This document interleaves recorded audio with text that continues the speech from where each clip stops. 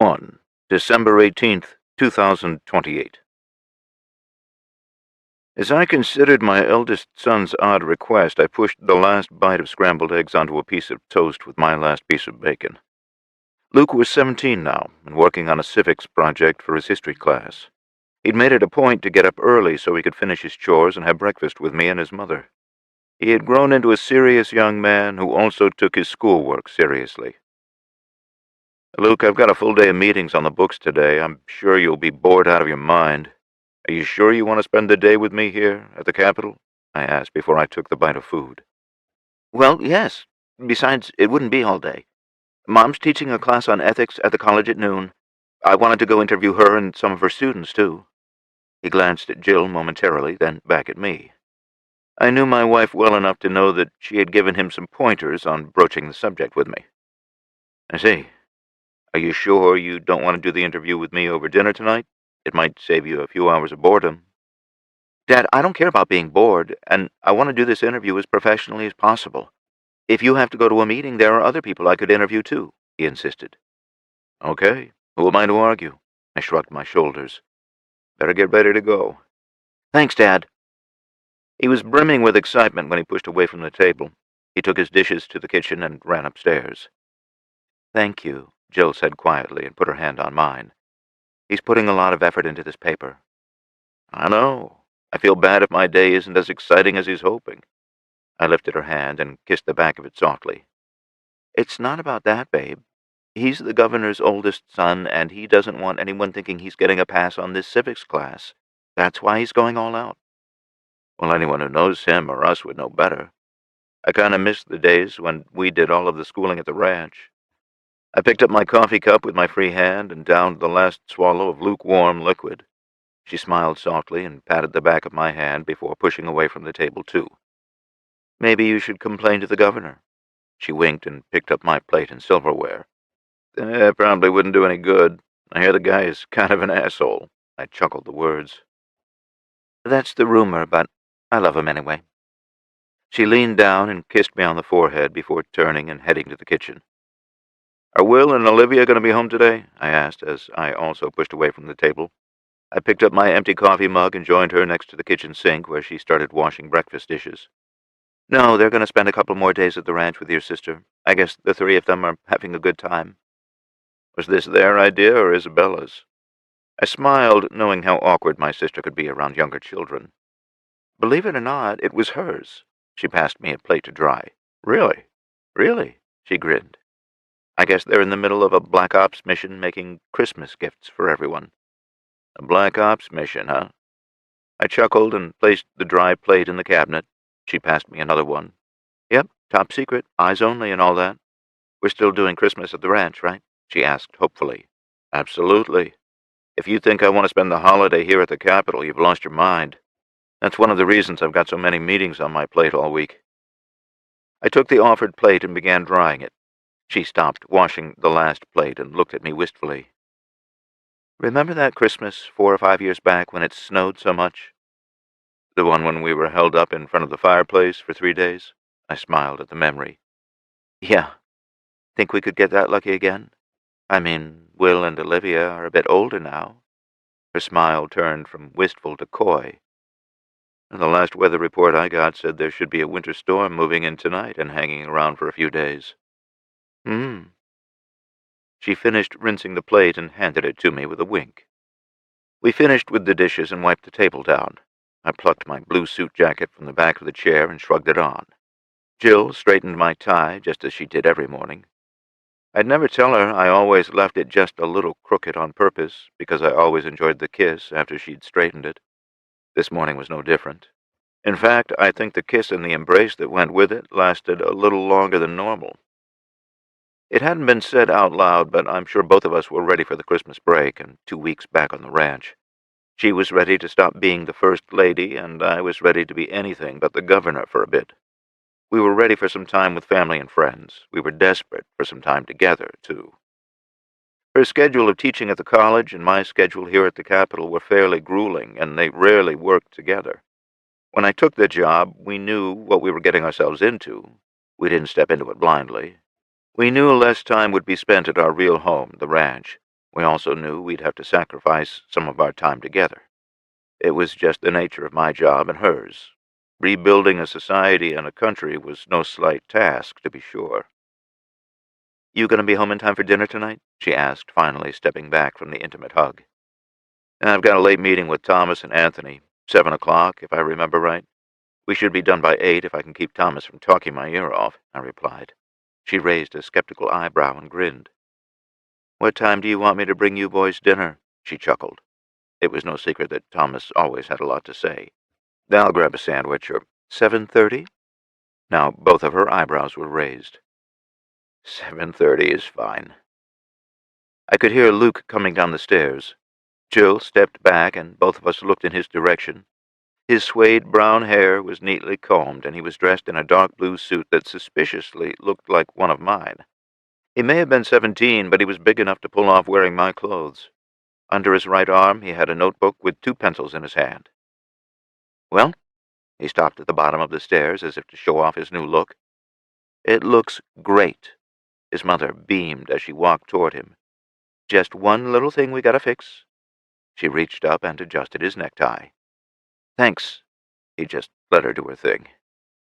"I swear, I don't think a sterling man in this family can get it just right." She smiled and pulled him in for a hug.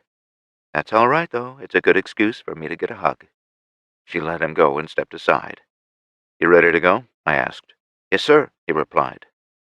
I nodded toward the door of our Capitol building apartment. He started that way while I stopped just long enough to give my wife another kiss. I guess one of the good things about living at the Capitol was the commute to and from work. Instead of a 2-hour round-trip drive from the ranch, it was a walk up and down 3 flights of stairs. My office was on the 2nd floor of the 6-story Capitol building, which stood on the same ground as the old sheriff's office. When the Capitol building was completed, the old mayor's office had been turned into the new sheriff's office. "Good morning, Governor. Good morning, Mr. Sterling." My secretary, Addison Parker, greeted us as we walked into the antechamber that led to my office. "Good morning, Addison," I returned the warm greeting. "Good morning, Miss Parker," Luke also greeted her. "I have your schedule for the day and some messages from over the weekend when you're ready." "Thanks. I'm clear for the next hour or so, right?" I asked. "The only thing on your agenda is a meeting with Mr. Sterling from 8 a.m. to 9 a.m. The young brunette smiled at Luke. "You made an appointment?" I slowed my pace to ask him. "Yes," he grinned sheepishly. "Well, okay then. That's a nice touch. Mom's idea?" "Yes. She thought it would be more professional." "She was right." I grinned and pushed through the double doors leading into my office. "Have a seat." I motioned toward one of the chairs in front of my desk. Moving behind it, I pulled out the heavy high-back chair. Since my desk sat right in front of the large bay window that looked toward the new hotel across the street, the back of the chair had been fitted with ballistic plates under the black leather. Ballistic plates were easier to install than bulletproof windows. When I moved into the office 2 years ago, I insisted on placing the desk where it now sat. Harold Anders, who now served as the head honcho of the governor's guard, fought me vehemently over the decision. We found a compromise with a high-back, bullet-resistant chair. I stripped off my jacket and hung it over the back before sitting. "So how do you want to do this?" I asked my son. He was sitting straight, his notepad on his lap and his pencil ready. "I have a few questions written down, and I'm sure I'll have more questions as we go. Is it okay if we do this interview style?" "Of course," I answered, and got comfortable. Chapter 2, December 18th, 2028. "For the record, could you state your full name, age, and title?" he nervously began. "My name is Jason Winston Sterling. I'm 51 years old and the sitting governor of the Western States District of the United States of America," I stated. "Governor Sterling, you've been governor for 2 years, correct?" "Just a little over 2 years, but yes." "Before that, you were the deputy governor, correct?" "Yes, I served 4 years in that capacity." "What was the driving force behind seeking a position with the new government? What made you want to get into politics?" Well, the honest answer is that I wanted nothing to do with it. If we're being completely upfront, I hate this job. "So why do you do it?" Well, the former governor, Jim Calvert, and the former president of the United States, Jane Dixon, asked me to fill the position. Both people are very good friends, people I trust with my life. And when they reached out for help forming this government, I helped them. That may have been true when you filled the deputy governor spot, but why did you run for governor? Are we still being honest? I grinned when I asked the question. Please? Yeah, Jim and Jane asked me to run, so I filed the paperwork the next day. I'm fairly sure nobody else wanted the job, seeing as how I ran unopposed. Do you think the fact that you hate this job has impacted your performance and policies? Absolutely not. Can you explain that? Sure. I paused when Addison brought in a coffee decanter and 2 cups. She set them on the desk. I thanked her, and she left the room again. Ever since the EMP started the downward spiral of our civilization, I've been given jobs I never really wanted to do. People look to me, for whatever reason, to keep them and their families safe. That meant doing a lot of things I never wanted to do. I didn't always do the right thing, but I always did something intending to sort it out later. I paused again to pour 2 cups of coffee before resuming. For me, the deputy governor or governor job isn't about doing what I want. It's about putting the people who trust me to keep them safe first. Every decision I make in this office is about doing that and making everybody's life a little better than when I took office. Does that explain it a little better? Yes, thank you. He finished scribbling and then asked his next question. Thus far, what would you say your crowning achievement has been? Boy, that's kind of hard to answer. I thought about the question as I sipped from my mug. A lot has happened in the first 2 years of being governor. Most of that was only expanding on programs that Governor Calvert implemented. Like what? Well, things like getting power back here in Elko and many other places. He's the one who led the campaign to collect and refurbish solar panels and power transmission equipment. He's the one who began the project of building small hydroelectric dams where possible. He's the one who started the reclamation and expansion of the railway project in the western states. Those are just a few things he started, and I've only been able to keep going. You were the deputy governor when those projects began. Don't you think you deserve some of the credit for your part in them? Not really. While it's true that Jim and I talked at length about all of these projects, he also talked to many people about them. I, indeed, played a part, albeit a small one. The credit really belongs to him. Okay. Well, what projects have you started? He tried rephrasing his original question. Well, I think I'm one of the people who was instrumental in restarting the education system. That's as far as I go with it, though. It's the teachers and administrators who deserve the real credit. Are you saying you don't have much input on what's being taught in the schools? When we first started talking about setting up an education system, I had a lot of things I wanted on the table. I'm not just talking about reading, writing, and arithmetic either. I felt there was a lot more for students these days to learn, things like mechanical skills and agricultural skills, just to name a couple. It took about 6 months to hammer out what we would teach in our public schools. It took another 6 months to develop a curriculum everyone could agree on. Now that everything is up and running, I only speak with my education secretary once a month. If something needs to be adjusted, we sit down and figure it out. Otherwise, the program pretty much runs itself.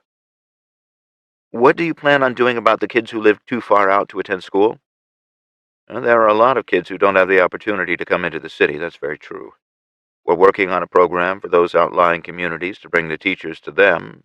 If that means building a one-room schoolhouse like they did way back when, we'll do it. Our obligation is to give the small towns what they need. It's a slow process, but we're working on it. Okay. What would you say has been one of your failures? He almost seemed hesitant to ask that question. Now that's an easy question to answer. I missed the opportunity to stop Jack Sterling before he could launch the missiles that carried the plague. That's on me, and I'll regret it for the rest of my life. If everything I've heard is true, it wasn't much of an opportunity. Everything you've heard is true. Part of the problem was that I didn't have enough information to act on at the time. The other part was that I couldn't force my mind into going to such a dark place. At the time, it was unfathomable that anyone could go there with their plans. Do you regret going public with your knowledge of everything he did and your relationship to him? I recall there was some backlash when you did that before you were chosen as deputy governor. I don't regret doing it at all. One of the things we, the American government, have lacked for a long time is transparency. I thought it was right to lay all the cards on the table before taking public office. I still think it was the right thing to do." "Okay." He finished up the notes he was taking before moving on to his next question. "Speaking of taking a public office and backlash, isn't it true you've taken some heat for a few of your cabinet choices?" "I'm sure you're referring to Thomas and Anthony filling the commerce positions, right?" "Yes." "It's true. I took a lot of heat for that particular move, but I stand by it. Yes, they were grifters and thieves. Yes, they indeed had their hands in some questionable pots and were involved in some less than legal things." I paused to sip my coffee before continuing. "The thing is, I've never caught them in a lie. They've never lied to me, nor have they lied to the people of the Western states. They know all the ins and outs of the black market. They know who's trustworthy and who's not. Since taking office, neither has been involved in anything shady, even though they still have all of those contacts. Nothing they do benefits them in any way, nor do their actions benefit those they used to work with. I guess what I'm trying to say is that they have street smarts and the credibility to go along with it." "So you don't regret bringing them aboard?" "Not even the slightest. Listen, they played crucial roles in advancing our agenda of continuing to move forward and out of the Stone Age. What I admire the most is that they're not putting the government first, they're putting the people first. That's something I wish all bureaucrats would do. Instead of embracing their shady friends and past, like many politicians used to do, they've worked to keep them in check. They actively work to bring those less than honest characters over to our side. It's a much better business model than crime and whatnot." "Can you expand on that?" "Absolutely. It all started with the cartels down south. They found out after the EMP that people weren't going to put up with their strong-arm illegal BS anymore. Their workplace environment rapidly became extremely hostile. Adolpha and now Nate Boone worked out a deal with the cartel heads. They helped provide safe passage for supply convoys and security for border towns. We'd trade for their fresh coffee beans, amongst other things, and it all worked really well. When Mexico became part of the United States a few years ago, Governor Rios understood the importance of the cartels. He incorporated them into his National Guard. He even brought some leaders into his cabinet because they understood every aspect of his job. Much like Thomas and Anthony, they and their knowledge have been very helpful to Governor Rios." "Are you worried about drugs and gangs coming into the territory?" he questioned. "Well, this might shock you, but drugs are part of their normal shipments. Believe it or not, much of what they send north is pharmaceutical grade, and we use it in our hospitals. As far as gangs go, the cartel heads keep a very tight rein on them. They exist, but they're nothing like they used to be, not even close." "Can you talk about what made the cartels go straight, as it were?" "There was a lot, and honestly, I'm surprised it took as long as it did. The short version was that the old rules didn't apply anymore. People on this side of the border weren't putting up with their antics anymore.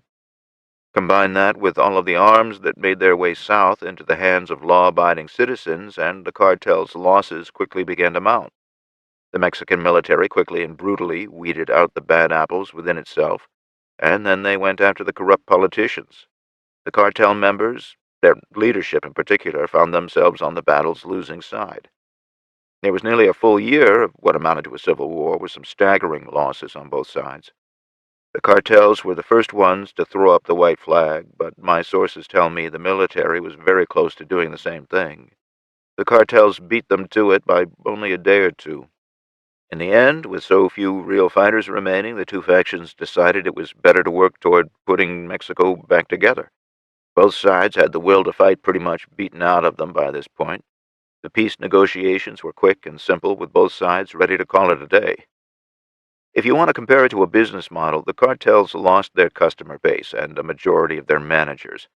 It took a civil war, but they were smart enough to rebrand themselves and work with the government instead of against it. It was smart of them and made good business sense.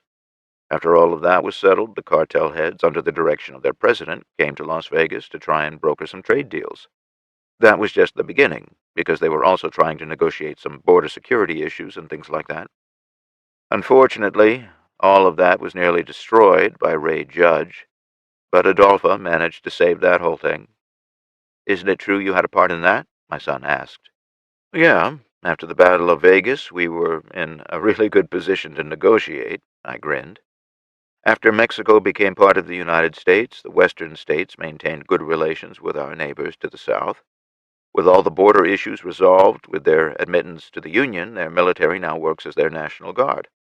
Nowadays, you can't tell who the cartel or military is. They blended the two into a cohesive unit for years. But the cartels still exist, right? Well, like I said, they aren't what they were before the EMP. Think of them more like union bosses, or maybe deputy governors. Each one runs a part of Mexico and answers directly to Governor Rios. I normally have one deputy governor. He has 5. Are there any plans to replace Deputy Governor Sheffield since he stepped down? He asked about my current lack of a second in command. Yes, by law, we have to give it 30 days, so all of the names of those interested in the position can be collected. We've already scheduled a special election for January 15th of next year. Good to know. He scanned through his notes for his next question. Okay. Can you tell me about your plans regarding employment opportunities in the western states?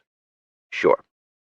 As you may have heard, a guy and his family in Las Vegas are rebuilding cars and trucks to run without all the electronics that were fried in the EMP.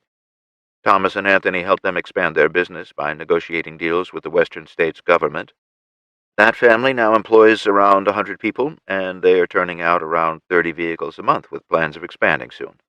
That's just part of the equation, though. All of the materials they can't use, or vehicles that are too far gone, all of them get recycled. Steel, aluminum, rubber, glass, and plastic are all sent to the recyclers. In turn, that material is turned into other things we can use. There's this whole trickle-down effect, and many people are finding good jobs. There's nothing in it for us in the government. We don't get taxes or goods. What we get is a population that can care for itself. In and of itself, it's a great thing. One of the byproducts is the emblazation coming from just that single example. They figured out how to make new tires for our military vehicles. They're making new and refurbished engines, transmissions, and entire drivetrains for those vehicles. The lumber and mining industries are huge benefactors, too. All of that started with a small family with an idea, and it's grown exponentially into other industries. Our mining operations are critical to the effort where federal currency is involved. The lumber industry is critical in our efforts to rebuild the infrastructure. Now you add all of that together, and you've got a flourishing fishing and agriculture industry, too. The efforts of that single family affect all of those. Plus, thousands across the western states are now employed. That was because of Thomas and Anthony's efforts to broker a good deal. They understand the role of the public servants and the need to foster and grow other small businesses. I finished my coffee and poured another cup while he scribbled. On the subject of taxes, do you intend to implement taxes under your watch? Absolutely not. Period. End of story. Why wouldn't you? There's no need to. Not that there ever was, if we're being honest. Taxes come into play when the government gets too fat and can't support itself anymore. That's not going to happen on my watch. Okay, but where's all the money coming from to pay the military and fund the infrastructure projects?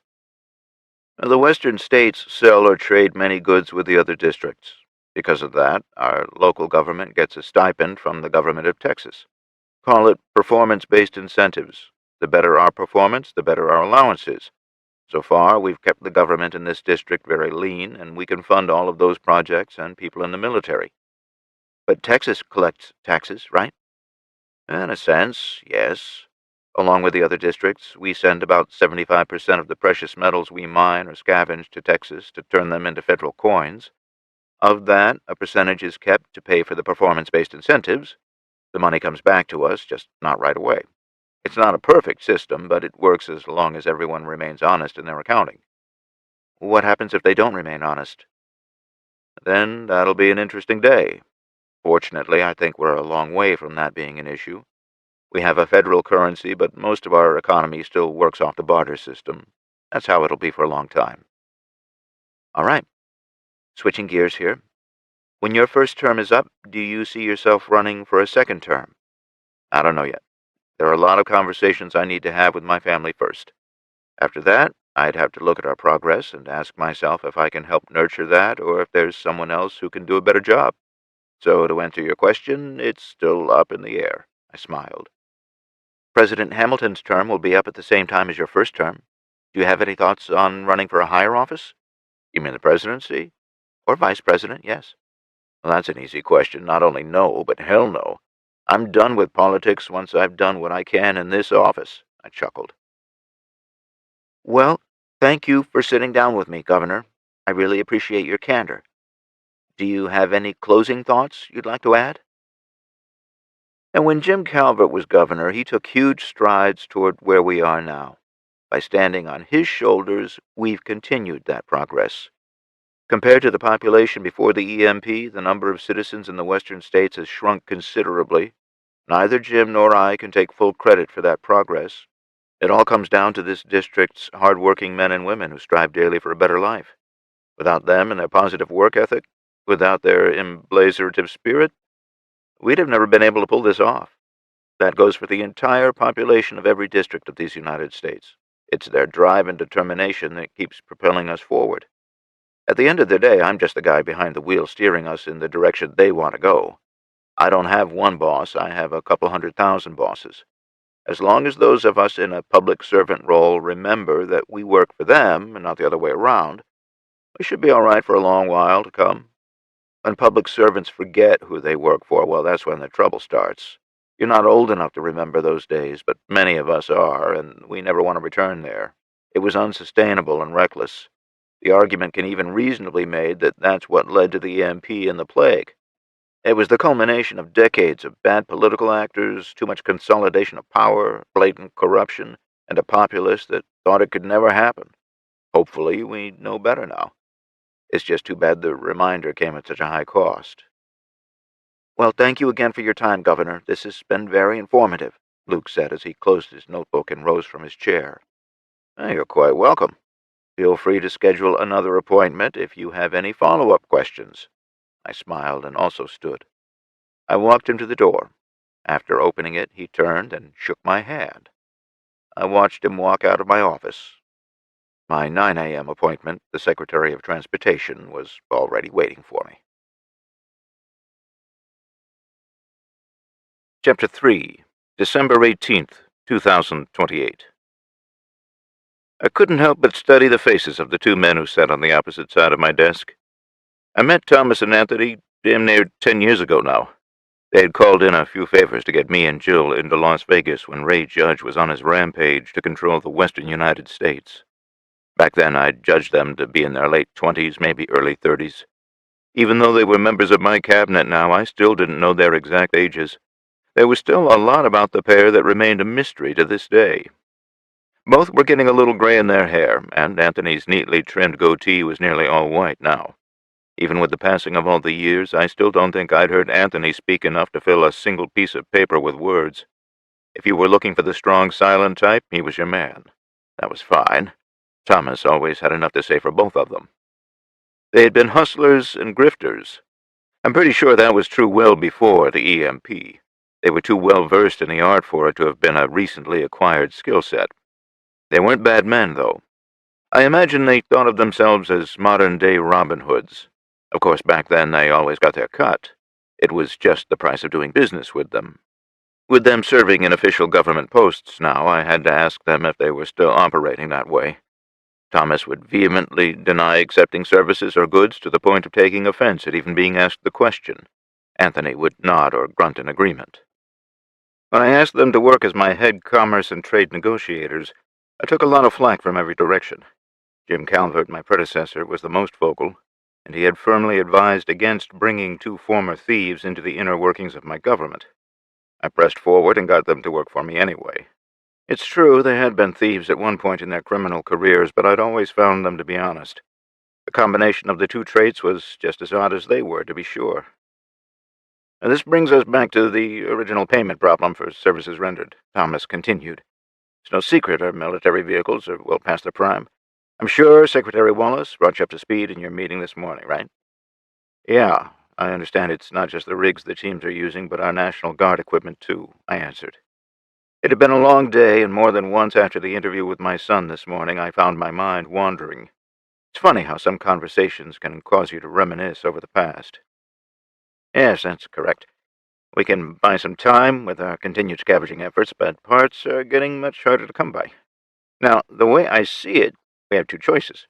The first would be to wait until the new fiscal year begins next October, and we simply order enough refurbishments to get us through the next 10 months. I've compiled a list of our worst equipment needs and the approximate cost to rebuild them." He paused long enough to pass a sheet of paper across the desk. "The second option would be to get the government out of Texas to pay for it out of their budget. This is the option I'd be inclined to pursue. The benefits would be immediate federal money being infused into our economy, and they would order enough units to refurbish some of their equipment." "Do you think they'd go for it?" I asked. "More than likely. I can always work the different angles if I sense any hesitation." He grinned and leaned back in his chair. "Yeah, I bet you would. My biggest question would be how reliable are these new and rebuilt drivetrains?" "Well, they are quite reliable. The 3 MRAPs and Hummers we sent them earlier this year performed very well in testing." "I've heard that." "They are a far cry from their true military counterparts in that they get better fuel economy, better power, and less maintenance. Yes, each refurbished unit can be a little pricey up front, but with everything considered, they cost less to operate in the long run. The best part, which is a key selling point, is that they cost less per unit and perform better than the same units coming out of Texas. It goes without saying, this would be yet another victory for small businesses in the western states," he finished.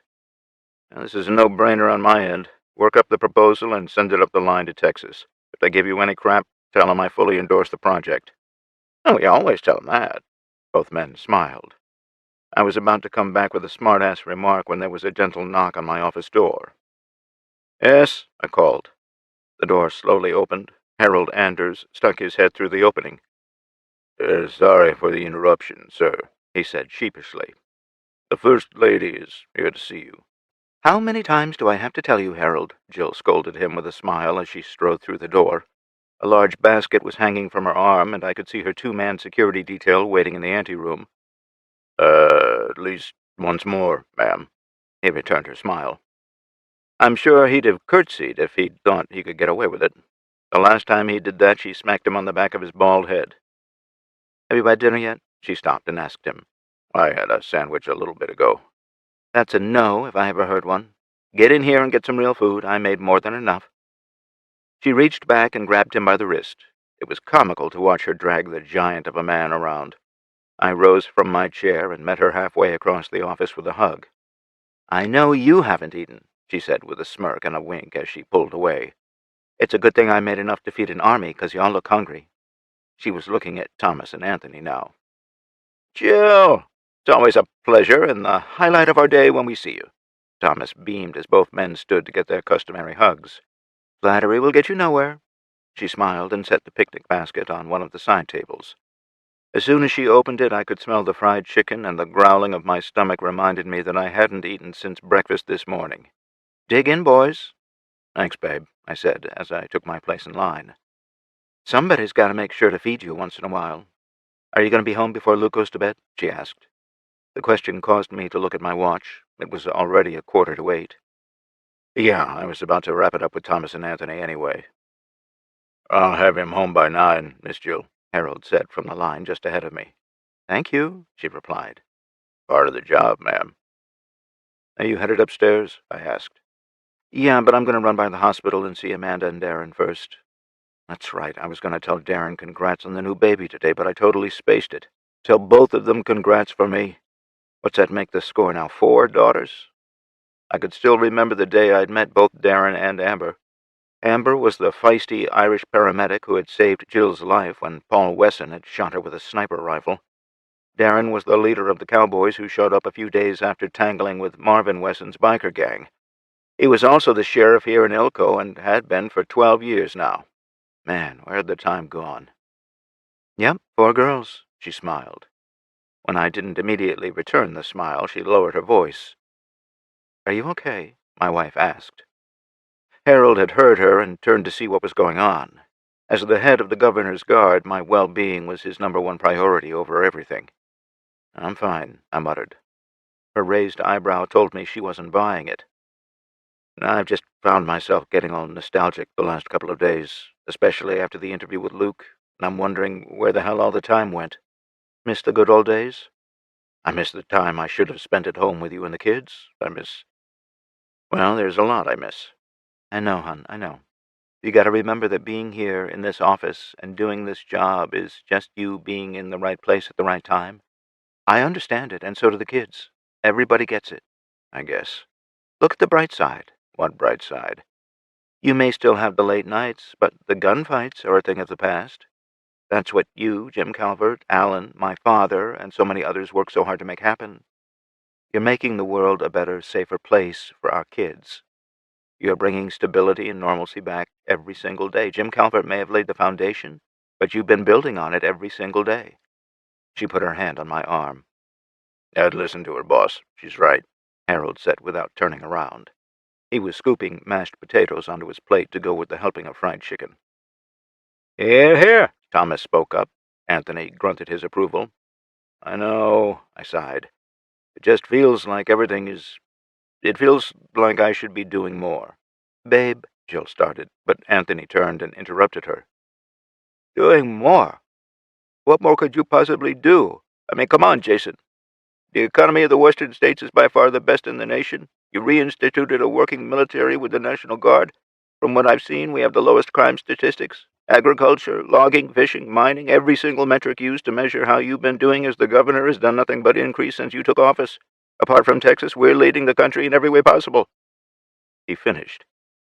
Jill, Thomas, Harold, and Anthony were all staring at me now. You might want to listen to him, too, boss. Harold broke the silence with a big, toothy grin.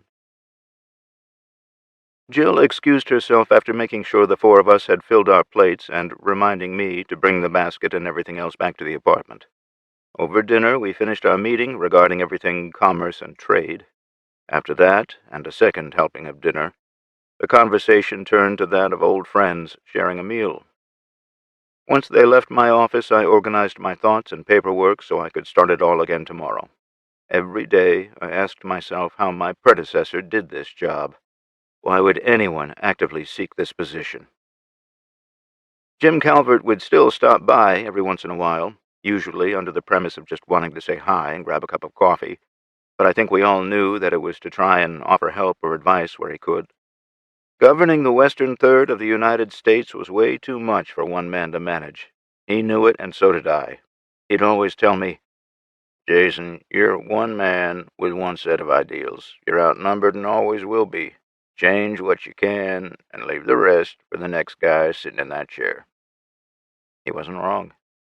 I think that's part of what made me question my sanity when I decided to run for and ultimately win the seat of governor.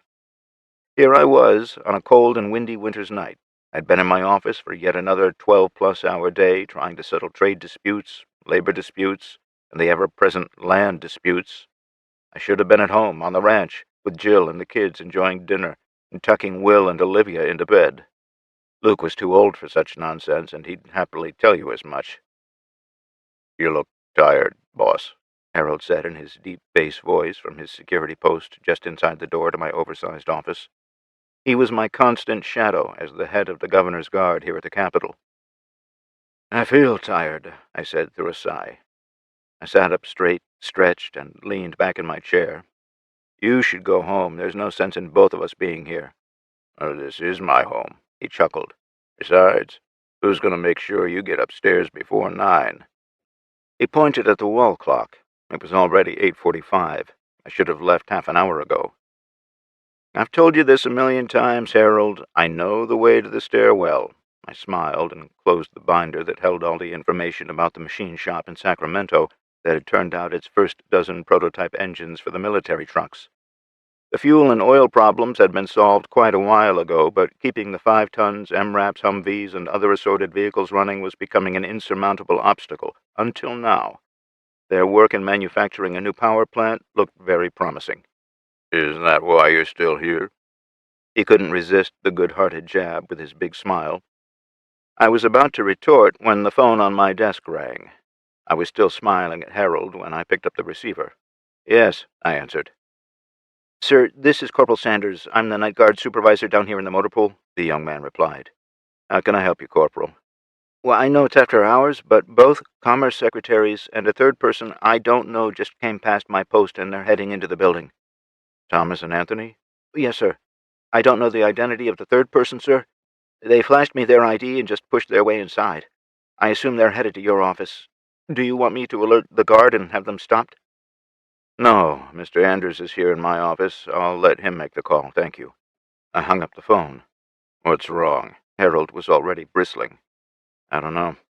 Thomas and Anthony are back with an unidentified guest, and they just came in through the back door. As soon as the words were out of my mouth, he was on his radio asking who had eyes on them. I opened the center drawer of my desk to make sure my 1911 handgun and spare mags were there. I've got men following them. Do you want them stopped? Harold asked. It's Thomas and Anthony. No, I closed the drawer.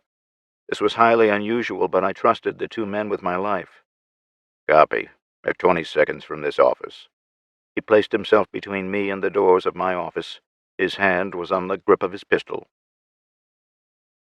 20 seconds later, the two men walked through the double doors without knocking. Both looked as serious as I could ever remember seeing them. A third, more petite figure waited behind them.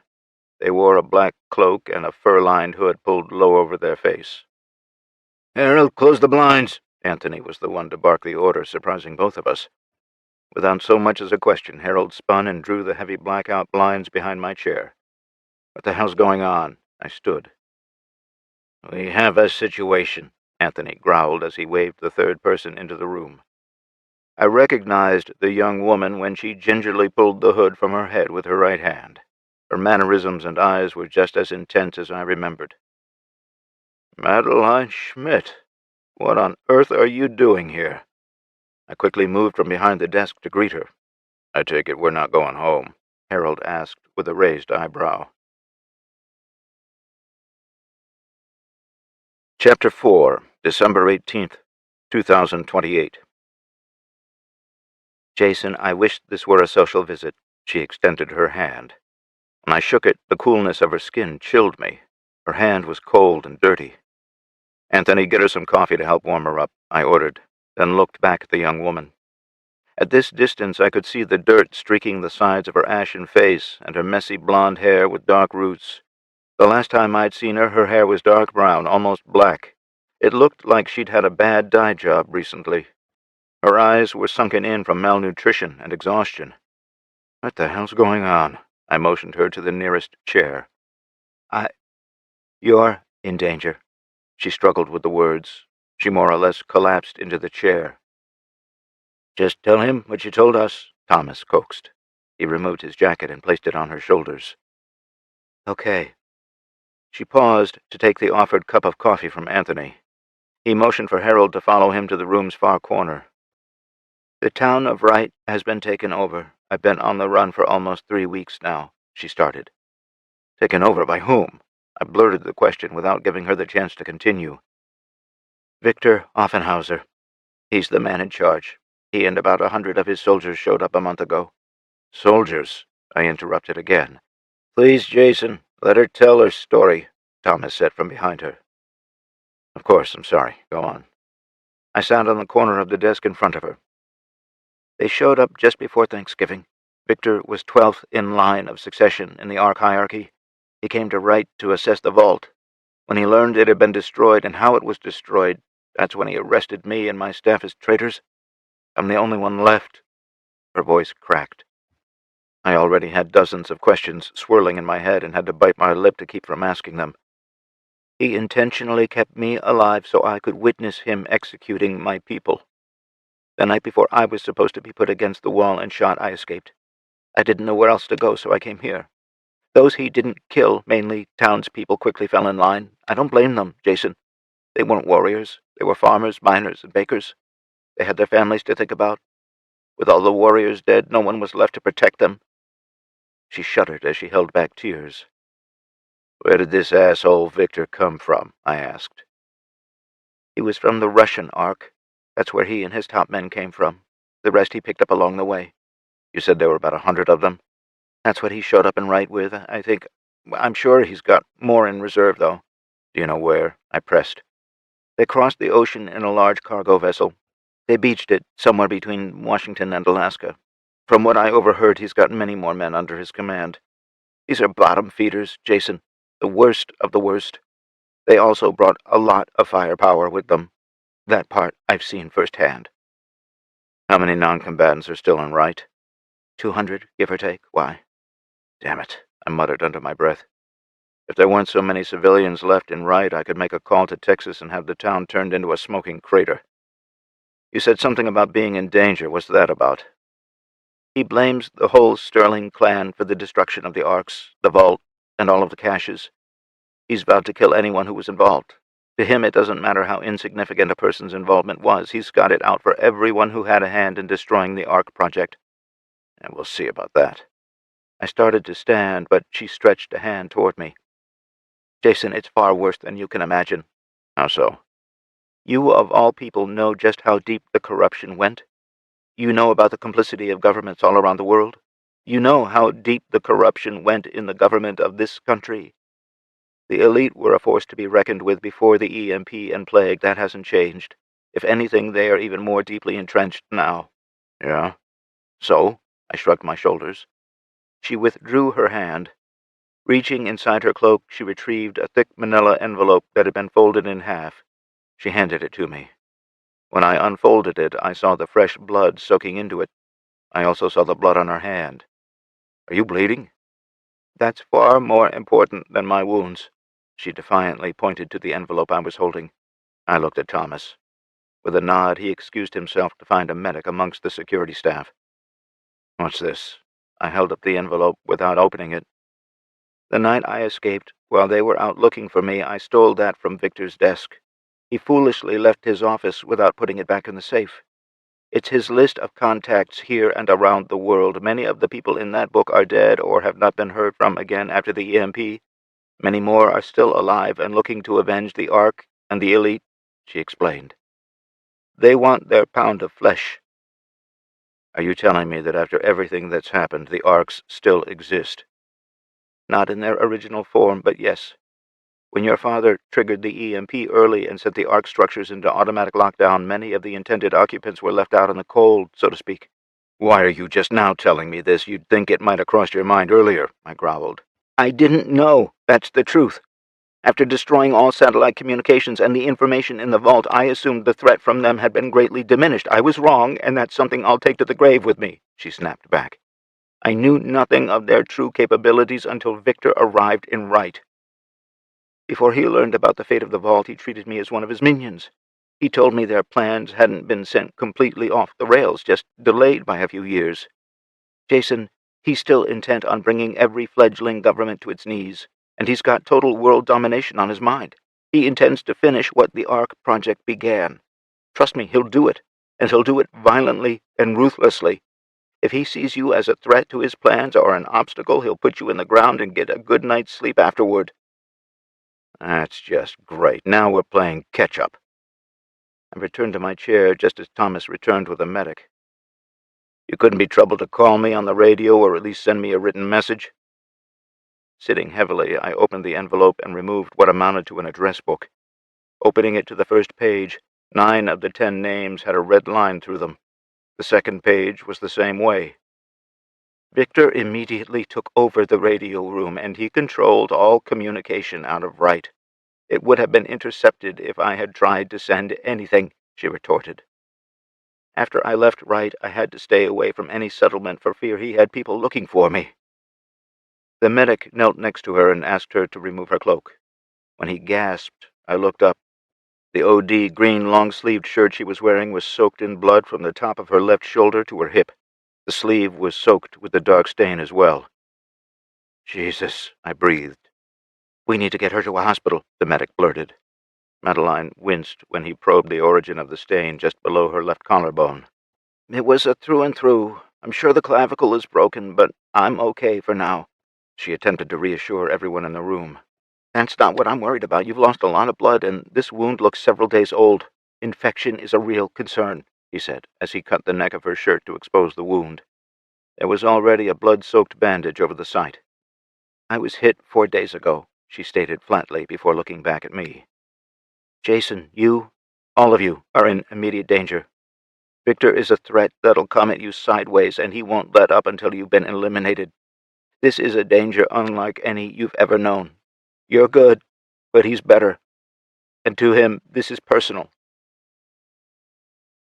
With our eyes locked, I set the book of names on the desk. This young woman had spent weeks on the run. She'd been shot. She was malnourished, probably dehydrated, and borderline hypothermic. Physically, she was obviously at the end of her rope. Judging by the fire in her eyes with her last statement, her mind was still as sharp as a whip. I'd spared her life and her home many years ago. Now she was in the safety of my office trying to save my life and home. If he's that good, you could have thrown in with him and saved yourself all this trouble. I leaned back in my chair and studied her face.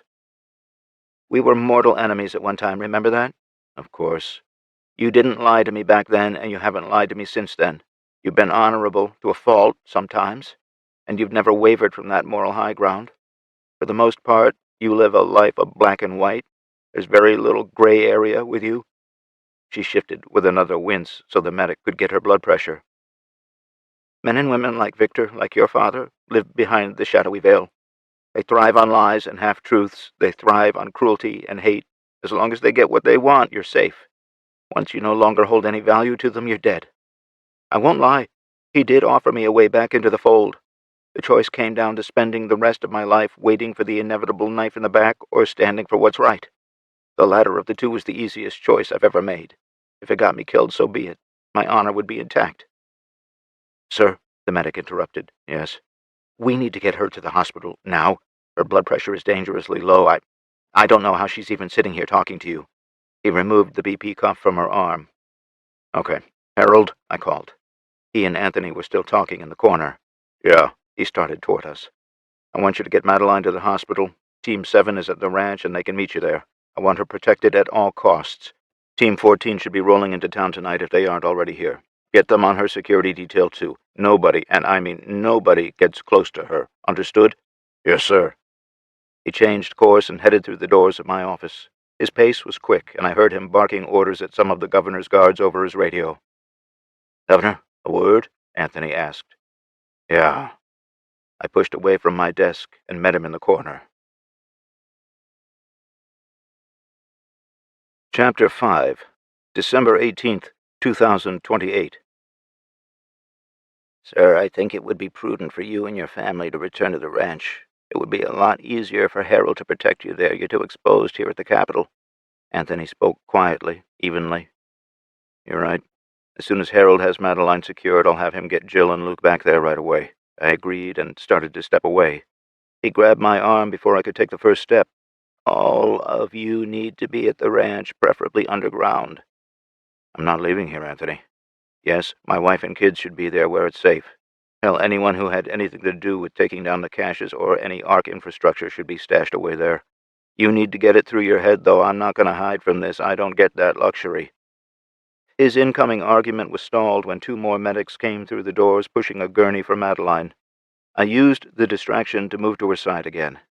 Madeline, I'm going to let these fine young men take you to the hospital. You'll be surrounded by one of our teams, and you'll be safe there.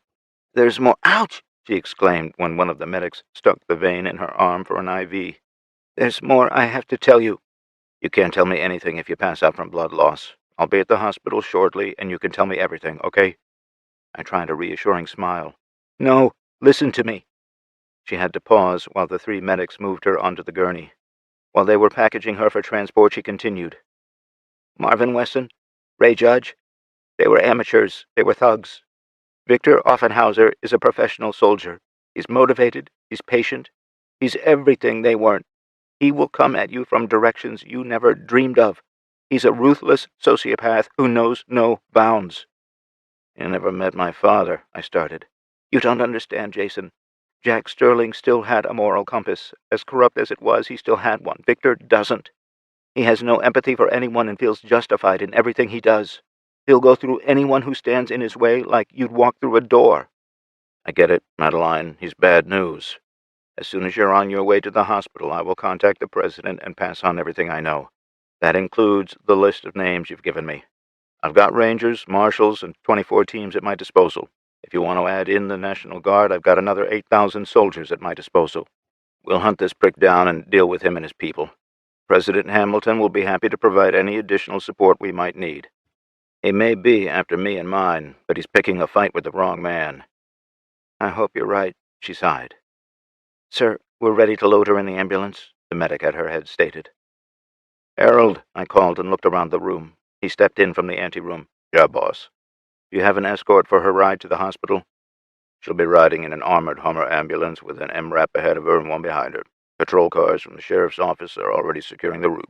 Team 7 rolled out from the ranch 8 minutes ago, and Team 14 will be waiting for her to arrive at the ER. I've already informed the hospital that they have a high-profile patient on the way, and she'll be the only patient in the ER. Hospital security is securing the entire hospital as we speak, the big man reported. You're going with her, right? I asked. No, sir. I'll be staying with you. The First Lady's detail has been notified to return her here, and then we'll escort you and your family back to the ranch. His scowl told me I would have to fight him over this. I held up a finger to pause our conversation and then looked at Madeline again. Her eyes were closed now. She okay? I asked the medics. Yes, sir. We added a light sedative to her IV so she could relax. It'll speed things along once we get to the hospital. Right. Go ahead and go, I ordered, and then returned my attention to the already defiant Harold. Get Luke and Jill back to the ranch. I'm staying here. The hell you are. Damn it, Harold. I can't walk away from whatever is coming. I'm probably the biggest target on this asshole's list, and if I'm hiding at the ranch, it's only going to draw him to it sooner rather than later. If I stay here, we stand a chance of getting him to expose his hand before he goes after my home and family. I'm not leaving, and if you try and force me, you're going to have one hell of a fight on your hands. My voice had risen enough to attract the attention of the 2 guards outside my office doors. I can't protect you here like I can at the ranch, boss. We've got the tactical advantage there. We're too exposed here, he argued. I get it. I really do. It doesn't change the fact that I'm staying. Is Jill going to see it that way? He tried. That's not a thread you want to pull on, Harold. Jill and I talked long before I ever stepped foot in this office. We both agreed that if all the cards are on the table, the kids can't lose both of us. It's one of our rules. Only one of us can be in danger. In this case, it's me. Her job is to protect the kids and ensure they grow up with at least one parent. Damn it, Jason, until we know what we're dealing with, I can't protect you like I need to. Not here, anyway. Not like this. Before I could retort, Harold put his finger on the earpiece in his left ear. No, hold your position and observe. Take the shot if he becomes a threat. I'm on my way. He was heading for the door before he finished his sentence. What's happening? I yelled at his back. Stay put, he yelled back just before he vanished into the hallway. Bullshit, I grumbled before I started for the hallway. Anthony stepped in front of me. Sir? Get the hell out of my way, Anthony, I growled. When he looked over my shoulder, I heard Thomas coming up from behind. Sir, he began again. This time he held up a hand to try to stop me. I need you to stay behind me and Thomas. I don't think I could stop you if I wanted to. He grinned. I slowed slightly so Thomas could also get in front of me. They led me to the stairwell and down to the first floor. We made the turn and walked briskly toward the motor pool entrance. As we drew nearer, I could hear shouting. I pushed Thomas and Anthony to move faster. The shouting was still going on when we walked through the back door. Outside, we were greeted by a guard on either side of the doors. Their rifles were pointed into the parking area. I could see the Hummer ambulance, the gurney with Madeline still on it, and Harold talking to a man standing between the ambulance and the gurney. He was wearing the tiger-striped camos of the governor's guard. The man was lit by at least a dozen weapon lights. He was holding something in his hand, but I couldn't determine what it was. What the? I whispered the words. Come on, Andrew, just put the detonator down and we can talk about it. It doesn't have to go down like this, my friend. Harold's booming voice echoed across the parking lot, seemingly carried on each of the falling snowflakes. What's happening? I asked the guards. Andrew says he's got a bomb and will blow 'em all up, the guard to my right replied tensely. I couldn't remember his name at the moment, but the one to my left went by Connor. He's one of ours? I questioned under my breath. I was trying to wrap my mind around what was happening. You're the one who needs to walk away, Harold. Take all of these people with you. There's no reason for them to die too, Andrew shouted at Harold. No, Connor said sharply. It took me a fraction of a second to realize he was talking into his throat mic. Get the First Lady away from here. Take her to the ranch and don't stop for anything. Where's my wife? I directed the question at Connor's back. Her detail is diverting to the ranch. Luke is also being escorted out the front and he'll join her there. His reply was terse. Come on, Andrew, just talk to me, man. We can work this out. Harold took a few slow steps toward the rogue guard. He motioned for the medics who were tending to Madeline to move back. I like you, Harold, but don't think I won't take you with me. I'm here for her." Andrew pointed at the gurney with his free hand. "Why doesn't somebody just shoot this son of a bitch?" I questioned. Connor took the answer. "That's a dead man switch he's holding. It's armed, and if we drop him—" "It goes off." I finished the sentence for him. Harold had lowered his voice enough that I could no longer hear what he was saying, and he had taken a few more steps toward Andrew. I'd taken that as a good thing. It stood to reason that his words were having a positive effect on the young man. From this distance, it looked almost as if they were simply having a conversation. Andrew's body language told me he was beginning to relax just a little, possibly to the point of surrendering. Even Harold seemed to be relaxing a little. I was considering all of the little things I saw as a sign that there might be a positive outcome. One thing was for sure. Harold was earning his pay tonight. All of that instantly came to an end when a single gunshot split the cold night air. Andrew's body stiffened and began to fall backward. His head was missing everything from the bridge of his nose up. I saw the small detonator fall from his hand. Harold never had a chance to even realize what had happened. Madeline would never wake from her drug-induced slumber on the gurney. The explosion's shock wave was so powerful that it threw Connor and the other guard backward into me. The three of us then collided with Thomas and Anthony, who were still standing behind me. The five of us ended up on the ground in a pile of humanity. All of us had the breath stolen from our lungs by the compression wave and were struggling to untangle ourselves. Connor pushed Anderson, what a time to remember the other guard's name, off, and then rolled himself off me with a loud groan. I made it as far as my hands and knees, attempting to catch my breath, when a second explosion rattled the foundation of the Capitol building. A third explosion came an instant later. Then, over the ringing in my ears, I heard the gunfire start. Chapter 6, December 18th, 2028. I felt a muscular arm wrap itself around my chest, and Anthony started dragging me backward through the open door. Thomas was on the floor, holding it open with his foot. Once we were inside, he kicked it shut. He was cradling an injured right arm. Anthony dropped me in a sitting position against the wall before charging outside again. When he returned, he was dragging both Connor and Anderson. Deciding I wasn't seriously injured, I scrambled to my feet and took over dragging Anderson. He was either unconscious or dead. Connor, on the other hand, was screaming and clutching at his shattered legs. Thomas kicked the door closed again while Anthony and I dragged the two wounded soldiers farther down the hall and into the nearest room. "You hurt?" I asked Anthony. He answered with a shake of his head as he removed Connor's rifle from its sling. "I'm pissed," he finally blurted in a low, dark voice as he continued to strip gear from Connor. That's when I realized he wasn't trying to render aid. He was gearing up to go on the offensive. I began removing gear from Anderson. We were close to the same size, so his body armor was the first thing I took. After donning it, I checked the radio. I had to unplug the earpiece and mic because the cords had been damaged. "Negative. The shooters are on the third floor of the hotel. Center window. Get your damn asses in there and put them down." I recognized Captain Manuel Rodriguez's furious voice. He was second in command of the governor's guards. "Squad 3 copies. We're moving now." A breathless reply came from a voice I didn't recognize. "Captain Rodriguez, give me a sit-rep," I demanded with my radio to my mouth. "Who the hell is this?" he barked. "This is Rogue Actual. Where do you need us?" "Are you in a safe place, Rogue?" "We're in the locker room on the first floor by the motor pool entrance. What's happening?" "Sit tight, Rogue. I'll get someone down to you as soon as I can. Are you injured?" "Negative. I have 3 wounded with me and 1 more combat capable. Where do you need us?" "Hold—" His reply was cut short. I heard the explosion through the speaker of the little radio and felt the trembling through the concrete floor. Son of a... The transmission cut out. I grabbed Anderson's rifle from the floor. After checking the magazine and making sure there was a round in the chamber, I stood and started for the door. Anthony was right behind me. The two of us sprinted down the hallway toward the front entrance of the Capitol building. We were just about there when the power went out and the fire alarms started blaring. Darkness consumed the hallway for a full 3 seconds before the red emergency lights kicked on. The white flashing lights from the fire alarms added to the chaos. The closer we got to the front entrance, the more debris littered the floor.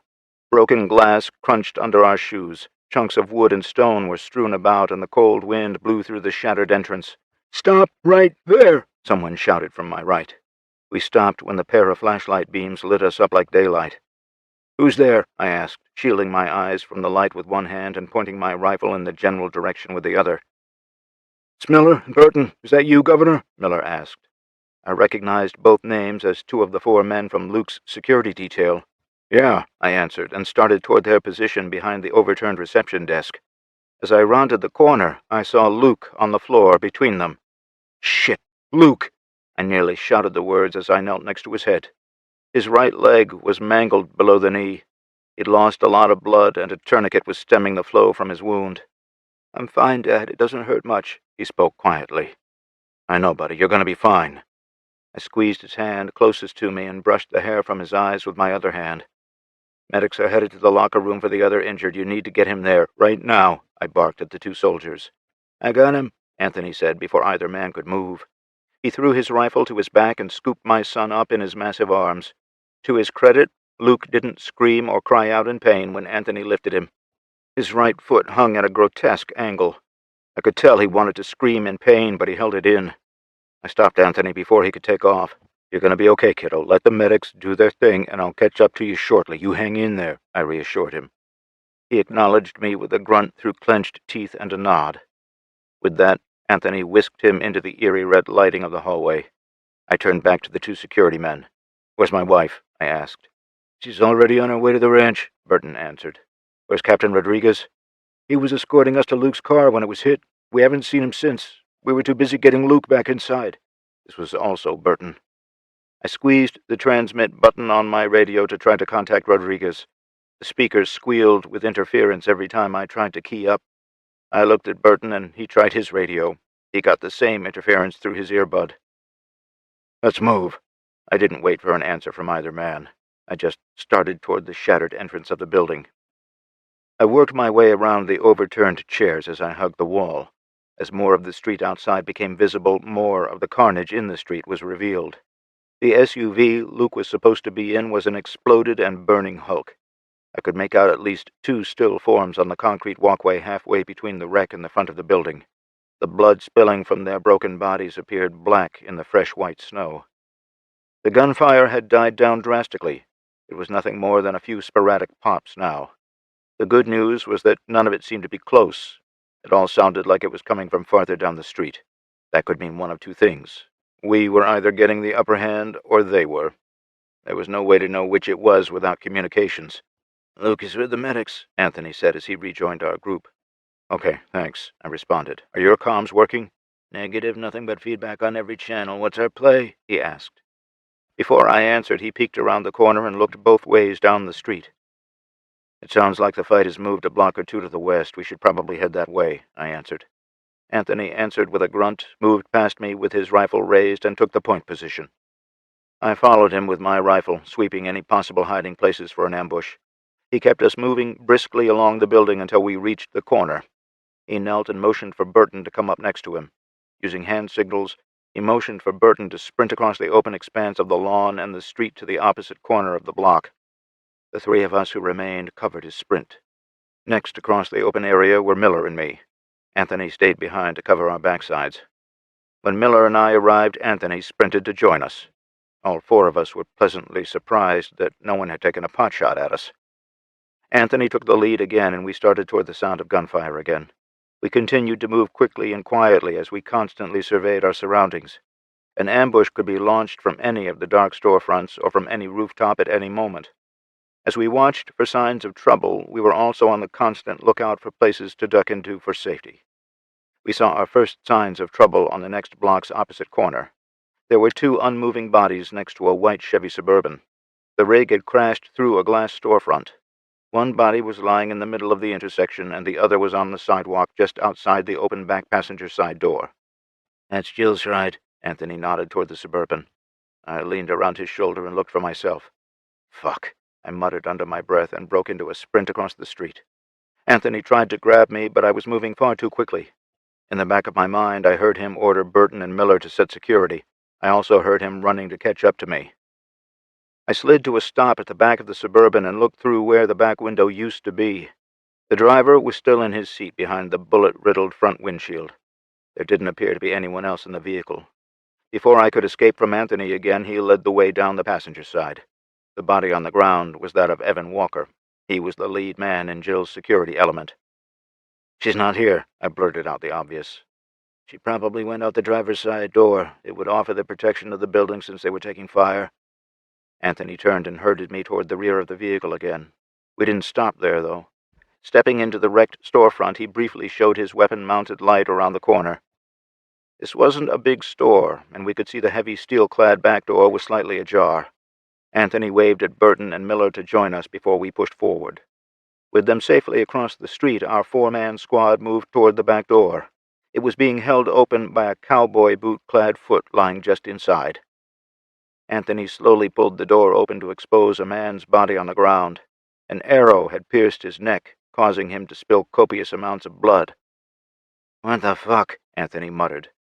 After glancing in both directions down the alley, he pointed to fresh footprints in the snow. "That way." He pointed to the east with his rifle barrel. Following the prints, we only went about a quarter of a block before they stopped. Looking up, we figured the owners of the prints had climbed up the fire escape ladder on the back of the building. Anthony started up the ladder. He was halfway up to the second floor when a bright white light from above lit him up. There was a moment of sheer terror as we realized we'd been caught with no cover and no options. "Anthony? Dad?" I heard a familiar female voice. Chapter 7, December 18th, 2028. "Tara?" I asked in shock as I stepped away from the ladder and out of the flashlight's direct beam. She clicked the light off, but my ability to see anything in the dark was ruined. "Yeah, you guys need to get up here and off the street." "Is your mom with you?" "Yeah, she's been hit, but she's okay," my eldest daughter replied. She reached her hand out to help pull Anthony onto the second-floor landing. He no sooner had his footing when he climbed through the window. I scampered up the ladder, and she repeated the process. I stopped long enough to look my daughter over. The hood of her cloak hid her long auburn hair, but sure enough, it was her. "She's in there." She pointed through the open window. Burton and Miller were already heading up the ladder as I ducked into the small room. Jill had the flashlight removed from her rifle. Her thumb was over the lens to dampen the effects of the otherwise bright white light.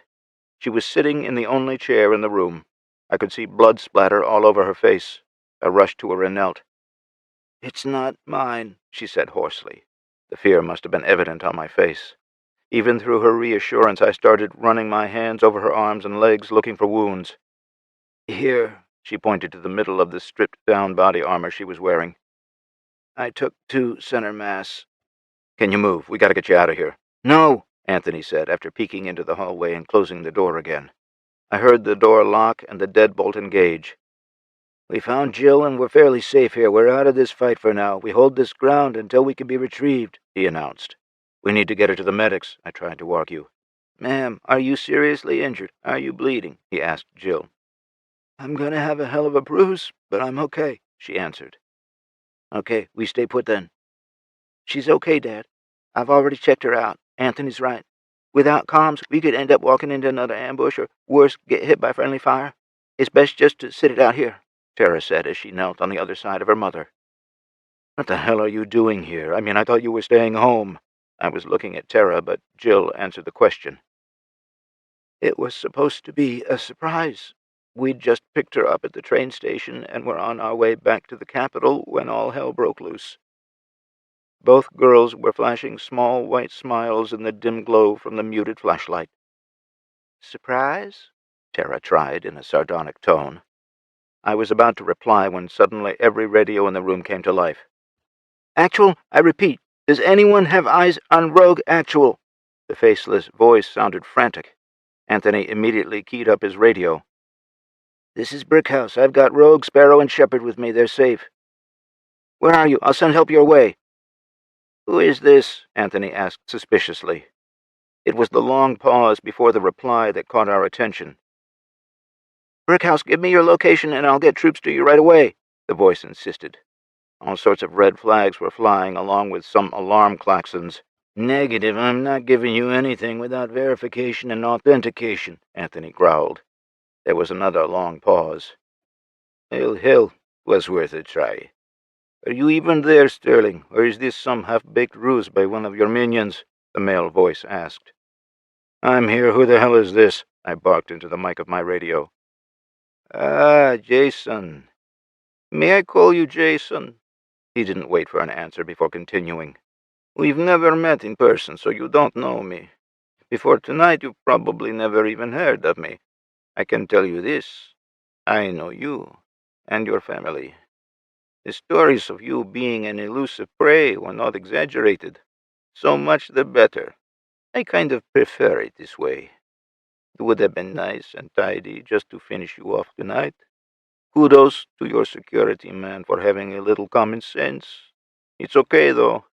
I'd much rather this game take the path I originally dreamed up. It's a much more intriguing plot line.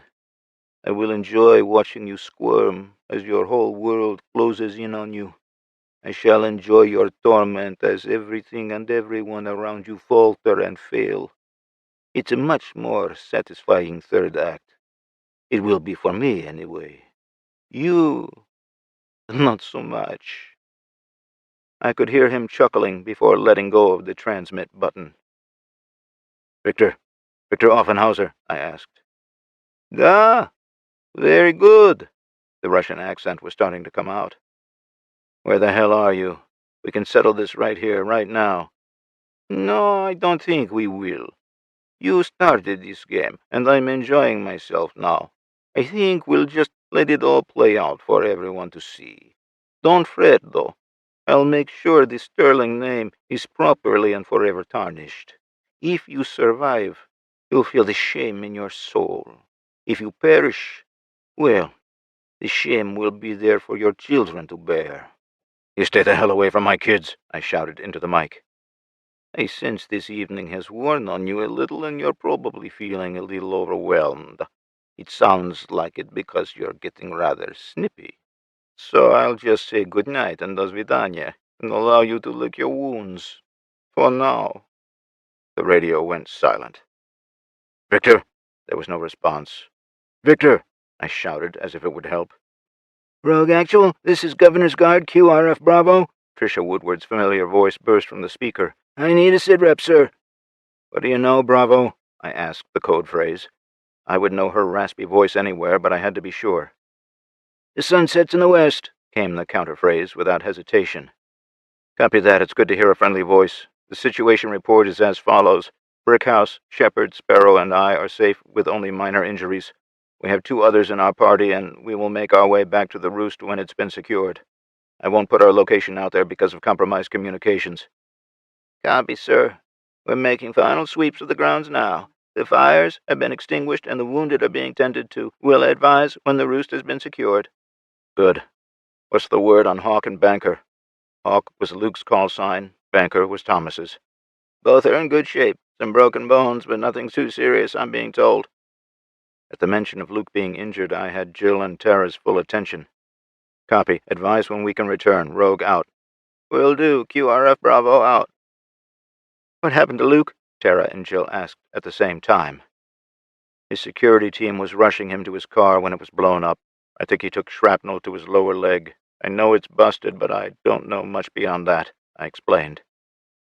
We need to go. Jill winced hard as she tried to push herself out of the chair. Tara and I both gently pushed her back down. Luke is in good hands, Mom. We need to sit tight right now. My daughter used what we call her boss voice. I could tell my wife wanted to protest, but she was hurting too much to put up much of a fight. She sighed and relaxed back into the chair. What the hell happened tonight? She asked through a sigh and closed eyes. You remember Madeline Schmidt? From Wright? Yep. I started telling her what I knew from the moment Madeline stepped into my office tonight. I told her everything I knew about Victor Offenhauser and why he wanted to attack us. I told her about the standoff in the motor pool parking lot. When I got to the part where Harold Anders lost his life, neither my wife nor my daughter could hide their tears. Both of them had adored the gentle giant. The 2 security men from Luke's detail shared unbelieving glances. This was also the first time they'd heard the sad news. After I delivered my monologue about the events leading us to a vacant room in one of Elko's many hostels, we sat silently waiting for the all-clear to return to the Capitol building. We waited nearly an hour in that cold, dark room before receiving that call. Instead of trying to climb out the window and down the fire escape ladder, we went down the dark hallway guided by weapons-mounted lights. It had been well over an hour since we heard any gunfire, but we weren't letting our guard down. Tara had her bow across her back, her mother's rifle in one hand and her shoulder under her mother's arm, helping her along. I knew my wife was hurting, but she wasn't about to let on how much pain she was in. The snow was coming down, leaving a perfect blanket nearly 4 inches deep, covering the street and sidewalks. The street lights were all out, and our only light to guide us were the bouncing lights from our weapons. We had just crossed the street in front of the Capitol when the members of Team 14 spotted us. They charged into the open and took up defensive positions as we moved. I spotted the tall, athletic figure of my sister Isabella moving toward us. Her call sign was Wraith, and that's exactly what she looked like walking through the falling snow. There was no wasted movement, and she appeared completely unaffected by the inclement weather. Her stride was with purpose. Her face was a mask of anger and rage. "Get them inside now," she barked in her thick Hispanic accent. It always became more pronounced when she was angry. She took Tara's place under Jill's shoulder and urged her into the building. "How bad were we hit?" I asked my sister.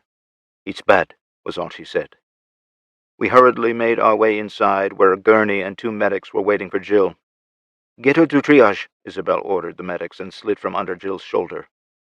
"Bullshit," Jill argued and stood on her own. A grimace shot across her face, mixed with the determination already there. Isabella stared at my wife for a moment before conceding the argument that was about to ensue. "Suit yourself," she grunted and turned back to the medics. "Help her to the basement conference room. You and Tara go with them." She was glaring at me now. Of my twin sisters, Carrie was usually the hard-ass, while Isabella was typically the reserved of the two.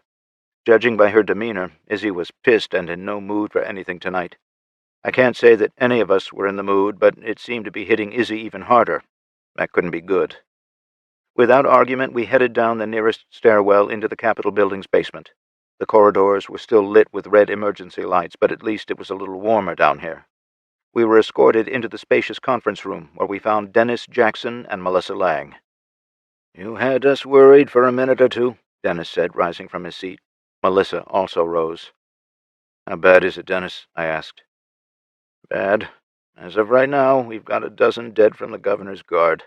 Woodward is in charge now because Harold and Rodriguez are both dead. Team 7 tried to engage an enemy element, but they were hit with rocket fire and turned back with heavy losses. 9 dead there. We lost another 7 deputies. Sheriff Darren Watson was wounded, and he's in surgery as we speak. I don't know how bad he is, so don't ask.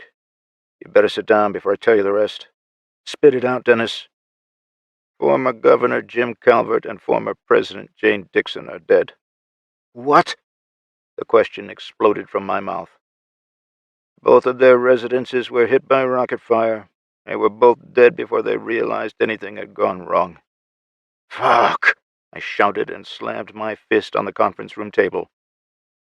"It's not the worst of it." Dennis allowed his voice to trail off as he motioned for the chair.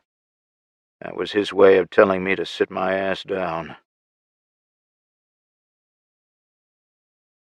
Chapter 8, December 18th, 2028. "What?" I grumbled as I pulled out my chair. Dennis waited until I was seated before he continued. "We've lost all communications except line of sight. All of the local radio repeaters are down. We've got crews heading out under heavy guard in case this is another ambush tactic. As you know, without those, we have no contact with anyone outside this valley. Even communications with the ranch are spotty. We cannot contact the government in Texas. We cannot contact Ambrose or the teams in the field. We're effectively isolated from the outside world," he stated flatly. "So we can't even call out for help, is that what you're saying?" "Yes. They have hacked our encrypted frequencies, and they have cut us off from the outside world." "How in the hell—" My tirade was cut short when a young woman barged into the room with a radio pack on her back and a headset covering her ears. "Sirs, sirs!" She looked frantically between me and Dennis as she uncovered one of her ears. She removed the pack and set it heavily on the conference room table. "What is it, Lindsay?" Dennis looked and sounded annoyed at the interruption. "You need to hear this." She yanked her headphone jack out so whatever she'd been listening to came out through the larger radio speaker. All we heard was static. Dennis was about to say something when she held up her finger and slightly adjusted the dial. "It's about to replay the—" Hello and good evening, the male voice began. As the former governor of the Western States, I come to you tonight to ask for your support and cooperation. Undoubtedly, we've all been through trying and tragic times. I do not doubt that every single one of us has paid for our progress with blood, sweat, and tears. That is a bond that has brought all of us together to build something great. It's your fighting spirit that pulled us back from the brink. That same resolve has allowed us to return to a new and better normal. We've done great things since the EMP and the plague that followed. I'm addressing you tonight to tell you that none of our sacrifices were made in vain. At 9 p.m. Pacific Standard Time, I sent word to the overreaching and incompetent government in Texas that we will be leaving the Union of States. This may seem like a drastic move, and let's be honest, it might be. It is, however, not a rash move. The Western States has supported itself and the other freeloading districts for far too long. It's time to take rightful control over our resources, people, and future. It's time for the Western States and its people to stand tall, and past time for us to stand on our own. We will no longer be subservient to a government that couldn't care less about us. I believe in the citizens of the Western States, and I truly believe the course I've set us on is the correct one. No longer will we be forced to bow and kiss the ring of Texas or the thieves in their government. We will no longer be forced to give away our goods in ridiculous lopsided trade deals. No longer will our hard work be squandered by a government that doesn't even acknowledge us. Our destiny lies in greatness, not servitude to an ungrateful bunch of thieves and liars. Make no mistake, they will try to come for us, for me and my family. They will come for anyone who opposes their overreach. I will again take up arms against their injustice and prejudice toward us. I would urge you to do the same. In addition to the letter I sent the President, I gave my 24 Special Operations teams the authority to take any action they deem fit against Texas sympathizers, namely the heads of the Mexican cartels that are currently in Las Vegas. They can no longer hide behind the guise of fair trade negotiations. By the time this broadcast airs, the strike will have already occurred along with many others. If Texas, under the leadership of President Carl Hamilton, had listened to us, this bloodshed could have been avoided. Their arrogance brought this on, and the wheels are already in motion. After tonight, Texas will have no choice but to take us seriously. They can either allow us to leave the Union peacefully, or they can fight us. I prefer the former over the latter. However, I'm afraid the vengeful government in Texas won't allow that to happen. I'm afraid President Hamilton's ego won't let that happen. If they do not respond to our demands by 8 a.m., I will issue a formal declaration of war. This isn't a decision I take lightly, and it's not a decision I'll be making alone. My entire cabinet has already been briefed, and they stand ready to answer the call for our independence. I will address our new nation again at 8 p.m. tomorrow. By then, I will have been briefed on the success of our operations to secure the future of the United Western States. I will pass all of that on to you, our proud people. For now, stand tall, stand proud, and have faith in our bright future. I, President Jason Sterling, will work diligently and tirelessly to defend our way of life and give you the future you deserve. Thank you, and good night. The conference room was so quiet you could have heard the proverbial pin drop on the carpeted floor. Every eye in the room was wide and looking straight at me. The silence was the loudest thing I'd heard in a very long time. Nobody moved. I'm pretty sure no one was breathing either. That wasn't me, I defended myself before I could find my voice. The words came out in a raspy mixture of shock, disbelief, and anger. Dennis was the next person to speak. Lindsay, what frequency was that on? It was on every frequency, sir, she responded. Leave the radio, you're dismissed, he ordered. Without a word, she set her headset on the table, did an about-face, and strode out of the room. As soon as the door shut behind her, the pandemonium began. Everyone started speaking at once. What does this mean? Jill asked as she pushed herself out of her chair with a grimace. What the? Anthony started, but was cut off by Melissa. Do we know who's responsible for this? She voiced her question. I don't know, but that sure as hell sounded like my father, Tara put in her 2 cents. What attacks was he talking about? Isabella looked confused. Jason, we gotta get ahead of this, and right now, Dennis was speaking loud enough to drown out the other questions. "If Texas thinks we're on the warpath, we're screwed. Don't you think I know that? We need to get comms up right now. We need to account for all our teams, and I need to talk to Mayor Nate Boone in Vegas." I found myself standing again. "We're working on that, Jason. We've got every radio tech out there right now trying to sort things out. For now, we need to work the problem and get our shit together. We got our noses bloody tonight, and we need to figure out how we're going to repay whoever did this." Dennis used the stern, commanding voice I remembered from his days as Major Jackson. As usual, he was right. I rubbed my temples with my fingers and retook my seat. "Where do we start?" I asked, without looking up. My immediate answer was the conference room doors swinging open again. With his arm in a sling, Thomas held it open, and a medic pushed a wheelchair in. Luke didn't look happy about his new wheels. One of the footrests was holding up his splinted and bandaged leg. His mother, sister, aunt, and I all moved to greet him. While the girls were hugging him, I spoke to the medic. He informed me that Luke's tibia and fibula were both broken, but the splint would keep them in place until he could be taken to the hospital. The laceration had been thoroughly cleaned and properly bandaged. It was all temporary, as he would probably need surgery to pin the bones together. He hadn't been taken to the hospital yet because the city and it were still being secured. I thanked the medic and decided I wasn't going to try to wedge myself between Tara and Jill. I gave my son a thumbs up that he returned with a grin. I don't know what they'd given him for pain, but I'm sure he wasn't feeling any right now. "I assume local communications are still working?" I asked Dennis as I turned back to the table. "Yes, line-of-sight comms are working, but we have to assume they're being monitored. Where are we at with securing the city? How long until we can get our wounded to the hospital?" "I'm being told that'll happen within the hour," he reported. I retook my seat. "Okay, keep that near the top of the priority list. Since the teams are scattered all over the territory, how soon can you recall your marshals and how soon can you rally Dusty Allen and her rangers?" "I've already sent runners, but you can be assured that if they heard that radio broadcast, they're already on their way here. I put money on it that the teams are already headed this way, too." He paused as if he were trying to phrase his next question properly. "Just ask, Dennis," I grumbled. "Just before communications came back, we heard you talking to someone named Victor." "Yeah, Victor Offenhauser." I leaned back in my chair and rubbed my neck. This headache was coming on fast. "Just before everything went to hell, Thomas and Anthony brought a very disheveled and wounded Madeline Schmidt in to see me." "The same Madeline Schmidt from Wright, Wyoming?" he interrupted. "Yes, the same." From that point, I spent half an hour telling him and everyone around the table everything she told me.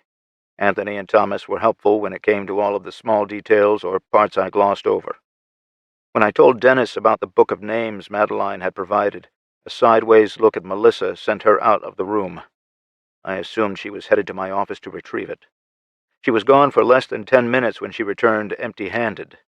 As she took her seat, she informed all of us that the explosion and fire in my office had destroyed it and pretty much everything else in there. I had just finished the part where Madeline and Harold were killed by the suicide bomber when the medics and a dozen heavily armed National Guard members showed up to take Luke to the hospital. At my insistence, Jill would go with them and get checked out, too. Thomas refused any further treatment and remained in his seat. "Well, we've got one name to start working with. As soon as reinforcements arrive, I'll get 'em headed out looking for this Victor guy." Just then, the lights in the conference room came back on, and the red emergency lights winked out. "That's a small win, but I'll take it right now," I said quietly. "Coffee," Melissa muttered, nearly running for the coffee makers beside the far wall. Now that we had full power, they would work. Chapter 9, December 18th, 2028. "Well, it's pretty obvious this Victor guy has got it out for you and your family," Dennis began. "You think?" I grumbled with as much sarcasm as I could before he could continue. "As far as that goes, I don't think he was actually trying to kill you tonight. At least, I'm not sure of that yet." "Well, how the hell can you say that? He had a rocket put through my office window. He damn near blew my son up, and he directly attacked Jill. If I'd stayed in my office, I'd be dead. If Luke had been just a little faster to his ride, he'd be dead. Hell, Jill took 2 to the chest. And her entire detail is dead. If she hadn't been wearing a vest, she'd be just as dead as the rest of us," I barked before he could finish his thought. "Hear me out, Jason, and look at this from a tactical and strategic point of view," he rebuffed my outburst. "First, he had his people in position for a while. If he was actively trying to kill you, why not just put that rocket through your window when Madeline was in there? He could have taken you out, her, Thomas, Anthony, and Harold in one shot. Nice and clean, no survivors, right? Yeah, I guess. They had the opportunity to take out Luke and Jill in the same manner, but didn't. Why? I don't know. Piss poor planning, maybe? No, not even close. You and I both know this was very well planned and executed with precision. They pulled this off on our turf in our front yard. This was so bold. I'm surprised they didn't try it in broad daylight. Make no mistake, Jason, they had their shit together. This wasn't about killing any of you outright. This was Victor letting you know that he could kill you at his leisure. He was simply making a statement. Okay. Why kill Jane and Jim, though? I mean, taking out a former governor and a former president would put a damn big target on his back. He painted that target squarely on your back. He painted a target on all of us. He allowed his voice to trail off. I was already putting it together in my mind, and he knew it. The radio broadcast. Yep. He's framed you with that responsibility. When Texas figures out they're dead and they've been led to believe you did it, they'll come down on us, all of us, like a bag of sledgehammers. Killing us would be too easy. It would cheapen his revenge, Tara said, over the top of her coffee cup. What? I turned and looked at my daughter. This has nothing to do with the supplies from the caches. It's all about his need for revenge. If Jack was still alive, Victor would have gone after him. This is all about destroying the Sterling name and reputation. He's doing to us what Jack did to everyone involved with the Ark project. He's using our power and status to destroy us, just as Jack did to them. She finished with a raised eyebrow. That's the why behind the radio transmission and the letter to President Hamilton. He knows Texas will come rolling in here, and they'll do it in force. All of us will be arrested and tried for treason. He doesn't have to kill us because he knows Texas will do it for him. It's no secret that the sentence for treason is a firing squad, I said. So we surrender and explain what has happened? Isabella spoke up for the first time. It's our word against a letter and radio transmission that we have no way to prove didn't originate within these walls, Anthony pointed out. With a dead ex-governor and a dead ex-president, I doubt anyone from the Texas government would be in a listening or lenient mood. You're not suggesting that we fight them, right? Melissa asked it before Dennis could. No, of course not. The entire block this building sits on would be a smoking crater when they got done with us. I suspect neither ranch would fare much better. Fighting Texas isn't an option, unless you've grown tired of breathing. What the hell are we supposed to do then? I asked. If I'd learned anything from my interactions with Anthony over the years, he wanted you to ask the right question and come to your own conclusion before he threw the answer out there. Dennis?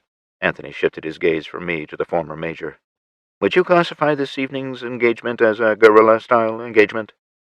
Pretty much. Why? How does one defeat an enemy who is very skilled in the art of guerrilla warfare? Carpet bombing, Dennis quipped. This earned a couple of wry smiles from around the table. Well, that would be a sight to behold. Please tell us the answer, Anthony insisted gently. Generally, you'd have to beat them at their own game. You'd have to play it better and dirtier than they do, he answered.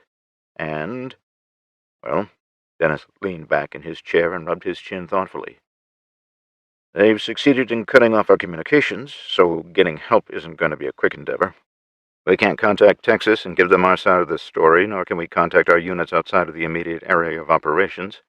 They knew what they were doing where that's concerned.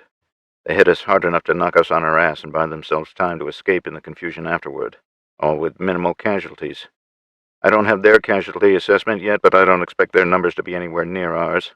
That can be attributed to the speed and total surprise with which they attacked. We rallied pretty fast, even without comms, but they were faster. Do you expect any of your marshals or rangers to succeed when running our attackers down, honestly? Anthony was looking at me when he asked the question. I'm hopeful, but I wouldn't bet the farm on it, I answered. Why is that? They've probably been in Elko for some time, and they were able to blend in and not raise any suspicions. It's likely a very small force with orders to blend in and fade away after tonight's hit. If I were trying to organize an attack like this, that's what I'd do. We're expending a tremendous amount of manpower to secure the area. If they're still here, we can probably catch them, my sister interjected. Catch who? Anthony asked her. She almost answered when she realized what he meant. We have no idea who we're looking for, do we? If they haven't stood out before, it's likely they will not stand out now. I can't imagine they'll be running around with T-shirts, announcing themselves as the bad guys. If you didn't know Anthony, you might have thought his response was condescending, but it wasn't. It was just the truth. It could be anyone. Dennis spoke quietly. What was that, Major? Anthony was looking at him now. We could be looking for anyone, even our own people. After that shit show in the motor pool with Andrew Higgins, it's highly possible we've been infiltrated and don't even know it. When Dennis said it out loud, I felt my skin crawl with the realization he was right. You're quite right, Dennis. I believe that the whole tragic event went sideways for both parties involved. It did, however, tip their hand as to how far ahead they planned the event and its contingencies. What do you mean? I asked. From what I saw, Harold nearly had Andrew talked out of detonating the bomb. When our adversaries realized what was about to happen, they went with Plan B. A sniper took Andrew down, and the bomb went off. They knew it would be a possibility, and they planned for it. Either way, the resulting explosion sent their main plan into action, and they still got the results they wanted, Anthony explained. After a sip from his coffee mug, he continued. I think it's safe to assume that Miss Schmidt was their primary target. She's the one who had the book of names, and the only one who could have identified them by sight. Everyone else was either collateral damage or a target of opportunity. It's highly possible they didn't fire the rocket into your office while everyone was present because they may not have been in a position to do so. Or, his brow furrowed together and he pursed his lips. Or what? I pressed. No. He seemed to be talking to himself as he worked something out in his mind. Or what, Anthony? There is another possibility. Damn it, Anthony, what other possibility? I was getting angry.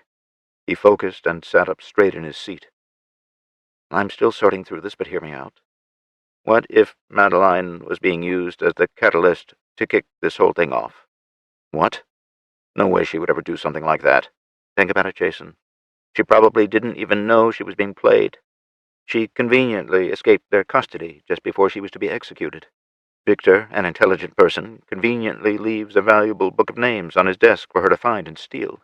The odds of her coming here looking for help are odds I'd bet on if I were in Vegas. I might add that you and yours have a history of taking on the Ark and winning, so who would be better for the job? Well, that's a long shot, Anthony, don't you think? For crying out loud, they shot her. You saw her wound just like I did. We saw a non-lethal wound. Jason, the more I think about this, the more it starts to make sense. How? In what universe does this theory of yours make sense? As far as the outside world is concerned, we killed her, Dennis muttered. He'd put it together faster than I did. It looks like we attacked Texas, the cartels, and one of our independent allies from the northern states. Jim Calvert and Jane Dixon, too. As far as anyone outside of this valley knows, we've gone on the offensive and taken out any opposition. Son of a bitch. I breathed the words heavily. What the hell are we going to do? That's the million-dollar question. If we run, if we go into hiding, we appear guilty. If we surrender, our odds of a fair and impartial trial are somewhere between slim and none. Anthony paused and made eye contact with everyone at the table before he continued. I think I speak for all of us when I say this. However you decide to proceed, we've got your back. Every head around the table nodded in the affirmative, and every eye was on me. We can't run, and we can't surrender. It's the perfect trap. Neither option will end well for us, I said, as I rubbed the back of my neck and closed my eyes to think about it for a moment. How in the hell did we end up here? How we got here doesn't matter. It's what we do next that matters. Anthony gently urged me to make a decision. You're right. Where do we go, and how do we get word to the Ambrose Ranch? I said, sitting up straight in my chair. Just to be clear, we're running. Yes, we run. As soon as I spoke the words, the energy in the room changed. Thomas and Anthony shared a quick, knowing look. Dennis and Melissa shared a very similar look. To my surprise, Tara and Isabella shared a look that was not unlike the others. My daughter and sister sat up straight as the resignation and anger at our predicament turned to something else. The pair nodded at each other and looked at me. We're not running, Isabella said with determination. We're going hunting, Tara finished the thought. The wry, sinister grin that played at the corners of her mouth was haunting. My sister wore the same expression. Chapter 10, December 18th, 2028. What the hell do you mean you're going hunting? You don't even know what this guy looks like, I barked. Before my very eyes, I could see the resolve in their eyes hardening. I knew both of them were capable of wicked, violent actions, and it was almost like they were baring their fangs and claws.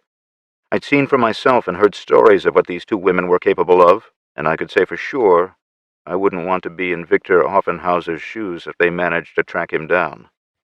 Someone has to know something, Jason. We find that person and we find the chink in his armor. We find our way in. Isabella took the question. We start by figuring out how he commandeered our communications. We find out who gave him the information he needed and start there. It had to be an inside job because very few people have the necessary and correct information. How are we supposed to do that? My question was met with a cold stare from Isabella. We start with everyone close to the operational side of things. We track down everyone with access to critical details and we question them. Her voice was steady. I'll start with the tech crew. Someone might have seen something, even if they didn't realize it at the time, Tara said. I'll start with the staff side, Isabella added. Files, logs, anything that might give us a clue. What are the rest of us going to do? Dennis asked, leaning forward in his seat. You and Melissa will keep your eyes and ears open. Let me know if anything out of the ordinary pops up. The devil will be in the details, and we can't afford to overlook even the smallest ones. You can stay here right under their noses.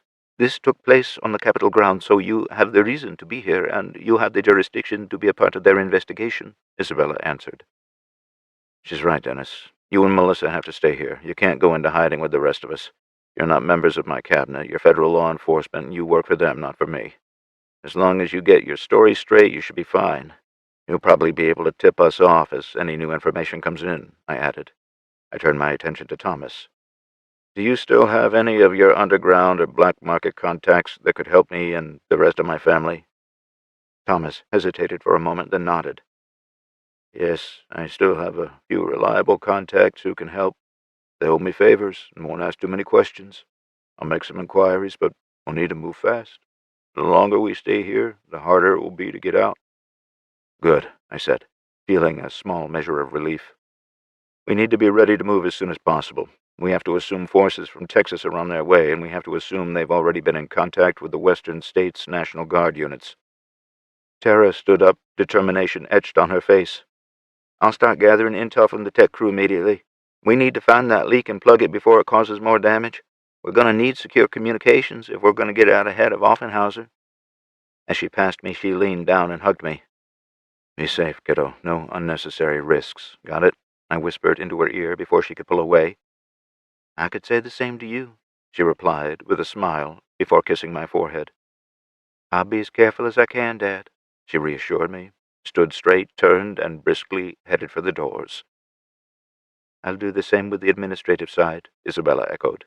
We can't let Offenhauser stay one step ahead of us, and we can't risk losing any intelligence when Texas rolls in here and takes charge. She also stood and started for the door. She stopped just short and turned to face the table again. How will we contact you once we've secured comms? And give us a couple of days to get him somewhere safe, Izzy. When someone contacts you in person and tells you that Billy and Steve are getting the band back together, that's when you'll know. Whoever the messenger is will expect you to tell them you can't wait. Once you've done that, they will give you the information you need, Thomas answered. I couldn't help but smile at hearing the phrase again. Once Isabella left, a heavy silence settled over the room. I looked around at the remaining faces, the weight of our predicament pressing down on my shoulders once again. Dennis, do you think you can keep the people at the ranch safe? William and Olivia are there along with all the ranch regulars. The number of children is almost equal to that of the adults. Yeah, I think I can do that. I'm pretty tight with the head of the Marshal Service. I'll have Melissa go out there and greet whoever shows up. It'll help diffuse the situation from the start. A sideways glance at Melissa, and she was heading for the door. Anthony's voice brought me back to the moment. If there's anything you need from this place, we need to get it before we leave. Once we step out of those doors, we aren't coming back until this is over. I nodded my understanding. We're going to have to keep this close to the vest. I hate to say it, but I don't know who to trust outside of this little circle. Anthony leaned forward, his eyes meeting mine.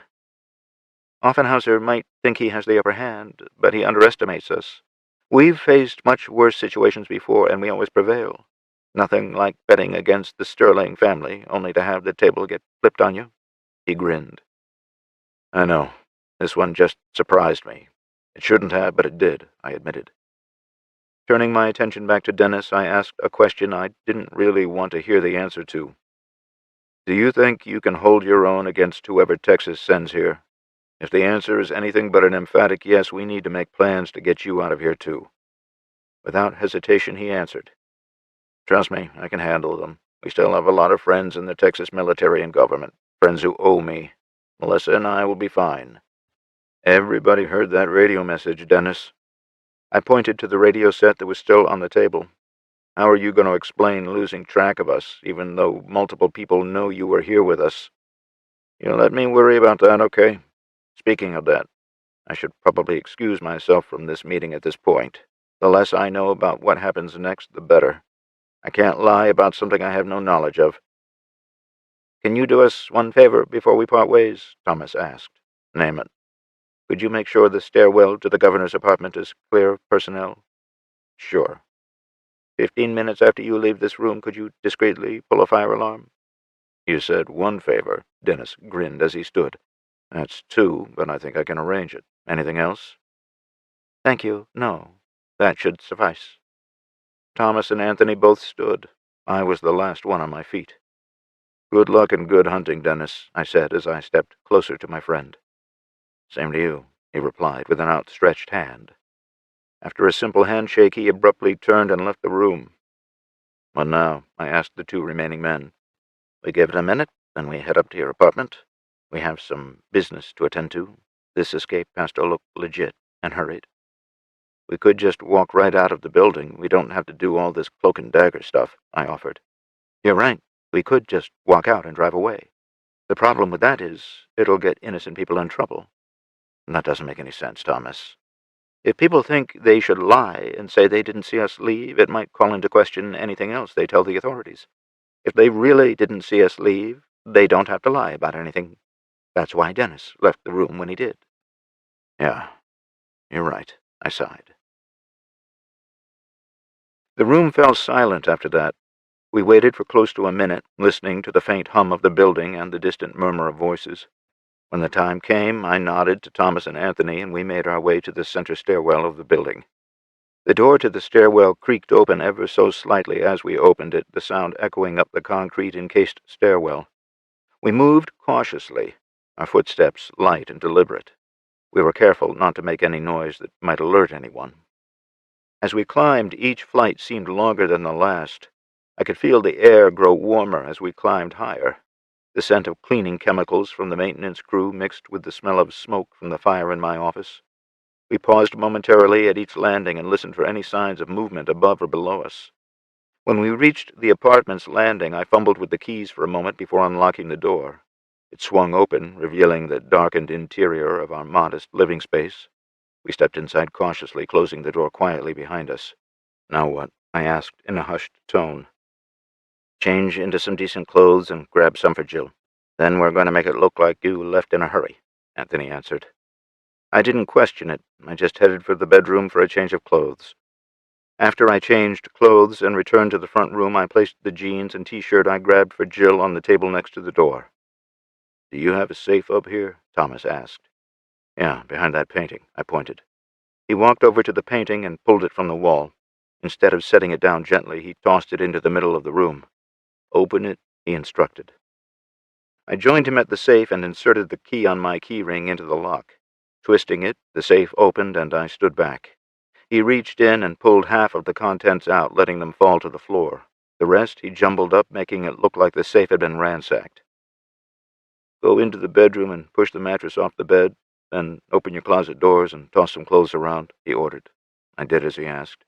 When I returned to the living room, I found the drawers of my desk open and rifled through. Half of them were left hanging open. The entryway closet doors were opened and random boxes were opened. Anthony had moved to the kitchen and opened random cabinets. The apartment soon resembled something you might read about in a spy novel. We'd come in with the intention of making it look like we'd left in a big hurry, and I think we had accomplished that. Now it was time to go. When I went to grab Jill's clothes, I was told to leave them where they sat. We waited in the entryway for our next cue. That would be when the fire alarm started going off. Fortunately, we didn't have to wait long. Chapter 11. December 18th, 2028. The sudden piercing wail of the fire alarm shattered the uneasy silence and made me jump slightly. The blaring sound reverberated through the apartment, echoing off the walls. Thomas and Anthony were both as cool and unfazed as could be. We moved quickly, driven by the need to escape before the Capitol guards could react to the alarm. "Let's go," Anthony urged, his voice barely audible over the cacophony. We slipped from the apartment and closed the door behind us. The hallway was empty, but the echo of footsteps and muffled voices indicated that the guards were nearby. They were probably investigating the cause of the alarm and looking for those who needed to be evacuated. The three of us moved swiftly and silently, hugging the wall in a single-file line. We were working our way toward the stairwell near the front of the building. With each step, we carefully watched for the guards. Being found by them now could quickly end our escape bid. Thankfully, the fire alarm continued to blare, masking our movements. As we descended the stairs, our hearts pounded in time with the shrill alarm and each footstep. We paused at every landing, listening for any signs of approaching footsteps. There were guards evacuating the building, but they were 2 flights below us. Finally, we reached the ground floor. The lobby was deserted, and the alarm was still ringing in our ears. We moved quickly, slipping out of the building through the shattered front entrance. The cold night air and snow hit us as we emerged, and the sound of the alarm began fading behind us. We didn't stop to catch our breath. We moved with purpose, blending into the shadows as we hugged the side of the building. Dashing across the snow-covered lawn and street, we melted into a narrow alley. We were headed to the hospital to collect Jill, and each turn took us further from the Capitol and the danger we would have faced had we stayed. As we slipped away undetected, I couldn't help but feel a small sense of relief. I welcomed the cold dark as it aided our escape, at least for now. We moved with purpose, our eyes scanning the surroundings for any sign of movement, any hint of being followed. The buildings loomed over us, their facades a patchwork of frost and shadow. The snow seemed to absorb all noise, creating a surreal stillness that heightened our senses. Our path was intermittently lit by the faint glow of street lamps. The falling snow diffused their light. I glanced at Thomas and Anthony, their faces set with determination, their movements precise, practiced, and coordinated. This was nothing new to them. Escaping from a building and evading any detection, this was their domain. Don't let the fancy suits fool you. These were men who were just as comfortable in the shadows as they were in the light. As we neared the hospital, the streets grew more treacherous. The alleyways were blocked by berms of snow from the plows. The piles of ice and snow forced us to navigate around obstacles and tread carefully on ice-slicked paths. The hospital's lights had become a guiding beacon in the distance, guiding us like a lighthouse would guide a ship. We paused frequently, pressing ourselves against the cold, rough walls, listening intently for anything out of place. We'd become wanted men in our own city, a city we helped build, a city we'd fought for. Finally, we emerged from the maze of alleyways and side streets, the hospital rising before us like a temporary sanctuary amidst the chaos. The knowledge that Jill was so close spurred me on. With the hospital doors in sight, we took a collective breath and prepared for the final approach. The snow continued to fall, quickly covering our tracks, as if the night itself conspired to aid our escape. For now, we had one mission, to reach Jill and ensure her safety. "What's the plan?" I asked as we hurriedly crossed the icy street in front of the hospital. The emergency room doors were obscured by a myriad of vehicles.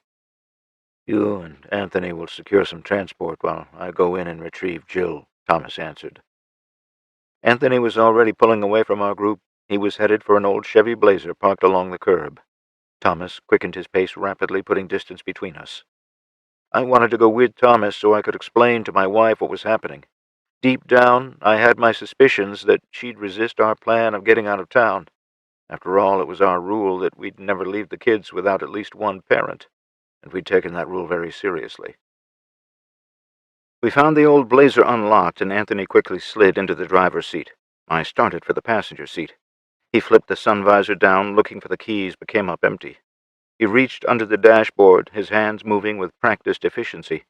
He knew exactly what he was looking for, the bundle of wires that would bring the old Chevy Blazer to life. He yanked down the panel with a swift motion, exposing the tangled mess of wires within. "Keep an eye out," he muttered, his voice a low growl of concentration. I turned my attention to the deserted street for any sign of trouble.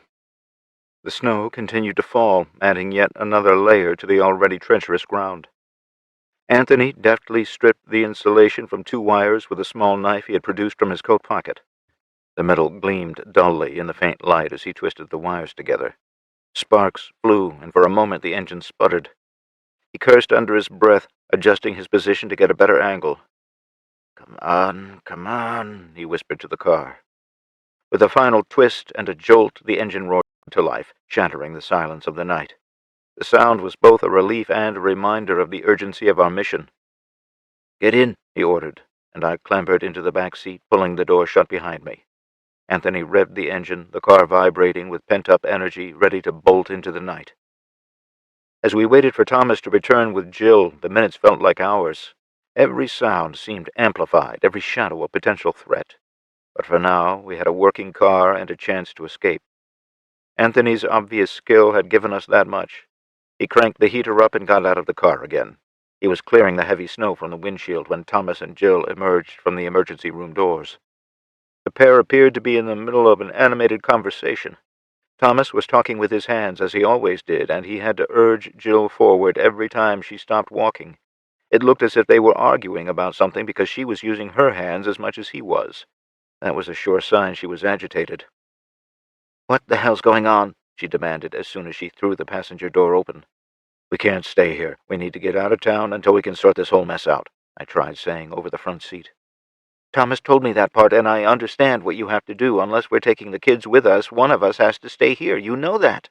"Yeah, I know," I said, as I pushed the seat forward and climbed out of the car. I could see the frustration building on Thomas's face. "I had to try, but I knew you'd say that, so what are we going to do?" Her facial features softened, and she winced when she crossed her arms across her chest. Her ice blue eyes were searching mine for an answer neither of us had. She was the one to break the awkward silence. "Luke is in surgery right now. As soon as he's out and in recovery, I'll make arrangements to have him transported to the ranch. That's where I'll go to ride this out. I can only imagine William and Olivia are pretty worried."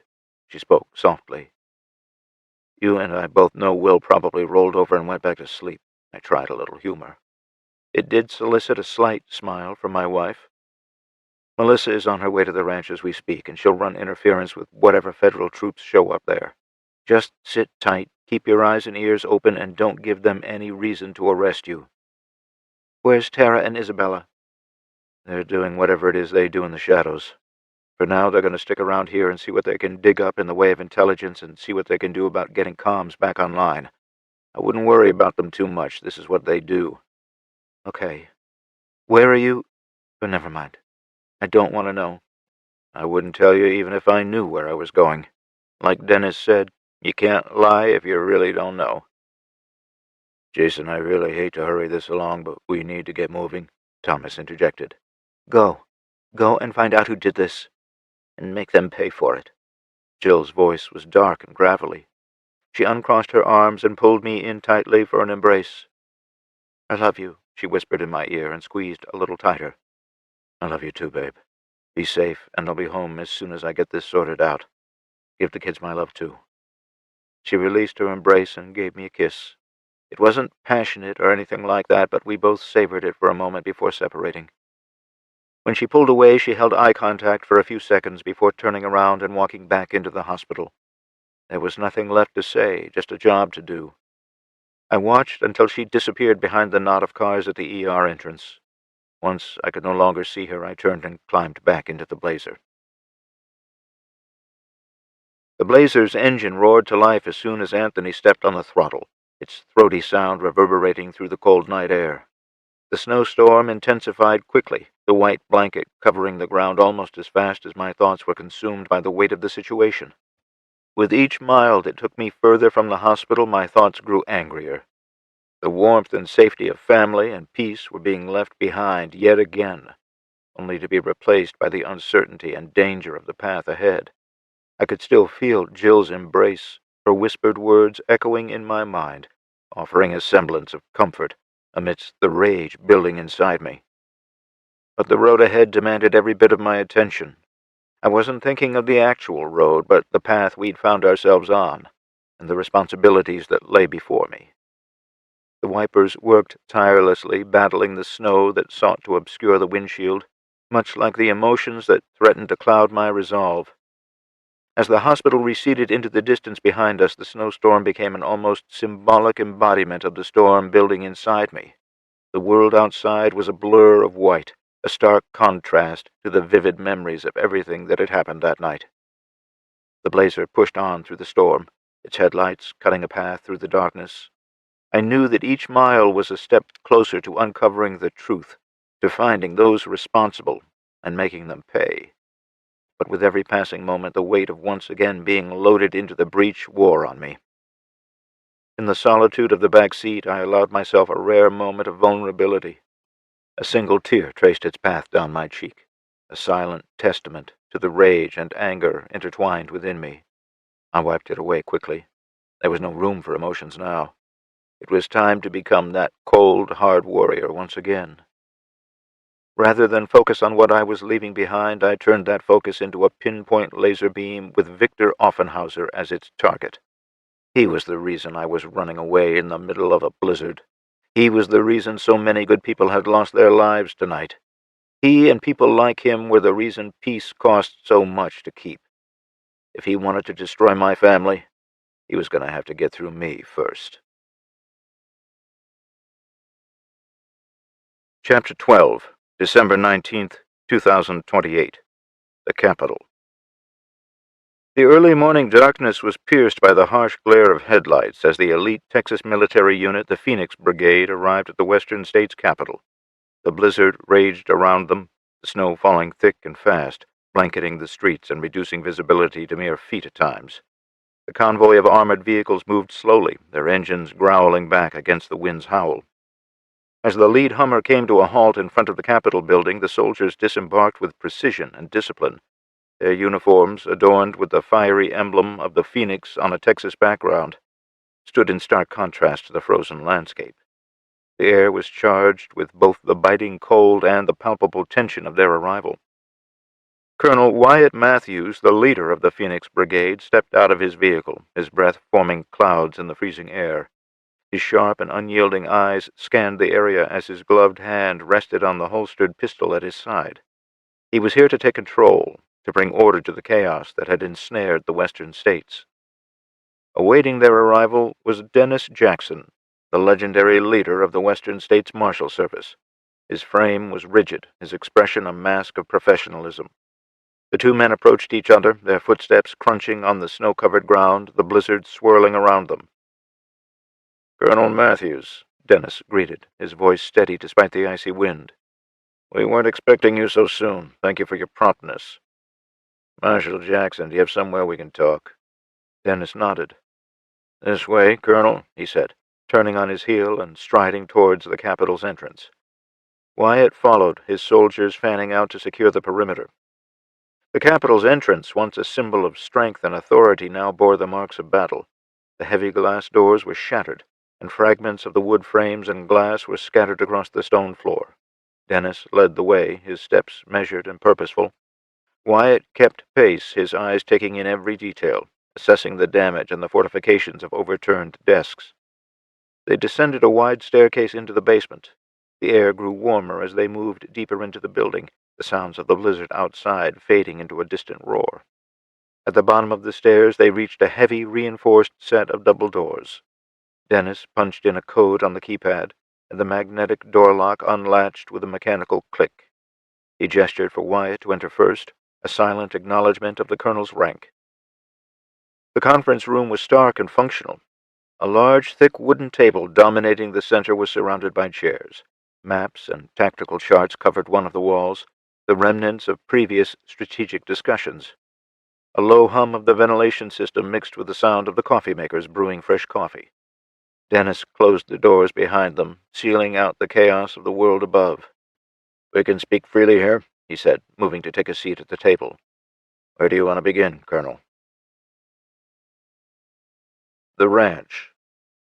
Captain Angela Bradshaw of the Phoenix Brigade steered her vehicle as the three-vehicle convoy approached the gate of the Sterling Ranch. The convoy, consisting of two armored SUVs and a military Hummer, moved steadily through the swirling snowstorm that blotted out the horizon. The headlights cut through the thick curtain of snow, illuminating what was hopefully the road ahead. The ranch's formidable gate began to swing open as they approached, its iron frosted by a blanket of white. The convoy rolled through slowly, the engines barely above idle. Bradshaw, with her sharp eyes and hard demeanor, led the way, her mind focused solely on the task at hand. As the vehicles came to a halt in front of the security office, the contrast of the warm lights within and the biting cold outside was evident. Marshal Melissa Lang stood waiting on the covered porch. Her figure was barely visible through the driving snow. Wrapped in a heavy coat, her posture was one of cautious readiness. The doors of the vehicles swung open almost simultaneously, and Bradshaw stepped out, her boots vanishing into the snow-covered ground.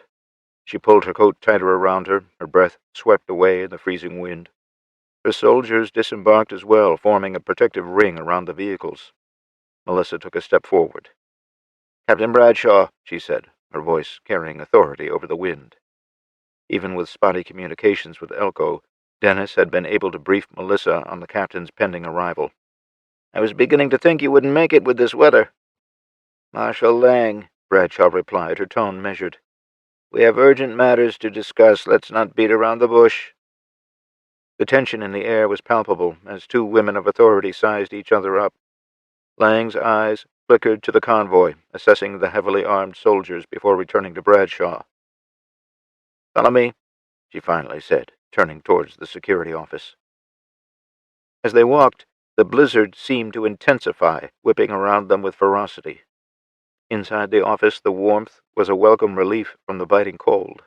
The walls were lined with monitors displaying various points of the ranch, and a fire crackled in the corner wood stove, casting a soft glow across the room. "Please have a seat," Melissa offered, her tone softening slightly. They sat across from each other at the sturdy wooden desk, the atmosphere still charged but slightly less hostile. Bradshaw leaned forward. "We need to work together, Marshal. I hope you're not here to hinder my investigation." "I'm only here to help you and keep you from harassing my friends," Melissa answered. "What's that supposed to mean?" "I don't know if you know exactly who you're dealing with, Captain, but there are some assurances I need from you." "Assurances?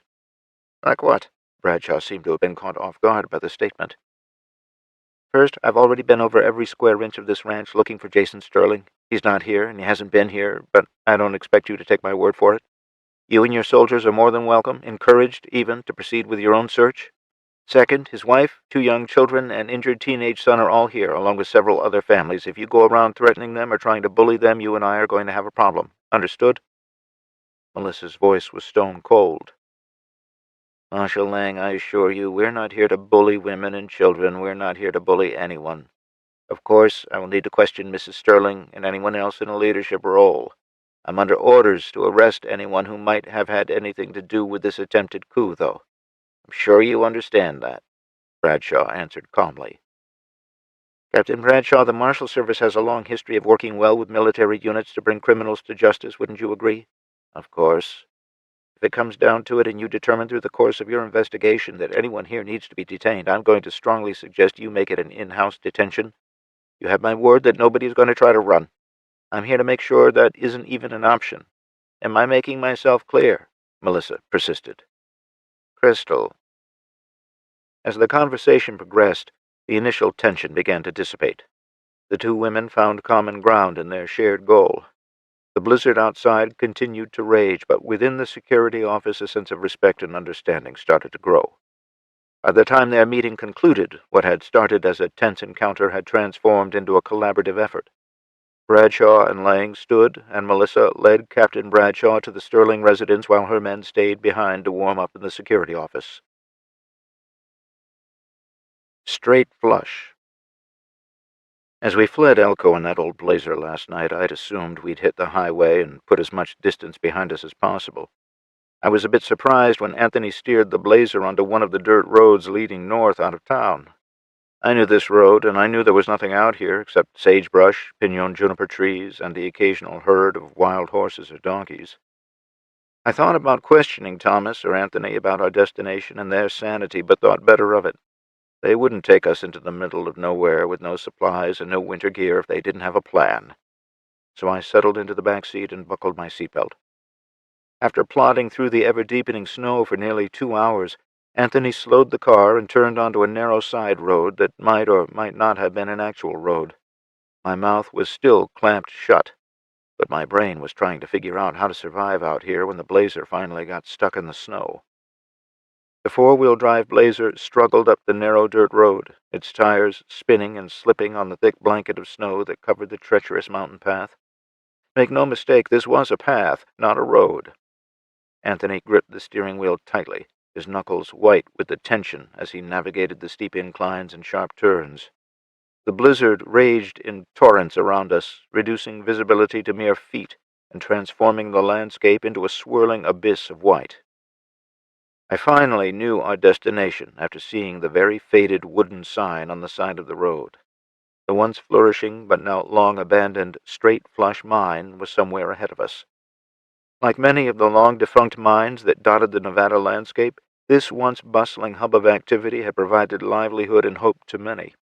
Now it stood as just another silent relic of the past, its tunnels and shafts echoing with the memories of better days that never came. Thomas and Anthony had once used the mine as a cache for supplies, a secret hideout known only to them. At least that's how Thomas explained it, like he was some sort of tour guide or something. To me, its existence had been a complete mystery until today. Sitting in the back seat, I could feel my heart pounding with a mix of fear and anticipation. Each jolt and skid of the Blazer sent waves of panic through me, my fingers digging into the seat cushion in a futile attempt to find some sense of security.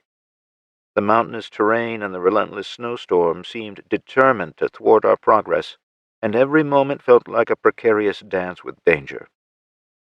As we finally approached our final destination, the outline of the mine came into view. The entrance, a dark, gaping maw set into the mountainside, was partially obscured by the heavy snowfall. The once sturdy wooden beams framing the opening were now weathered and sagging, a testament to the passage of time and the harsh elements that had battered them. Anthony stopped the Blazer as close to the entrance as he could and cut the engine off. Climbing out of the back seat, the wind cut through me like a knife, and the cold forced its way into my bones. We made our way cautiously over the last few yards towards the mine entrance. The snow was nearly to our knees. The atmosphere was eerily quiet, save for the howling wind and the soft whisper of falling snow. The mine opening seemed to beckon us, a portal to a forgotten world shrouded in mystery and secrets. As we stood on the threshold, I couldn't help but feel a sense of awe and trepidation. The blizzard continued to rage outside, but within the shelter of the mine opening we found a momentary respite from the storm. The darkness of the mine seemed to hold countless stories, and as we ventured a little farther inside, I couldn't shake the feeling that I was about to learn about some of those tales. Chapter 13, December 19th, 2028, The Capitol. That's exactly how it went down, Colonel. If you think I'm lying, you can go ask anyone you like. Dennis was long past the point of being irritated with Colonel Matthews. What had started with simply recounting last night's events had turned into an interrogation. Colonel Wyatt Matthews seemed indifferent to Dennis and his current irritation level. Can you please go back to the part where Jason, Thomas, and Anthony slipped from your custody? I feel like I'm missing something here. Like I've told you the last 3 times. I went to take a leak, and when I returned they were gone. I immediately alerted the guards to their absence, and a search was initiated. 15 minutes later, the fire alarm was tripped, and the building was evacuated for a second time last night. Using the confusion to their advantage, that's more than likely when they slipped out of the building. I still don't understand why you didn't at least have them cuffed and under guard, Marshal. I know you guys tend to play fast and loose with the rules, but it seems to me that this is bordering on negligence on your part. If I press the issue, I might even make the case for aiding and abetting, Matthews said from across the table. His hands were palmed down on either side of a small notebook. Dennis audibly inhaled slowly and exhaled just as slowly before responding. I was under the impression that you were here to help us get to the bottom of this. If you drove all the way from Salt Lake City to hurl unfounded and baseless allegations at me or my people, then I'm afraid you've already lost the initiative and the high ground on this mission, Colonel. Dennis was quickly regaining his composure. If you want my help, you've got it. You'll get the cooperation of every marshal in this district. If you wish to continue with this interrogation instead of doing your damn job, then you better throw some cuffs on me and hit me with some formal charges, otherwise we're done here." He pushed away from the table and stood. "I need you to tell me which way this is going to go, because I got work to do." "One more question, Marshal." The colonel's ice-cold demeanor was still fully intact. "What?" "You were one of the very first marshals, and you've brought in or taken out some really nasty players over the years. According to your file, you've got a pretty good nose when it comes to sniffing out bad people." "Yeah? What about it?" "Do you think Sterling did this? Do you think he possibly found the allure of power to be too much? Is it possible he succumbed to that need for power? He wouldn't be the first one to let it go to his head." "No. Period. End of story.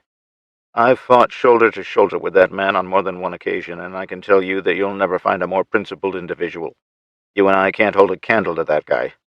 I'd stake my reputation and my life on it, and I've done that more than once, too." Dennis growled his answer. "I've discovered one thing that's glaringly obvious. Well, two things, actually. And what would that be?"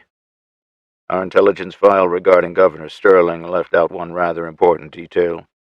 As I'm sure you're aware, when these files are put together by analysts who have never met or interacted with the individual in question, their assumptions can be wrong. First, Governor Sterling is one of those leaders who doesn't demand or expect respect. He gets it the old-fashioned way. He earns it. In my experience, that can be a double-edged knife." "What do you mean by that?" "If a person earns their respect and admiration by always doing the right thing, or at least things that are less morally questionable, their subjects will often follow them blindly. The other side of that coin is the person who has earned their respect by doing those morally questionable things behind the facade of being good. Quite often their subjects will also lend them just as much loyalty. What it really comes down to is what the follower stands to gain. What do you have to gain through your devotion to your governor?" Dennis clenched his fists as his face immediately began to turn shades of red. "If you're questioning my loyalty to the United States or my job as United States Marshal, you best be ready, because I could beat you to a pulp before anyone can get in here to help you," he sneered through clenched teeth. "Marshal Jackson, you've spent 2 hours telling me what you know about last night's events. Your story hasn't changed in the slightest." Matthews studied Dennis for a moment before he picked up his notebook and pen. He tucked both in his breast pocket and then stood. Dennis eyed him suspiciously. "I believe you're telling me the truth," he finally admitted. "Although, Marshal, I wouldn't take that as blind trust in you or your abilities, just as I'd suspect you lack blind trust in me, my soldiers, or my mission here. That said, we do share the common goal of figuring out what happened here. This isn't a witch hunt for anyone with the last name of Sterling. We're here to discover the truth about what happened and bring whoever may be responsible to justice. Can you agree with that statement?" Even though he was still hot under the collar, Dennis agreed in a civil tone. "I trust you'll follow your oath over a man, should things go that way. I, for one, hope this is as you say it is, and that Sterling is being set up. But at this stage, we cannot rule him out as a suspect. It's simply Investigation 101 and has nothing to do with personal bias. Can we also agree on that?" "Yeah, we can agree on that." "Good. With that settled, we should probably get started with the real work, don't you think?" Colonel Matthews moved to the same side of the table as Dennis. "Where do you want to start?" Dennis asked, as he took the hand Matthews offered.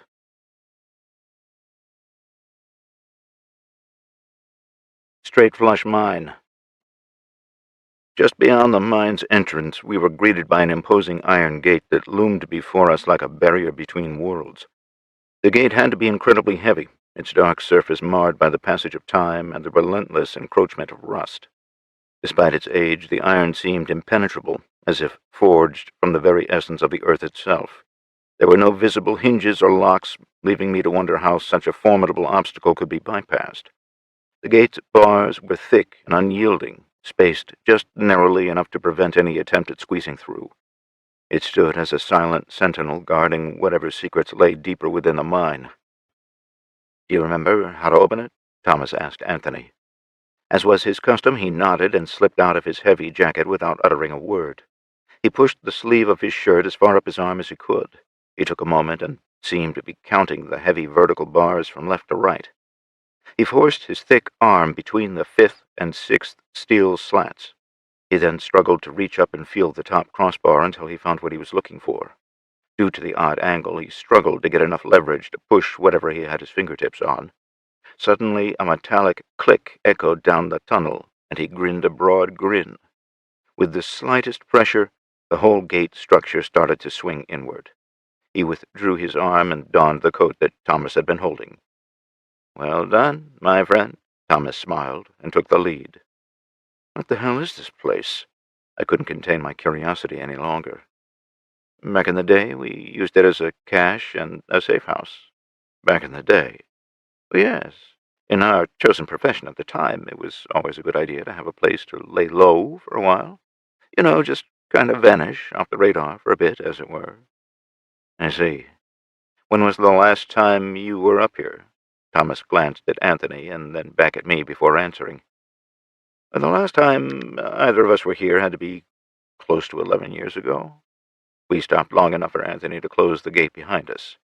Once it was secured, he moved to the wall closest to the invisible hinge and rolled a basketball-sized boulder over. Even in the dim light offered by the tunnel entrance, I could see that the bottom of the rock had been hollowed out.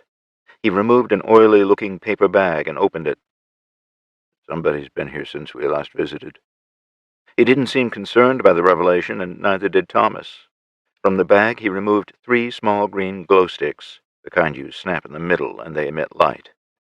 "Hopefully, Sonny and Oscar didn't ransack the place," Thomas said, snapping and shaking his glow stick and starting down the tunnel again. I fell in behind him, with Anthony bringing up the rear.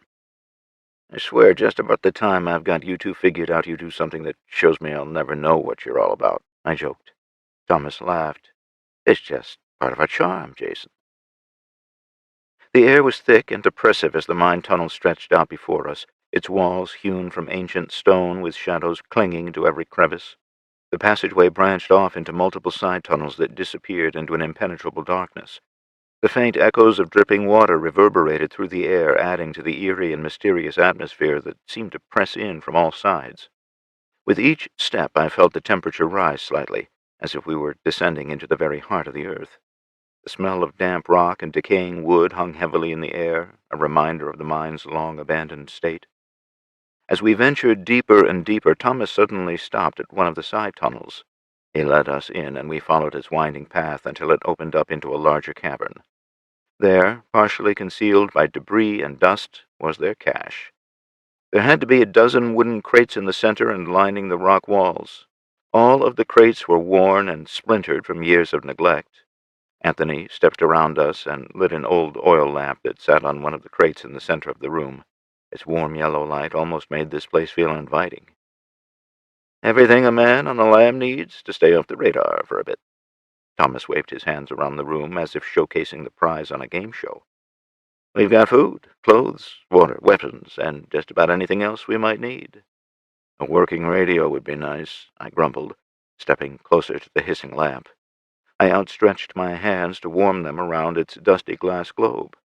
"Oh, please," he scoffed. "Do you honestly believe that a couple of entrepreneurs, such as ourselves, wouldn't have the means to communicate with the outside world?" He moved to one of the wooden crates against the far wall and lifted the lid. From inside, he produced a waterproof black plastic case. I stepped closer to see what he had. "I'm going to bring the car inside," Anthony announced, and left the room. "Don't you need a power source?" I asked as Thomas removed the compact radio from its recess carved in the foam liner of the case. "A little credit, Jason." He set the radio on the crate next to the lantern and unfolded a crank handle that was built into the side. The next thing he did was look around the floor. "There you are," he commented and came up with a coaxial antenna cable. As he was plugging it into the back, he spoke. "We ran a cable up through one of the ventilation shafts. It connects to an antenna array that's concealed within a couple of trees on top of the mountain," he explained. Once the cable was tight, he vigorously cranked the handle on the far side for about 30 seconds. When he pressed the power button, the unit came to life. "The storm may hamper us some, but on a nice clear day, we can reach out over 1,000 miles. For now, we might just have to be satisfied with listening in on everything going on in the northern half of the state." Chapter 14, December 19th, 2028. The Ranch. That's the last time you saw or heard from your husband? Yes, Captain, Jill replied. The soldiers had arrived early this morning, and Captain Angela Bradshaw was now questioning her for a second time. The men that came with her were still searching every nook and cranny of the ranch compound. Right now, 2 of them were in Jason's office, and 2 more were up searching their bedroom. At least they weren't rude and tossing the place, she tried to comfort herself. Do you know what kind of car they left in? There was too much snow covering it. It might have been a faded gray or silver 2-door, that's all I know. You said he was in the company of Secretary Anthony Garcia and Secretary Thomas Sweeney, is that correct? Yes. Jill leaned back in her chair at the dining room table and rubbed her neck. The movement brought out the soreness in her chest, causing her to wince a little. You said they weren't armed? Bradshaw asked, referring to her notes. I didn't say that. I said I didn't see any weapons. The pain caused her to be a little terser than she intended. The hospital had given her some painkillers that she hadn't taken yet. Would you like to take a break, ma'am? If I say yes, would it make you guys leave my house? No, ma'am. Sorry. Angela tried a sympathetic smile. Next question, then, Jill sighed. Has your husband ever expressed discontent with the federal government out of Texas? She embarked on a new line of questioning. This caught Jill a little off guard. What? No, never. Does he have any political enemies? People who would want to see him removed from office? Maybe someone in his own government? Listen, Captain, my husband has plenty of enemies, both political and civilian. None of them, and I mean none, would be bold enough to try something like this. Except this guy. Bradshaw flipped back a couple of pages in her notes before continuing. This Victor Offenhauser fellow, right? Yeah. And until yesterday, nobody around here had heard that name before. If it hadn't been for Madeline Schmidt, we still wouldn't know it. So, a couple of things are here. You claim Offenhauser came from an ARC complex somewhere in Russia? That's what Madeline told Jason, Thomas, and Anthony. The story was relayed to me through Jason. Bradshaw was busy scribbling on her pad and didn't look up. What about Miss Schmidt? If reports are accurate, wasn't she considered an enemy a few years ago? Well, yes, that was a long time ago, and that whole situation was put to rest. Maybe for you. Don't you think it's possible she's held on to a grudge all this time? I mean, Jason led the attack on Wright, in which her father lost his life. Captain Bradshaw, you're currently sitting in the chair where Madeline sat when she broke bread with us a couple of years ago. My husband has gone to bat on more than one occasion, both for her and the town of Wright. If you think, even for a moment, that she would stab him in the back, you're flat out wrong. Jill took in a sharp breath that only aggravated the discomfort she was already feeling in her chest. You can sit here wasting time, asking me questions that have no bearing on what really happened last night, or you can get off your ass and track down Victor Offenhauser and ask him some questions. It's written all over your face that you think Jason had something to do with this because he ran, because he's gone into hiding. I tell you what, why don't you let me ask you a question? It's a simple one. Yes or no will suffice. How about that? Jill's voice was rising.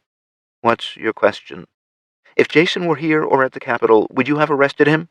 Ma'am, answer the damn question. Her loud voice brought Melissa in from the living room where she'd been waiting. We have orders to arrest your husband on sight, ma'am. Then what? Does he get the firing squad here or in Texas? What if he decides not to come quietly? What then? You just gonna shoot him on the spot? That's not my call, ma'am. Colonel Matthews would have to make that decision. You want to know why an innocent man would run? Well, I think you just answered your own question, don't you? Jill barked.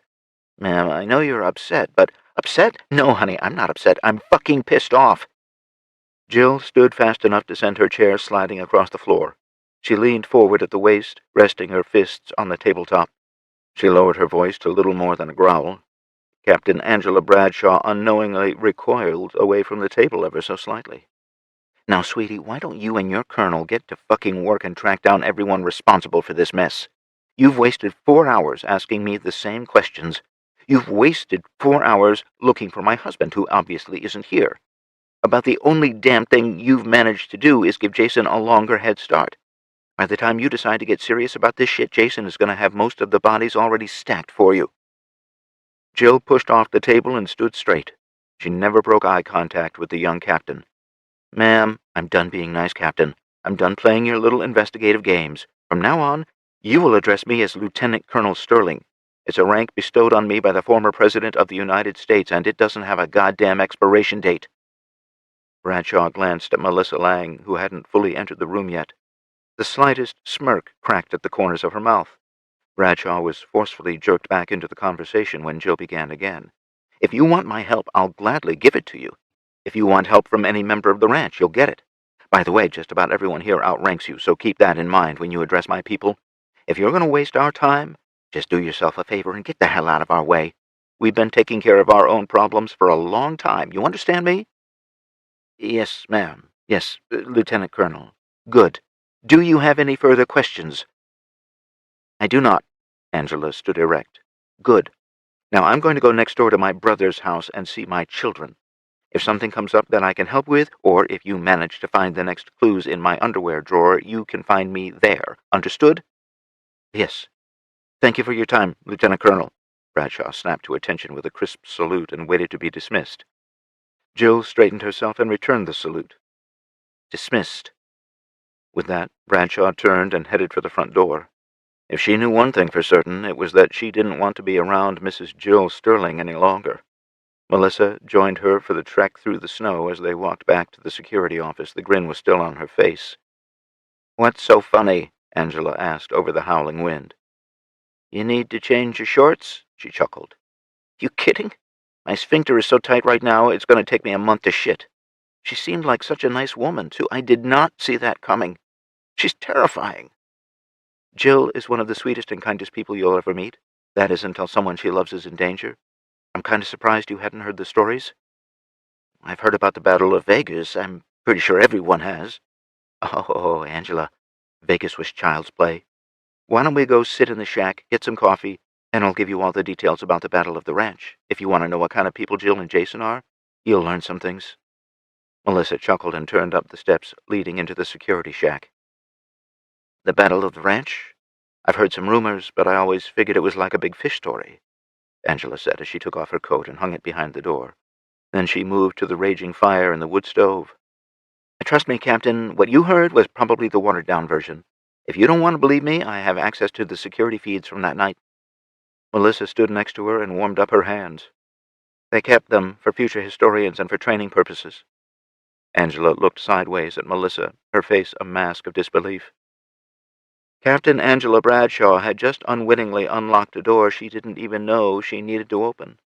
She was young at 27 years old. When the men and women of the ranch were fighting for their lives, she was 15. She survived after the EMP only because of her older brother. He was home on leave from the Air Force when the world fell apart. He had passed away during the plague and left her all alone. The military units that had formed up in Texas during that time seemed to offer her a little security and camaraderie, something she'd desperately needed.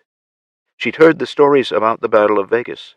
In fact, some of the tactics used had become required reading for forward-deployed military units. On the other hand, the Battle of the Ranch consisted mostly of unsubstantiated reports, the vast majority of those coming from Major Dennis Jackson, the man her commanding officer was questioning back in Elko. The briefings Colonel Matthews had given them before their departure from Salt Lake had led her and many others to believe Jason Sterling was quite capable of treason against the federal government. After watching the security footage and hearing Melissa's first-hand accounts, the seeds of doubt had been planted. Straight Flush Mine. Sonny and Oscar. Weren't those the names of your contacts down in Vegas all those years ago? I asked Thomas. He had one earmuff from the radio headset covering his left ear as he slowly spun the dial through the frequency range of the radio. "And the same, yes? What brings them up?" "Well, you said something to Anthony about them having been here right after we got into the mine.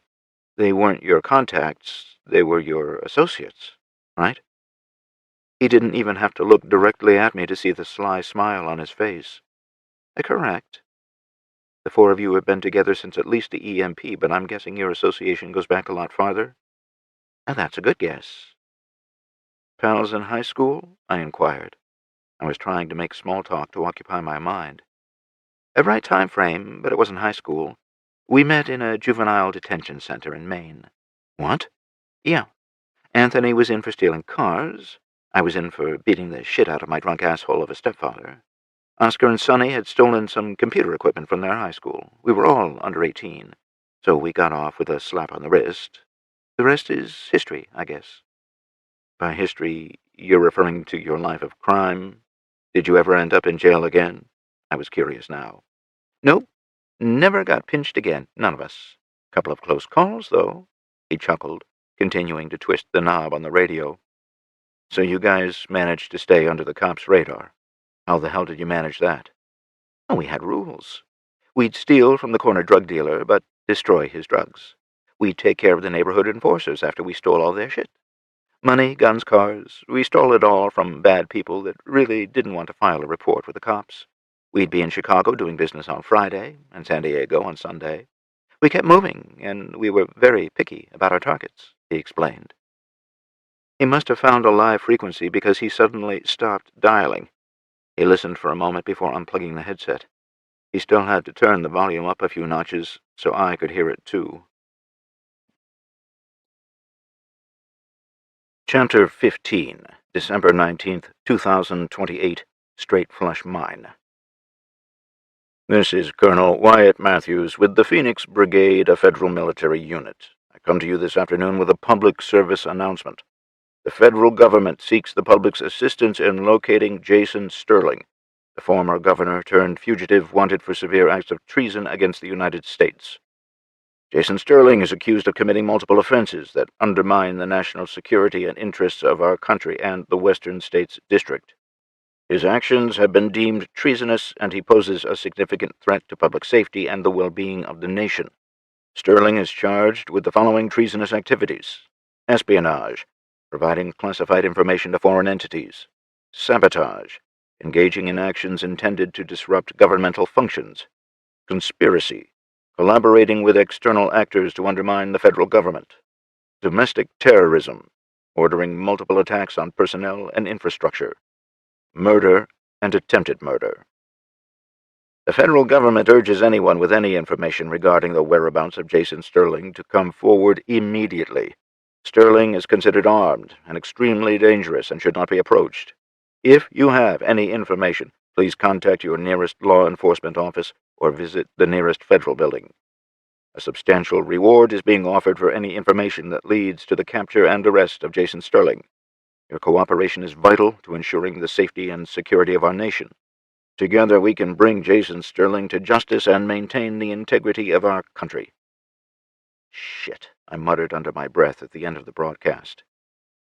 Indeed, this does complicate things. The announcement was odd, but not unexpected. What do you mean, odd? Well, you were the only person named. I found that to be a little odd. You'd think anyone missing with you would have been named too. Isabella, Tara, and none of your family. Interesting. He pursed his lips and rubbed his chin. Unless they've already been caught and I'm the only one still on the run. And that doesn't explain why Anthony and I weren't named. As I said, odd. At least we know they've gotten the radio repeaters back up. Is your radio encryption ready? I could call the ranch and see what's happening. Or you could call him directly and plead your case on the open airwaves. Thomas picked up the microphone and shoved it in my direction. Can't they triangulate our position or something? If they were expecting you to reply and they had the equipment in place, probably. His eyes were locked with mine. It's your call to make if you want. Now's your chance. The Capitol. You could have waited until we had some evidence before you put that over the airwaves, Dennis growled when Matthews came out of the radio room. Why, the sooner we can bring him in, the sooner we can get to the bottom of this. I don't think he's got the stones to turn himself in, but if everyone is looking for him, it'll be harder for him to hide. You know, you rolled in here this morning, and the only thing you've done is interrogate me. I assume your captain is doing the same thing at the ranch, right? Of course. Captain Bradshaw is questioning his family and associates at the ranch. We've also got people questioning his brother and sister at the ranch in Ambrose. If anyone is going to know anything, those are the people who are closest to him. I've had the feeling since you got here that you've already made up your mind that he's guilty. Dennis was interrupted by the radio operator calling the colonel back into the room. Colonel, I've got a guy on the horn that's claiming to be Jason Sterling. What? Matthews and Dennis asked in unison. Yes, sir. He's calling on the same frequency you just transmitted on. The two men pushed their way into the small radio room. Matthews snatched the mic from the operator. "Who is this?" he demanded. "Colonel Matthews, this is Jason Sterling. I heard your little PSA a minute ago and thought I might want to give you a call. Maybe we can get a few of your facts squared away. Why don't you come out of hiding and come see me at the Capitol building? If you turn yourself in, you won't be harmed, you have my word. There's no need to make this more difficult than it has to be, Sterling." "Yeah, well, that's not going to happen, Colonel. I'll do you a solid, though. That is, if you're open to a little negotiation." "I'm listening." "I know you are. You and everyone in the western states are listening right now. We're transmitting in the clear on the main frequency for all communications right now, so both of us will be held accountable, because everyone is going to hear the same thing. You still down to make a deal?" "Let me hear what you've got to say." Dennis thought Matthews looked uncomfortable for the first time since his arrival. "Here's the deal. I've got 24 special operations teams that answer to me.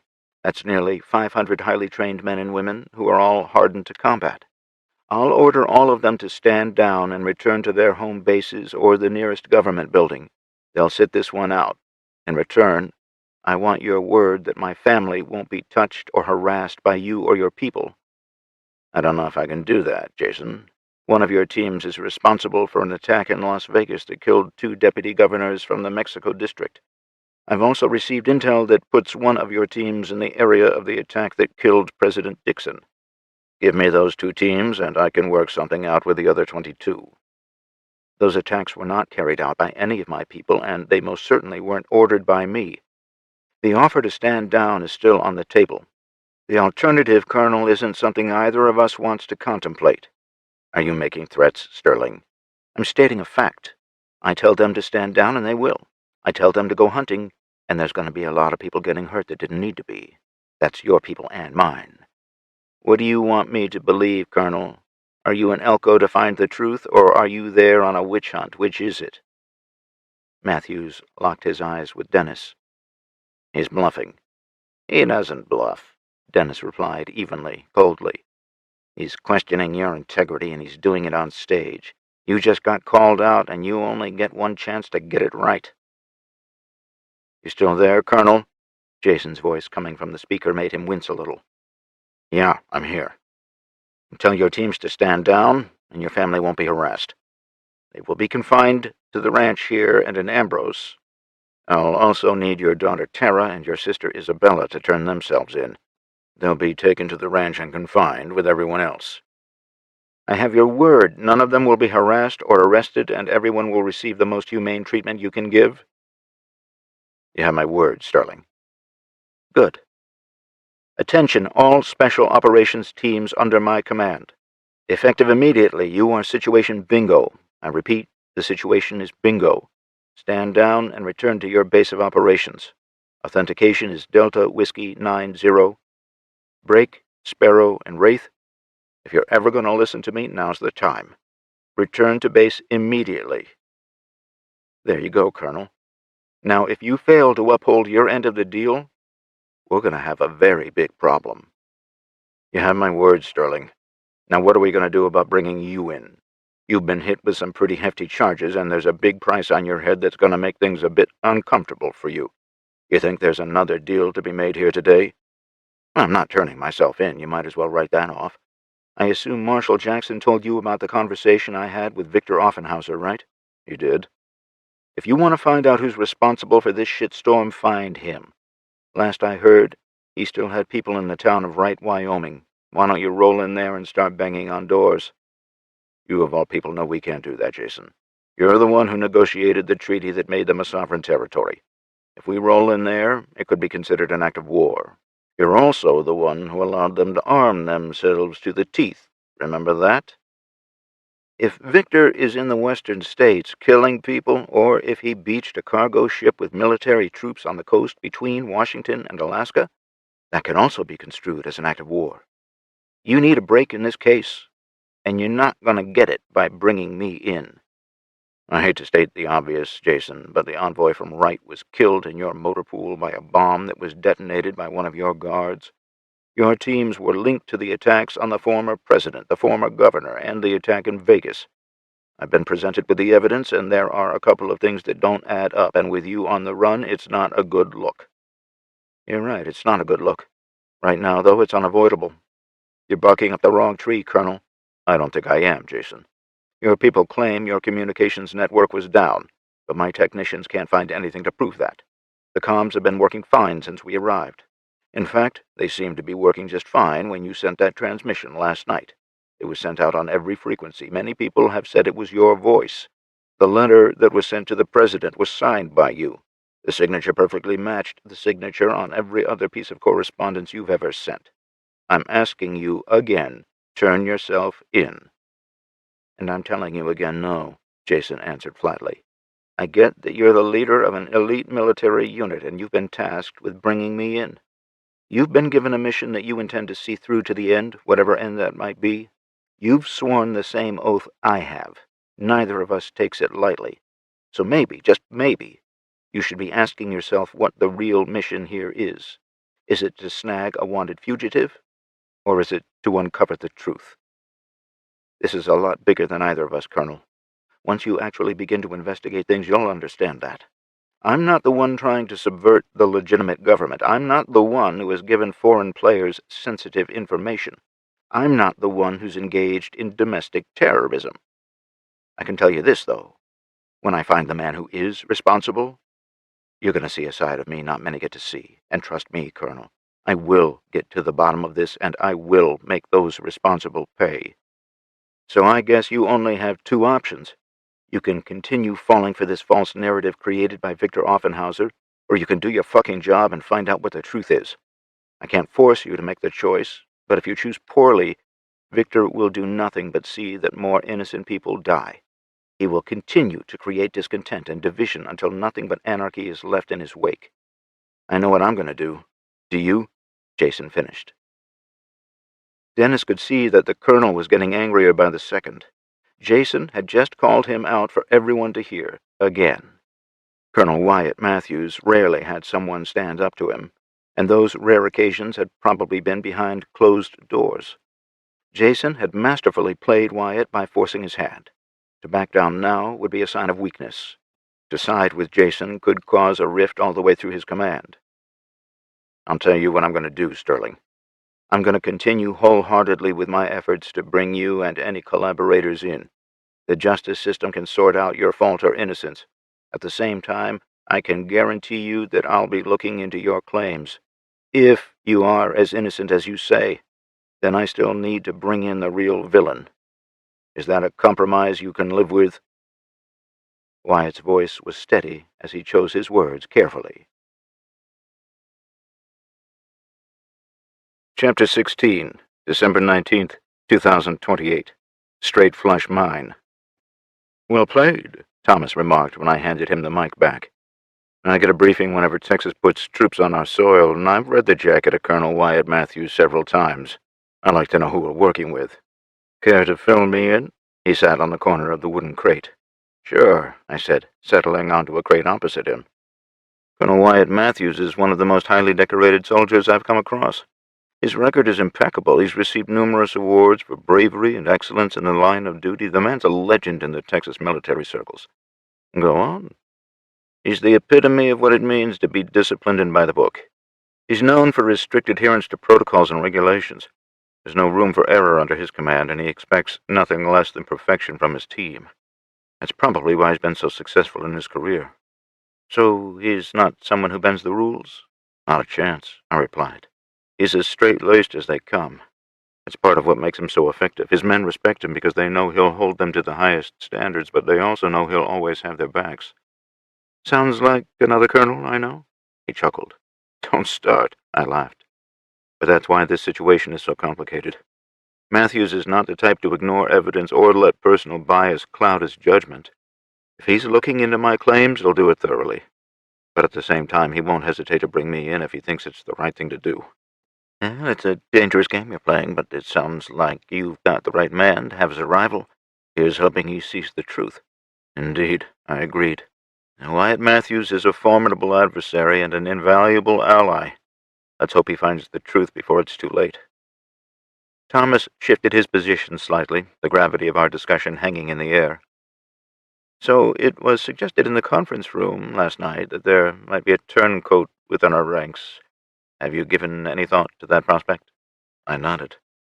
It's a possibility we can't ignore. Given the nature of the information that's been compromised, it's clear that someone with significant access and insight is involved. Do you have any thoughts on who it could be? Thomas asked, his eyes narrowing. Unfortunately, quite a few people had access to the classified information. Senior officers from the National Guard, my personal aides, and even a few government officials.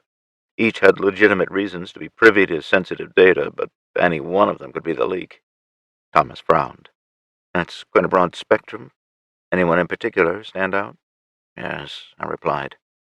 Several individuals had both the access and the opportunity to exploit this information.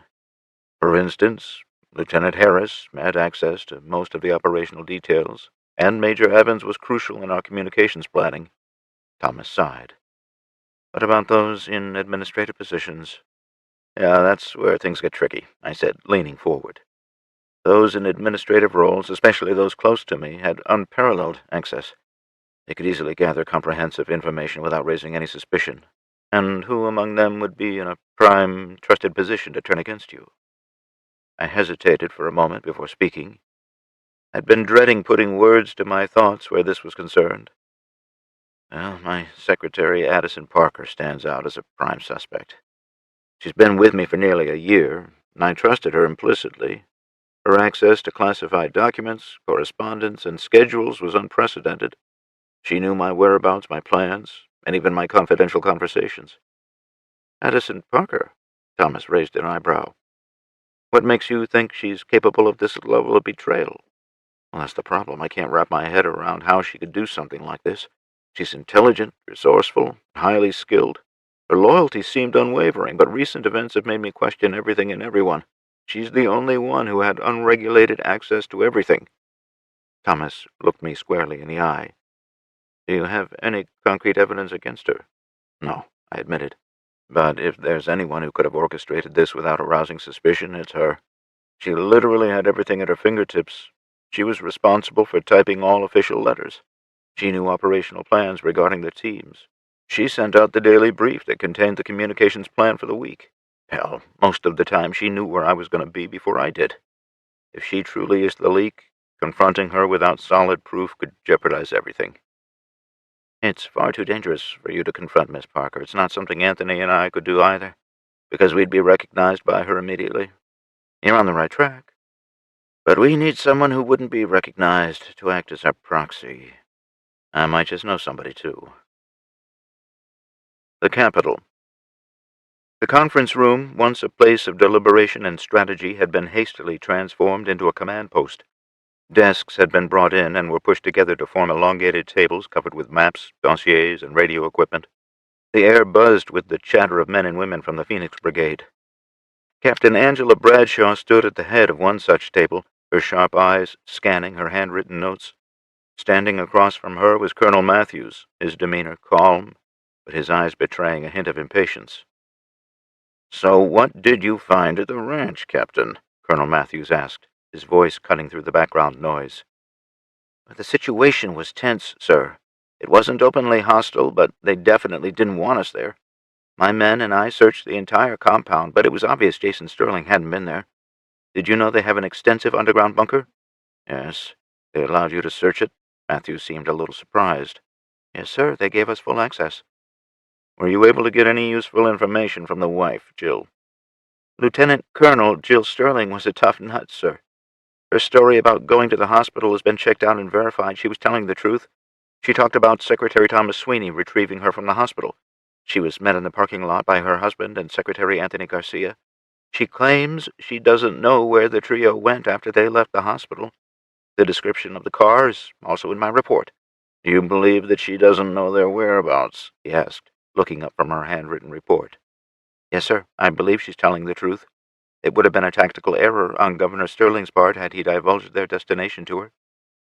At the other end of the table, Marshal Dennis Jackson was superficially listening to the briefing, but his mind was elsewhere. He absently tapped his pen against a folder, the rhythm a stark contrast to the chaotic energy around him.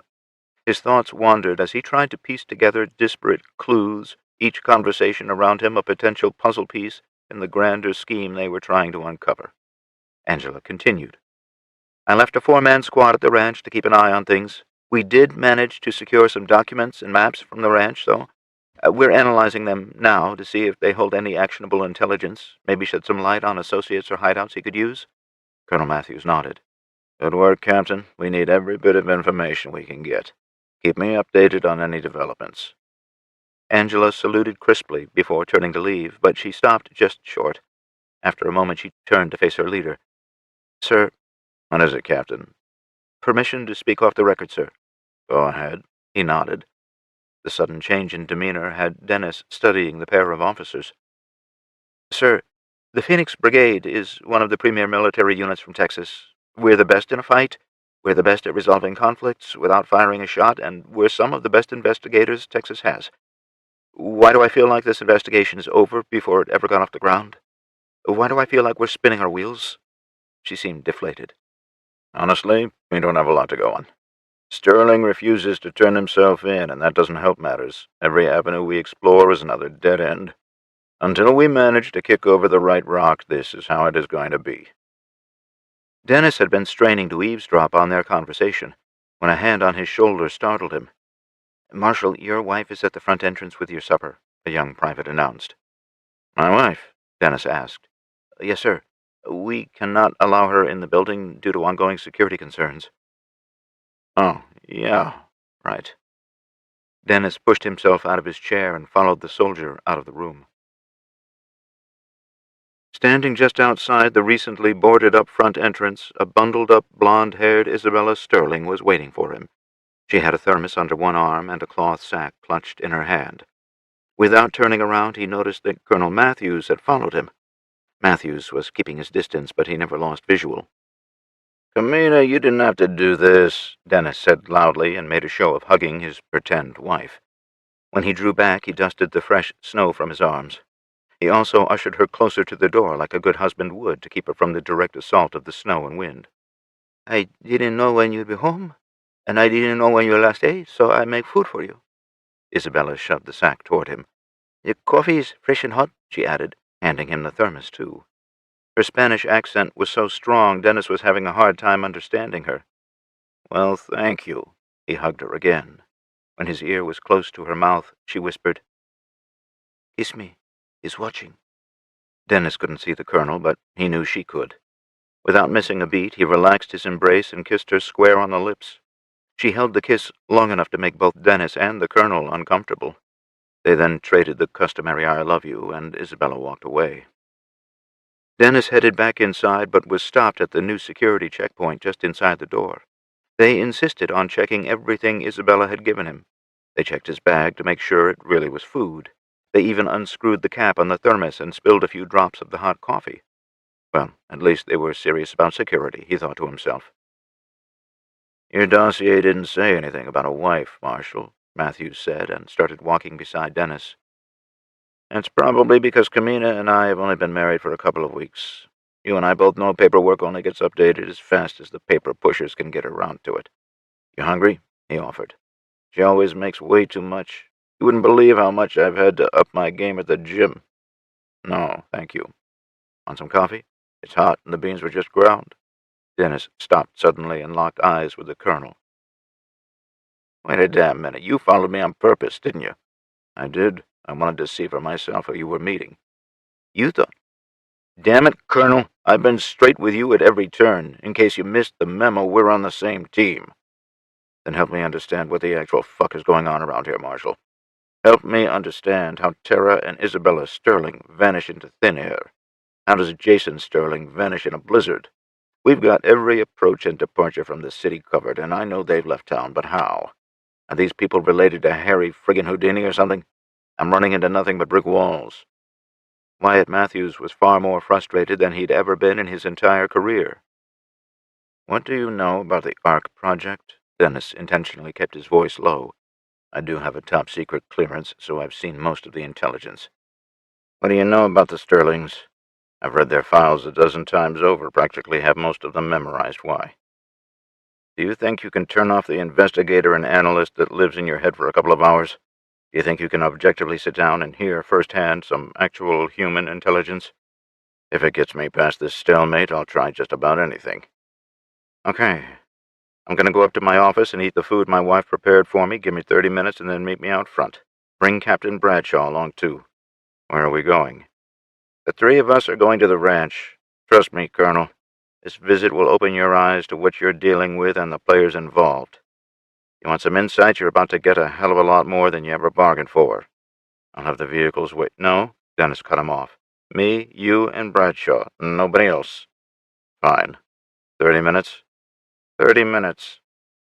Dennis turned and headed upstairs to his third-floor office. He was dying to know what Isabella had hidden in the thermos. He was also eager to open Colonel Matthews' eyes. Chapter 17, December 19th, 2028. After leaving the colonel, Dennis rushed up the stairs and to his office. Closing the door behind him, he set the bag on his desk and unscrewed the bottom of the thermos. He was familiar with the hidden compartment because he'd used something very much like it when he was doing field work. A tightly folded piece of paper dropped onto his desk. Discarding the thermos parts, he snatched up the paper and unfolded it. The note was in Isabella's tiny, perfect handwriting. He slipped into his chair and removed a pair of reading glasses from the top desk drawer. Setting them on the bridge of his nose, he started reading. Radio repeaters check out. Transmissions had to be jammed from a point inside the city. Attempting to locate source.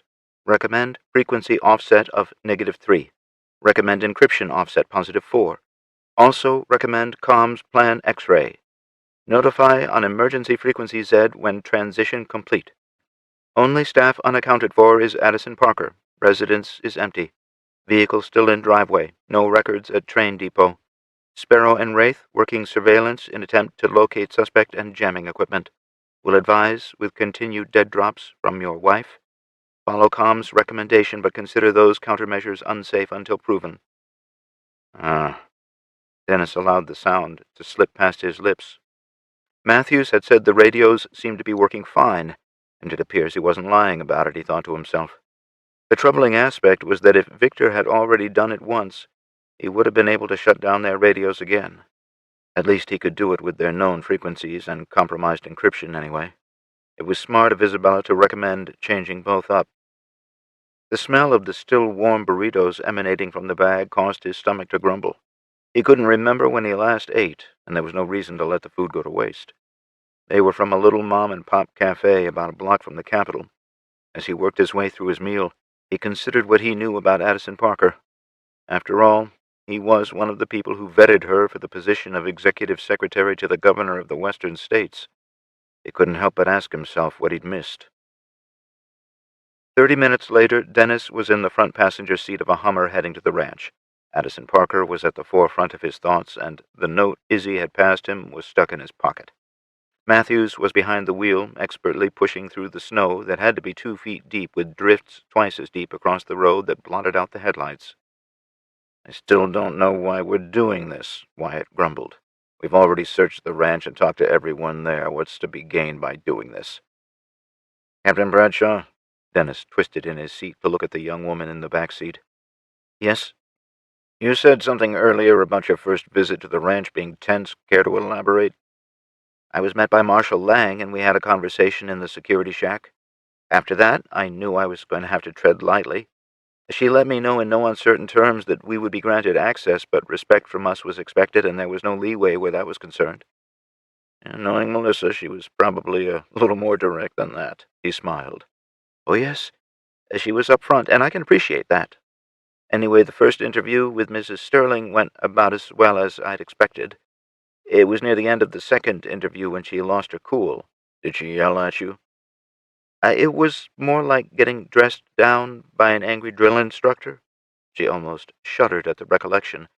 That's when I decided it was in everyone's best interest to call it a day.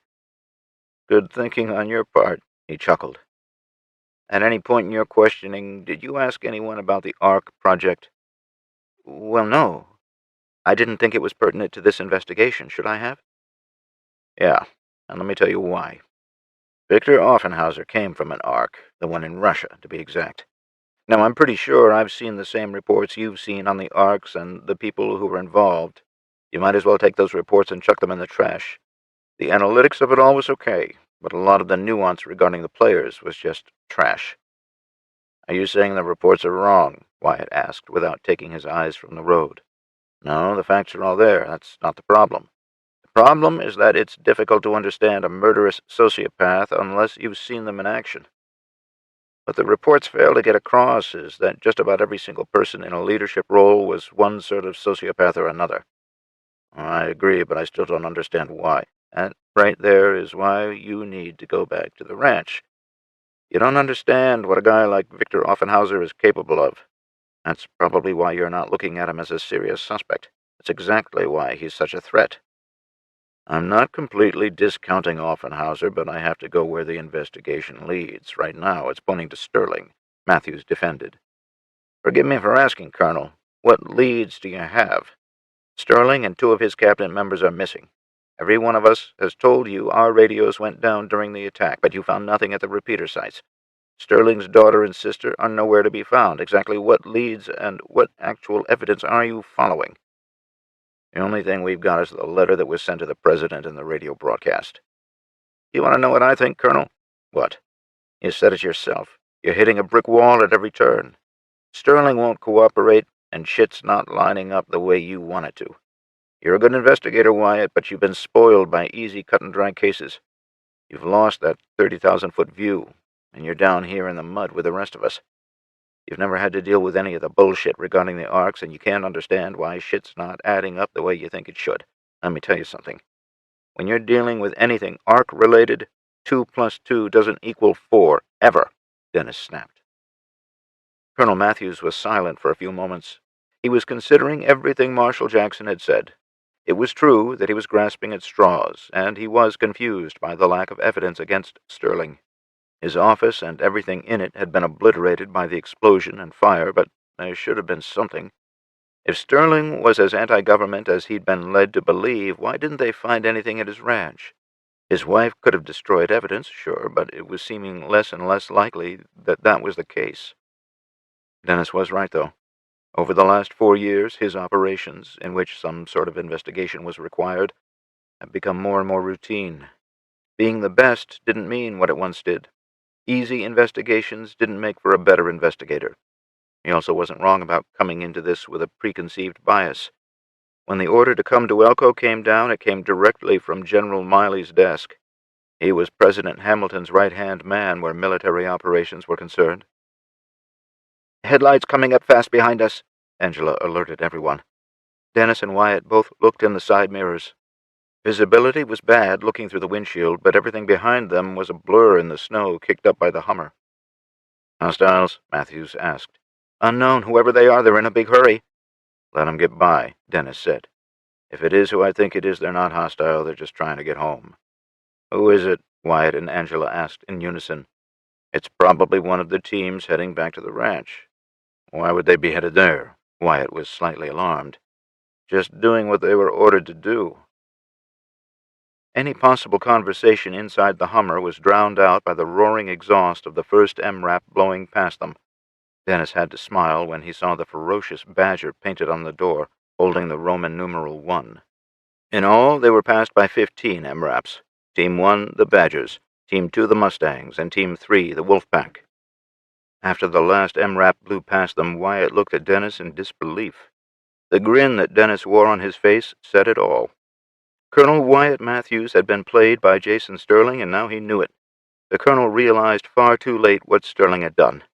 During the negotiations earlier, Sterling had ordered the teams to return to their home bases. It was a slight wordplay by Sterling and a total oversight by the colonel. Had Jason ordered the teams to return to their bases, they would have. Having ordered them to return to their home bases, well, that was something completely different. 12 of the teams called the Elko Ranch home, and the other 12 were headed to their home base of Ambrose. "Son of a bitch," Wyatt muttered, and goosed the Hummer to fall in behind the last MRAP. 2 plus 2 is never 4, Dennis chuckled. Straight Flush Mine. It took a while for Anthony to return from bringing the old Chevy Blazer into the mine. When I questioned Thomas about it, he informed me that they had a spare vehicle up on blocks in one of the larger side tunnels. Anthony was more than likely busy getting it ready to travel. The other thing that happened was Thomas contacting their old cohorts, Sonny and Oscar. They had a secure emergency frequency on the ham band. Thomas wasn't concerned about anyone eavesdropping. Both men had retired from their lives of crime and were living in Reno now. Thomas made his sales pitch, and both were now headed in our direction. A follow-up discussion with Thomas and me made it perfectly clear that I wasn't going to sit this out in the mine. I had to get my boots on the ground so I could start running down Victor. The longer we waited, the more time he had to cause more mayhem and chaos. He convinced me to wait until Sonny and Oscar had arrived. There were 2 reasons for that. First, they would become my security escorts while Thomas and Anthony started beating the trees with all of their underworld contacts. That's something you did in person and not over the radio. Rather than sitting on my hands waiting for the other shoe to drop, I figured there was something I could do. "What did you say the range on that radio was?" I pointed at the radio when I asked the question. "With the current conditions, you're probably down to 500 miles or so. Why?" "Why don't you wind it up and put me on the air? There's something I need to do. Something I should have done hours ago." Chapter 18, December 19th, 2028. The Ranch. The dining room table of the Sterling residence was nearly full. The group sat quietly, waiting for the matriarch to return. Jill was upstairs, putting William and Olivia to bed. Colonel Matthews was seated where he'd been instructed to sit at the far end of the long table. He rightly assumed Jill would be sitting at the other end. To his right were Captain Bradshaw, Melissa Lang, Dan Hawkins, Jeff Owens, and Alex Perez. To his left were Dennis Jackson, Mark and Dale Butler, Marcus Thompson, and Dr. Samantha Williams. The entire Elko Ranch leadership was sitting around the table, and it should have made Wyatt uncomfortable. Oddly, he found himself at ease around these people. When they first filtered into the room at Dennis Jackson's request, they greeted the 2 outsiders with strong handshakes, eye contact, and courtesy. He expected them to be a little put out at having this round table when they should have been in their homes with their families. He felt bad enough for interrupting Jill's routine with their children. He'd been studying the faces and mannerisms of everyone around the table. He'd read their files long before ever coming to Elko. It went along with knowing just who the power players were when you were assigned to one of the districts. He remembered the names along with a few details about each person. The Butler brothers were Jill's siblings. Dan Hawkins was a former deputy sheriff in Elko. He was now the head of ranch operations. Jeff Owens was a Marine who'd lost a portion of his leg in combat, but that didn't seem to slow him down at all. Dr. Williams was the daughter of the ranch's first doctor, Tim. Marcus was the technical wizard of the ranch. Damn near everyone at the table had been together since before the EMP or shortly thereafter. He brought himself back into the moment when he heard Jill coming down the stairs. With Captain Bradshaw's report still fresh in his mind, he watched Jill as she walked into the kitchen. Even though she was wearing gray sweats and house slippers, she commanded an air of respect. If you knew what to look for, you could see past the messy blonde bun on the back of her head and see who was really in charge around here. You also knew that the type of respect afforded her was the type of respect that was earned on the battlefield. Jill was walking back to the table with a glass of water. Her ice-blue eyes never left Colonel Matthews. That's when he decided to open the conversation. He stood. "Lieutenant Colonel Sterling, thank you for taking the time to meet with me." "You're welcome, Colonel," she stated, and took her seat. Dennis cleared his throat, signaling Matthews to sit back down. "So," Dennis began, "I know most of you have other things to do, but I've requested your presence so that we might give the Colonel a little insight. Specifically, I need insight into the ARC project and the people who ran it. I figured it would be best if he heard it straight from the people who were involved." When Dennis finished making his request, Jill moved her eyes from Dennis to Wyatt. She stared at the colonel, unblinking. Her eyes seemed to pierce his very soul. It was like she was looking straight through him. Still making eye contact, she picked up her half-empty water glass and stood. "I'll get the coffee going. It's going to be another long night." She sighed the sigh of a woman who hadn't gotten much sleep in the last couple of days. Straight Flush Mine. "Jason, I know I don't have to remind you of this, but I'd be remiss in my duties if I didn't say something." Thomas prefaced his next statement. "I understand the need to put your side of the story out there for the public to hear. You're not wrong to do so. The part I have a problem with is calling out Victor." Anthony set the can of whatever he was eating on a crate and spoke. "He's already proven he can strike at any time and place of his choosing. Trying to provoke him into doing something rash, well, could very well backfire on you." I crossed my arms, glancing at both men. It could also cause him to slip up and reveal himself. It's a gamble, yes. It's got to be done, though, I reasoned. Just remember, he's not bound by the rules as you are. His goal is to cause chaos. Wounded or dead civilians won't concern him in the slightest, Thomas pointed out. You're absolutely right about any collateral damage. What am I supposed to do, though? Let him start a hot war between us and the other districts? Am I supposed to let him get away with whatever he wants? The longer he's out there, the more damage he can do. He's got to be drawn into the open. It's the only way, I argued. Thomas and Anthony shared a quick look, then both returned their attention to me. Like I said, I had to say something, Thomas conceded for both of them. Whatever happens, it's my responsibility. You did your jobs as my advisors. Now let me do mine. I tapped my watch and pointed to the radio. Spool it up and give me the mic. The ranch. Psychotics, sociopaths, narcissists. Well, they're the epitome of evil. Think of every sick and twisted personality trait you can think of, now combine them. These people have no regard for anything or anyone who can't help them reach their end goal. They can kill one person without remorse, or they can kill billions with that same lack of remorse. It's all the same to them, Jill finished. To his credit, Wyatt Matthews was actually taking written notes. What about... He was interrupted when one of Jill's men came through the front door. He had a handheld radio in his hand. Sorry for barging in, ma'am. An announcement was just made that the governor will be making a public announcement. He shoved the radio in her direction. Thanks, Ben. She took the radio and placed it on the table. The soldier left just as quickly as he'd entered. This could be interesting, she muttered under her breath and checked her watch. It was 7:55 p.m. It didn't take but a few seconds before Jason's voice came through the speaker. Ladies and gentlemen of the Western States, this is Governor Jason Sterling. Last night, there was a heinous attack on the Capitol in Elko. A lot of good people were wounded, and many lost their lives. Shortly after that attack, there was a radio broadcast by a man pretending to be me. I'm sure most of you either heard it or were told about it. I'm here to set the record straight. The Western States District is not, I repeat, not at war with the federal government. You were told about attacks against federal government sympathizers. Sadly, those attacks did happen, but they were not sanctioned by me, nor were they ordered by me or anyone in my government. Before I took public office, I told you of my connection to the sinister ARC project. I was truthful, and I told you everything I knew about the organization. Everything was laid bare for the court of public opinion. You still voted me into office, and I'm grateful for your faith in me. It wasn't misplaced then, just as it's not misplaced now. Back then, I believed in the truth. I still believe in the truth, and that's why I'm preempting the imposter's broadcast tonight. You, the citizens of the Western States, need to know everything. I once thought the ARC project was dead. After the destruction of the ARC vault in Wyoming, after the discovery of the caches, and after the death of the last surviving member of the ARC leadership, I truly believed we'd finally awoken from that nightmare.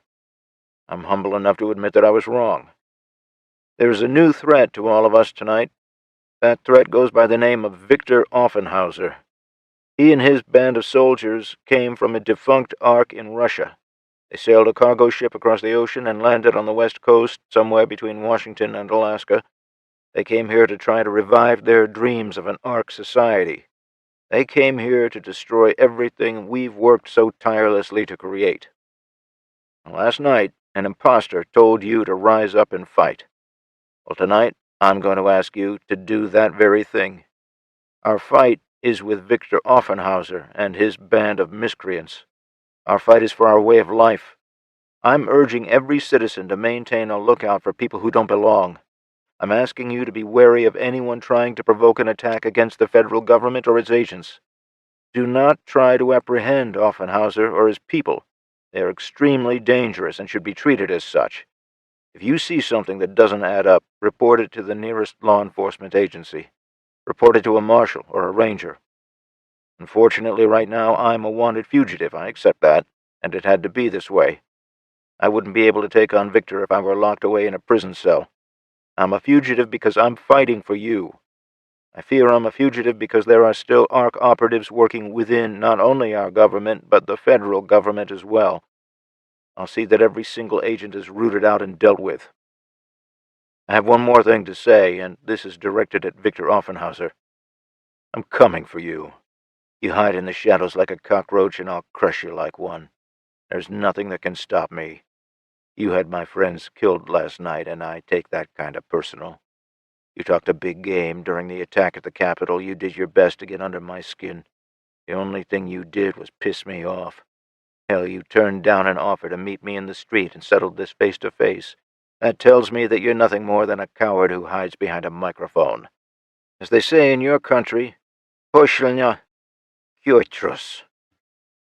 To everyone else, stay safe and stay vigilant.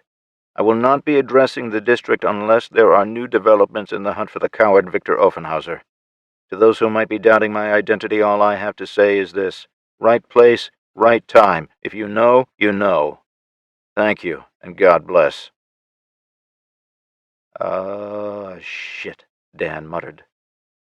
It was a sentiment that was voiced all around the table. The words may have varied, but the sentiment was definitely the same. Dennis locked eyes with Matthews and smiled. Now you know why he ordered all the teams to return home. Did he know he was going to throw taunts around like that tonight? Wyatt questioned. Joel answered before anyone else could. I highly doubt it. He's doing what he does best. He's making it up as he goes. The teams were headed to their respective ranches, and he felt we were well enough protected. He's trying to draw Victor into the open now. Please, excuse me. Dan stood and downed the last swig of coffee. We're going to Condition 1, and I gotta go spread the word. Colonel, could you please ask your soldiers to just stay out of our way? Yes, why? What's Condition 1? Condition 1 is our highest level of preparedness, usually reserved for an attack-imminent situation. Dan didn't wait for the colonel to respond. He just left. A nod from Wyatt sent Captain Bradshaw out behind Mr. Hawkins. Colonel, Jill was sitting calmly in her chair. Did anything fire this woman up? Wyatt asked himself. Yes. The blizzard is subsiding, but I'd suggest you and the captain stay here tonight. We cannot provide an escort back to town, and you'd be safer traveling in the daylight. You're more than welcome to use the radio in the security shack if you need to make arrangements back at the Capitol. Thank you. He arose slowly from his chair. If Wyatt Matthews had realized one thing tonight, it was that he didn't have the slightest grasp on what was transpiring. Until this meeting, until that broadcast, he'd thought he was in control. Now he realized that was just a false illusion. If I may, ma'am, how can you be certain that was your husband? At the end, he said he was in the right place at the right time. That's not a phrase Offenhauser would or could know about. She also rose, signaling the official end of the meeting. Everyone who was still at the table began to disperse. I didn't know your husband spoke Russian. There was nothing in his file to indicate that. His sister Isabella is fluent in several languages. Jason isn't, but over the years she's taught him to curse in Russian, Spanish, German, and Mandarin. Her soft smile was genuine, not forced. Do you know what he said? Roughly translated, he said, "Fuck you, coward." Oh. Chapter 19, December 20th, 2028. The Ranch. Wyatt Matthews had stayed in many different barracks throughout his military career, but none so nice as the one in the basement of the Sterling home. The cots were comfortable, the room temperature was just right, and the bedding was clean. Just down the hall was a bathroom with private showers and stalls. Across from that was a full gym that even offered a hot tub. Even with the accommodations and the real need for sleep, his mind was still churning over everything he'd learned at the dining room table hours earlier. He lay there in the pitch black at nearly 4 in the morning, wide awake. One of the 4 soldiers Angela had left here yesterday was snoring softly from the cot on the other side of the room. 2 more were in the room across the hall. Angela and the fourth man were still on duty, keeping an eye on things in the security shack. He had to admit to himself that he may have been very wrong about Jason Sterling. The man may have had direct lineage back to one of the ARC leaders, a man who had committed mass genocide, but Jason seemed to be cut from a different cloth. But what exactly was he? Sure, Wyatt had read all of the psychological mumbo-jumbo the eggheads in the intelligence community had put together, but they seemingly missed the mark on this one. Intel being wrong was nothing new, because it was often deciphered by people sitting behind desks, digging through reams of paperwork. Often enough, their conclusions differed from those who'd originated those reports, the people with their boots on the ground. He'd seen it happen with his own reports. Reading and hearing the report Angela had returned to him yesterday was eye-opening. Lieutenant Colonel Jill Sterling was just as scary in person as that report had indicated. It was nothing outward from Jill, to be sure. It was her vibe, her aura, so to speak. Somehow that sixth sense that lurked around in your head was just telling you not to cross her. Angela had seen the video provided by Marshal Lang, and her intuition said the same thing. The Sterlings, hell, everyone at the ranch, deserved the respect they had earned. How could their intelligence have been so wrong? He'd read the latest from the eggheads on his way to Elko, but it wasn't matching up. Jason wasn't some sort of closeted tyrant. Judging by his address to the citizens of the district, he seemed very concerned about giving them truthful information. He didn't urge any of them to fight his battles. In fact, he'd done the opposite by asking them not to engage with Offenhauser. His train of thought was broken when he heard soft footfalls in the hallway outside of his room. A glance at the luminescent hands of his watch told him it was already 5 a.m. Wyatt didn't need to dress. He'd spent all night on top of the blankets, fully dressed. He felt comfortable here, just not that comfortable. He sat on the edge of the cot for a moment, trying to organize his thoughts. When he was satisfied that he had it all together, he rose and headed for the bathroom. Before he opened the door, he spotted Jill in the gym. First, he'd see to one sort of business, then he'd head into the gym and deal with another.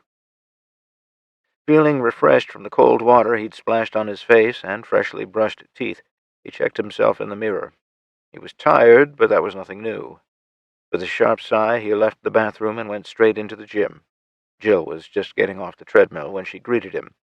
"Morning, Colonel. Did you come to blow off some steam?" She toweled the sweat from her face and forehead. "Actually, no. I did have a couple of questions, though." "I figured you might. Hold the bag for me?" She pointed to the heavy boxing bag hanging from the ceiling. "Sure." Wyatt moved to the opposite side of the bag. "Do you believe what Jason said about the other districts possibly being compromised?" Jill answered with a high shin kick to the bag. Wyatt was caught off guard because she connected with much more force than he thought she could. "I do." She nailed the bag with a spinning back elbow, followed by a knee strike. "If it's true, how high up do you think it could go?" He braced as she let a flurry of short, hard punches hit the bag. "Do you think it could go all the way to the top?" "The President?" she asked as she went with some low shin kicks from each of her powerful legs. "Yeah, do you think it could go that high?" "Carl is one of the good guys, Colonel." She unleashed a spinning back kick. "Your head's in the right place, though." Another high kick followed by a barrage of low kicks. "I always thought, even after reading the after-action reports and debriefs, I always kind of suspected it was... Well, I don't know that I really knew what to think about the ARC stuff." "Hard to get your head around, isn't it?" She was pounding the bag with fists, elbows, knees, and shins in rapid fire. "Yeah." "Welcome to our world, Colonel." Straight Flush Mine. The dawning light barely touched the horizon when Sonny and Oscar arrived at the mine. The air was cold and the skies were overcast, but the infernal wind was nothing more than a breeze now. The snow had only stopped falling an hour ago. It had been nearly half a decade since Oscar and Sonny had last set foot in this place, and even longer since they had seen Thomas and Anthony. The reunion was filled with a mixture of anticipation and nostalgia, as memories of past adventures and the bonds forged in those times surged back. Thomas and Anthony stood at the entrance, their faces a canvas of emotion. The years had etched lines of wisdom and wear on their features, yet the spark of friendship remained undimmed. As Sonny and Oscar disembarked from their ancient international scout, there was a moment when time seemed to stand still.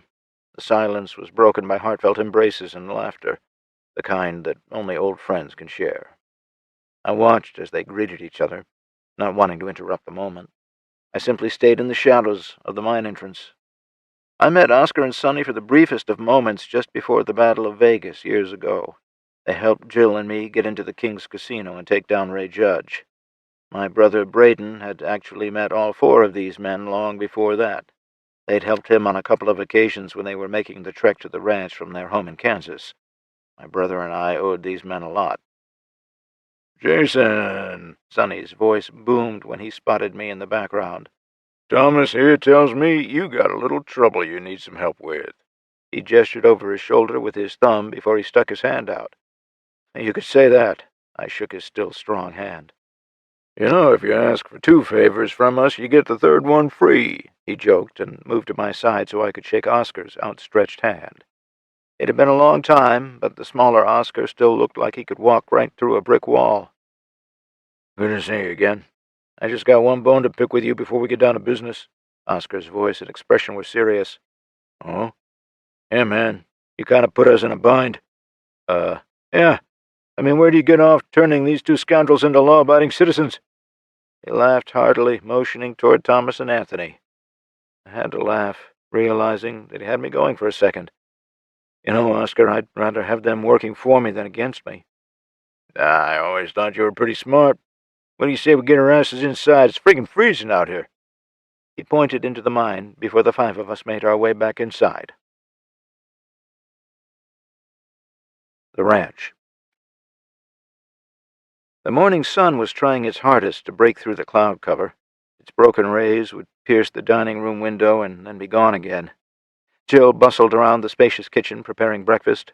The aroma of freshly brewed coffee mingled with the scent of sizzling bacon, filling the air with a warm, inviting fragrance. Jill, with her apron slightly askew, whisked eggs in a bowl with practiced ease. At the dining room table, her 10-year-old twins, William and Olivia, sat eagerly awaiting their meal. William, with his tousled hair and bright blue eyes, drummed his fingers on the table impatiently, while Olivia, her hair neatly braided, watched her mother with fascination. Colonel Wyatt Matthews sat in the same seat he'd occupied last night, his uniform crisp and his demeanor relaxed, thoughtful even. Beside him, Dennis Jackson and Melissa Lang were engaged in a quiet conversation about staffing levels and future recruitment for the Marshal Service. They were down 3% on staffing, with a projection of being up 4% in recruitment. With her short-cropped hair and piercing gaze, Captain Angela Bradshaw observed the scene with a quiet intensity. Jill moved gracefully between the stove and the table, her hands deftly plating scrambled eggs, crispy bacon, and golden brown toast. She poured fresh milk into glasses for the kids and coffee for the adults. "Breakfast is ready," she announced, her voice warm and welcoming. She placed the plates in front of her children, who immediately dug in with gusto. William's face lit up with delight as he took his first bite, while Olivia savored her meal with a contented smile. Jill served Colonel Matthews next, his appreciative nod a silent compliment. Dennis and Melissa each received their plates with gratitude, the former giving a thumbs up and the latter expressing her thanks with a radiant smile. Captain Bradshaw accepted her plate with a simple thank you, her intense gaze softening momentarily. As the group settled into their meal, Wyatt truly began to understand the basic principles of life at the ranch and life as part of the Sterling family. Of the 7 people seated at the table, only 3 were related by blood. Everyone was treated the same, though. Wyatt knew that he and Angela were considered outsiders, but that didn't seem to matter. This wasn't an act. This was what everyone should have been fighting for. This is what the Sterling family had sacrificed so much for. Good leaders will lead by example, and that's exactly what the Sterling family has done. They were striving to bring this sort of normalcy to every household table. It had nothing to do with control or manipulation. These people were genuine, the real deal. They had the ability to live like royalty. They had the ability to hoard all of this for themselves, but they chose not to. Last night, it was a soldier named Ben who had barged into their meeting. He'd learned this morning that Ben was one of Jill's nephews. This morning, it was one of his soldiers who made his way into the dining room. "Sorry for the interruption," the private spoke softly. Colonel Matthews, General Miley is requesting to speak with you." He held the handheld radio out and approached his superior officer. "Thank you, Private. If you'll excuse me." He pardoned himself and pushed away from the table. He went into the living room to take the call. He'd gone far enough for physical privacy, but not far enough to prevent eavesdropping. "Colonel Matthews," he answered the radio. "What are you doing, Colonel?" Miley growled through the speaker. "I'm currently at the Sterling Ranch, sir. First Sergeant Ephraim should have told you, sir." "I know where you are, and unless the fugitive Jason Sterling is there and being arrested, you better have your ass back here pronto." "I was personally following up on leads, sir. Are you currently in Elko?" "Overnight?" The general ignored the question. "Sir, the weather prevented our return last night. Again, First Sergeant Ephraim should have relayed that information." "I don't give a shit what your excuse is, Colonel. Get your ass back here and find Jason Sterling. You hear me?" "Yes, General. Understood. Out." Wyatt grumbled a few words under his breath before returning to the dining room. Angela shoved the last bite of toast in her mouth and stood. After wiping her hands, she thanked Jill for the food and headed for the door.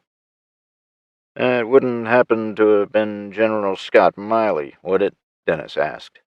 "Yes," he answered before turning to Jill. "Ma'am, thank you so much for allowing us into your home. I appreciate everything you've done. Thank you for the conversation, both last night and this morning. It was eye-opening, to say the least." He extended his hand, and she stood to take it. "You're quite welcome, Colonel. Thank you for taking the time to listen." "Would you mind if I rode back to Elko with you, Colonel?" Dennis asked as he also stood. Melissa was looking up at him, eyes wide. "We got room," Wyatt offered. The words weren't fully out of his mouth when Dennis was moving. When the front door had closed behind them, Melissa shook her head, stuffed a piece of bacon into her mouth, and stood.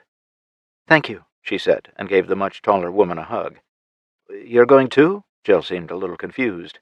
"You bet I am. I ain't never seen a U.S. Marshal feed a general his teeth, and I ain't about to miss this," she said, jogging out the door. "Oh, hell," Jill muttered. "You two want more to eat?" she asked Will and Olivia. "Yes, please," they answered in unison. Jill picked up her plate and silverware. Moving around the table, she picked up Dennis's.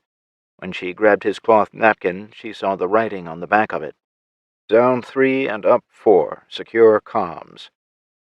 If Jill didn't know the context, she might have been angry.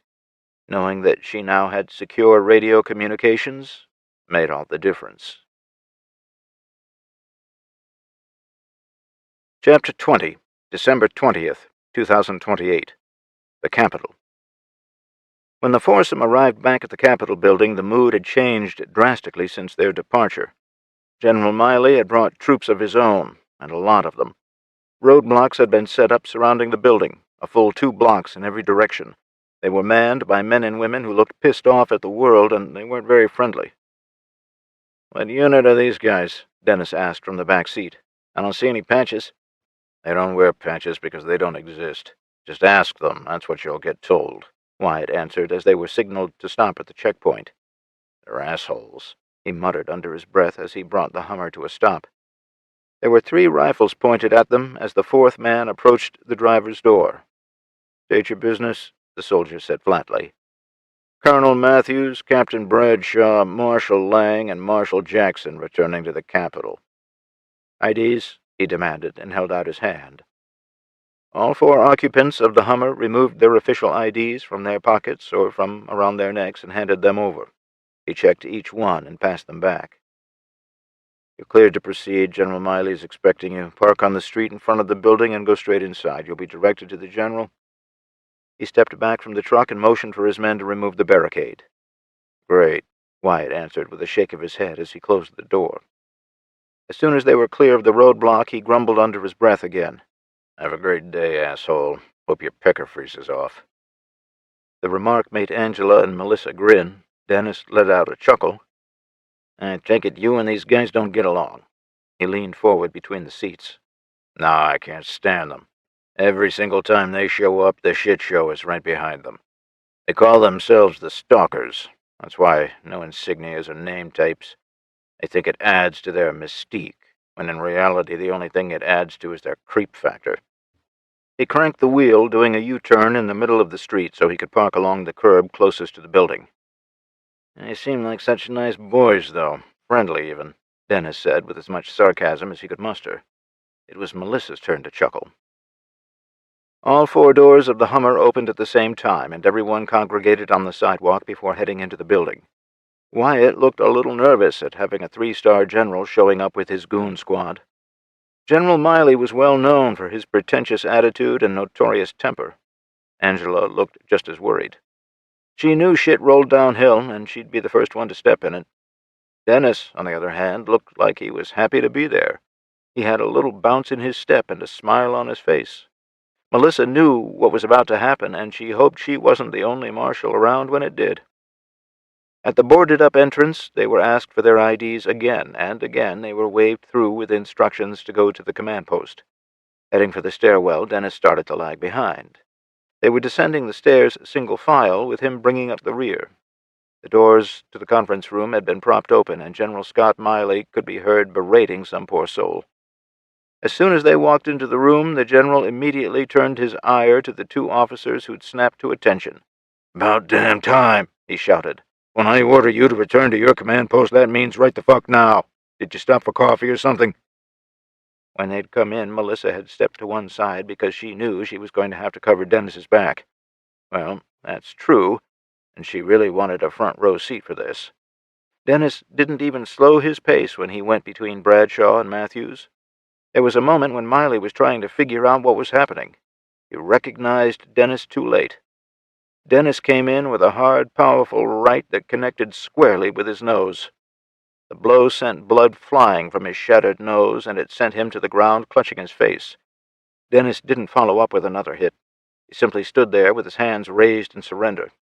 Everything had been so unexpected and so fast, it took a full 3 count before anyone reacted. Melissa had her sidearm out before the general's ass had hit the floor. The silence in the room was broken when soldiers and marshals alike sprang into action. Suddenly, sidearms were being unholstered and pointed in every direction. There were about 20 people in the room, with a fairly even split between marshals and soldiers.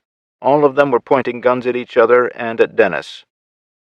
"I told you, you son of a bitch, I told you that the next time I saw you I was going to knock your damn teeth right out of your head," Dennis sneered. Almost as if it were planned, General Miley spat blood and one of his upper front teeth onto the floor. "Unlike you, I keep my word." "Don't just stand there. Arrest him," Miley growled, as he slowly got to his feet. Blood was still pouring from his nose and split lip. A soldier with no patch started to move toward Dennis, but stopped in his tracks when Melissa blocked his path, the barrel of her pistol pointed at his forehead. "No, I don't think I'll let you arrest my boss. Now step back." "I gave you an order," Miley shouted. "General, would you kindly order your men to holster their weapons?" Melissa started. "You got your face busted, and it doesn't need to go any farther than that. Take the loss and call it a day." "You don't have any idea who you're talking to." Miley mumbled parts of his question because his lips were swelling fast. "General Scott Miley of the Federal Army based out of Texas. Do you have any idea where you are?" She fired back calmly. "The hell kind of question is that? I'm in charge here, and I demand you arrest Marshal Jackson for assaulting a superior officer." "Need I remind you, General, this building is not only the capital of the Western States, but it also serves as the embassy. You have no authority other than that which is granted to you. Maybe I should also remind you that the U.S. Marshal Service and the military are kept separate for a reason. Now, if you wish arrests to be made, I'll gladly have my marshals arrest you and your people in this room, and you know I'd be well within my authority to do so," she finished. "You can't possibly think you'll just sweep this under the rug and everything is going to be fine." Miley spat more blood on the floor. "Marshal Lopez?" Melissa called across the room. "Yes, ma'am." "Get on that radio set over there and get President Hamilton on the line, please."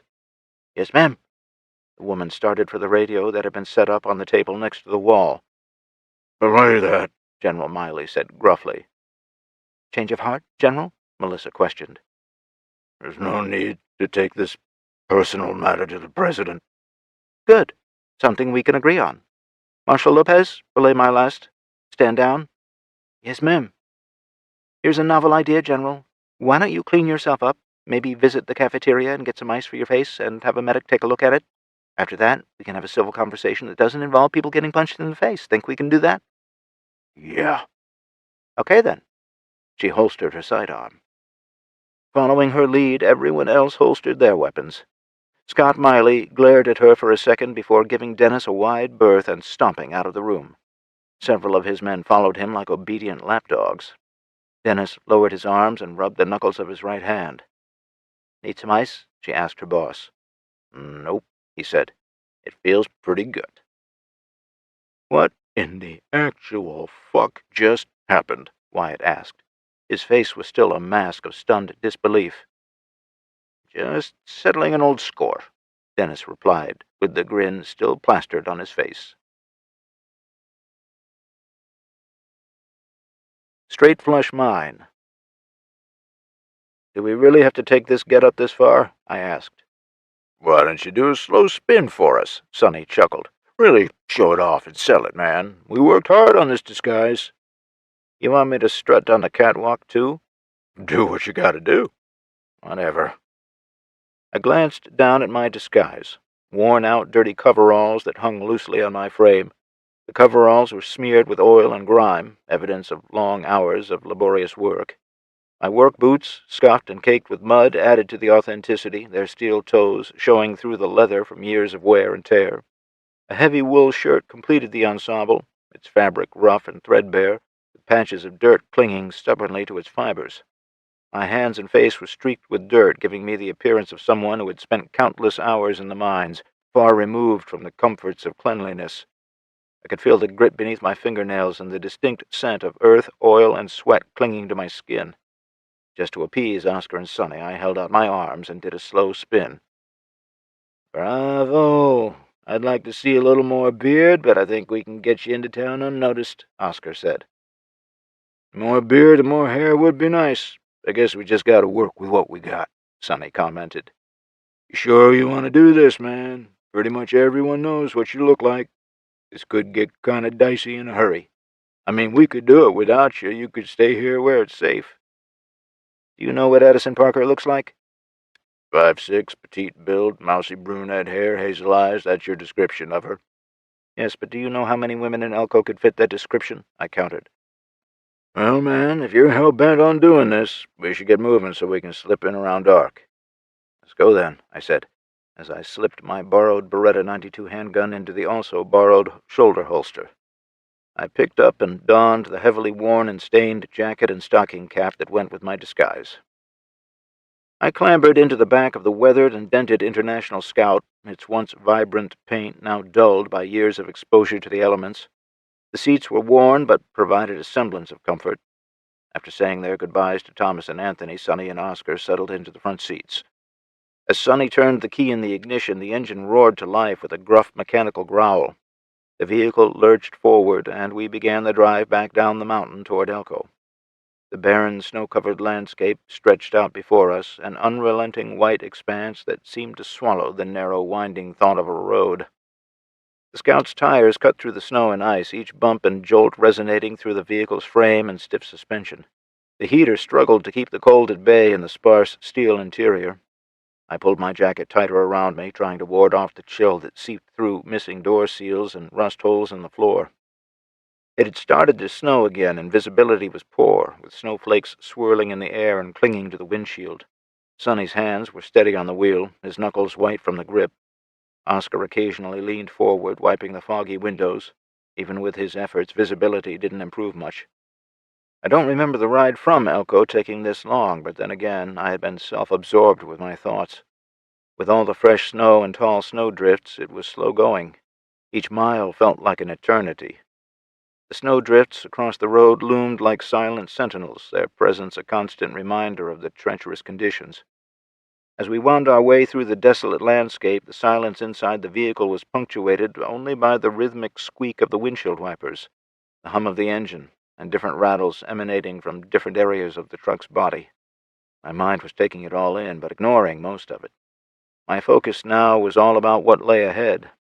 What were we going to do once we were in Elko? Where would we hide? Who could we trust? Sonny's skillful handling of the old rig kept us moving forward.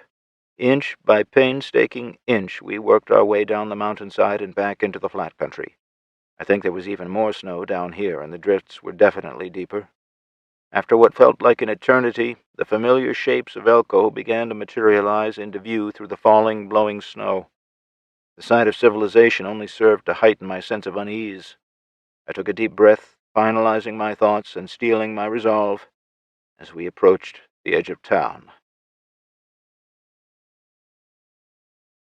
Chapter 21, December 20th, 2028. The Capital. All non-essential personnel had been ordered out of the conference room. Only 6 people remained seated at the table that could have accommodated 3 times as many. General Miley, with his pair of black eyes and swollen lips, was seated next to another of his officers, Captain Tyler Rico. They had chosen to sit at the far side of the table across from Marshals Lang and Jackson. Several empty seats separated Colonel Matthews and Captain Bradshaw from both sides of this dispute. General Miley was obviously in a pissy disposition, as was his captain. Both wore sour, angry expressions, in contrast to the look of amusement Dennis wore on his face. As if taunting the general, Dennis would randomly massage the knuckles of his right hand. Bradshaw and Matthews looked tense enough to turn a lump of coal into a diamond. Melissa was the only one who seemed unfazed by all of the drama. "Well, General, I guess the question remains, are you willing to overlook Marshal Jackson's indiscretions? Marshals always handle embassy matters, and there's no leeway granted in that area," Melissa began. "I fully intend to file a report with his superior when I return to Texas, especially since it seems as though you're going to do nothing about it," Miley said tersely. "And you're more than welcome to do just that. What I need to know before we proceed with this investigation is if you can put aside your bias and work on the same case as Marshal Jackson." "Yes," he grumbled. The relationship between the federal military based out of Texas and the U.S. Marshal Service was a curious one. The Marshals were the ones who kept oversight on the military, along with their regular duties of running down criminals. The only real power the Marshals had was a direct line to the President, or any member of the executive branch. Technically, the Marshal Service was higher up the food chain than the military. General Miley knew that, and he knew Melissa was correct when she brought up his lack of power on the Capitol grounds. "Good. I look forward to seeing a copy of your report before you send it off. Now, can we get back to the business of tracking down Jason Sterling and Victor Offenhauser?" she asked, and was greeted with nods from around the table. She stood and opened the conference room doors to allow everyone back into the room. After she returned to her seat, she looked at General Miley again. "Were you able to develop any new intelligence while we were out at the Sterling Ranch?" "The only new development was the arrival of 5 special operations teams at the Embers Ranch. 7 more are scattered about but also heading that way. 9 more have been spotted moving toward Elko. It looks like Sterling is consolidating his forces for future attacks." Captain Rico was the one who answered for his boss. "They've been radio silent the entire time," he added. "Captain Rico, Tyler, is it?" Melissa asked. "It's Captain Rico, or Sir." "Okay, Rico. Jason Sterling ordered his units to stand down and RTB, return to base. They are simply following their orders, and we don't need to worry about them. They're not our problem. If they were, you'd know it by now. Have you gotten any new information on the secretary, Addison Parker?" "None. Her home is empty, and her car is still in the driveway. There are no signs of a struggle or foul play." "And no signs of her at the roadblocks Colonel Matthews has set up surrounding the city?" "No." "Thank you, Rico." Melissa smiled sweetly at the hostile captain and looked at Angela and Wyatt. Both were listening, but thumbing through some notes. "Captain, Colonel, do you have anything new?" She looked at Rico out of the corner of her eye and saw the contempt flash across his face. "No," Wyatt began. "The trains have been shut down since the beginning of the blizzard, but that has worked in our favor. Addison Parker hasn't been spotted at the checkpoints, and she hasn't been spotted by any of the patrols inside the city either." "Do you think she may still be in the city?" "Honestly, it could go either way.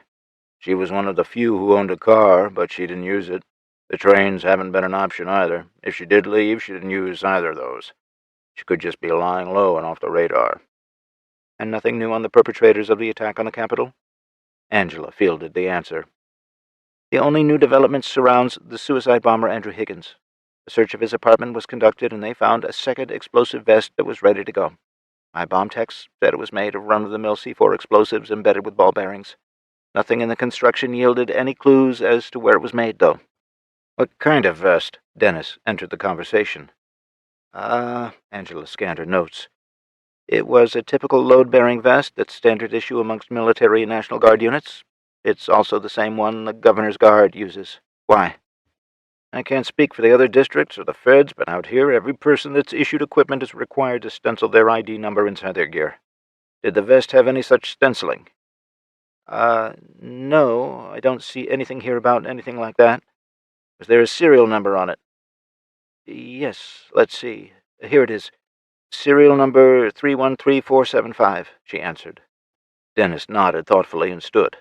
Where are you going? Miley asked. Dennis stopped and turned back to the table. Gonna go check some property records. Out here, every single piece of gear that gets brought into the inventory is accounted for.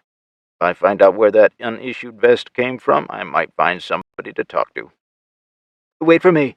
Angela stood and gathered her paperwork. Rico started to get up, too. Where are you going? Melissa asked. With them. He started to follow Dennis and Angela. Sit down, Captain. We're not done here, Melissa ordered. She may not have stood much over 5 feet tall, but the authority in her voice was inescapable. After a slight hesitation, Rico returned to his chair. Since you're in such a hurry to do something, why don't you fill us in on the checkpoints your men have set up and fill us in on what other measures you've taken in our absence? Her eyes were locked with his. We've set a security perimeter on every street and every alley in a 2-block radius. Nobody in or out without a valid ID and a reason to be here. We've also instituted a 9 p.m. till dawn curfew. Melissa glanced at the wall clock behind him. It was 9:15. I assume you brought enough manpower to cover those positions and handle curfew enforcement? She asked. Of course we did. How many soldiers did you bring with you? 3 platoons. Specifics, if you don't mind. She should have been getting irritated with this twerp, but she had to keep that under control. After all, she was still covering for Dennis. 3 50-man platoons, he boasted. All she had to do was keep asking him seemingly meaningless questions. His need to go with Dennis and Angela had felt off. They didn't need his help running down paperwork, and he seemed just a little too eager. Keeping him and the general busy kept them out of Dennis's way. Elko. The barn where Sonny chose to conceal the scout lay on the outskirts of Elko and was long abandoned, sitting on the farthest corner of a city-owned farm. The once red paint had faded into a testament of years of neglect. Its roof was sagging in places, weighed down by the years and the snowpack. Inside, the air was dank and musty, filled with the scent of wet and decaying hay. The wooden beams, though sturdy, were draped in cobwebs, and the floor was littered with remnants of a bygone era. Rusty tools, broken planks, and the occasional scurrying of small critters who had made this desolate place their home. The half-mile trek into the city proper was a grueling journey. The night was pitch black, save for the occasional glimmer of starlight piercing through the thick canopy of clouds. The snow was knee-deep, and each step was a laborious effort. Sonny forged the path ahead, with Oscar and me following in his footsteps. The cold air was biting, a relentless assault that seeped through every layer of clothing, chilling the 3 of us to the bone. Each breath was a visible puff in the frigid air before it was whisked away by the wind. The silence of the night was broken only by the crunch of snow under our feet, labored breathing, and the howl of the wind. Our progress was slow, the weight of the snow dragging at our legs and boots, sapping our strength with each step. The path was uneven, with hidden drifts and unseen obstacles making every movement treacherous. Cold was a constant companion, numbing our fingers and toes, assaulting any exposed skin. We kept our heads down, faces tucked into scarves, eyes narrowed against the icy gusts that seemed determined to drive us back to the relative comfort of the mine. As we got closer to the city, the once familiar sounds of urban life were conspicuously absent.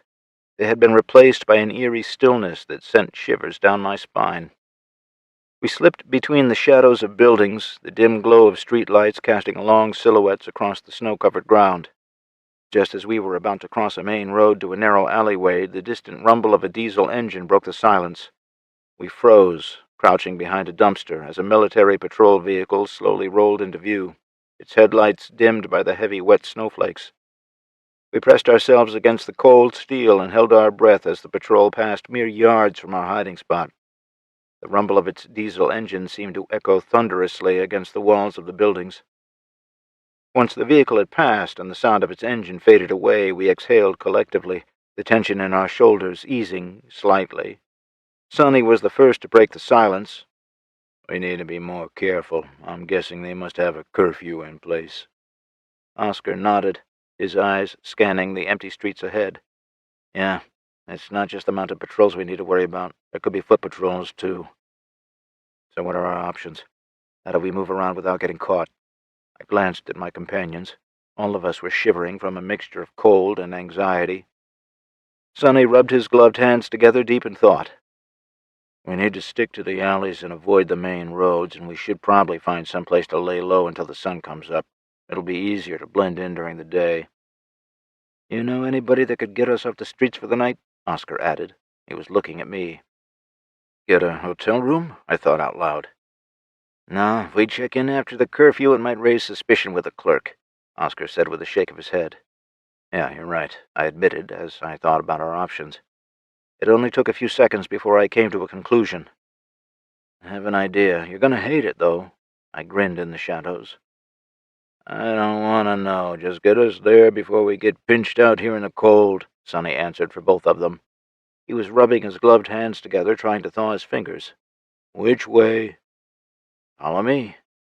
I took the lead, and we pressed deeper into the small city. I kept my chuckle to myself and hid my grin behind my scarf as we headed for tonight's destination. We slipped into the first alley we came to. The alleys were narrow and cluttered with trash cans and other forgotten junk, but they provided the cover we needed. The heavy snowfall muffled and subdued every sound. We had to stop frequently and listen for any hint of approaching danger. At one point we heard the distant rumble of another military vehicle, and we flattened ourselves against the wall. The vehicle passed by the mouth of the alley, the headlights illuminating the roadway in front of it for a split second.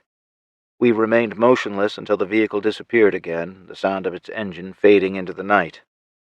I knew this city well, but right now it felt like a maze.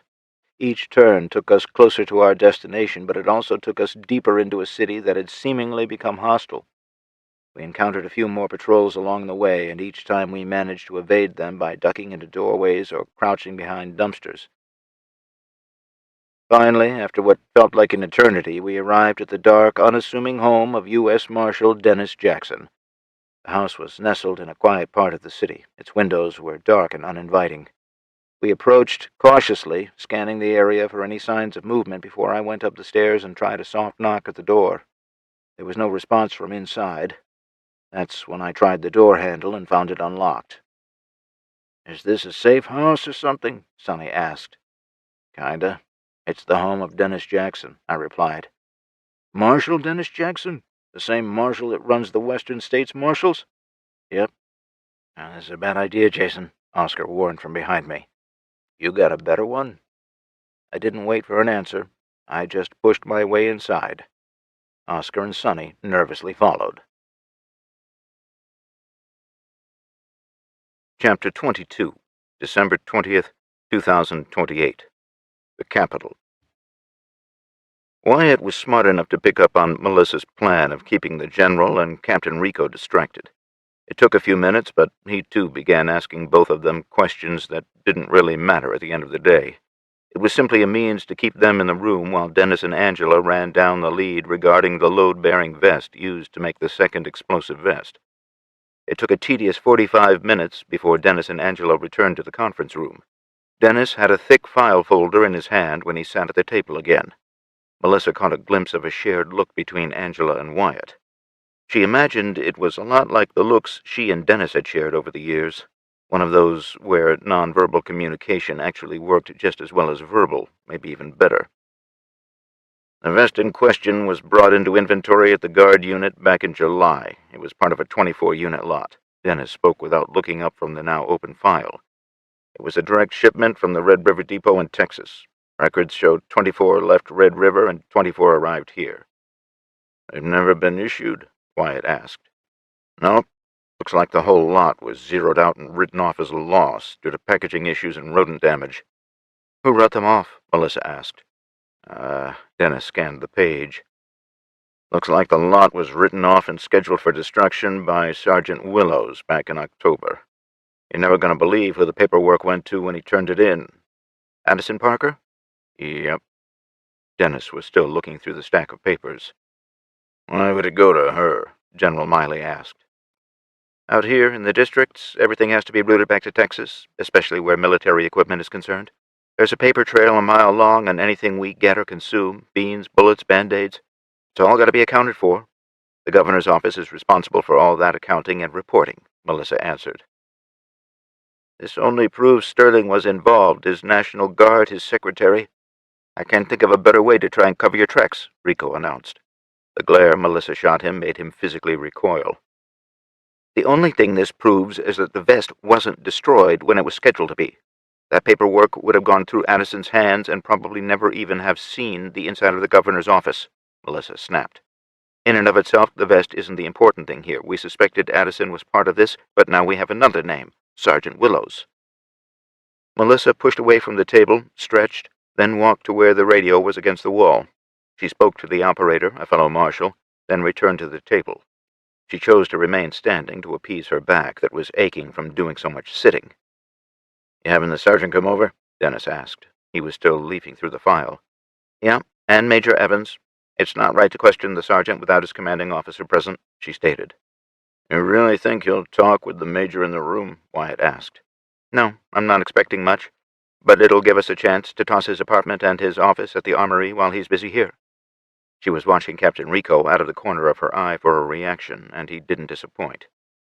I should be there for the search of his quarters, Rico nearly shot out of his chair. Why? Melissa rested her hands on the back of her chair and locked eyes with Rico. This is a federal investigation, and I need to be there in case they uncover any new evidence, he replied defiantly. How dare this woman question his authority? In case you've forgotten, Rico, marshals are also federal agents. This was an attack on Capitol grounds, and this investigation is being carried out by the marshals with the assistance of the military, not local law enforcement. You are simply here to back us up. Her words stopped him in his tracks. The same marshals who botched this thing from the beginning? He barked back. Botched? Now he was pissing her off.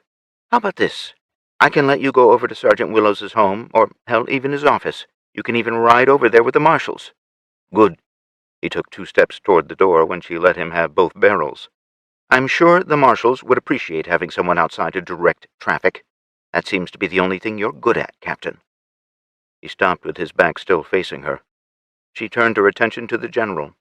General, sir, could you please ask your subordinate to return to his seat? Captain, was the only word Scott Miley had to say after thinking it over for a second. Rico slowly turned. First he glared at Melissa, and then shifted his gaze to the general. Seeing the look on the general's battered face and the finger pointing at the chair, he slowly moved back to it. Thank you, General, Melissa said respectfully. I thought you said Marshal Jackson lived here, Oscar grumbled as he closed the fridge. He'd already checked the nearly empty pantry for something to eat. He doesn't keep much food around because he's gone so much, I replied from the easy chair in the living room. The fire in the fireplace felt good after being out in the bitter cold for so long. It also provided the only light in the whole house. Apparently. He abruptly stopped talking and cocked his head toward the back door. You hear that? He whispered, his hand going to the butt of the pistol on his hip. Neither Sonny nor I had heard anything over the popping and crackling of the fire, but both of us went on alert. To our surprise, somebody knocked on the door. The 3 of us looked at each other and back at the door when the knocking sound came again. Should I answer it? Oscar asked barely above a whisper. Yeah, Sonny said, and started moving into the kitchen to cover Oscar, who was creeping toward the door. The knock had gone from a gentle tap to a hard rapping this time. Oscar was stretching his hand out to twist the knob when I felt a sudden chill in the room. A slight breeze of cold air washed over me. My mind couldn't decide what to do. Watch the back door and see who was banging on it, or investigate the sudden drop in temperature in the living room. It wasn't a conscious decision, but an instinctive decision to turn around. The front door that had been locked was now standing wide open. A hooded figure was standing at the threshold with an outstretched hand holding a pistol. "Whoa!" I heard Oscar behind me when the back door swung open. It was purely reflex on my part, but I turned to see what was happening behind me. There in that door frame was another hooded figure with a rifle pointing at Oscar's chest. All three of us raised our hands.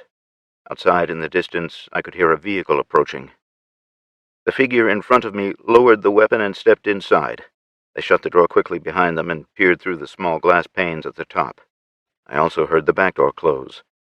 I was trying to figure out if we'd been spotted coming into the house or if these were other fugitives when I finally got my answer. After the vehicle slowly crawled past the front of the house, I heard the figure audibly sigh. Turning back to face me, my sister Isabella pushed her hood back to reveal a blonde head of long hair. "Put your hands down, you look stupid," she said with a grin. "Is he?" "Dad?" Tara called from behind me. I turned just in time to see her pushing the hood from her head. "What are you doing here?" She pushed past Oscar and Sonny. She let the rifle hang by its sling under her heavy cloak and gave me a hug. "I had to come back. What's been going on? How's Mom? And what happened to your hair?" The last part was directed at Isabella, who was now moving to warm up in front of the fireplace. "Last I heard, Mom's fine. She and Luke are at the ranch. Why'd you come back?" She stepped back and pulled her heavy fur-lined cloak off. She shook the snow from it and hung it on the coat rack next to the front door. "I needed information. Are you okay?" "I'm fine, just cold." She rubbed her hands together and moved to join Isabella at the fireplace. Izzy hadn't answered me about her hair, but I got my answer when she pulled the wig off to reveal her jet black hair. She pulled the tight bun down and shook her hair free. "Family reunion?" Oscar asked from the entrance to the kitchen. "Yeah. Sonny, Oscar, this is my daughter Tara and my sister Isabella." I made short introductions. "The Tara Sterling?" Sonny exchanged a quick look with Oscar. "Yeah," Tara answered, and then looked at both men a little more closely. "Well, damn," she muttered. "You guys know each other?" I asked. "I've been trying to catch these two for what, 2 years now?" my daughter answered. Closer to 3, Oscar and Sonny answered in unison. There was a very tense moment as the three sized each other up, but Tara was the one to break the tension. "Well, I guess if my dad brought you here, that's not really a fair catch, is it? Truce until this is all over?" She smiled and turned back to the fire. I took the opportunity to change the conversation. "How's the headhunting going? I think I might know who sold us out." Isabella turned her back to the fire to warm her other side. "Oh?" she asked. "Yeah, Addison Parker. She's the only one who had complete and total access to everything." "Your instincts are still on point, brother," my sister started. "We thought the same thing, but have come up with nothing. Her home was undisturbed, her car was still in the drive, and she hasn't been seen since she left your office the night of the attack." "Damn." "We've got other intelligence to work with, though. It's mostly guesswork at this point, but it seems to be a plausible theory." "I'm listening." I sat in the recliner I'd occupied earlier. "We checked the radio equipment at each repeater site, and I couldn't find any reason for our comms to go down. The hypothesis right now is that we were being jammed from somewhere inside the city. Tara and I have actively been pursuing that lead, and we've been looking for our assailants, who we believe are also still here." "You think they're still in the city?" "As I said, it's just hypothetical for now. It makes sense, though. The last train in or out was the one Tara arrived on. Everything has been shut down due to the blizzard. When the attack happened, all of the checkpoints on the roads leading into or out of the city went on high alert. None of them reported anything abnormal." "This guy snuck out along with Thomas and Anthony, and we snuck back in tonight," Sonny rightly pointed out. "Point taken," Isabella conceded. "It's true that some of the back roads aren't covered, but I can't think of a reason the attackers would try and leave anyway." "They were part of the scenery before the attack, and they just melted back in afterward, right?" Oscar asked. "Yes. If they hadn't drawn any attention before the attack, it's entirely possible they wouldn't have afterward." "Sounds like a good theory. It's one we've used on more than one occasion after a job," Sonny admitted. "I've often wondered if you snuck around at the scene of the crime afterward. I guess I know for sure now. I have to remember that next time," Tara said with a grin. Chapter 23, December 20th, 2028. The Capitol. Major Evans had shown up 15 minutes after being summoned to the Capitol. Sergeant Willows, on the other hand, was a no-show. Marshals were already at his apartment and his office at the National Guard Armory. It was damn near midnight, and fatigue was starting to make itself known. They'd questioned the major for over an hour, and couldn't find anything in his story that didn't add up. He told the group everything he knew about his supply guy. Sergeant Adam Willows had transferred to the Elko Armory 10 months ago. He'd come from the Red River Depot to replace a supply guy who tragically died in a horseback riding accident. He was a good NCO with an impeccable record, no known family in Elko or anywhere else. One thing that Major Evans had mentioned in passing was how meticulous Willows had been regarding equipment coming into the armory. If it were substandard in any way, the equipment would be marked as scrap and either sent back to the depot or destroyed here. That was the red flag that perked the ears of everyone. That's allegedly what had transpired with the load-bearing vests. After the major was dismissed, Dennis dug into files with a renewed vigor. Adam Willows was definitely a name for the short list of suspects. Dennis had been oblivious to the conversation going on around the table. The only thing on his mind was finding everything suspicious in the thick file of equipment transfers laid out before him. It was pushing 1 a.m. when he finally leaned back in his chair, yawned, and rubbed his eyes. This guy turned a lot of stuff back to Red River, or marked it for destruction. Everything from MRAPs and Hummers to pistol magazines and ammo. I get the feeling very little of it ever made it to either destination. Dennis pointed at the paperwork. Where do you think it went? The black market, maybe? Wyatt asked after letting a yawn of his own escape his mouth. If I had to guess, probably right into the hands of Victor Offenhauser and his men. That's probably how they got all their weapons into the city without drawing attention to themselves, Dennis replied, and leaned forward again. There were a couple of shipments marked for destruction or return shortly after he took over at the armory. Nothing out of the ordinary, but about 5 months ago, there was a huge uptick. 5 months to get everything and everyone in place would explain why nobody saw anything, Melissa added. Yep. Dennis shoved the file toward her. I think Willows is in bed with Offenhauser, and he had Addison Parker's help. Sounds like it's time to make a call, now that we have something to go on, Melissa stated. Yeah. Why don't you have Marshal Lopez make the call to Red River and see how many of these transfer records line up? I think the rest of us need to call it for a day. I don't know about all of you, but I'm exhausted. Dennis stood and stretched.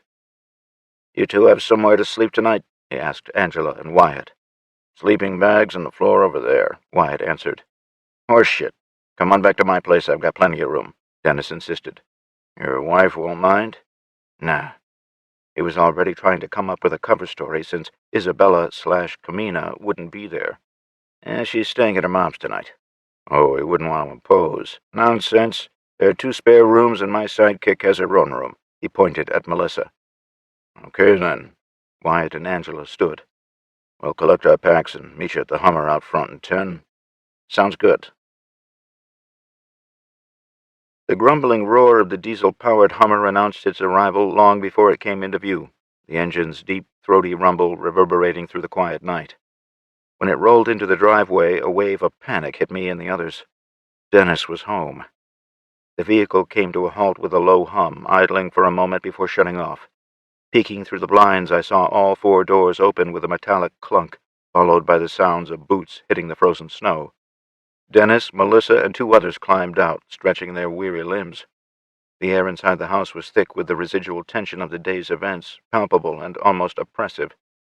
Dennis led the way, with Melissa close behind. As they approached the house, the tension Dennis was feeling was real. He was hoping Isabella wasn't here, because if she was, Tara probably was too. He hadn't really thought this all the way through when he'd invited Wyatt and Angela back here.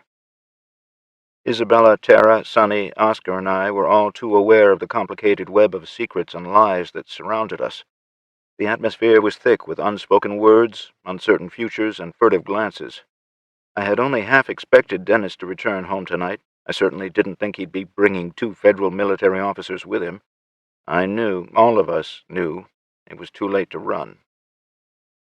Dennis unlocked the door, and it opened silently on well-oiled hinges. As they stepped inside, Dennis and Melissa stopped in shock. Wyatt and Angela's eyes widened in confusion. They found themselves staring at us as we stared back at them. Words just didn't seem to fit the situation we'd found ourselves in. What's going on here? Wyatt asked, his voice barely above a whisper as he took in the sight of not 1, not 2, but 5 very recognizable and highly wanted fugitives before him. Angela's hand instinctively moved to her side where her weapon was holstered, her eyes darting between us and Dennis. For a moment, there was only silence, the air thick with uncertainty. It was clear that explanations were needed, and quickly. Dennis took a deep breath and stepped forward, ready to navigate the tense situation that had just unfolded in his living room. "Well, shit, this just got really awkward real fast," Melissa said as she took off her coat. "I didn't think you'd be home tonight," I tried with a soft smile. My hands were in front of me and nowhere near the pistol in the shoulder holster. The female officer was the only one with a hand on a weapon. She hadn't drawn yet, so that had to be good news, I thought. "Dennis, what the actual fuck is happening right now?" the male officer asked. Dennis took a long, deep breath before letting it out just as slowly. "I can't say that I'm entirely sure, Wyatt." He took off his heavy parka and hung it on the coat rack. "I guess we should start with introductions." He pushed the front door closed. "You're aware that there are 5 wanted fugitives standing in your living room, right?" Wyatt blurted. "Colonel Matthews, I assume?" With any luck, I could redirect this conversation before things turned sour. "Yes." "Jason Sterling." I stuck a hand toward him. He hesitantly shook it. "Captain Bradshaw," he said over his shoulder. His eyes never left mine. "Yes, sir." "Would you please call this in and get a couple of squads over here pronto?" "Can I ask you to hold off on that at least for a few minutes, Colonel?" "Why would I do that?" "Well, first of all, I'd really hate for this whole situation we found ourselves in to go bad. That's not a threat. It's just a statement. Second, if you're really here to find the truth, as I believe you are, then I need your help." He eyed me suspiciously before giving the order for Captain Bradshaw to stand down. "Make your pitch, Sterling." "Thank you. If you found yourself in the home of Dennis Jackson, I can only assume that he trusts you, both of you." I nodded at the captain. "I trust his judgment more than you could ever imagine. That means I'm going to trust you by proxy." I sat on the arm of the recliner before continuing. "You've been to my home, right? Spoke to my wife?" "Of course." "Did you speak to her about the Ark project?" "We spoke to the entire leadership of the ranch about the Ark project." "All of them?" he answered with a nod. "I'm impressed. Seriously. Here's the thing, Colonel. I got complacent, and I got played. I don't have anyone to blame but myself. I got played, and good people died. We've all been played, though." "How so?" He moved to stand next to the fireplace. "You're here in Elko attempting to arrest a sitting governor for treason. A governor who has done everything in his power to bring about normalcy in the western states. The same governor who has set new standards regarding transparency. Ask yourself, what do I have to gain by waging war on the federal government?" "I don't know," he admitted. "The answer is that I have nothing to gain and everything to lose. You may not believe in the Victor Offenhauser narrative, but—" "I'm warming up to it," he interrupted. "You are? And we've uncovered some pretty damning evidence, and fingers are starting to point at an elaborate, long-standing scheme, Jason," Dennis said. He also moved to the fireplace. "Addison Parker looks to have been into it up to her ears, and we found another name, Adam Willows. He was a supply sergeant at the Elko National Guard Depot." Melissa gave me some new details. "He hasn't been accounted for either. Both he and Addison haven't been seen since the day of the attack." "Just because they've gone missing doesn't mean much. Tell me you've got more than that," I said skeptically. I realized the captain was still standing by the door with her hand still planted on the butt of her holstered pistol. "Captain, I can assure you that while all of us are armed, none of us is a danger to you or the colonel. Please take your coat off and get warmed up by the fire." She looked to her boss for approval, which she got in the form of a nod before turning his attention to me again. "This Willows guy transferred in from the Red River Depot 10 months ago. Everything seemed normal at first, but the more we looked into it, the more discrepancies we found. This guy was marking a lot of gear for destruction or return to Red River." He continued. "We found a second explosive vest in the apartment of the suicide bomber. We were able to track the second vest back to a shipment that was marked for disposal by Willows. It was never issued, nor were any of the other vests in the 24-unit lot. Weapons, magazines, body armor, ammunition, and even explosives were all tagged as defective and sent for disposal. The paperwork that was submitted to Addison Parker states the items were destroyed, but the second vest casts a lot of doubt on the validity. Addison transferred into my office after moving here from Texarkana almost a year ago. She was hired after my last secretary fell down the stairs in her house and broke her neck. We've already got a call into the mayor of Texarkana trying to run down more information on her, but we're not holding out for anything new, Melissa said. At the time, we didn't think anything about Mrs. Randall's death. It just seemed like a tragic accident. Now? Well, now the timing seems mighty suspect, Dennis added. Have there been any other transfers, military or civilian contractors, in the last year that might seem suspect now? Isabella asked from her spot, leaning against the door frame leading to the kitchen. Her question caused the 4 newcomers to exchange glances. That wasn't on our radar, to be perfectly honest, Wyatt admitted. It's a hell of a lot of paperwork to sort through, but I'll get my people on it right away. Izzy's right, Tara chimed in. What better way to sneak an attack force into place without raising any red flags? Exactly. My only question is, how in the hell did they get out of Elko without being spotted? I asked. There's a working theory that they never left after the attack. It's a solid theory, too. Captain Bradshaw finally joined the conversation, confirming what we'd already suspected. Chapter 24, December 21st, 2028. Hang on a second. I held up a finger to pause the conversation. You said a lot of equipment was rejected or marked for destruction, right? I directed the question to Dennis. Yes. In the last year, I've only seen 2 rejection forms come across my desk. One was for a pallet of very expired MREs.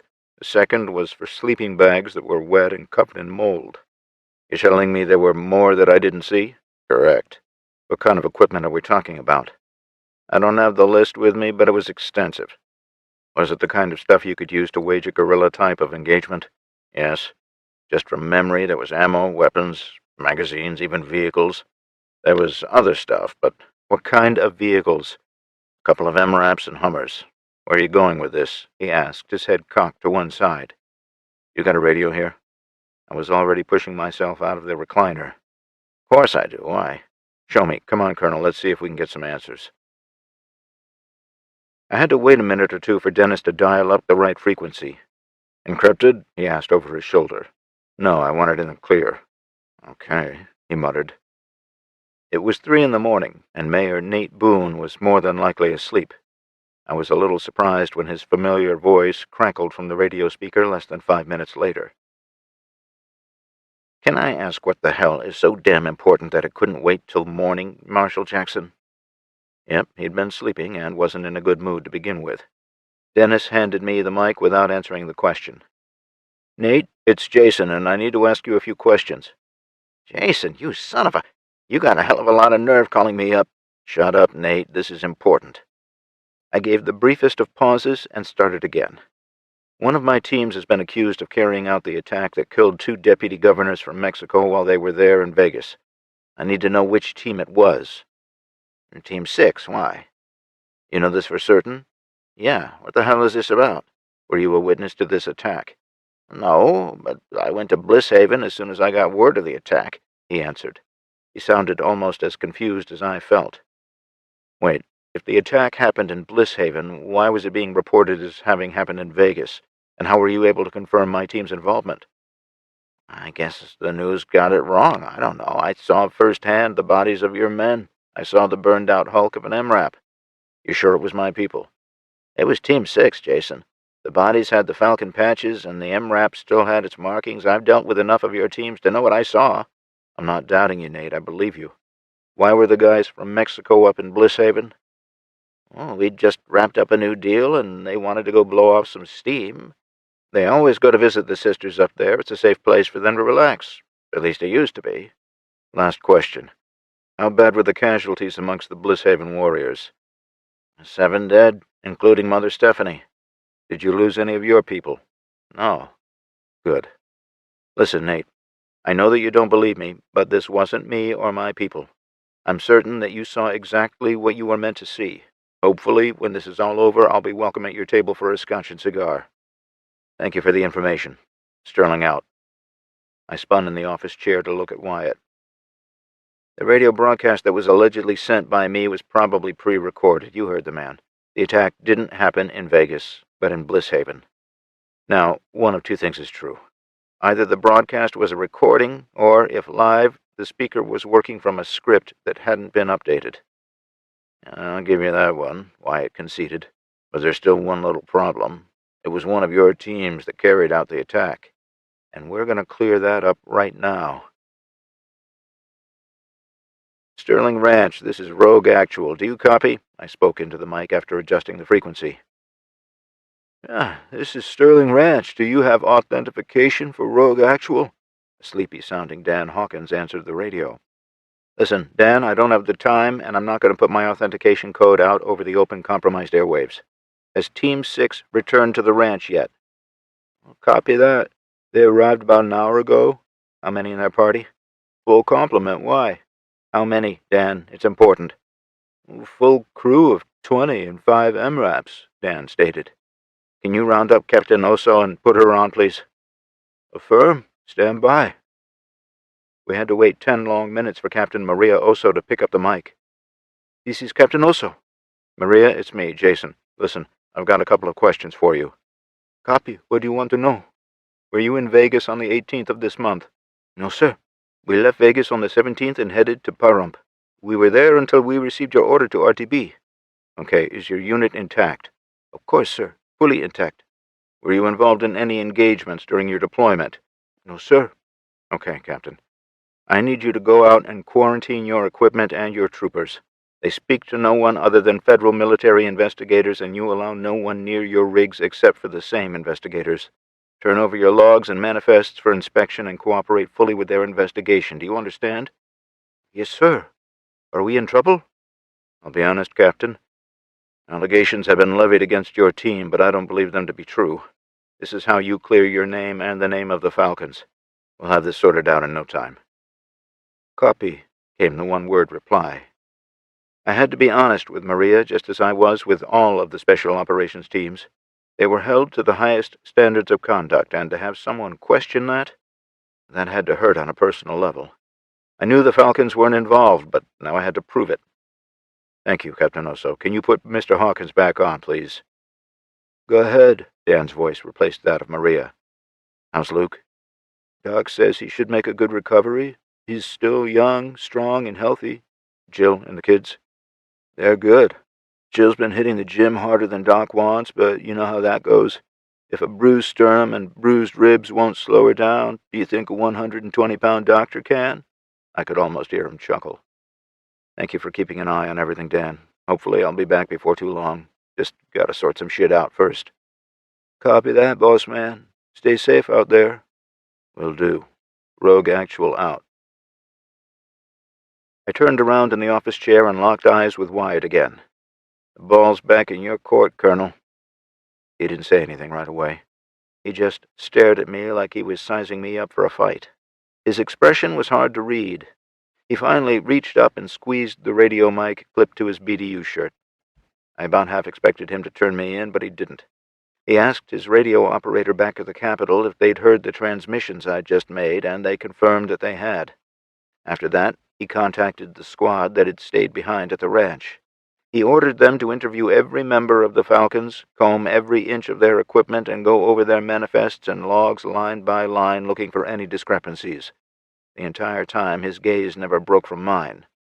What's the significance of attacking in Blisshaven versus attacking in Vegas? He finally asked. The attack wasn't directed at the delegates from Mexico. They were just targets of opportunity. Offenhauser was after Mother Stephanie Rockefeller. What? That doesn't make any sense. She was the successor to Mother Angelica, who was killed when they helped us attack the vault up in Wright.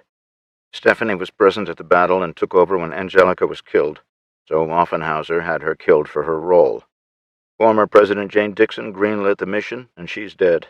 Governor Calvert supplied materials and manpower. He's dead. Madeline Schmidt, while initially fighting with the Vault forces, joined forces with us in a treaty that ended the conflict, and she's dead. How many more connections do I have to make before you see the truth of what you're dealing with? Your story is that Victor is killing anyone involved with the destruction of the Vault. I've got to admit there are too many coincidences for it to be untrue. Here's my hang-up, though. Why didn't he kill you or your wife when he had the chance? It seems to me that you'd be number one on his list, Wyatt stated. You know my family's history with the Arks and their minions coming after us, right? Yes, your father was a key player, wasn't he? Before he became disgruntled, that is. Being a disgruntled employee doesn't even scratch the surface of what he was, Wyatt. His need for revenge destroyed everything and very nearly killed all of us. It became his reason for existing, everyone else be damned. The thing is, he used their own power against them. He used their arrogance to bring about their fall. I don't believe that killing them was his only vision of revenge. He wanted them to be powerless and defenseless. He wanted to see the looks on their faces when everything they'd built and worked for was destroyed. Jack used every asset he had to destroy those people in every way possible. He used everything and everyone. His need to avenge the deaths of both his wives, my mother, and the mother of my sisters consumed him to the point of brilliant madness. You want to know what you're dealing with? Where Offenhauser is concerned, use my father as a template. Make no mistake, Victor wants us dead, but not before he's made us watch him destroy everything. That's why I'm not dead. That's why every Sterling is still alive. I don't know how much longer that'll be the case, but that's where we're at right now. You have to understand, Colonel. God only knows how long Victor has been flying under the radar, biding his time while he puts assets in place. If everything you and Dennis have put together so far is correct, it's safe to assume he's been operating right under my nose for pretty close to a year. Elko isn't some giant metropolis. It's a small city, and it's home to the Western States Rangers and the hub of martial operations out west. Hell, a third of the residents are involved in some form of law enforcement or military activities. Yet Victor has blended in and set up shop. It makes you wonder how far his tendrils reach, doesn't it? I could see the gears turning behind Wyatt's eyes. His face didn't reveal much information, but I could see it in his eyes. It was obvious he was sorting through a lot of trust issues. Should he trust the fugitives he'd found himself in the company of, or should he trust a chain of command that was probably compromised? If he were as smart as I thought he might be, he would probably have been trying to figure out how to play both sides of the fence until that was no longer an option, and he was forced to choose a side. Chapter 25, December 21st, 2028. Bradshaw, Wyatt called the captain into the spare room where the radio was set up. He still hadn't given me any indication of which way he was going to go in his decision. Seconds later, Angela appeared in the doorway behind her commanding officer. Sir? In about 5 minutes, we're going to walk out the front door of this house, get in our Hummer, and drive back to the Capitol. Once there, in private, I want you to scour every single piece of paper in the records room. I want you to compile a list of people who transferred to Elko in the last year. Military, civilian, contractor, find me every name and where they live. Sir, that'll take... She started to protest. I don't care how long it takes. I don't care how much sleep you have to lose. I want those names and addresses. Yes, sir. One more thing. We were never here, and this shit show never happened. Got it? Yes, sir. As for you, his finger was pointing at me. If anything you said turns out to be false, I'll be coming back here, so don't even think about leaving again. He then turned his attention to Dennis. Marshal, I highly suggest you tell your wife, he made the air quotes with his fingers, to stay away from the Capitol. If you need lunch, again with air quotes, come home. Sorry for that, Wyatt. It's hard to know who to trust right now, Dennis apologized. I didn't think you recognized her without the wig. Oh, I recognized her and Tara as soon as I walked into the house. I also recognized Sonny and Oscar. Did you know those two were wanted for a payroll heist in the Eastern District 2 years ago? I'm aware of it. Of all the people in this house who aren't wearing a uniform, you and Melissa are the only ones I trust. Even that's on the fence after finding all these people in your home. I highly recommend you not push your luck any further, Dennis. Are we clear? Crystal, Dennis replied. Wyatt started to turn and leave. Colonel, I asked. What? I know I'm in no position to ask for much of anything, but maybe I could suggest you get some aerial reconnaissance of the coast all the way up to Alaska. Even if a large ship was beached over a year ago, they should be able to find something, even if it's just wreckage. Why would I do that? Even if we found something, I'm sure nobody would be hanging around this long. I wouldn't expect them to still be there either, but finding that ship might give us some clues as to just how many people they arrived with. A very high-altitude pass over Wright might also clue us in to the location of Victor's forces. I suspect they're gone from Wright since this operation of theirs kicked off, but I'm also sure they're not in Elko. Wyatt seemed to think about it for a moment. I'll take it under advisement. Thank you, Colonel. Wyatt was behind the wheel of the Hummer for the drive back to the Capitol building. His mind was a flurry of thoughts and grand conspiracy theories. If Sterling and the others were right, this went way deeper into the military and the government than he thought was possible. Addison Parker's arrival here could have been discounted as nothing more than a fluke. That possibility quickly dwindled when you added Sergeant Willows to the mix. Those two were somehow connected. He felt that much in his bones. The possibility of this being a fluke dropped even farther when you factored in the suicide bomber in the motor pool. There was an actual physical connection there. Hard evidence supported that much. Then there was the paper trail between Willows and Parker where the gear was concerned. Until he had a report from Marshal Lopez, he couldn't count on that as evidence. Did Marshal Lopez say how long it would take her to run down that list of stuff that was supposed to go back to the Red River Depot? He asked. She said it shouldn't take more than a few hours. She's got all the paperwork from this end. She just needs the corresponding paperwork on their end to verify the return transaction, Angela said. That can all be done over the radio. What do you make of all this, Angela? Wyatt asked, his voice a mix of skepticism and concern. Angela took a deep breath, her eyes reflecting the gravity of the situation. Jason Sterling's claims are certainly far-reaching. If what he says is true, then we're dealing with a conspiracy that has its roots deep within the military and government. It's hard to wrap my head around it. Wyatt nodded, his grip tightening on the steering wheel. And Jill's info on the ARC project, it's equally troubling. The idea that so many resources were siphoned off for a global covert operation right under our noses, everyone's noses, is maddening. Angela tilted her head slightly, pondering. Jill's been reliable with her intel. When she talked about the ARC project, it wasn't just some wild theory. It was grounded in real, documented evidence. But still, the scope of it, it's almost unbelievable. Wyatt sighed, feeling the weight of his doubts. I keep questioning my own judgment. Could such a massive conspiracy still exist today? I mean, with all our checks, balances, and oversights, how would it remain so well hidden for so long? Angela leaned back in her seat, her expression thoughtful. Conspiracies thrive in the shadows, Wyatt. They exploit weaknesses and lapses in oversight. Even with all our safeguards, there's always a chance that something slips through the cracks. Sterling's account, combined with what we know of the ARC project, paints a picture of a system manipulated from the inside. You manipulate enough individuals? Wyatt shook his head, trying to absorb the implications.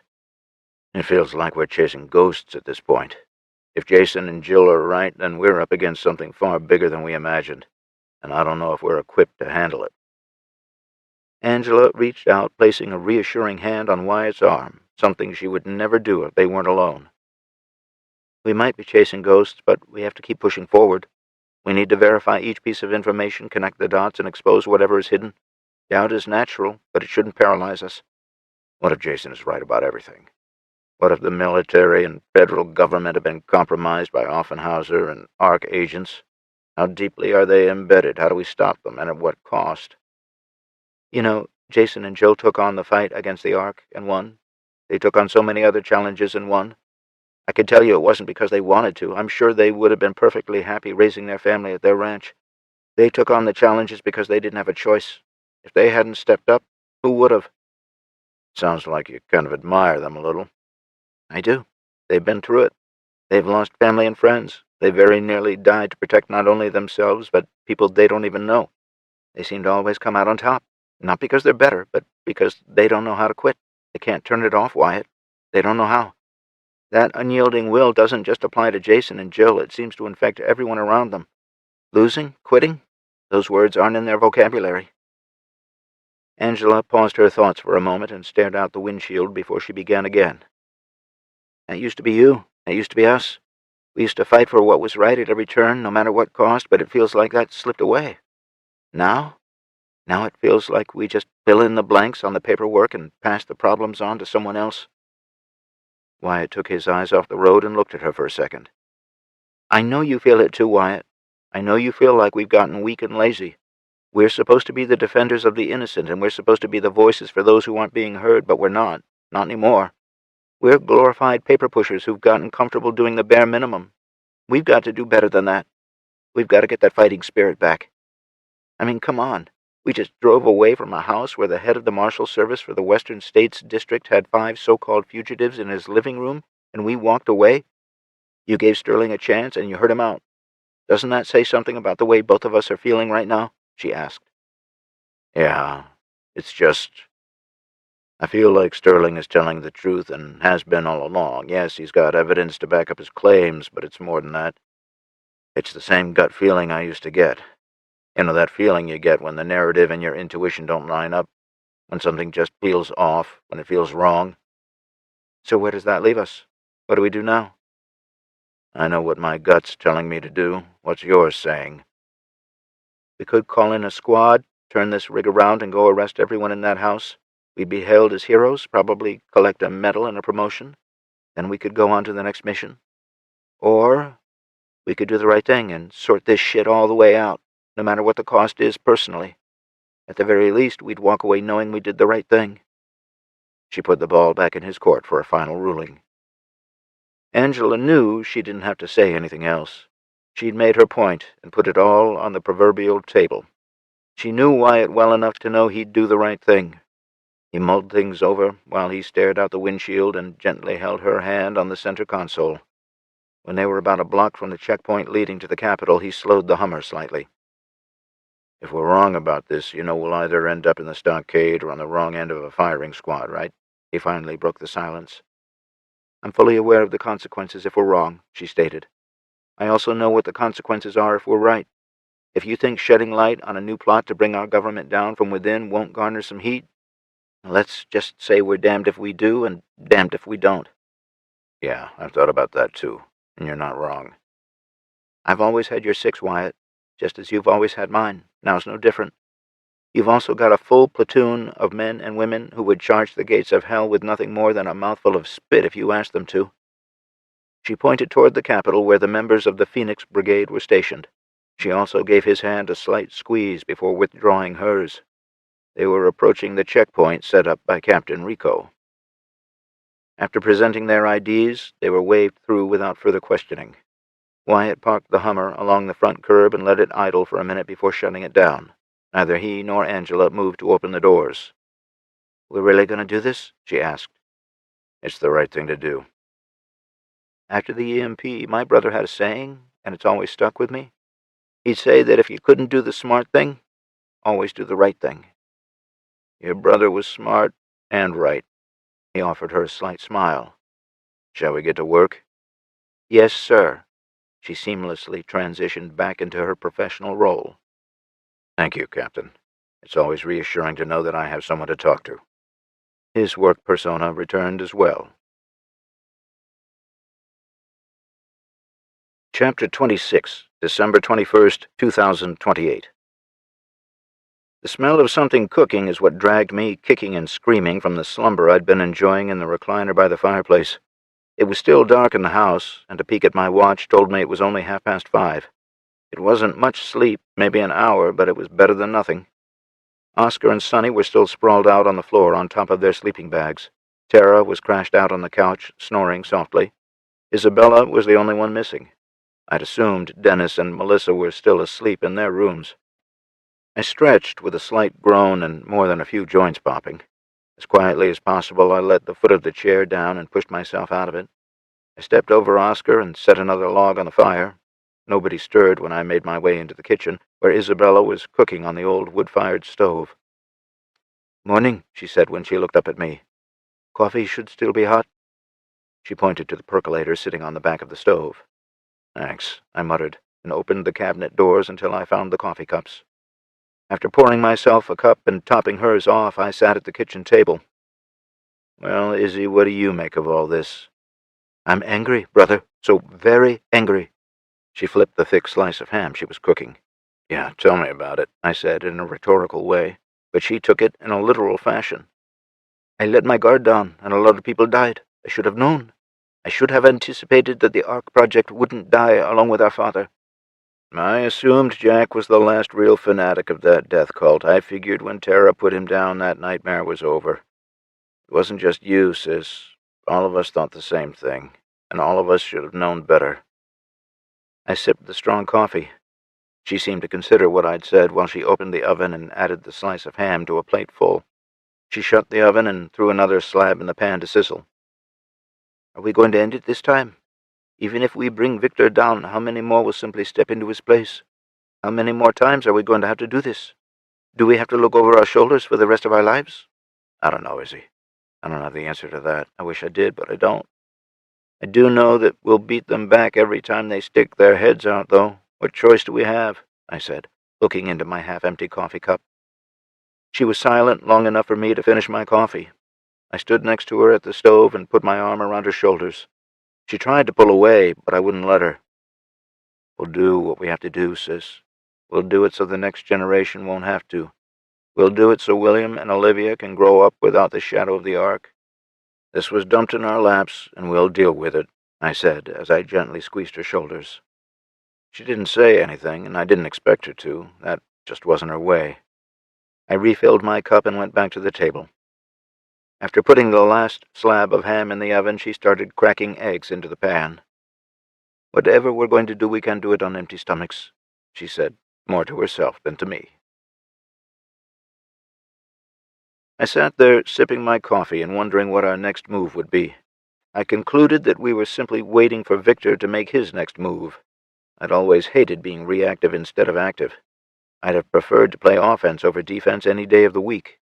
The problem was that we just didn't have a play to make right now. We were stuck waiting for the other shoe to drop, and I hated being in this position. Colonel Matthews and Captain Bradshaw seemed like they might be leaning toward our side, but that wasn't locked in yet. I found myself kind of liking the colonel. He seemed like a fair man who was willing to listen to his instincts. That had worked in my favor last night, and I knew it. He could have had a squad or two surrounding this house inside of 5 minutes, but he didn't. I was slightly concerned that he still could, but it wasn't worth dwelling on right now. Too many other things to worry about. "Breakfast?" Dennis questioned, more or less stumbling into the kitchen. "And coffee," Isabella offered. "Food's just about done. If you had any bread, I'd have made toast, too." He grumbled and filled his cup. He sat next to me at the table. "You asleep?" "Got about an hour," I answered. "Same. Remember when you were 20-something and could run for 2 or 3 days with no sleep?" he asked as he took a healthy drink of coffee. "Remember when you could wake up and you didn't hurt?" I countered. Both of us chuckled. Isabella was looking at both of us. "You sound like a bunch of old men." "I am an old man. You should know that, honey." Dennis was grinning when he said it. Izzy just shook her head and turned back to her cast-iron pan of eggs. "Yeah, what was that about?" I asked about the comments Wyatt had made. "And your sister there brought me lunch posing as my wife. Thanks for that, Izzy. I was a lot hungrier than I thought I was." He held his coffee up in a mock toast. "Anything for you, honey buns," she said over her shoulder. That gave us another much-needed chuckle. Dennis downed the last of his coffee before speaking. "What are you going to do today?" The question was directed at me. "Me? I was told to stay put, remember?"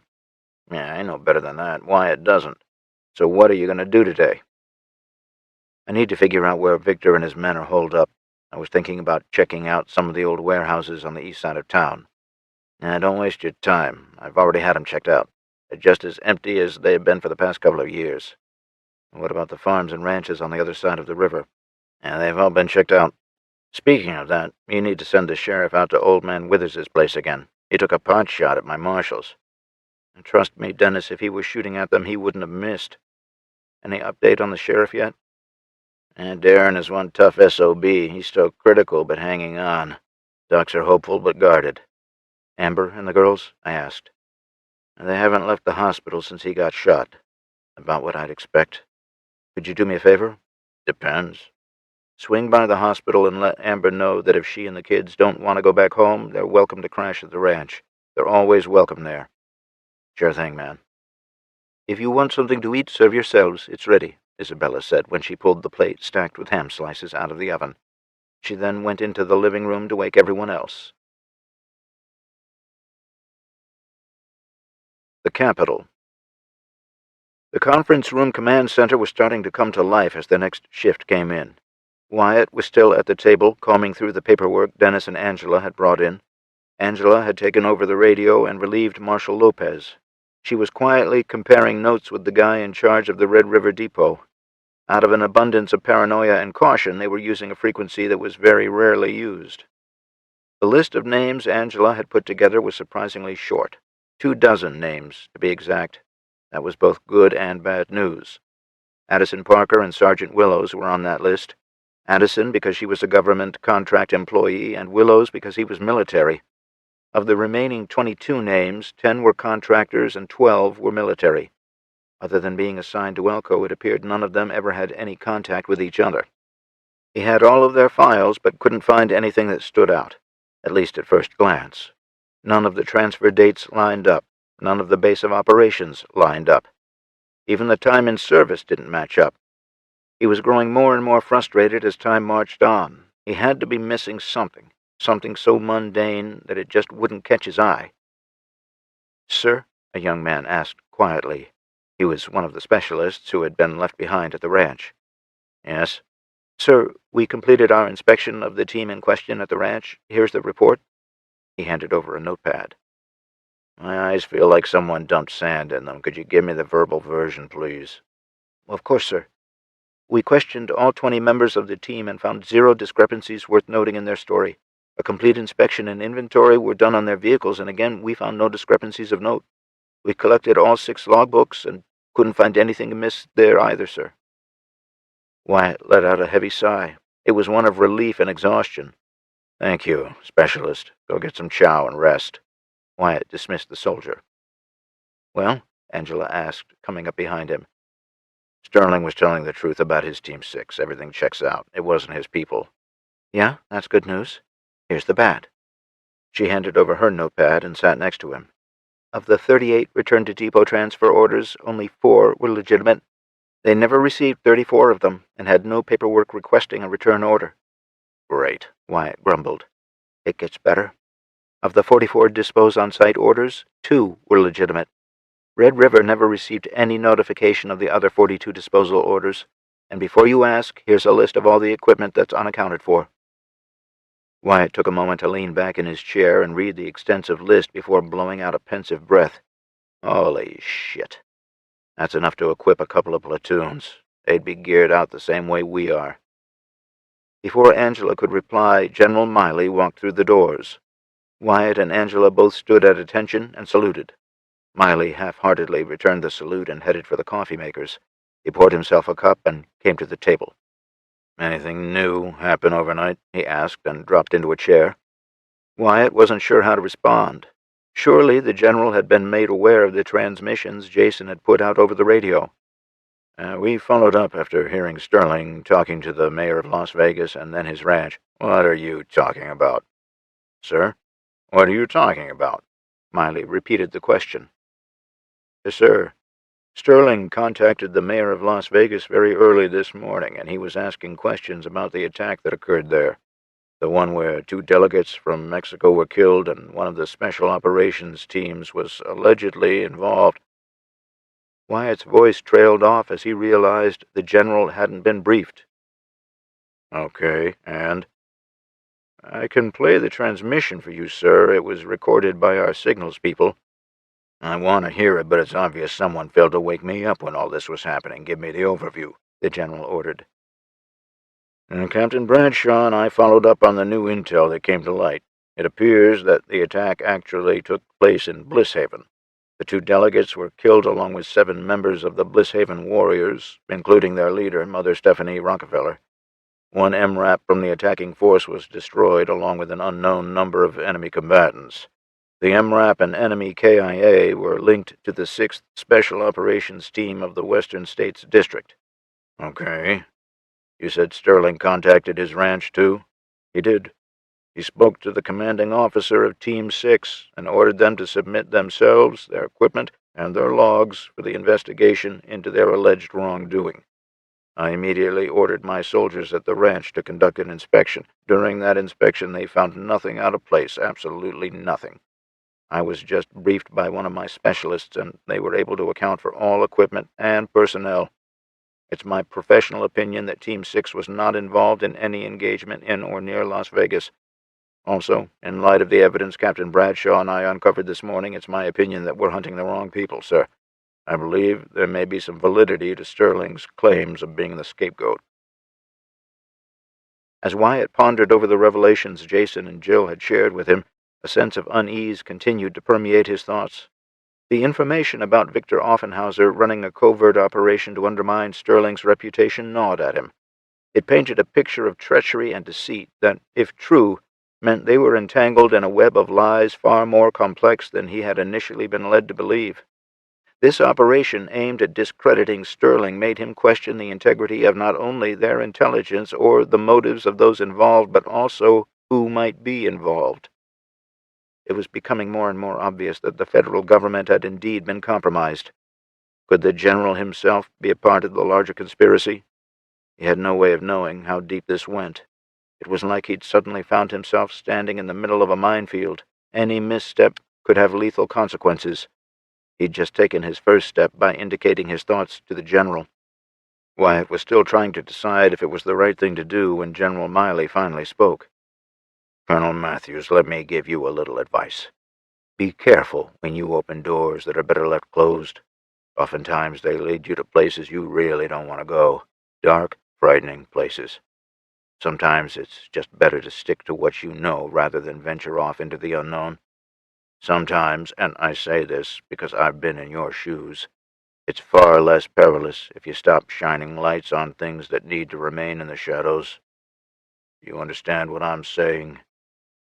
The general's voice was low and menacing. "I think so, sir," Wyatt replied. "Good. Now shut that door, leave it closed, and walk away from it." Miley pointed to the open files scattered across the table. "Box all of that up, and I'll have Captain Rico take it off your hands." "Yes, sir." "Good boy, Wyatt. Now, if you'll excuse me, I'm going to head up to the cafeteria for some breakfast. Captain Rico will be by shortly to collect those files." Miley stood and walked out of the conference room. "What the fuck was that about?" Angela asked the exact question Wyatt was thinking.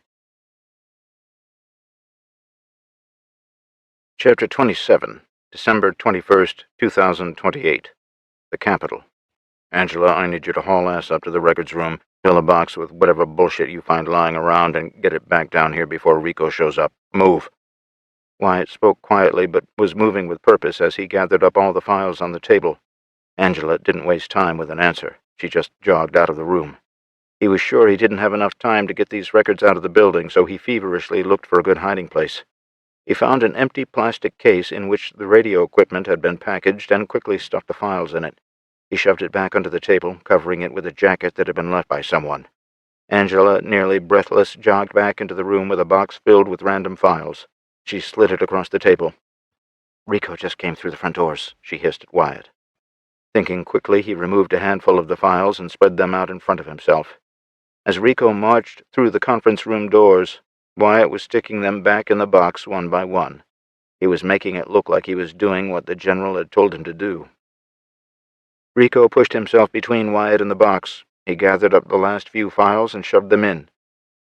"You people are wasting everyone's time with this foolishness. You need to be out there running Sterling down instead of sitting here on your asses," he admonished.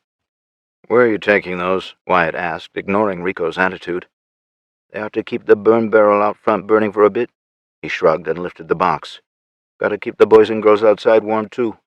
"Captain Rico, that's crucial to our case. You can't just burn it," Angela protested. "Watch me." He strode out of the conference room with Wyatt and Angela following closely behind him. He walked straight out the front entrance and to the steel 55-gallon drum that had a warming fire burning in it. A handful of his stalker soldiers were warming their hands over it. He turned the box upside down and dumped its contents into the fire. Then he tossed the cardboard box in, too. Wyatt made a show of trying to get to the drum, but Rico blocked him. "If anyone tries to save anything from that fire, shoot them." Rico sneered the order. Wyatt held up his hands and backed away. "Asshole," Wyatt spat. Captain Rico smirked and walked off toward the building again. Keeping up appearances, Wyatt and Angela watched the city of Elko's road maintenance files burn.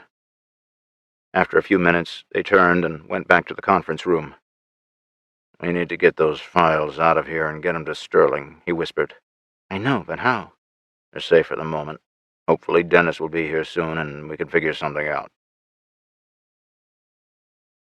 Were you able to get a hold of Thomas and Anthony? I asked Oscar from the doorway to the spare bedroom where the radio set was located. No, something's going on with the radios and I can't get out. Even our channels are screwy, he answered.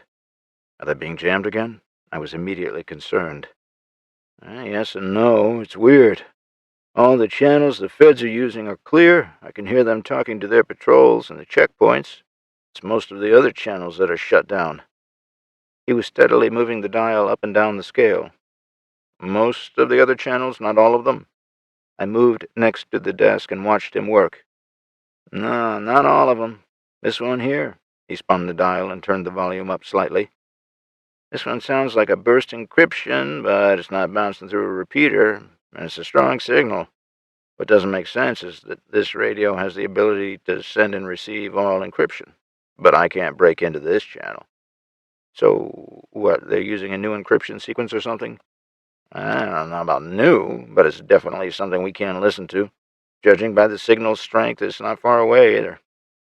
Maybe that's how Victor and his people are communicating? I asked.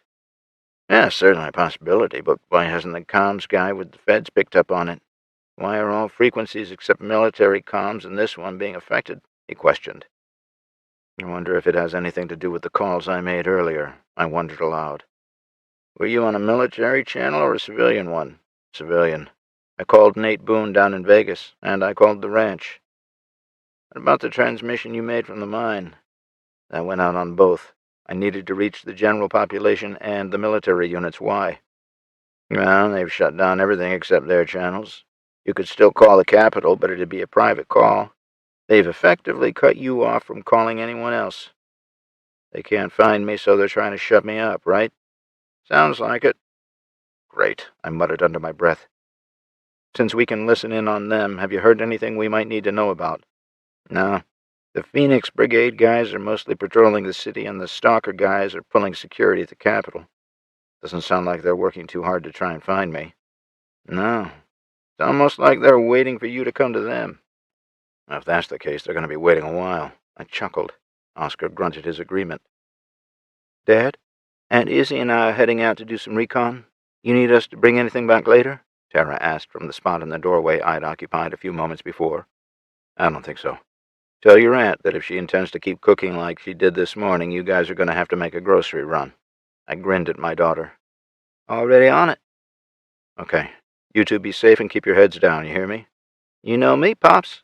She flashed her white smile before getting a hug. Yeah, I know you, and your aunt. I squeezed her and let her go. She was pulling up her hood and tucking her hair under it as she left the room. When I'd hugged her, I'd felt the semi-automatic rifle hanging under her cloak. She often carried her bow still, but it would have stood out like a sore thumb in the city. We're heading out too, Dennis announced as he stepped into the room. Back to the Capitol? Yep. Well, you and Melissa be safe too. What? No hugs, Pops? He held his arms wide, mimicking my daughter. You get the hell away from me, I laughed. He dropped his arms with a sigh. I'm telling you, I can't get no love around here. Marshal, Oscar asked from the chair at the radio desk. Yeah? We've got a bit of a radio anomaly going on here, and I was wondering if you could discreetly look into it when you're at the Capitol. What's the problem? Dennis asked. Oscar went on to explain everything he'd just explained to me. Dennis was nodding thoughtfully and even wrote down the frequency the burst transmission was going out on. With a promise to look into it, he and Melissa both left. It was just me, Oscar, and Sonny again. The ranch. It had been a long time since the ranch had hosted 2 or 3 teams at one time. Having 12 of them here at the same time made it pretty crowded. Both barracks houses were full up with teams hot-racking them every 6 hours. It guaranteed everyone a warm and comfortable place to sleep, but still, this place hadn't ever been this busy. Even the warehouse was being utilized to the fullest extent. Vehicle crews were pulling their rigs inside where it was warm and dry to do maintenance, and then they were being pulled back outside and parked by team. Jill really had to hand it to the instructors at the community college in Elko where most of these people had trained. They were professional, courteous, and on top of their game. Conditions weren't exactly ideal at the moment, but they were making the best of it. It wasn't just the team members who were adapting to the crowded living and working situation. Susan, her brother Dale's wife, and Miranda, Dan Hawkins's wife, had convened regular classes for the school-aged children today. They were using the dining room in the underground, and they were making it work quite well. That's where William and Olivia were at the moment. Jill had gotten her gym time in after they went to school, and now she was enjoying a cup of coffee at the dining room table where she could see the goings-on outside. She was so lost in her thoughts that her nephew Ben nearly caused her to spill her coffee when he approached her from behind. "Aunt Jill?" he asked quietly. What is it, Ben? Can you come downstairs to the security office for a few minutes?" "Yeah, what's wrong?" Concern flooded her features as she stood. "I'm not sure. As you know, we've been monitoring communications, eavesdropping on the federal troops in town, and we've picked up a strange transmission. I thought you might know what to make of it," he explained as they made their way to the basement and then the underground. Jill listened to him trying to explain what they were picking up and how all except the military channels had shut down. When the pair arrived at the security office, she found Team 3's radio specialist pressing both earphones tightly to her ears. "Let's hear what you've got," Jill said as she sat in the chair next to her. "Yes, ma'am." She unplugged the headset. "It sounds like an encrypted burst transmission, but that doesn't make any sense. This base unit should be able to break the transmission, but it won't." Jill listened intently for a moment, waiting for the next transmission to come through. When it did, she knew exactly what it was. "Ben," she asked over her shoulder. "Yes?" "Do you know what your dad did with Grandpa Bill's old laptop?" "Well, I think he still uses it to run the reports for the ranch. Why? Would you please run up and ask him to bring it down here ASAP?" "Sure." She didn't turn to see him leave, but she heard his booted footfalls leave the room. "What is it, ma'am?" "You were right, Specialist. It's an encrypted burst transmission. We can't listen in because we don't have the correct ciphers." "But you can fix that with a laptop?" "Not just any laptop, no. We need a former spy's laptop." A few minutes after leaving, Ben returned with his father, Dale. Tucked under his arm was the thick silver laptop that had once belonged to Bill Butler. He'd once used it to break into an NSA spy satellite and get them high-resolution pictures of Las Vegas. It was an automated software, and it wasn't fast by any means, but it could hack its way into any secure encryption. Bill had written the program himself, and had once boasted that it could probably decode extraterrestrial signals if the time ever came. "Please tell me the cipher program is still on that computer?" Jill asked her eldest brother. "You know it is." Dale passed her the laptop. She set it on the desk and opened it. "Here, you need this too." He passed her the power cable next. "The battery's tired, and it ain't good for more than about 5 minutes." "Okay." Jill took it from him and plugged it into the computer and the wall socket. The computer took agonizingly long to boot up. Dale directed her to the right file, and she initiated her father's cipher program. Once it was up and running, she slid the computer next to the radio speaker. It didn't need to be connected to the radio. It just needed to listen to it. Chapter 28, December 21st, 2028. "There's a lot more security this morning," Melissa noted out loud. "Yeah, I wonder what the hell is going on." Both she and Dennis were scanning their surroundings, noting all of the changes since they'd left the Capitol last night. The Capitol building was beginning to resemble a fortress. Rows of metal barricades lined the perimeter, and heavily armed guards patrolled with a vigilance that hadn't been seen until now. The difference in security was striking. The previous night, Dennis and Melissa had left the Capitol with relative ease, only passing through a few checkpoints manned by casually observant guards. This morning, the entirety of the grounds seemed to have been transformed. Heavily armed guards were stationed at every corner, their eyes scanning the surroundings with unwavering focus. "Do you see any of Wyatt's people?" Dennis asked. "No. All I'm seeing is stalkers, and a lot of them."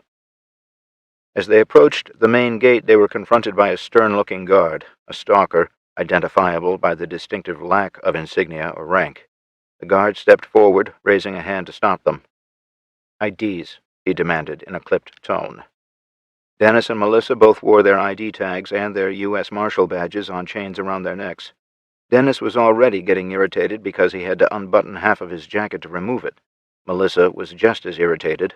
She just hid it better. The guard examined them meticulously, his eyes narrowing as he compared their faces to the images on the cards. "What's the reason for your visit today?" the guard asked, his voice laced with suspicion. "We fucking work here," Dennis retorted, trying and failing to maintain his composure under the guard's piercing gaze. The guard's expression did not soften. He turned the IDs over in his hands, inspecting them from every angle. "Wait here," he ordered. "Wait here? Are you serious, man?" "Wait here," he repeated. Dennis and Melissa exchanged the looks of two people who'd worked together for a long time and been in more than one sticky situation. They watched as the soldier conferred with another man, probably his superior. This new guy gave the IDs the once-over and passed them back with a nod. When the guy manning the gate returned with their IDs, he told them to proceed but keep the ID and badge visible. Otherwise, they would be subject to another stop by security personnel. "What do you think happened overnight?" Melissa whispered. "I don't know," Dennis replied, shaking his head. "Something must have gone wrong. Seriously wrong." "Do you think it has anything to do with Jason?" Dennis considered her words, his mind racing. "It's possible, but I don't think so. If they knew where he was, they'd have kicked in the doors and arrested all of us. This is something else." Melissa sighed, worry etched across her face. "I hope we're not walking into a trap." "Wouldn't be the first time now, would it?" He chuckled as they briskly ascended the stairs to the main entrance. The main hallway on the ground floor pierced the entirety of the building. From the front entrance, you could see all the way down to the motor pool entrance. That's where Melissa's keen eye spotted Colonel Matthews slipping through the double doors to the outside. She mentioned it to Dennis, who immediately altered his course to follow. When they reached the doors, they could see Wyatt standing in roughly the same place as the explosion that had killed Harold Anders and so many more. "What you doing, Colonel?" Dennis asked as they made their way to him. "Thinking. Trying to put it together before shit unravels any more than it already has." "We just got here. Mind filling us in?" Dennis asked as his eyes followed Wyatt's gaze to the hotel on the other side of the street. "General Miley has taken over. He's not happy because we haven't brought Jason and the other fugitives in yet. He's decided to kick this operation into high gear." He took a couple of steps back until he was standing in the crater in the pavement. His eyes were still locked on the hotel building. "This is where the bomber Andrew Higgins was standing, right?" "That's what the witnesses stated, yeah." "What do you mean he's taking over?" "Would you do me a favor and stand where Mr. Anders was standing when the bomb went off?" he asked. Dennis moved to the spot. "Miley has assigned all of my men to patrol status, and he's brought all of his in close to the building. He's trying to flush Sterling out by doubling the patrols and locking down the city. I guess he's planning on going door to door eventually." "That's not good," Melissa muttered. "No, it's not. You said there was a single shot that killed Higgins and triggered the bomb. According to your report, it hit him right between the eyes." "That's right. We gotta get word to Jason and give him a chance to wrap it before they find him." Dennis was now looking between Wyatt and the hotel, trying to figure out what he was looking at. "The shot came from right there," he pointed. "Had to be the center of the building, probably the third floor. 2 reasons. The trees on either side could have interfered with the shot, and it would have given them the elevation they needed to put an M72 Law rocket right through Jason's office window. No chance of deflection for either shot. It would also have given them a clean shot at the Sun's SUV parked out front. Most efficient would have been a 3-man team." "An M72? That's pretty damn specific," Melissa said before Dennis could.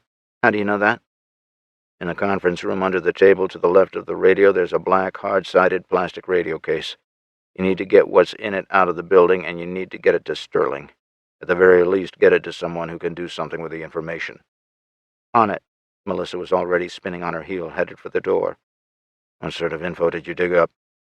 "Angela and I found all the names of the people who have transferred in over the course of the last year.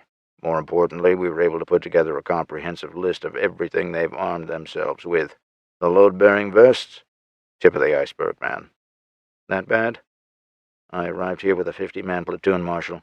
If the men and women who received that equipment are even half competent, we'd have a hard time defending. They scalped enough weapons and gear to arm 3 full platoons. And judging by the shot that started all of this, they're more than half competent." He reached his hand up so Dennis could help pull him out of the crater. "You took all of this to Miley, didn't you?" I tried, and it bit me in the ass. He basically told me to mind my own business, and then he had Rico come in and confiscate everything we'd found. That asshole took it out front and dumped it in the burn barrel. When Miley got back from having breakfast, he pretty much relieved me of my command. What's Melissa trying to get out of the building if Rico burned it all? We switched our files out for some road maintenance files. He grinned. Nice. Hey, you wouldn't know anything about encrypted burst transmissions that started this morning, would you? Yeah. My radio nerd said he started picking it up at about 4 a.m. He's pulling out what little hair he has left trying to break the encryption. It was shortly after he picked it up that all the civilian channels went down. So it's not you guys? No. Well, let me rephrase that. It's not my people.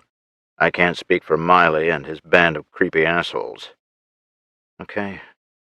I guess I'll have to bark up a couple of other trees on that one. Dennis paused for a moment while he considered what he was about to say next. Listen, Wyatt. I feel like I owe you an apology for what happened at my house. Up until the moment we walked through the door, I didn't know where Jason was. That's the truth. I wasn't upfront with you about Isabella and Tara because I didn't know if I could trust you. I apologize for putting you in a bad spot. It's all good, Dennis. While we're being honest, I've got to say that I've gotten a hell of an education in the last couple of days. It's been eye-opening, to say the least. Wyatt chuckled darkly. Yeah? I've already told you that I've read the Sterling's files so much that I've damn near committed them to memory. The thing is, after meeting and speaking to them, now I'm beginning to truly know them. Trust me, Wyatt, I've known them for years and they still surprise me. I'm not sure anyone really knows them. That got Wyatt to chuckle again. Point taken. Can I ask you a personal question? I guess. You were military before the EMP, right? Yes. You were career? If the world hadn't gone up in smoke, I'd have been a 20-year kind of guy. I can understand why you stayed on after the EMP in the very early days of the new government, but you bailed right around the time the plague hit. I can't put that one together in my head. How did you pull out then? Easy. We were attacked in Salt Lake, and I lost damn near half my troops in a blue-on-blue firefight. We were attacked because we were hunting down and eliminating ARC operatives that were still running amok. We were attacked by corrupt military leaders who were given orders by corrupt politicians who were controlled by the ARC. The rest is history. After that, I became a headhunter. That's kind of what I figured happened. Do you think there is still corruption at the upper levels? Absolutely. They've just gotten a little better at staying off the radar. I was afraid you were going to say that. Why? Well, let me tell you exactly what Miley said to me this morning. Chapter 29, December 21st, 2028. That's the third patrol to pass by here in the last hour, Sonny remarked. He'd been peeking through the blinds every time he'd heard vehicles on the street. And they've definitely picked up since the sun came up. It's probably only a matter of time before they begin going door to door, I speculated. Yeah, it's got me thinking. Oscar and I can get by out on the streets. You, not a chance in hell. Even with your dirty miner get-up, you'd be picked out in no time. Hate to say it, Jason, but you got one of those faces that just sticks out. Well, I ain't sitting on my ass. Easy, man. Before you go get your blood pressure up, I've got an idea that might make you a little less visible. He motioned for me to follow him into the kitchen, where he started rummaging through the cabinets. I was about to learn something new about Sonny.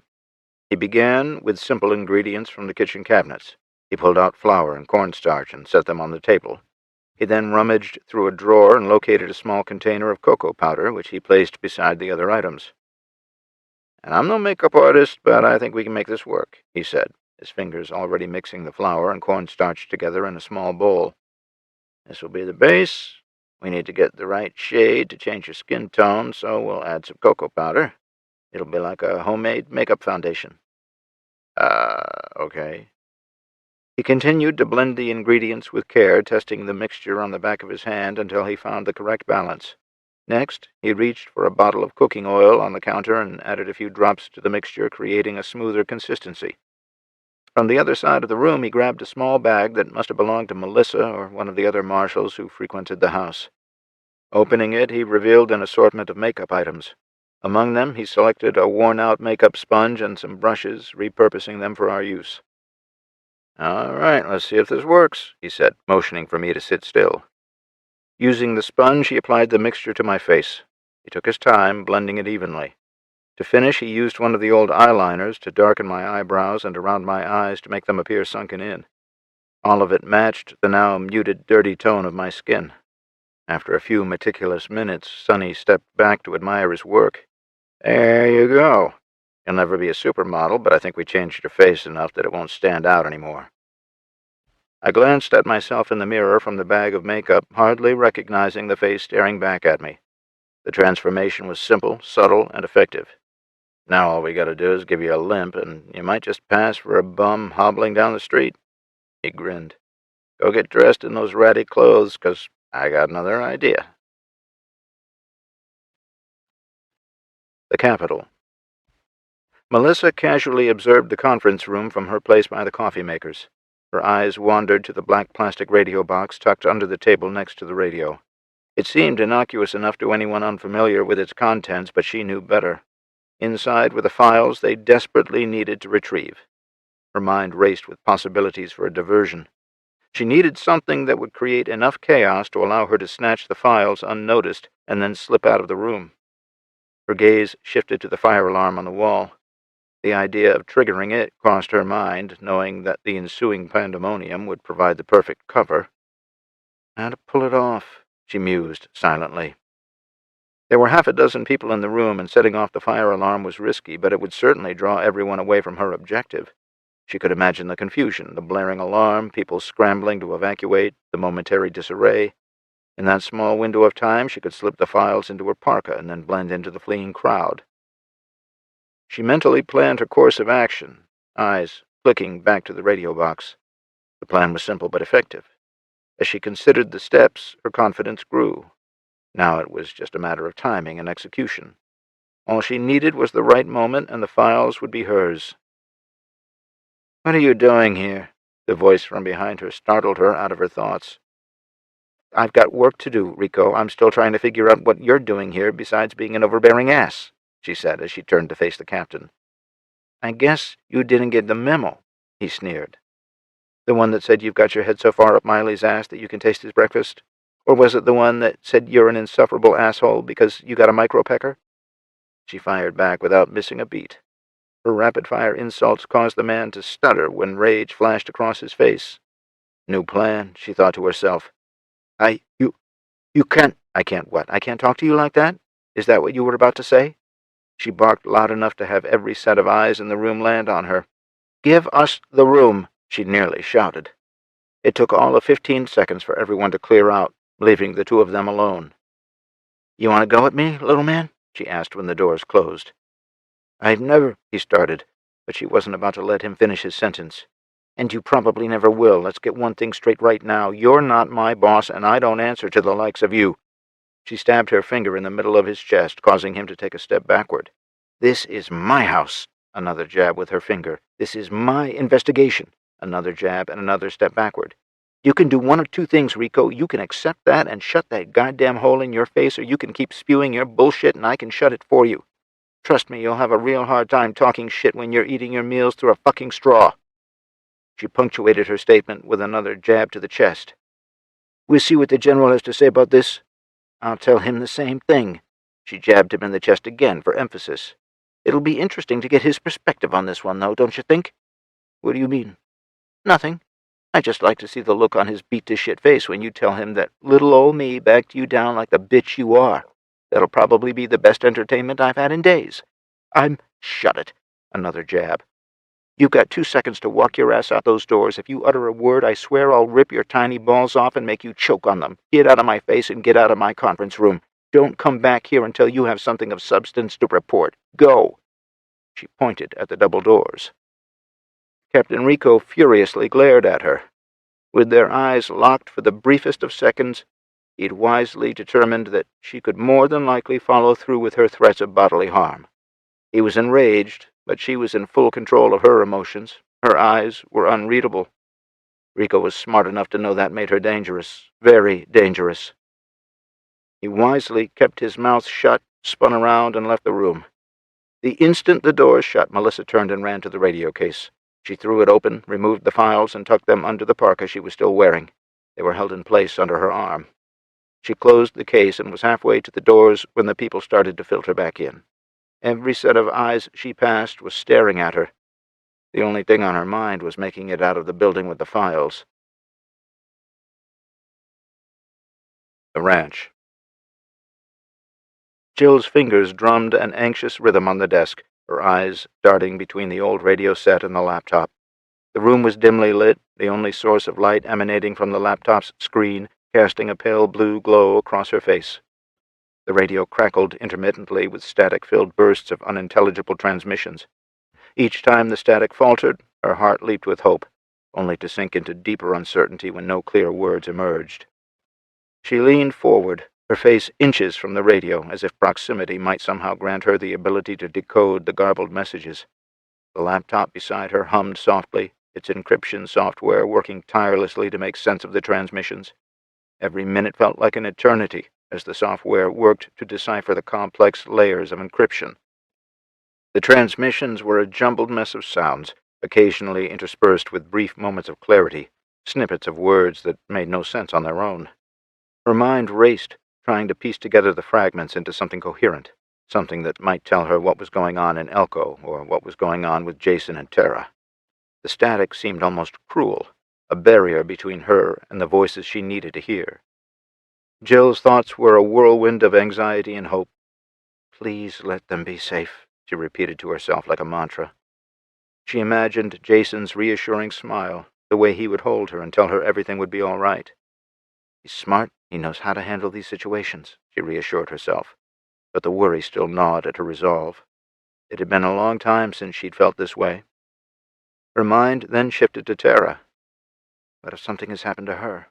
The thought was unbearable. She pictured Tara's bright eyes and infectious laughter, the way she would run into her arms after an extended stay away from home. I can't lose them, she whispered, tears brimming in her eyes. Determined to stay strong, she wiped them away, returning her focus to the task at hand. These feelings were very reminiscent of the time Tara had snuck away from the ranch when she was 17. Jill had been worried sick then, and she was worried sick now. The room was filled with a tense silence, broken only by the sporadic bursts of the radio and the consistent hum of the laptop. Whenever it would beep softly an indication of progress in decoding the message, she would lean even closer, her eyes scanning the screen for any sign of completion. Come on, she would murmur. After waiting another 2 hours, the laptop finally began to assemble fragmented sentences. The words, tomorrow, tell Scott, Victor wants, and finish this all appeared as parts of broken sentences.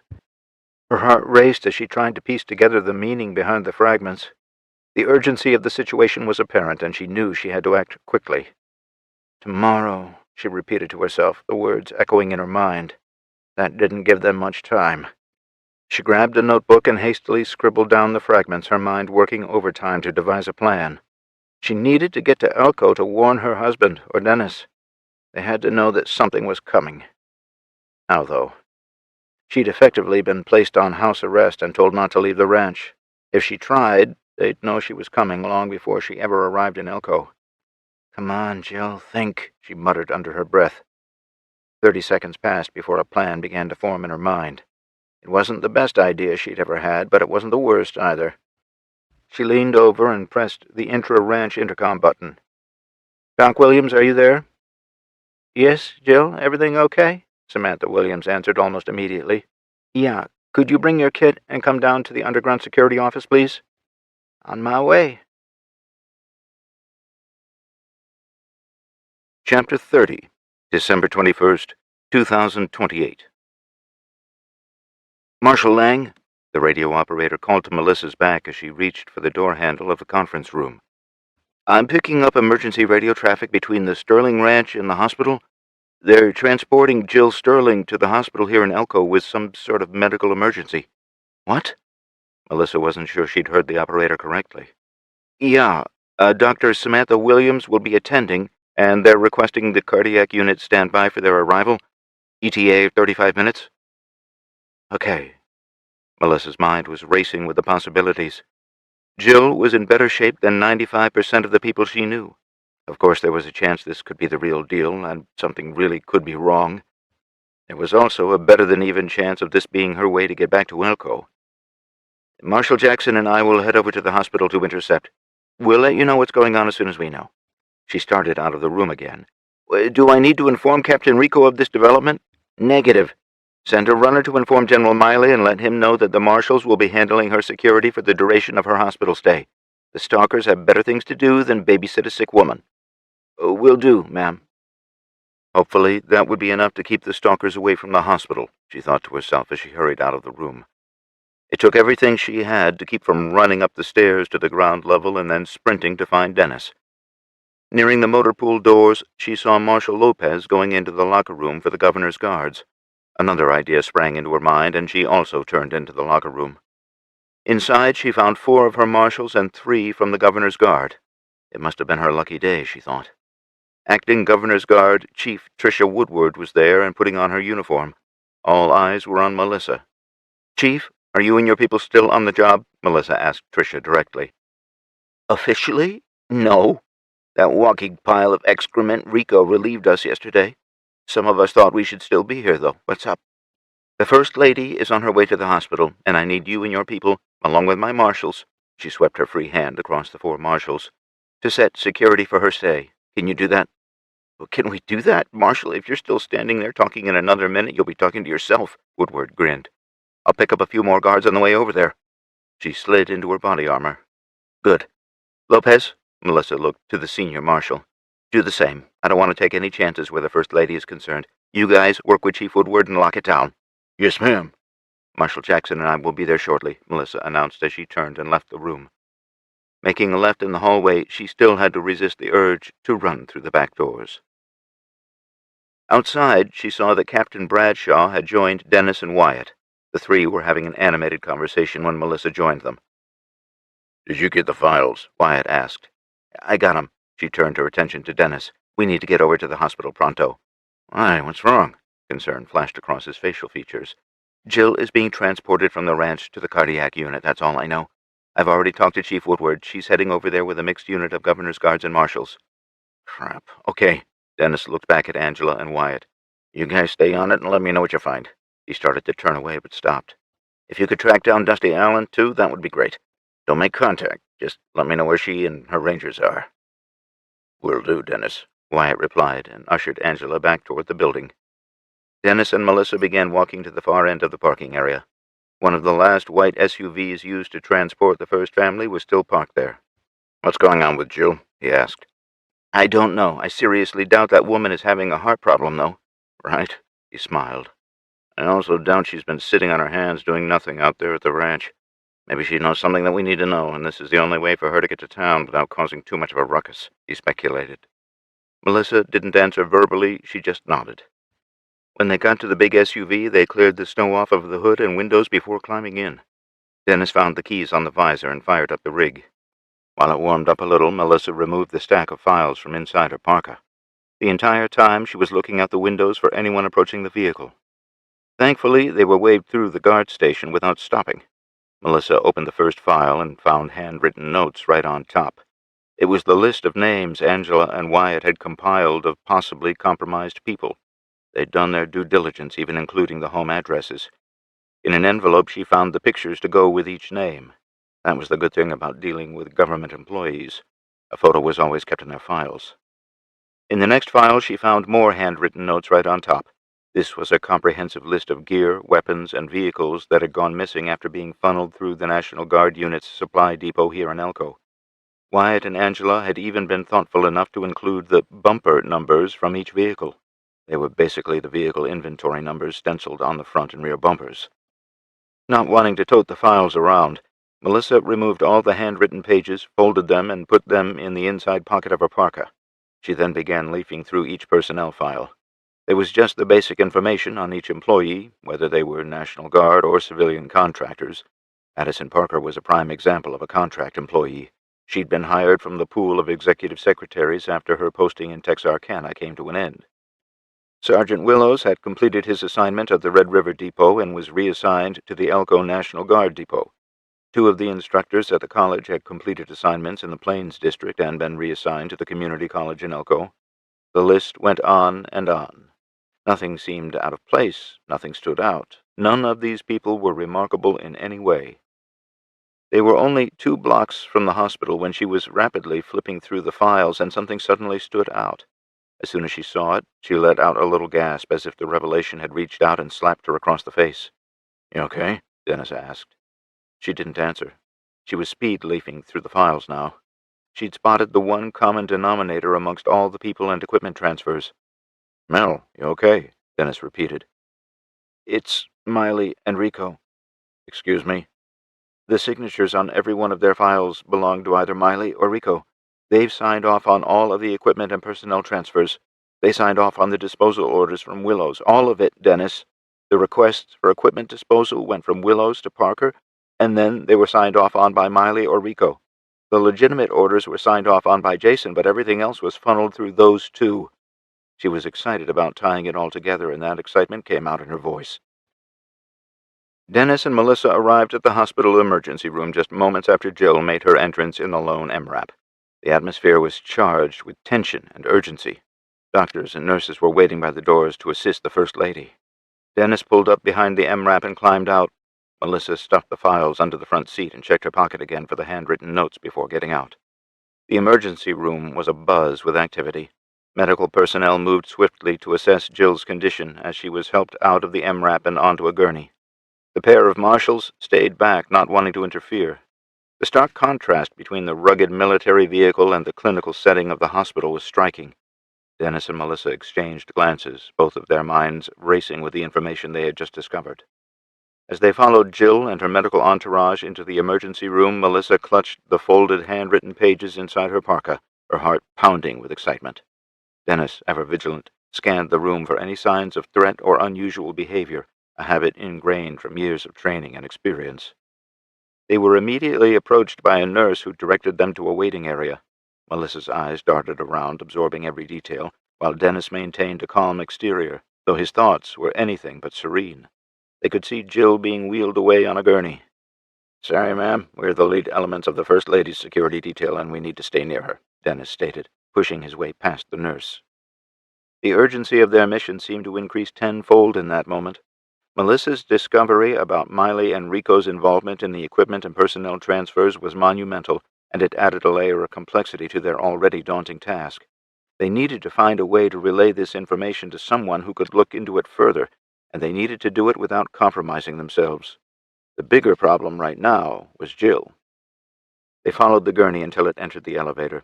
The cardiac unit was on the 3rd floor, so they ducked into the stairwell and sprinted up the stairs in a race against the elevator. They exited the stairwell as Jill was wheeled past them and into a room. Dr. Samantha Williams made eye contact with the pair just before she closed the door, leaving them in the hallway. Here, they finally had a moment to catch their breath. Melissa unfolded the pages once more, her fingers tracing the names and equipment that had sparked her realization. Dennis leaned in, his eyes meeting hers. "I've still got something nagging at me," he whispered. "Just one something?" "No. If Offenhauser has all this equipment, where the hell is he hiding it? We've checked everywhere and come up empty at every turn. Everyone is sure he's still in town. But where the hell is he and his little army hiding? Well, that's the million-dollar question, isn't it?" Finally, Dr. Williams stepped out of the room, closing the door behind her, and approached them. She rattled off a bunch of medical jargon and then leaned in closer. "Jill's fine. She's got something to tell you, but we have to keep up appearances. You'll be allowed in soon." Relief washed over them because they knew this wasn't a genuine health emergency. It was a ruse on Jill's part. While they waited, Doc Williams made several trips into Jill's room, and Chief Woodward showed up with her security detail. She'd gathered a few more hands and had 6 men stationed in the short hallway around the door to Jill's room. 6 more roamed the hallways on the floors above and below. Tricia Woodward had big shoes to fill in the governor's guard, and she was taking it very seriously. After about 45 minutes of standing around waiting to see Jill, Dennis and Melissa were finally allowed to go in her room. Jill was laying in a semi-reclining position on the bed with all sorts of monitors hooked up to her. Her eyes popped open as soon as the duo entered and the door closed behind them. Chapter 31, December 21st, 2028. "I knew you two would get the message somehow," Jill grinned and sat up on the edge of the bed with her feet dangling off the floor. "Had us worried for a second, but figured you were up to something." Melissa and Dennis hugged their longtime friend. "Yeah. Have you guys picked up the encrypted burst transmissions?" "We have, but nobody seems to know anything about it, let alone decrypt them," Dennis answered.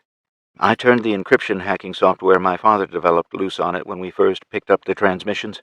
Whatever it is, it's one tough nut to crack. That said, I was able to get a handful of words out of it. She reached inside her hospital gown, stuck her fingertips into her sports bra, and removed a small slip of paper. Unfolding it, she read off what she had. The words, "Tomorrow, tell Scott, Victor wants, and finish this." That's all I was able to get after hours of letting the software run. I figured the sooner I brought this to you, the better. She handed the slip to Dennis. "No last names, but it's not hard to figure out Scott Miley and Victor Offenhauser may very well be in bed together," he offered. "That wouldn't surprise me." "Yeah, but what's happening tomorrow? The 'finish this' part makes me think they might be ready to launch an offensive of some sort," Melissa added. "An offensive? On the ranch?" Jill asked. "I don't know, Jill. We're in a real bind here with whom to trust and whom not to. The National Guard might be compromised. The Governor's Guard could be too, for all we know. If Offenhauser is going to make a push tomorrow, I don't know who we'd trust to have our backs. Wyatt, probably, but we have no idea if his men are compromised either. I imagine that the list of names we've got only scratches the surface, seeing as it doesn't account strictly for civilians. There's no way to track that info." "What list?" "This one." Melissa fished around in her inside pocket and handed over the notes. Jill scanned through it. "Addison, son of a bitch. Andrew, too?" "Yeah. Do you recognize any of the other names?" "No, sorry, Mel. I don't have as much information as I used to with the National Guard folks. Andrew is the only one I see from the Governor's Guard. These civilian names don't mean anything either," Jill replied, still scanning through the pages. "I got nothing." She shrugged her shoulders and handed the papers back. Melissa immediately replaced them in her pocket. "All right, Jill, I hate to keep this visit short, but Mel and I have work to do. Since you got yourself here, I assume you can get yourself back to the ranch?" "Yeah, as soon as Doc declares me miraculously healed, we'll be headed back." "Okay. Does Wyatt still have a team out there?" 4 guys on a 12-hour rotation." She held up 4 fingers. "And you've got 12 teams there now, right?" "Yep." "Combat capable?" "All but Team 7. They got mauled pretty bad the other night." "All right. When you get back to the ranch, quietly place every unit at Condition 1. Quietly move the civilians downstairs and increase patrols inside the compound. Monitor comms and be ready. I don't have the first clue what's about to pop off, but be ready for anything." "Already on it, Dennis. This ain't our first rodeo," she reminded him with a smile, and accepted another hug. After getting a hug from Melissa, both of them slipped out of the room. As I wandered the streets of Elko, the crisp air bit at my cheeks and hands. Under the protective steel toes of my boots, my toes felt like ice cubes. Snow, still piled high from the blizzard, was being meticulously cleared by shovels and snowplows. The white blanket covering the ground added a serene beauty to the small city, even as the daylight tried to break through the gray, overcast sky. My attire, a collection of mismatched garments that gave the impression of homelessness, worked as a cloak of invisibility. I moved unnoticed, blending into the background even as the Phoenix Brigade patrols passed me by, their eyes scanning for more obvious threats. Each step took me deeper into Elko's heart, past the wood and brick buildings, their eaves laden with icicles and their windows obscured by fog on the inside. The occasional passer-by, bundled up against the cold, would cast a fleeting glance in my direction before continuing their own journey, their minds undoubtedly occupied with the mundane tasks of the day. In a small city where nearly everyone would recognize me, my disguise gave me the ability to see the real Elko. No security, no guided tours of this shop or that community garden, just me with my feet on the ground and my nose to the wind. The packed snow crunched beneath my worn boots as I navigated through side streets and alleyways. The scent of wood smoke from distant fireplaces carried on the wind, mingling with the fresh, icy aroma that always followed a winter storm. This city, with its quiet resilience, seemed to stand steadfast against the harshness of winter, just as it had withstood many trials and tribulations, just as it would stand against this one. From the relative safety offered by the alleys and shadows, I caught sight of the heavily guarded Capitol building. Checkpoints dotted the perimeter, each one a stark reminder of the city's turmoil. Soldiers with hard features stood guard, their eyes scanning the surroundings with practiced vigilance.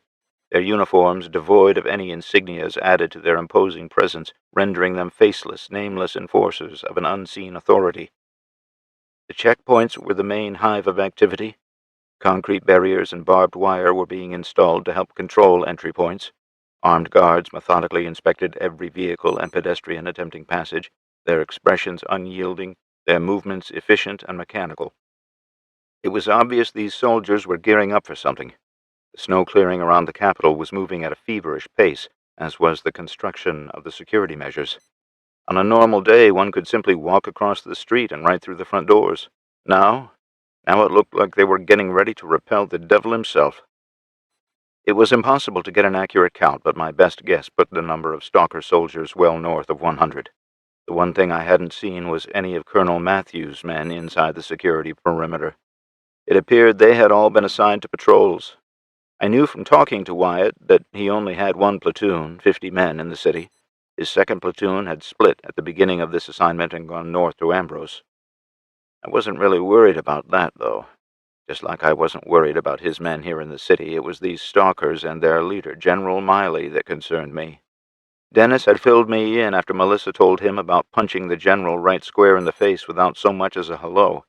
I guess that all stemmed from an incident when 2 of Dennis's marshals were killed when Miley wouldn't get off his ass to extract them from a bad situation. Like I told Dennis, sounds like he deserved a total ass-whooping over it. I had set out this morning to do some recon. I had left the house with high hopes of seeing something, anything that might clue me into the whereabouts of Victor and his men. After 4 hours of wandering the city, I was no closer than I'd been when I started out. I'd watched the hotels and the worker tenements, but saw nothing out of the ordinary. Elko had a large transient population that would come here to work in the mines or on the ranches. This time of year, most of them had gone home to be with their families. It was normal for the population to drop nearly in half. That should have made Victor easier to find, but oddly it didn't. As the light began to fade, I decided it was time to quietly retreat from my vantage point near the capital. The icy air cut through my layers as evening began to settle in. With each careful step, I melted back into the alleyways, my heart heavy with dejection. Neither the capital nor the city had yielded any clues about Victor's whereabouts. Not that I thought I'd find him there, but you never know. I felt as if all my efforts had been in vain. I couldn't help but wonder why such intense security measures had been put in place. What were they preparing for? The sheer number of stalker soldiers, the concrete barriers, and the barbed wire all pointed to a significant threat, but what could it be? I mulled over this question as I navigated back through the quiet streets, the scent of wood smoke no longer providing comfort, but rather a sense of foreboding of the freezing temperatures that came with the dark. The absence of Colonel Matthews' men within the perimeter added yet another layer of mystery. As I trudged through the snow, my thoughts lingered on the invisible tensions that gripped my mind. The recon mission had revealed much about the city's state, but provided no answers regarding Victor. The nagging questions continued to swirl in my mind, pulling me deeper into a maze of doubt and speculation. Maybe comparing notes with Tara, Isabella, and the others would give me some much-needed answers. I continued to ponder as I meandered back to Dennis's home. "How was your luck today?" I asked Isabella, who was sitting in the recliner by the fireplace. I'd just come in the front door. "It was interesting. Is that smell coming from you?" she asked with a wrinkled nose. "Yeah." Sonny doused me in booze to complete my disguise. "What did you find out?" I started to peel off the filthy, smelly jacket. "Tara and I checked out the airport today, and let me tell you, there was a lot of activity. Barricades and temporary fencing are going up along with guard posts, and we picked out 2 possible sniper nests. It's like they're bringing in something of high value." She wrinkled her nose again. "You might want to stay away from open flame." She pointed at the roaring fire in the fireplace for emphasis. "They've really stepped up security around the capital, too. Same thing, barricades and miles of barbed wire. I'm going to get a shower, and then we can compare notes, okay?" "Give it 5 minutes. Tara should be done with her shower soon. You could put those rancid clothes out in the mudroom and close the door, though." I chuckled. "Yeah, you're probably right." I scooped up everything that I'd already shed and took it to the back room. I heard Tara in the front room, so I made my way to the bathroom for a hot shower. It had been days, and I could smell myself over the smell of the whiskey Sonny had dumped on me. Chapter 32, December 21st, 2028. The sensation of stepping into the hot shower was nothing short of bliss. The water pounded against my skin, washing away layers of grime, fatigue, and the lingering smell of whiskey. It was as though each droplet carried away a tiny piece of the stress. As the steam enveloped me, I felt my muscles relax and my mind clear. The doubts and speculations momentarily dissolved. Emerging from the shower, the crisp, clean clothes I'd borrowed from Dennis felt like a new layer of skin, soft, clean, and reassuring. The contrast between the hot water and the cool fabric was a reminder of simple comforts, a luxury that, for a brief moment, made the chaos of the outside world seem distant and manageable. I stood in front of the mirror and studied my reflection. The face staring back at me seemed different, not just from the grime being washed away, but from the understanding that began to dawn. The barricades, the snipers' nests, the heightened security, it all pointed to something more significant than just an event. Isabella's observations at the airport aligned eerily with mine at the Capitol. It struck me like a bolt of lightning. What if they were preparing for the arrival of someone of importance, a high-profile person whose presence demanded such rigorous precautions? The possibility spun in my mind, intertwining with the images of our separate missions, and as I stared at my reflection, the pieces of the puzzle started to fit together. I was still working through the possibilities when I rejoined the growing group in the living room. Sonny and Oscar had returned and were warming themselves by the fire. Izzy still occupied the recliner while Tara sat on the couch, brushing out her dark auburn mane of hair. They were chatting quietly amongst themselves when I sat next to my daughter. "They're not expecting an attack. They're expecting a VIP. That's why all the security measures," I blurted without preamble. The conversation stopped and all eyes were on me. "It's the only thing that makes sense." "Well, talk us through it." My sister was the only one to speak. "Think about it. The last I heard, they have a 4-man squad at the ranch. If they were worried about an attack emanating from the ranch, wouldn't it make sense to lay siege and keep everyone there locked in? Why try to prevent an attack here when you already know all of the would-be attackers are there?"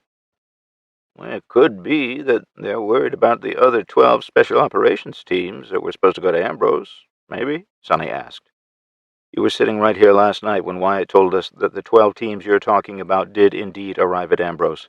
He knows that all 24 teams have been accounted for. He knows exactly where they are." "And do you think General Miley is finally taking the threat from Offenhauser seriously?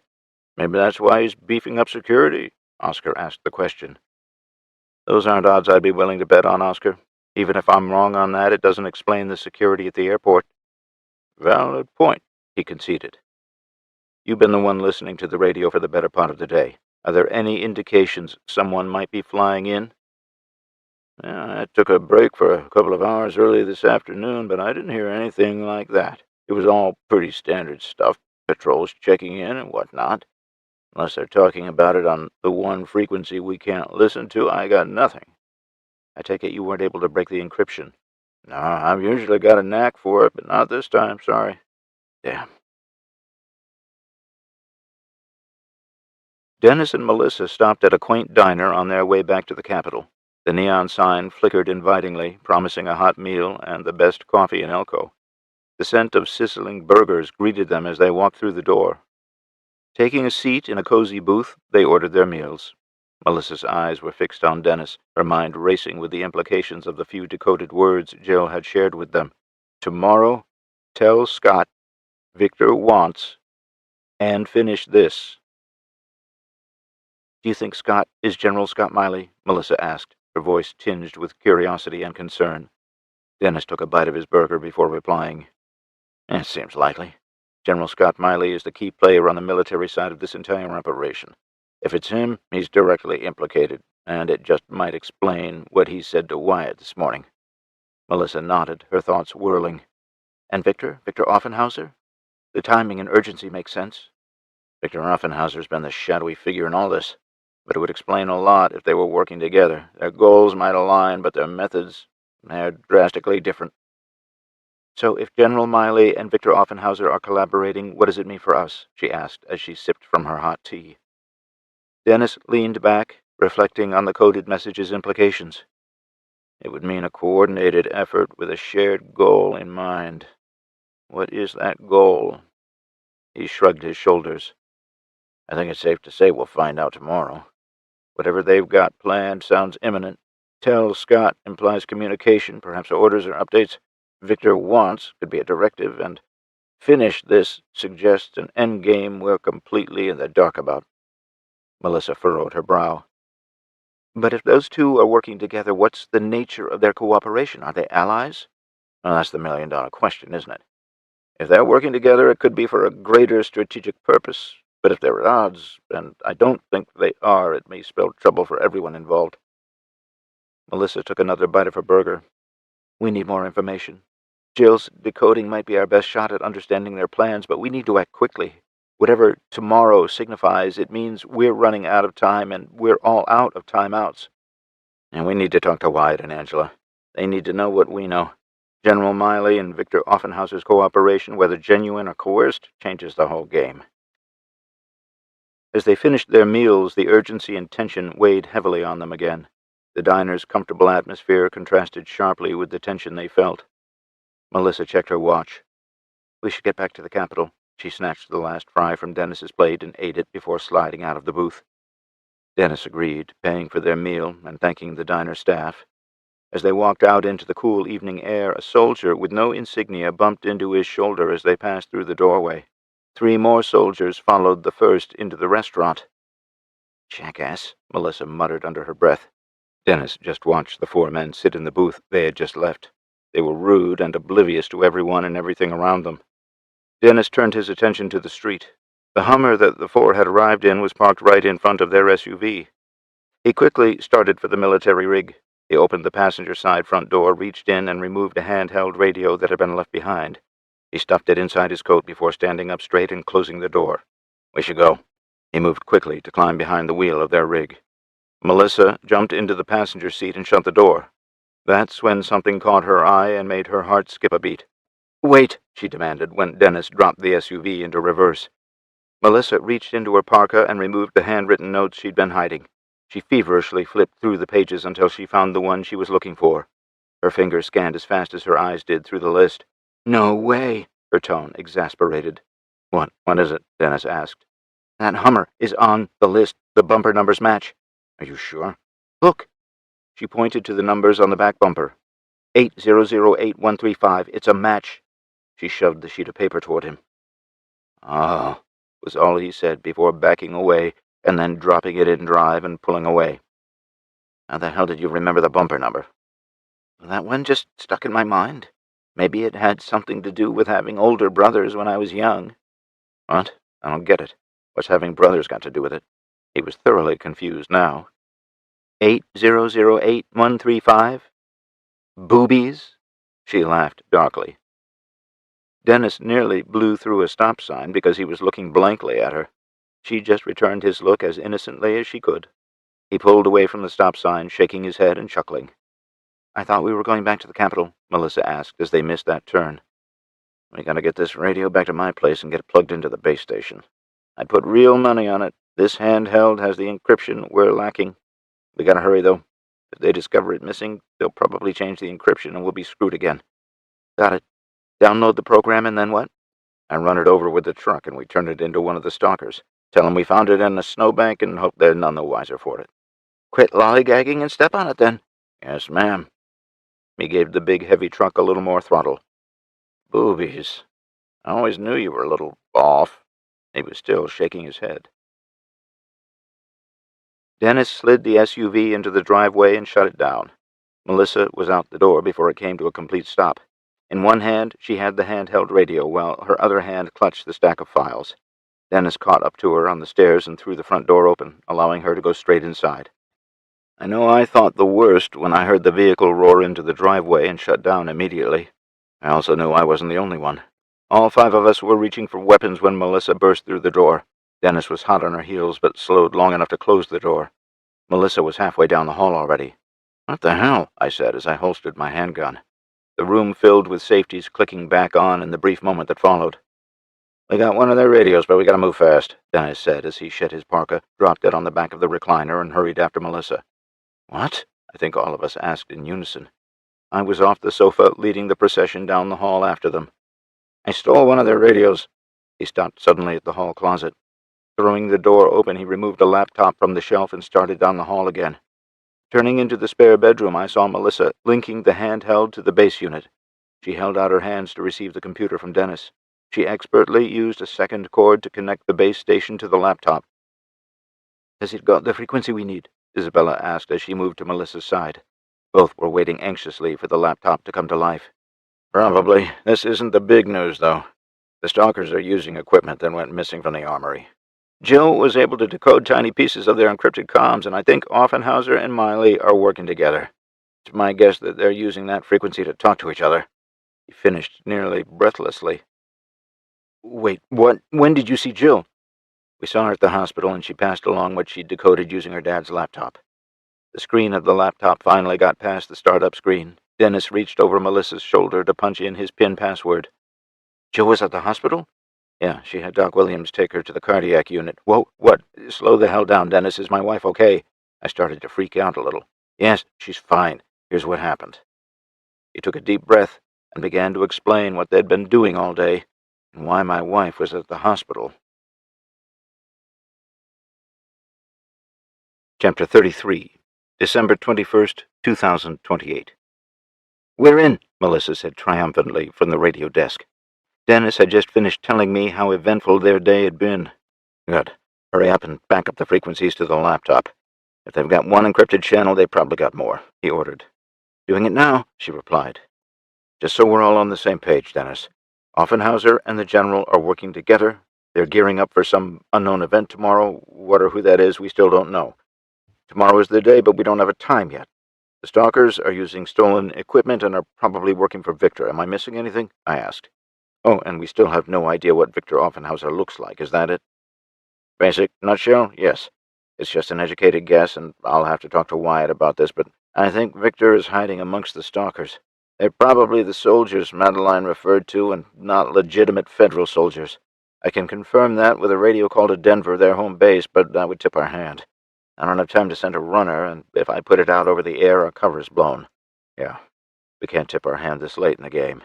When you return that radio, do some nosing around and see how many more bumper numbers you can catch. One would be a fluke. Most of them, and I'd be more inclined to believe they're Victor's guys. Do what you can to confirm it, because I'd hate to start a blue-on-blue incident. It would be really nice if we had secure comms. No kidding. The good news is that now we have their encryption. We can jam their signals, too. They'll be just as deaf as we are. Dad? Tara asked from behind me. Yes? Does the sheriff's office use the civilian band? I know they're not on the military bands. Dennis and I looked from her to each other. No, they don't, I answered. That's brilliant. Now I really feel like an idiot. Dennis said what we were both thinking. Everything's been cloned. We've got their frequencies and their encryption sets, Melissa announced as she began unplugging the handheld radio. We need to get this radio back. She stood from her chair. Oscar? Yeah, boss. He stepped into the room from the hallway where he'd been listening. Park your ass in that seat and write down everything. I pointed to the empty chair. Dennis, when you get back to the Capitol, do some recon on the vehicles, and if you think Wyatt is trustworthy, fill him in on the current situation. I hate to say it, but I don't want to count him in our corner until this goes down. And we will. What are you going to do? We're going to go pay a visit to the sheriff's office. All right. Won't get caught. Come on, Mel. Let's go. The two marshals pushed their way out of the room. Izzy, Tara, Sonny, grab your coats. You're with me. Let's move. Our mission was clear. Get to the sheriff's office and score as much gear as we could. In a car, we could have been there in 10 minutes. On foot, in the aftermath of a blizzard and dodging mounted patrols, this was going to be a long, cold walk. We darted from one alleyway to the next, our footsteps loud on the frozen snow. Each movement was calculated to get us to our destination with the least amount of trouble. Every corner and shadow was an opportunity for concealment. The vehicle-mounted military patrols roamed the streets with an ominous presence, their searchlights slicing through the darkness like knives. The hum of diesel engines reverberated through the air, a constant reminder to keep our guard up and our heads down. At the first major intersection, we took cover behind a row of parked cars as a patrol vehicle approached. The patrol vehicle rolled past us. Its occupants seemed oblivious to our presence. I signaled the team to move, and we crossed the street swiftly, our shadows blending seamlessly into the night. Halfway through the journey, a patrol vehicle turned onto our street, its headlights illuminating the road like a beacon. We dove behind a low brick wall, hearts pounding in unison as the vehicle slowly rolled past.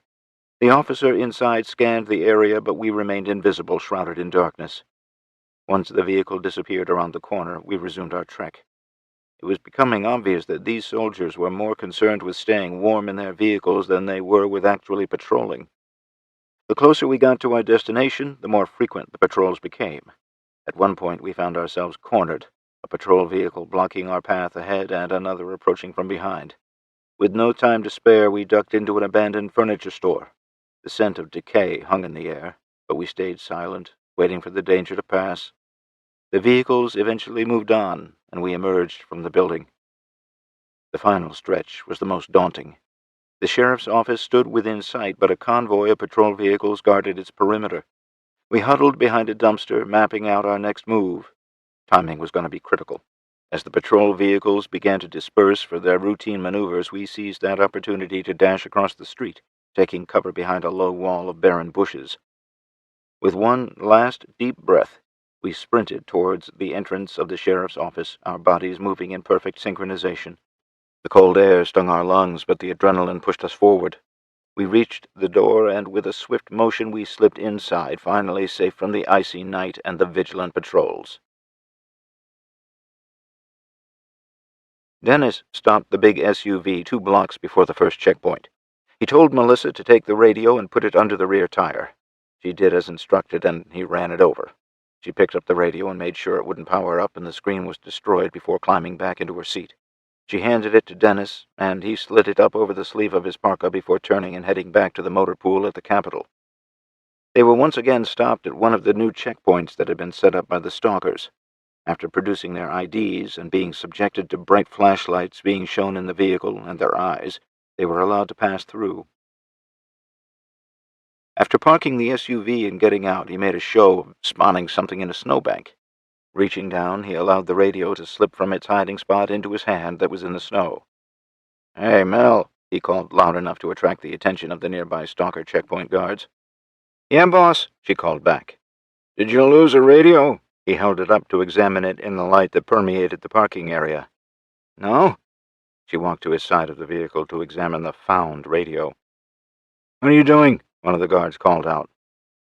"Did y'all lose a radio? This was mashed into the snowbank." He started toward the guard who had called out. "Let me see that." He held out his hand as Dennis passed him the destroyed radio.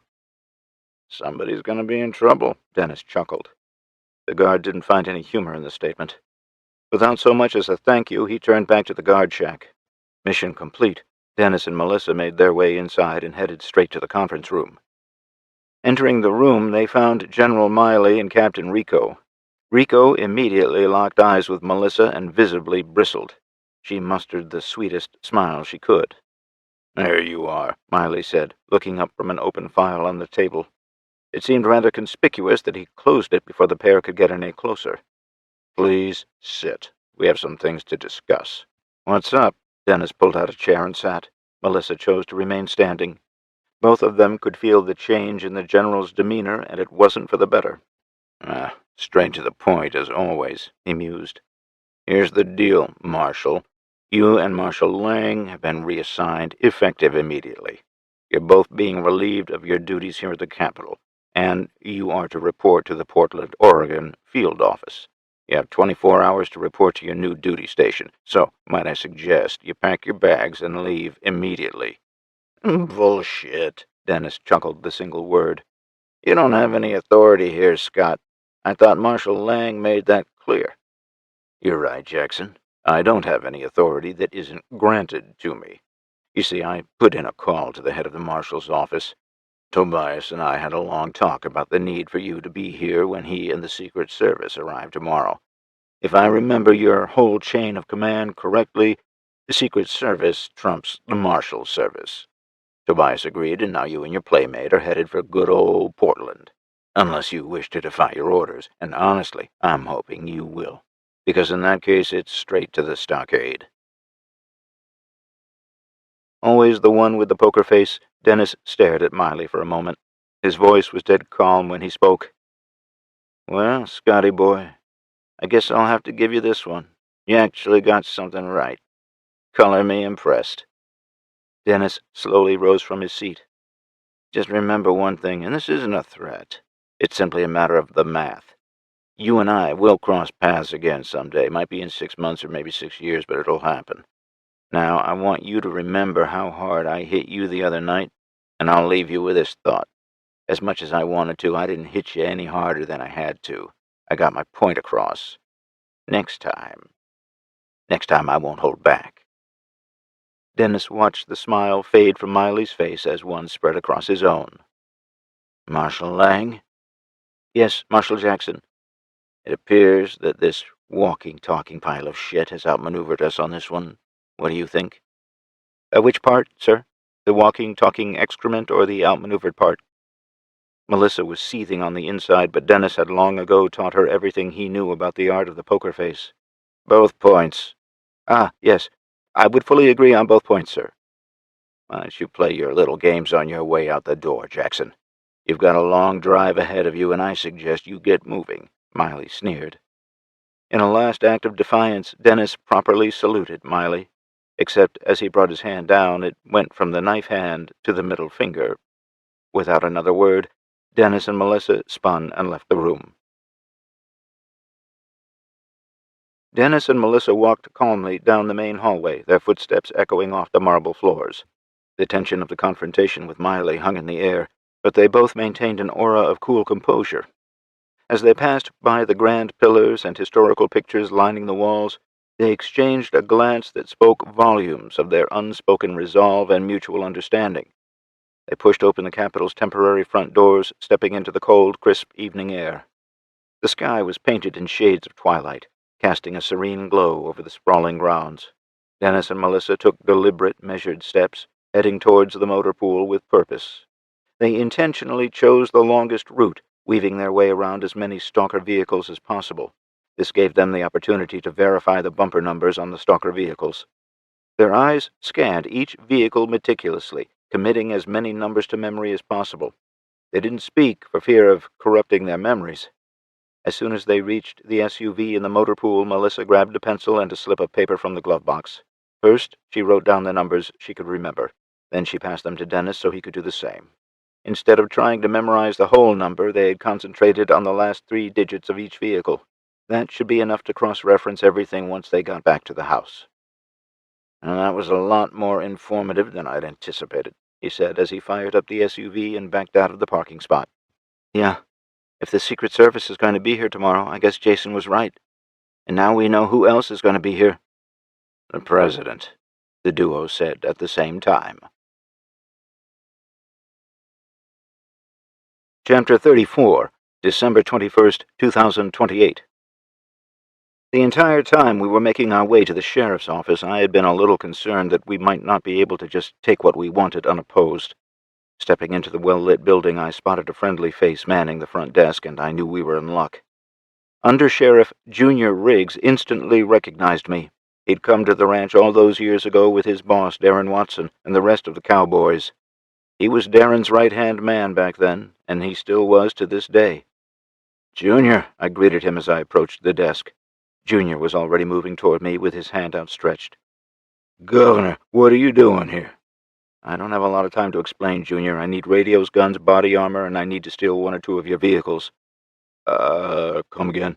"We're closing in on the assholes that shot Sheriff Watson and killed Harold. They caused a whole lot of trouble, killed a lot of good people, and we're going to make 'em pay for it. I ain't got a lot of time, and I need to leave here with a bunch of gear. If you don't want to be involved, just step into the bathroom, give us 30 minutes, and we'll help ourselves." "The hell if I'm going to sit this one out. Let me lock the front doors."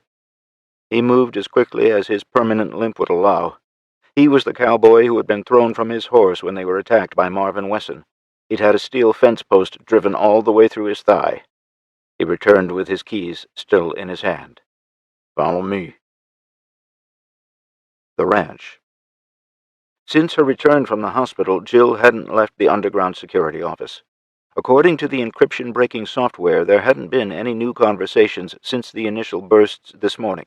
It was still working to break into the conversations it had heard, but it hadn't come up with anything new. Dan and Miranda Hawkins had brought her dinner because she refused to leave the small room. Dan promised her that he'd return in time for her to put the kids to bed. "Nothing new?" Dan asked as he entered the room and looked at the computer screen. "No, nothing," she grunted and stretched. "All right. I'll keep an eye on everything. If something changes, I'll get back to you right away, okay?" "Yeah, I guess," she answered. but didn't budge from the seat. "Come on, Jill, go spend some time with Will and Liv. Read 'em a story, put 'em to bed, and then get some rest yourself. You look tired. I know your chest is killing you." "Is that obvious?" She unknowingly grimaced when she pushed herself out of the chair to stand up. "Yeah, it is," he chuckled. "I promise, if anything changes, I'll be banging down your door. Now, go." He pointed to the door he'd come through. She made it as far as the threshold before she turned back to face him. "All the teams at Condition 1? "You're stalling, Jill. Go," he said sternly, as if speaking to a child. She hung her head and left the room. Jill had just finished reading a chapter of a book about a princess and a knight to William and Olivia. Dan was right, she was tired. Several yawns through the single chapter she'd read made her realize it too. After going through the nightly ritual of kissing them on their foreheads, tucking them in, and turning out the lights, she closed the door. She stared at her bedroom door across the hall, but couldn't force herself to go in there.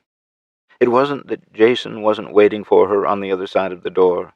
It was the fact that trouble was brewing, and she felt it in her very existence that it was going to be bad. Even worse, she hadn't been able to put her finger on the elusive nature of the trouble. The radio transmission only added to that unease. Rather than going into their bedroom, she headed downstairs. The couch was comfortable, and watching the fire always helped her fall asleep in difficult times. The house was dark, but she knew every step and turn like the back of her own hand. She stepped in front of the fireplace to add another log before making her way to the couch. As soon as she sat, she saw the figure sitting in the recliner across from her. Her adrenaline surged, and her heart instantly kicked into overdrive. "Ma'am?" A familiar voice came from the person occupying the recliner. "I didn't mean to startle you." "Dusty?" Jill asked, trying to regain her composure. "Yes, ma'am." The young woman turned so Jill could see her face in the flickering firelight. "Jesus, you damn near made me piss myself. What are you doing here? No, wait. How'd you get in here?" "Again, sorry about that. I've heard about the curfew in Elko and thought I should come by here before I snuck into town. I ran into Thomas and Anthony in Battle Mountain this morning, and they told me what they knew. They gave me a message for you or the governor." She unfolded a slip of paper she'd been holding and passed it across the table to Jill. Is Harold really dead?" "I'm afraid so, Dusty. I'm afraid so," she answered. She turned the paper so the fire would shed enough light on it so she could read it. "Damn." Jill looked away from the note to see Dusty wiping the corners of her eyes. Giving the woman a moment, she went back to reading.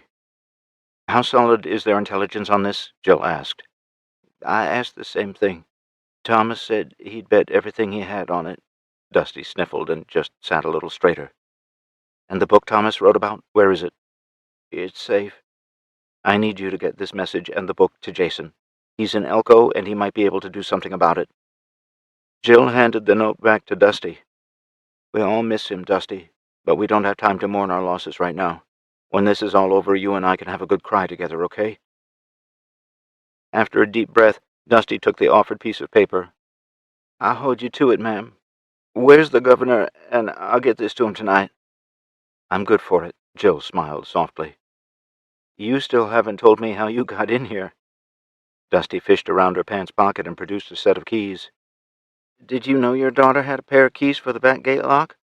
"She kept one, but thought I should have one." "What?" "Well, no, I didn't know that. How long have you had it?" "A couple of years now. This one is for Tara's house, and this one is for the back gate at Ambrose." She chuckled slightly at the look on Jill's face. "They are strictly for emergencies, and I thought this might be a good time to use them. Again, sorry for startling you." Dusty stood, and so did Jill. "You know where Marshal Jackson lives, right?" "Yes, ma'am." "That's where Jason, Isabella, Tara, and a couple of others are holed up. Watch out for the roving patrols." "I will. You be safe, ma'am." Dusty stepped around the table, but Jill blocked her with her arms outstretched. Jill gave the shorter woman a hearty hug. Dusty Allen gratefully accepted it. Elko. Under the bright glow of the station's garage overhead lights, Tara, Isabella, Sonny, and Junior worked quickly and with a sense of urgency. The trunk of a squad car stood open, ready to be filled with the equipment needed for whatever mission presented itself. Tara, her red hair now in a ponytail swinging with each movement, carefully loaded M4 rifles and spare magazines into the trunk. Each rifle was checked meticulously and functionally before being placed gently alongside the others. Isabella, not far behind, did the same with the ammo cans. With a swift, practiced motion, she stacked them neatly, ensuring they were secure. Her athletic build and steady hands made the task look almost too easy. She paused occasionally to tighten the straps on her body armor, which she wore over her black tactical uniform that was courtesy of the Elko Sheriff's Department SWAT team. Off to the side, Sonny was organizing 8 of the sheriff's radios. His brow furrowed as he checked each device, ensuring they were fully charged and functional. Each one was attached to an earpiece and throat microphone. With a nod of satisfaction, he placed them carefully into the back seat of the cruiser, ready for immediate use. Junior was busy with the body armor. He took care to inspect each piece, making sure everything was in top condition. Mag pouches, check. First aid kits, check. Radio pouches, check. Armor plates, check. And so on down his mental checklist. His hands moved quickly but with precision, and his eyes darted from one item to the next. With the squad car now filled, their attention turned to the department's SWAT MRAP. The vehicle loomed large, its formidable presence a stark reminder of the gravity of our mission. One by one, they began to load the equipment that wouldn't fit in the cruiser, the clang of metal resonating in the still night air. M4 rifles found their place in the specially designed racks, ammo cans were secured in the storage compartments, and body armor was carefully stowed away. The team worked in unison, each aware of their role and the importance of their task. They moved with a silent efficiency, a testament to their training and the trust they had in each other.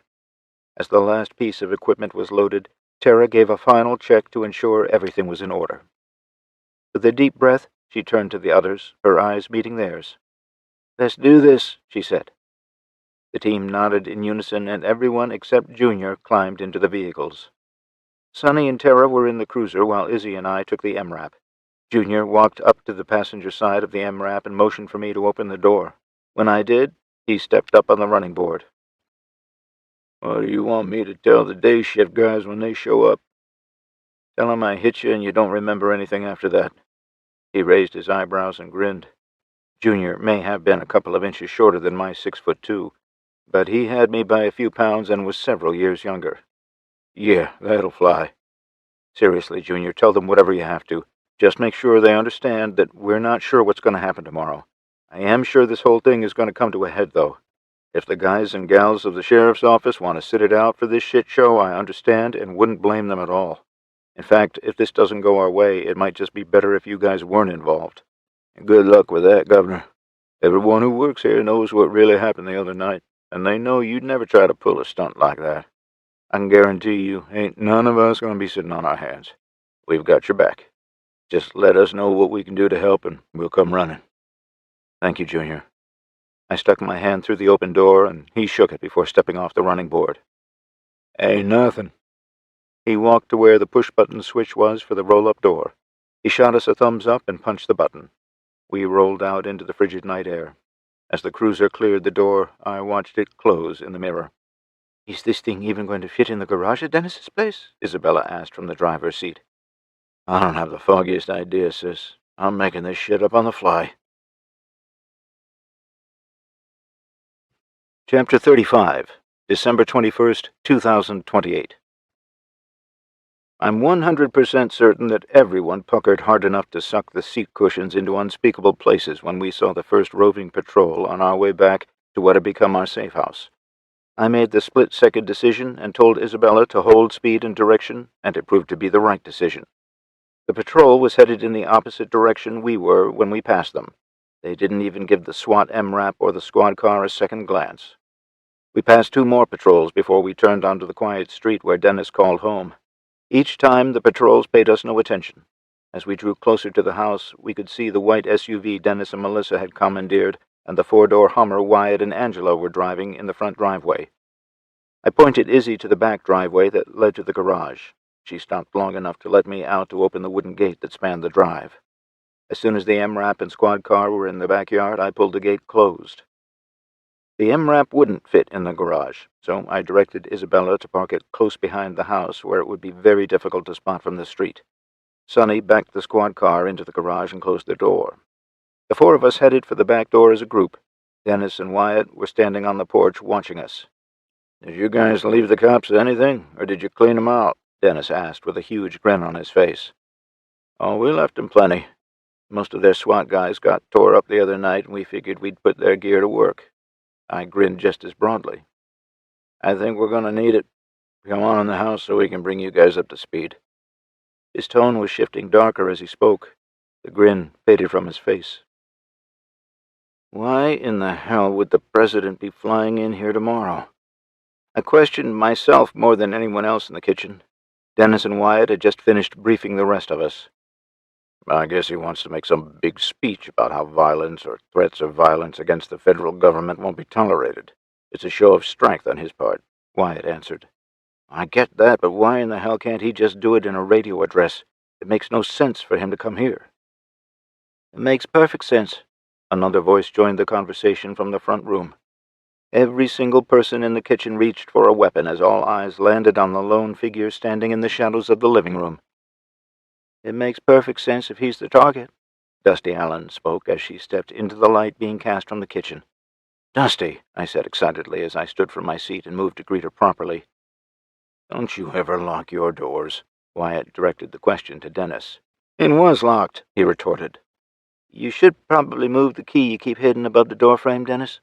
Dusty held up the key in question. He shook his head and looked at the floor. I took a moment to make introductions and invited Dusty to sit in my chair before we got back to business.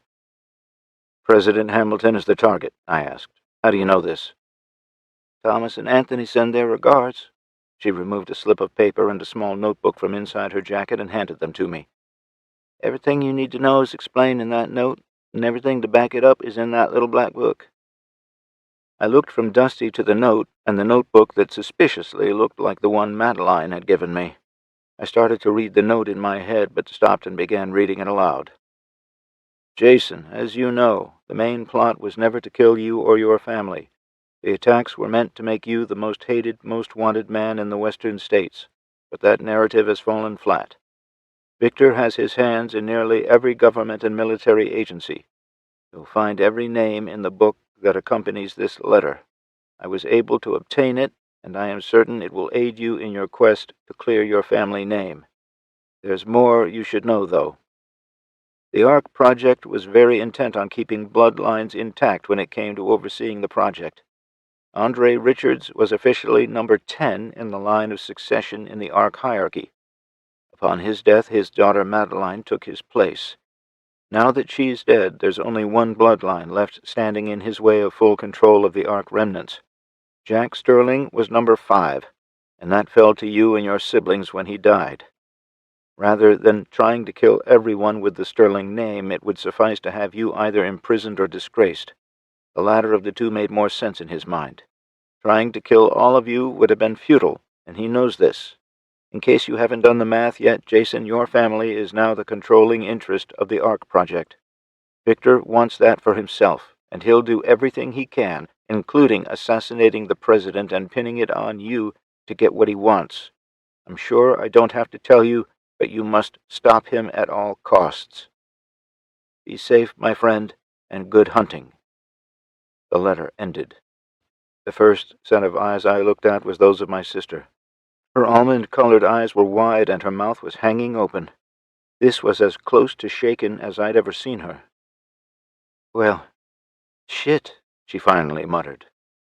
I've got a few other words I might have chosen, I said. She and I were still staring at each other.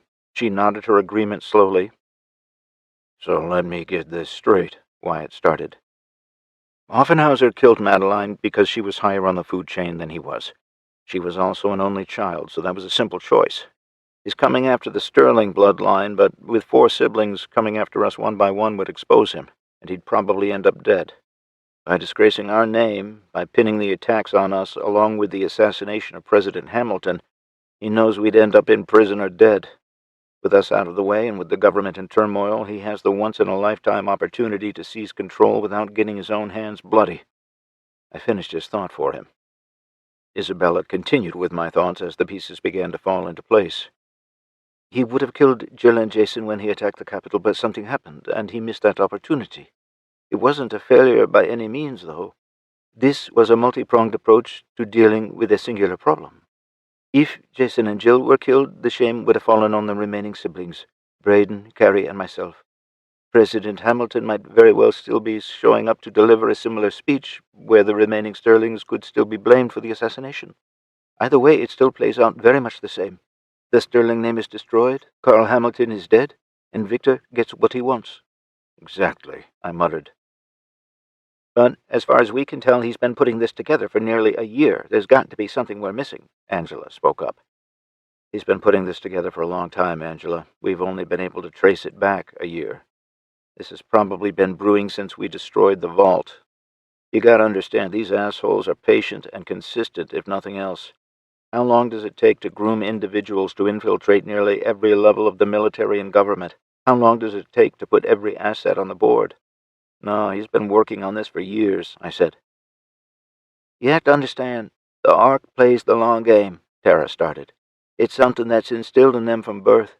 If you look at the history of the project, you'd understand that this is generational for them. You think you or I have patience? Think again. You want to know something really crazy, though? What? If you're paying attention, if you're looking for a sign, you'll understand that through their twisted sense of nobility, they always put their next move on display. Granted, it's never in clear context. They don't just shout it out from the rooftops. No, it's far more subtle than that. What do you mean? Well, back before the EMP, how many movies or TV shows were related to that type of event? There were a lot. How many government reports about the fragility of the power grid were never covered by the news? A lot. There were so many instances of them showing and telling people what they were going to do. If you bought into it, you were a conspiracy theorist. That's why the masses never took any of it seriously.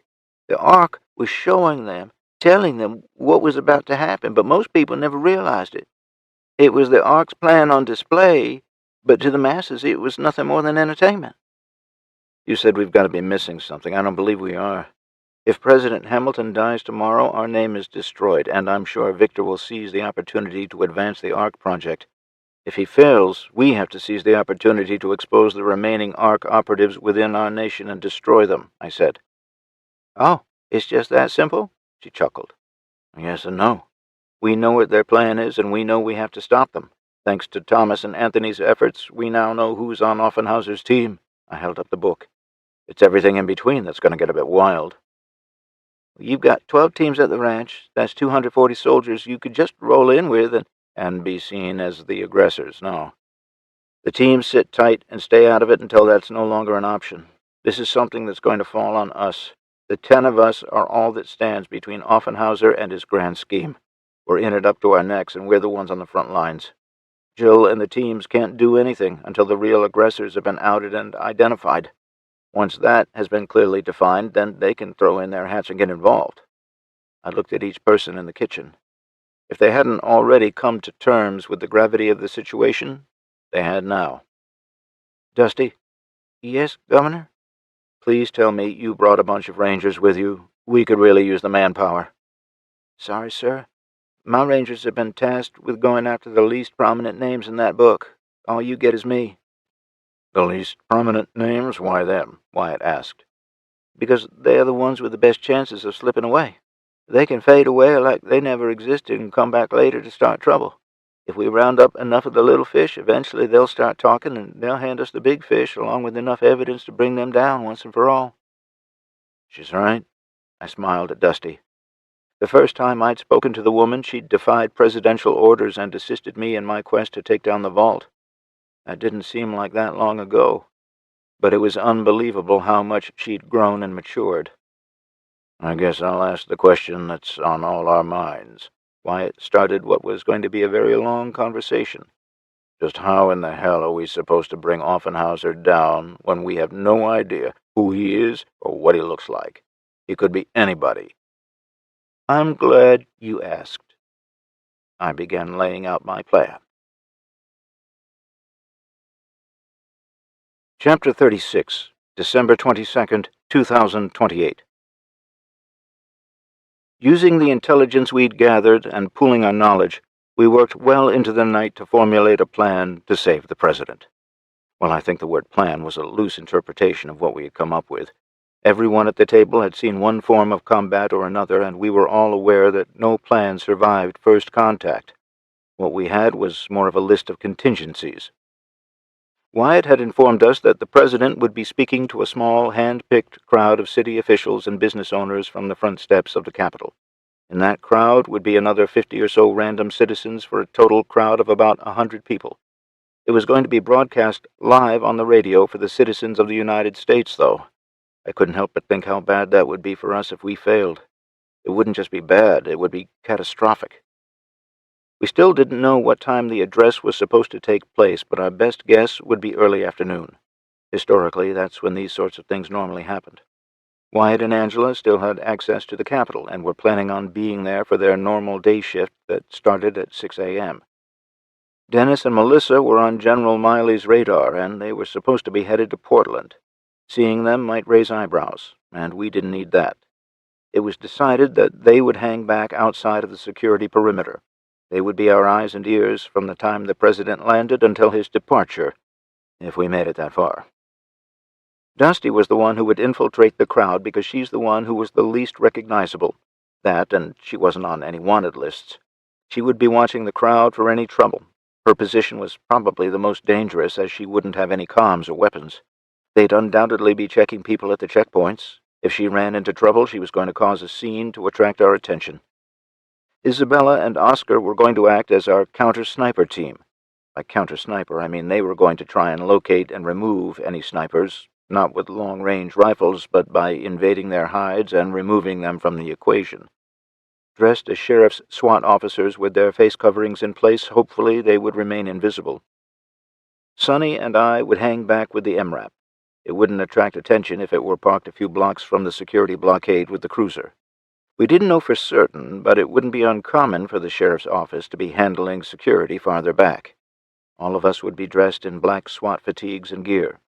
With the black balaclava masks hiding our faces, we should be able to blend right in as long as we looked and acted like we belonged.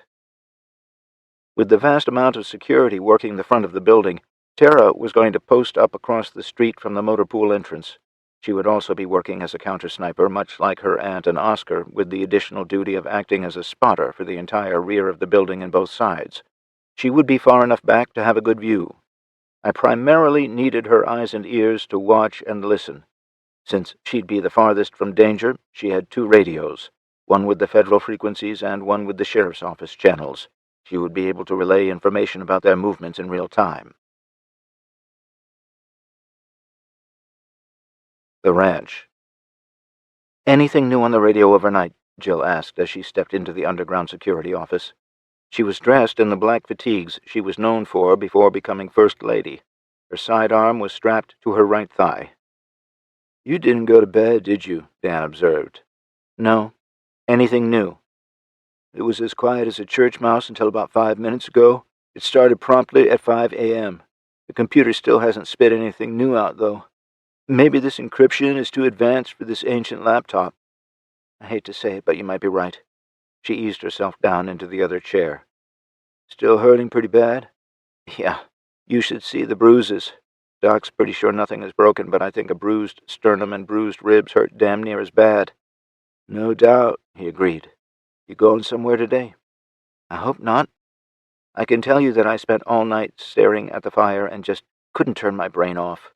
Not after reading the note Dusty brought me, anyway." "Dusty? Dusty Allen?" "Yep." "I didn't even know she was here. When did she get in?" "Nobody knew she was here," Jill smirked.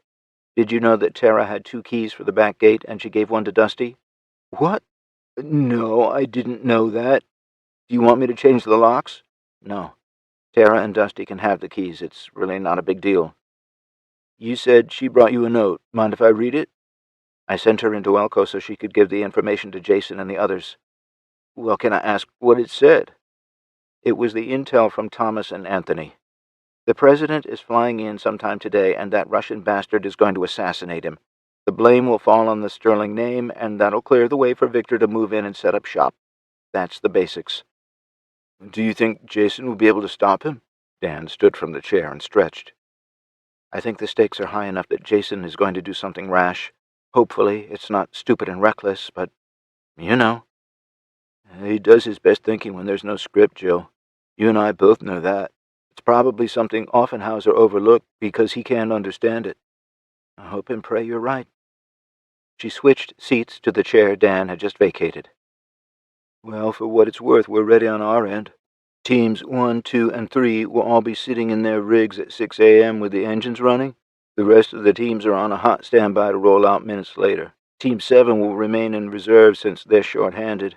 I just need to know what the go signal is. Keep your radio on because I imagine all hell will break loose and that'll be our cue to get rolling. Tell Captain Sparks to reserve me a shotgun seat in the lead MRAP of Team 1. I'm going with them. Jill, save it, Dan. I'm going, and that's final. William and Olivia are spending the day with my brother and sister-in-law. Dale and Susan both know I'm going and why, so spare me the lecture. She held up her hand to silence his opposition. Resignation immediately washed across his face. Jill was in a mood that wasn't to be tested. Her mind was made up and there was nothing else to say. No argument would change her mind. I'll let Captain Sparks know that he'll be 20 plus 1 for this mission, he answered. The pair shared a few more minutes of small talk before Dan left to go home. Alone in the security office, Jill moved from the main radio set to the backup unit. She worked her way through the frequencies, hoping to hear something new. The only thing she was hearing was Colonel Matthews' patrols checking in. She continued through the frequency range until she picked up the public works channels. Fire Engine 20 was responding to a broken water main. A sheriff had a suspected drunk driver pulled over on the highway. SWAT Unit 2 was on the move, along with a cruiser, to block traffic 4 blocks from the Capitol. Wait, was that Jason's voice? She continued to listen intently. SWAT 2, Under Sheriff Riggs, how copy? We've got you loud and clear, sir. Jason sounded tired, but she'd know her own husband's voice anywhere. SWAT 2, I was just informed that our assistance will be needed to block the streets for the motorcade from the airport to the Capitol at 1300 hours. All cars will be assisting with that. Over. We copy all, sir. Thank you for the heads up. SWAT 2 will remain on station to direct traffic and pedestrians away from the Capitol unless needed elsewhere. Over. Copy, SWAT 2. Have a great day. Under Sheriff Riggs out. Jill's tired mind was instantly running a mental marathon. It sounded like Jason had enlisted the help of the sheriff's office and was running on their comms network. That was brilliant because the military ignored those channels. As much as she wanted to pick up the mic and speak to her husband, she resisted the urge. She wasn't about to change the channel, either. Now she could eavesdrop on Jason and possibly have enough of a heads-up to be halfway to Elko before everything went completely sideways. "What are we doing, Wyatt?" Angela asked from the passenger seat of the Hummer. They'd just cleared the last checkpoint and parked in the motor pool area behind the Capitol. What do you mean? It's just, if we get caught helping Sterling, we're done. All of our plans of rotating out in a year and getting that log cabin in northern Idaho, everything we've kept quiet about our relationship, it'll all have been for nothing. If we aren't put up against a wall and shot for treason, we'll rot in prison. Her voice was tinged with desperation. He seemed to consider the question for a moment before speaking. We're doing what's right. We both know Sterling didn't do this. We know he's being framed as some egomaniac trying to take over the district. But we know that's not the truth. If we don't do this, if we turn our backs on him, I couldn't live with that, Ange. I don't think you could either. He studied the backs of his hands that still gripped the steering wheel and then continued. Not long ago, you made me realize how complacent and lazy I'd become in my duties. The easy, cut-and-dry missions, the easy wins. They didn't make me a better leader. They softened me. They jaded my views. I lost sight of all the gray areas. But we have the chance to make up for it now. We have the chance to earn the life we want together after the military. No second-guessing, no regrets, and no guilt. Does that make sense? Yeah, it does. I guess I'm just freaking out a little. We're in a tough spot, and I'm kind of worried how this is going to end for us. Trust me, I've thought about it too. We helped Sterling pull this off, and it'll go one of two ways. We're innovative heroes for thinking outside the box and helping the president and the district. We help stop a war. Or we get thrown out of the military for bypassing just about every regulation you can think of. That's if everything goes right today. If this goes south, my guess is it'll be a good day if we're still breathing when the dust settles. That's the hard truth. Yeah. Did you know the Sterlings have a saying? She asked. No. What is it? Right place, right time. Well, I hope this is our place and time today. Yeah, no kidding. She started to reach for the door handle. Whatever happens today, Angela, I want you to know how much— Shh, don't say it. I already know, Wyatt.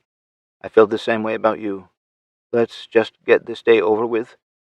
Then maybe, just maybe, I'll let you say it out loud. She smiled and opened the door. Chapter 37, December 22nd, 2028. It was approaching noon, and nobody had paid any special attention to any of us. I'd been sitting in the front passenger seat of the MRAP, monitoring radios and watching Phoenix Brigade patrols drive right past us. Most of the time, they'd give us a wave or a thumbs up. I don't think Wyatt had said anything to his soldiers, but he might have improvised something where that was concerned. As for everyone on foot, they were reporting the same thing. Oscar and Isabella had been granted access to the hotel without so much as a second look by the pair of stalkers standing a post at the main entrance. Tara had made her way to her post with even less resistance. I'd seen Dennis and Melissa pass through the intersection a couple of times as they roamed the streets. Here shortly, they would be getting eyes on the airport and reporting back. To anyone not in the know, they looked like cops driving around in an unmarked car. We had made one change to our comms plan, and that was to use a channel dedicated to SWAT team operations. There were two reasons for this change. First, we wouldn't impede any normal radio traffic for the department, and secondly, we could talk to each other without tipping our hand to the deputies on duty. I wasn't overly concerned that a deputy might rat us out, but you just never knew. While I monitored the sheriff's frequencies, Tara was listening in on the military comms. Between the two of us, we might be able to spot trouble. That was the hope, anyway. The president wasn't even on the ground yet, but the small crowd for his speech was beginning to arrive. Those with cars were forced to park along the streets 8 or 10 blocks away and walk to the Capitol. We were parked along the route to the main security checkpoint, so most of them had to pass right by us. A fully kitted-out Sonny was standing in front of the MRAP, being friendly to everyone who passed by. I spotted Dusty, who didn't even look in our direction. We were just part of the scenery to her. She was sporting a blue jacket that had press on the back of it in bright yellow letters. Around her neck hung several laminated cards on a lanyard. She carried a notebook in one hand and looked like she was there to record the moment for history. 3 more press people filtered by, and they were all dressed the same way she was. "Heads up, Air Force One is on final approach," Dennis reported on the SWAT channel. I clicked the mic twice to acknowledge. Checking my watch, it was 12:50 p.m., right on time. The waiting game was just about over. "Have you seen General Miley or Captain Rico this morning?" Wyatt asked the radio operator in the command center. He and Angela had been on the lookout for the pair, but had yet to see either of them. "Captain Rico is making final security checks, and General Miley is at the airport to receive the president, sir," the stalker soldier answered. "Thank you." Wyatt turned and led Angela out of the room. Heading upstairs, he lowered his voice and leaned closer as they walked. "Have you seen any marshals?" "No. Scuttlebutt is they were all suddenly reassigned last night," she whispered back. "Damn. Are any of the Phoenix Brigade inside the building or on the grounds?" "No, just us. Everyone else has been assigned to route security." They reached the top of the stairs. They were spotted by one of the security guys just inside the front door, and he waved them over. He was hard to ignore, and they'd already made eye contact. Rather than try to go the opposite direction, Wyatt and Angela walked straight toward him. "Colonel, Captain," he greeted them. "General Miley has requested that both of you join him and President Hamilton at the podium during the speech." "Really?" Wyatt was a little stunned by the request. "Yes, sir. He felt it would be good for you to be recognized as being the first boots on the ground. It'll show the people that we are united for their best interests." "Okay. What time are we supposed to be in place?" After checking his watch, the soldier spoke. "The president's plane is touching down as we speak. It's an 11-minute drive from the airport, and the president will take the stage at 13:25. It's suggested you be in place no later than 13:20. The speech will last until approximately 13:40. After the speech, you will come back with the president, his security detail, and the general." "Thank you. I'll be there," Wyatt said. and started for the boarded-up front entrance again. Stepping into the sunlight and cold air, both took deep, pensive breaths. It was almost showtime, and they'd be standing center stage. Dennis had parked the white SUV about 50 yards from the air traffic control tower, with its tailgate nearly touching the chain-link fence. From their vantage point, they watched Air Force One, a converted C-130, roll to a stop. Its glistening white paint just seemed so wrong for a military workhorse of a plane, and the presidential seal on its tail looked even more out of place. They watched as two Hummers led a six-wheel drive MRAP that was followed by another pair of Hummers pull up next to the plane. General Miley stepped from the MRAP after his stalkers set up a security perimeter. He waited for the door to open and for President Hamilton to emerge. The first four men to disembark were Secret Service members. With as much as the world had changed in the last decade, the Secret Service hadn't changed one bit. They still wore the black suits with white shirts and black ties. Their hair was still close-cropped, and their dark sunglasses were still a part of their uniforms. It was easy to tell, even from this distance, that they were all former military, more than likely Special Forces types. Their bearing and professionalism gave that much away. All of them had the same sidearm holstered on their belts and short-barreled rifles hanging from single-point slings. Dennis and Melissa both took pleasure in watching the Secret Service basically ignore the stalkers. They didn't have time for them, and they certainly weren't here to be buddies with them. President Carl Hamilton stepped from the plane and paused for a moment to allow his eyes to adjust. When he spotted Miley, he started toward him with two more Secret Service agents glued to his backside. There was a quick handshake and some pleasantries that lasted for less than a minute. Miley showed the president to the MRAP, and they all climbed in. In less than 2 minutes, President Hamilton was on his way to the Western States District Capital. "Rover's on the move," Dennis spoke into his throat mic. "Copy," Jason answered in his earpiece. Something was nagging at Dennis, and it had been since the president's plane began its approach. He was missing something, and he damn well knew it. "You gonna follow them?" Melissa asked from the passenger seat. The SUV was running, and his hand was on the gear selector. He just hadn't put it in drive yet. "Dennis?" "Yeah. What frequency does air traffic control use?" "How the hell would I know that?" "I'm gonna find out." He was already throwing the door open. "Tell Jason we'll be a couple of minutes behind the president." He closed the door and sprinted to the door at the base of the control tower. It was locked, but his persistent, loud beating on it summoned the guard inside. "Sheriff's Department, I've got an emergency," he more or less explained, and pushed his way past the confused guard. He sprinted up the stairs, taking them two at a time. The double doors at the top landing weren't locked, not like it would have stopped him. He barreled through them, causing both doors to fly wide open, startling everyone in the room. "Who's in charge here?" "I am. What's the meaning of this?" a petite blonde with a bob haircut demanded. "Official department business. I need to know what frequency you guys operate on." "It depends on who you want to talk to. What's going on here?" "Ma'am, I don't have time to explain. I just need to know if you can talk to other airports." "Well, of course we can," she answered with her arms crossed across her chest. "Why?"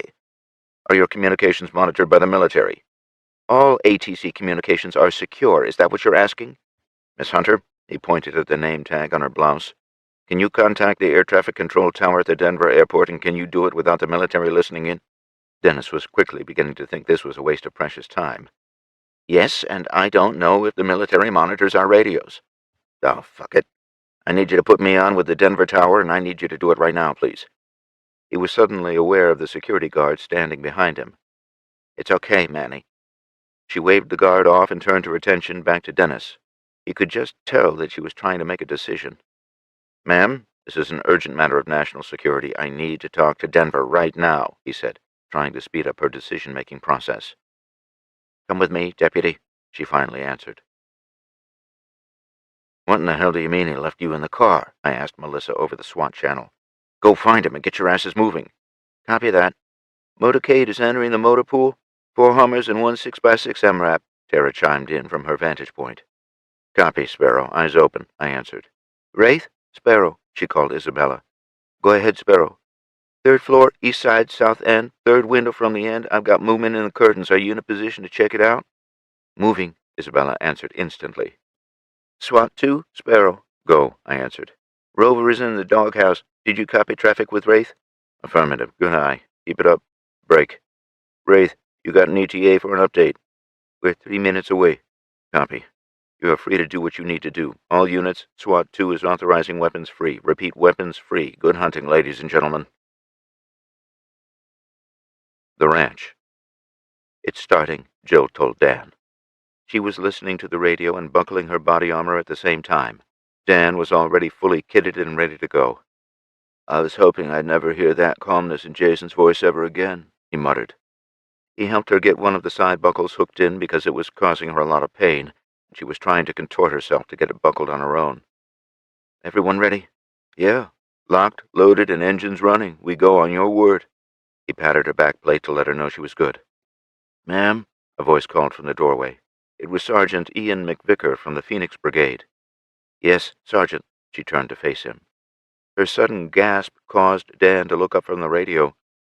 They had a Beretta M92 pointed right at them, and the steely eyes of Ian McVicker were looking over the sights. I'm afraid I can't allow you to go to your husband's rescue. Hands up and step away from the radio. Ian stepped fully into the room and pulled the bulkhead door closed behind him. Never taking his eyes off Jill or Dan, he felt with his free hand until he found the lock. The metallic click seemed to seal their fates. What the? Dan began to protest, but he cut himself off when the bore of the pistol was pointed directly at him. I don't really want to kill you, Dan, so before you go causing any trouble, I need you to know that you aren't critical to my mission's success. She is. Before you say anything else, remember to make it good because they'll be your last words. Chapter 38, December 22nd, 2028. SWAT 2, Wraith, emergency traffic. Go, Wraith. I thought I caught an edge of panic in my sister's voice. This is not, I repeat, not a sniper's hide. We found 4 of Wyatt's men, 3 are dead. They were supposed to report to the ranch this morning. They were subdued, and stalkers stole their uniforms. The implications of what Izzy and Oscar had discovered hit me like a freight train. 4 of Offenhauser's killers were probably dressed like Wyatt's men and were in my home. What's worse, I had no way of warning them. Copy. It was the only reply I could come up with as my mind raced for a solution. You could take a squad car and go out there, Sonny offered. No, I can't. I could go. No, you can't. I picked up the mic and switched to the sheriff's normal channels. Under Sheriff Riggs, SWAT 2. Go ahead, Junior answered immediately. I'm in immediate need of an armed response to my home. My family is in imminent danger from at least 4 armed intruders. Can you assist? Are you sure? Positive, Junior. I need someone to respond and raise the alarm. All my deputies are tied up, but I'm on my way. Copy. Keep me advised.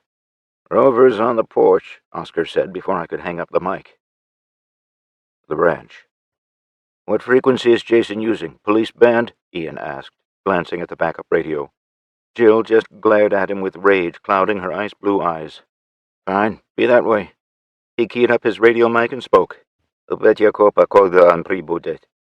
Russian? Jill broke her silence and asked. Ты говоришь по-русски? No, I don't speak Russian. I know all the cuss words, though. Sudden movement on the computer screen behind Ian caught her attention. When he transmitted his order to kill the undersheriff, he'd done it on the same encrypted channel the computer was trying to hack into. She needed his radio. Here's what I want you to do. Reach across your body with your left hand and very slowly remove your sidearm with 2 fingers. Place it on the desk and walk backwards to the wall. You go first. He nodded at Jill with his head and motioned with the barrel of his pistol to the wall at the far end of the small room. Jill lowered her left hand and started to do as he requested. Knife, too, if you don't mind, he added. Jill placed both items on the table and started backing away. What do you think's going to happen here, Ian? There are over 200 of my men upstairs. Do you honestly think this is going to end well for you? You'll never make it out of here alive. After Dan had placed his gun and knife on the table, he too backed away. Ian watched until they were standing side by side before he answered. It's not about leaving here, Joe. You and your children are the prize. You are the leverage we needed to finish your husband once and for all. Do you really think your soldiers would risk a direct assault on the underground portion of this compound? It's already sealed. You and your family are on this side of the doors, and your soldiers are on the other. I swear to God you so much as look at my children wrong, and I'll make you wish you'd never been born, Jill sneered, with more venom than she thought she could muster. As long as your husband plays his part when the time comes, they won't be harmed. If he fails to play along, none of you will see another sunset, Ian spat. The capital. I'm not seeing any evidence of a sniper anywhere. Tara's voice was tinged with exasperation. "Wraith hasn't got any either," Isabella chimed in. Her voice sounded just as desperate. The president had been on stage for 8 minutes and nobody had spotted any threats. My mind was racing with the implications and possibilities. Had we completely misread the entire situation? Had our collective intelligence been that bad? This wasn't making any sense. "Keep looking," I barked into the radio. Sonny was standing in front of the MRAP again. "SWAT 2, Jackson." Dennis's voice broke into my thoughts. "Where the hell are you? Listen to me. I played a hunch and had ATC here contact ATC at the Denver airport. That's where the Stalkers and General Miley are stationed. Miley is off base on assignment, but the entire Stalker battalion is on base and accounted for. The Stalkers in Elko are imposters, all of them. The colonel in charge at Denver has never heard of a Captain Rico either," Dennis reported with rapid-fire sentences. I was staring at the radio set when Sonny opened my door. He was holding a slip of paper in his hand. "A kid just asked me to give this to you." He held it up for me and pointed at a kid running down the block. I took the slip, unfolded it, and began to read. "Your ranch has been infiltrated. Your wife and children are now hostages. Your teams won't be able to get to them because your family is locked down in the underground. All safe and sound, kind of like an ark. From this moment forward, your life is forfeit. If you do as you are told, your wife and children will survive. If you fail to do what you're told, they will die one by one until you comply. I know you have men in place. Order them to take the shot and kill President Carl Hamilton." The note ended there, and my hands trembled with unfiltered rage. "Jason, did you hear me?" Dennis asked in my earbud. I could hear the sound of a roaring engine in the background. "Jason, are you there?" "I heard you." "If you're not here in the next 2 minutes, I'm doing this on my own," I growled. Not waiting for an answer, I yanked the earbud from my ear and removed the throat mic. Unclipping the radio, I left the whole mess on the seat as I climbed out of the rig. I passed the note to Sonny so he could read it. As he read, I removed my sidearm and set it on the floorboard. The rifle and sling were also removed and joined the handgun. "Oh," Sonny mumbled and looked at me. "What are we gonna do?" I ignored him and unbuckled my body armor. I threw it in the rig with everything else. I then removed my helmet and balaclava and tossed them in. "Jason, what the hell are you doing?" he questioned frantically. After making sure I didn't have anything on that connected me with the sheriff's department, I locked eyes with Sonny. "Today is your lucky day, deputy." "What? What are you talking about? What are you doing?" "Arrest me." President Carl Hamilton stood tall and resolute at the podium.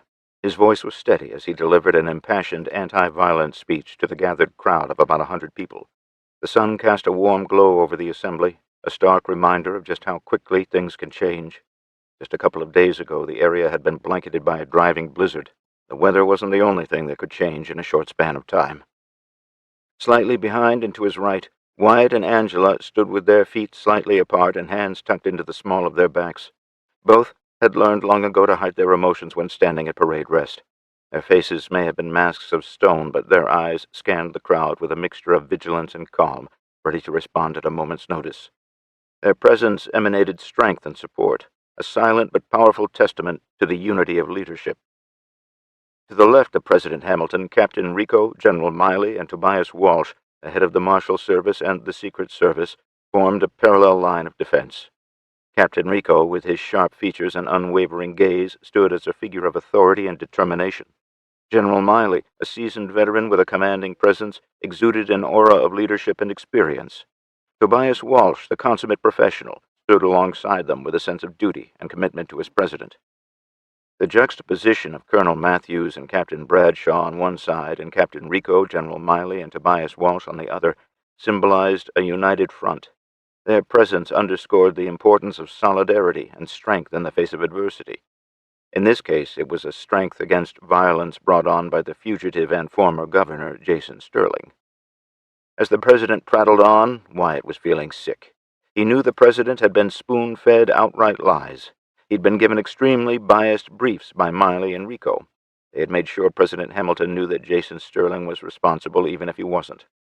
Wyatt had been shut out of those briefings and not allowed to voice his opinion. He'd been relieved of his command of the Phoenix Brigade, and that would probably become permanent when he returned to Salt Lake City. This little speech, all of this pomp and circumstance, was nothing more than a show. The president would get to look good by giving a fiery speech about bad actors within the government, and he'd get to preach about making changes. Wyatt knew it was all bullshit, and he wanted to jerk the microphone away from the old man and say as much. The thought did make him smile a little on the inside. That smile vanished when he remembered someone was trying to kill the president. Shaking himself from the cellar of his thoughts, he began to scan the buildings and crowd for the 100th time. He caught movement out of the corner of his eye and couldn't help but look directly at Captain Rico. He'd broken his stance and put his hand to his ear to better help him listen to his earbud. Nothing had come across Wyatt's earpiece. The look on Rico's face went from stoic to confused in the flash of an instant. He instantly began searching the crowd, and so did Wyatt. From their vantage point, facing the main security checkpoint and the street beyond it, he saw the same thing Rico had seen. A man, dressed in black fatigues, walking with his hands in the air, was coming straight at the checkpoint. He was flanked on either side by a tall man and a short woman. Behind him was another individual pushing him forward at the end of a rifle barrel. As the group got closer, Wyatt was sure it was Jason Sterling with his hands in the air. "Shit," the whisper escaped his lips. Angela first looked at him and then followed his line of sight. Her gasp was clearly audible. A half-dozen stalker soldiers bolted from their position at the gate and intercepted Jason and the others. Their weapons were raised and they were shouting orders. "Get back," he clearly heard Dennis Jackson shout at the soldiers. "What's happening?" President Hamilton asked with his hand over the microphone. His contingent of 6 Secret Service guys should have been ushering him off stage, but they weren't. "It would appear, Mr. President, that the fugitive Jason Sterling has been apprehended," Rico announced while he shared an odd look with the general. Wyatt, while intrigued about Jason going off script, was even more interested in the fact that the president hadn't been whisked off stage. His Secret Service guys hadn't even rushed to surround him. He wasn't the only one perplexed by these events. Rico, Miley, and Tobias looked like they were all trying to figure out what the hell was happening with Jason suddenly turning himself in.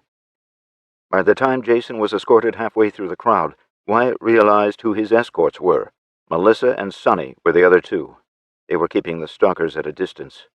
The crowd parted in front of the group and rejoined behind them, leaving them in a bubble of sorts. The crowd was silent as he was brought to the foot of the Capitol stairs, where they stopped of their own accord. Jason wasn't cuffed, but he didn't have a weapon either. He had also shed his body armor and radio. He hadn't just gone off script. He was in a whole different book, in a library on another planet. Wyatt had to wonder if the man had lost his mind. He defiantly locked eyes with everyone on stage. His eyes were cold, emotionless. There was an involuntary shiver descending between Wyatt's shoulder blades. Dennis, Melissa, and Sonny still had their balaclavas pulled up, only revealing their eyes, but they all had the same look. "Hello, Mr. President. Welcome to Elko," Jason said loudly and angrily.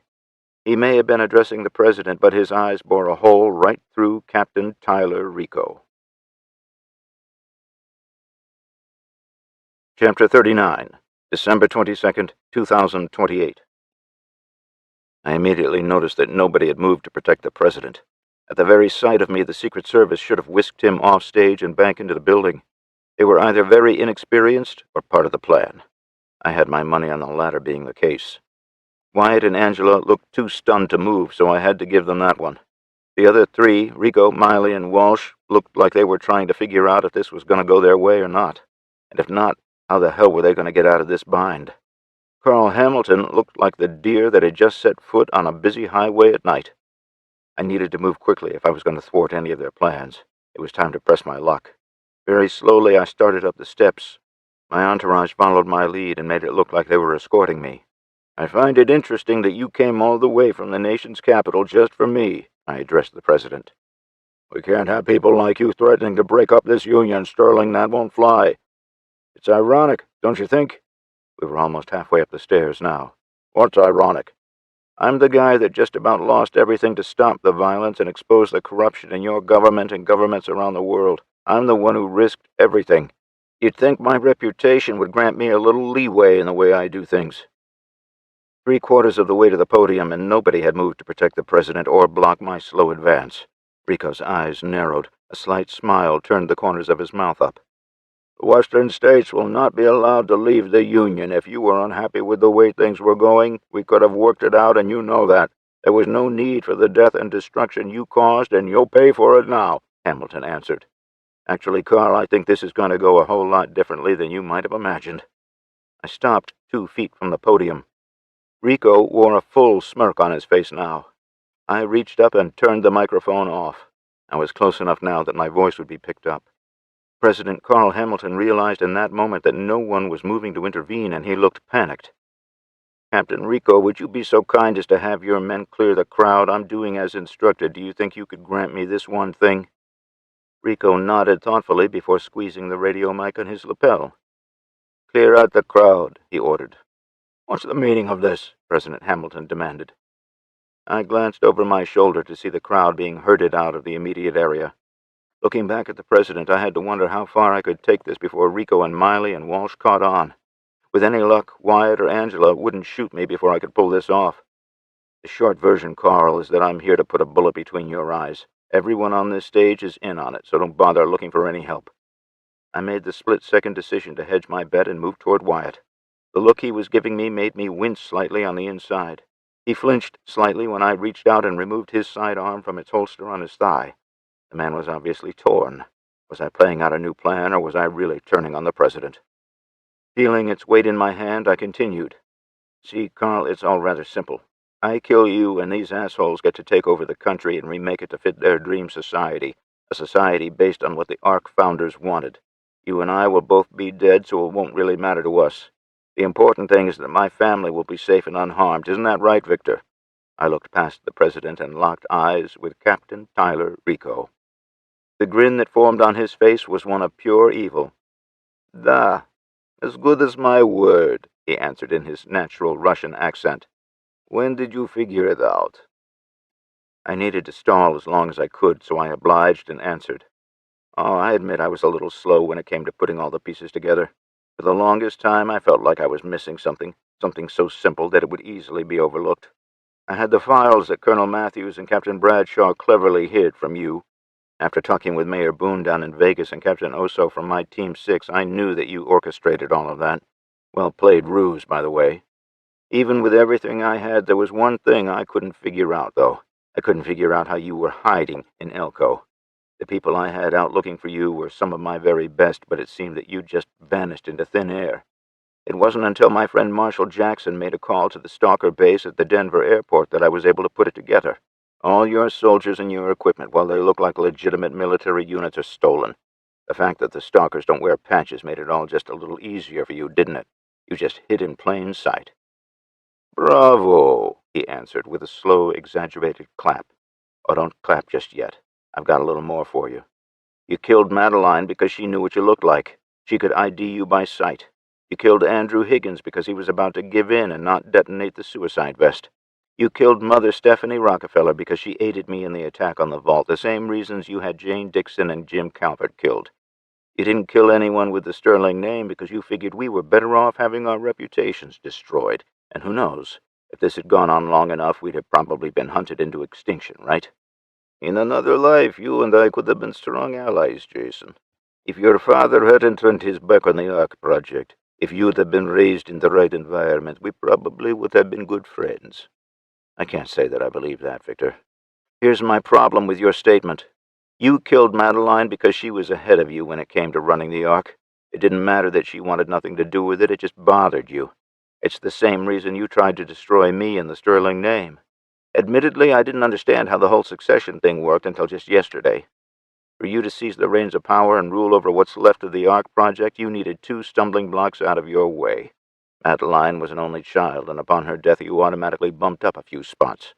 There are too many of us Sterlings, and coming after one of us at a time would have been too time-consuming, am I right?" "Yes, this was the most efficient way of dealing with all of you at one time." "Yeah, that was my conclusion, too. You want to know something, though?" "What?" "If it hadn't been for you, I'd have never known that I had a claim to rule the Ark project. You didn't need to do any of this. All you had to do was keep your head down and do whatever it is you assholes do. This was all for nothing, Victor." "Oh, I wouldn't say that. I have immensely enjoyed watching your downfall in real time. After what your father did, I'd say all of you had it coming. You don't deserve, nor have you earned, anything you have," he hissed. "As much as I've enjoyed this game of ours, I'm really going to enjoy watching you kill the president.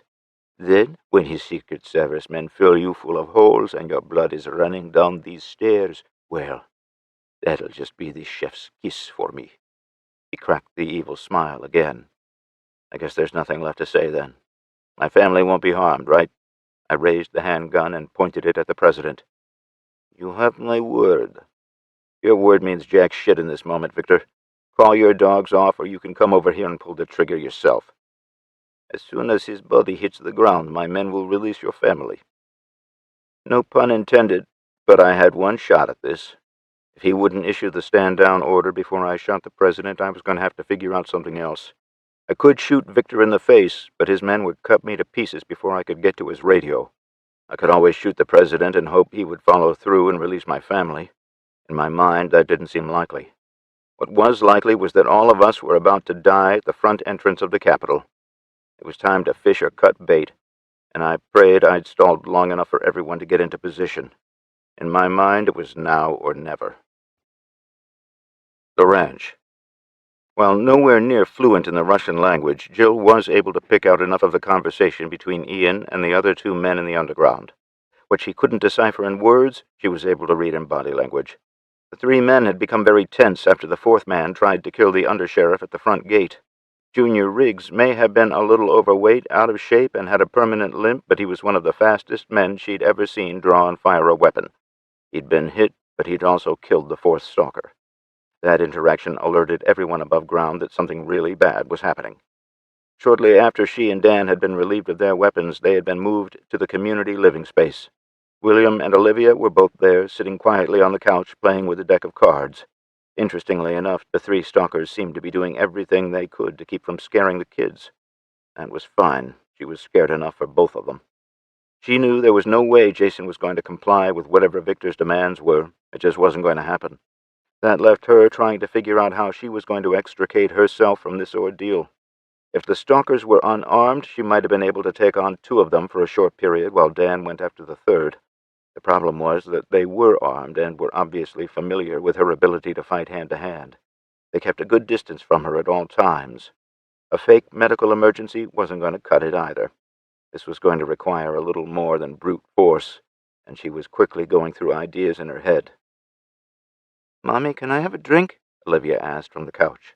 Jill looked at her captors and received a nod of approval. "Come on, Liv, let's get you a drink." She hoisted Olivia up on her lap with a grimace of pain from her bruised bones. Walking into the galley, she set her daughter on the counter and pulled a small glass cup from the cabinet. She filled it and handed it to Olivia. As she drank heartily, Jill opened the silverware drawer that was right next to Olivia's leg. All of the sharp utensils had been removed. She sighed and eased the drawer closed. When Olivia had her fill, Jill put the glass in the sink and picked Olivia up again.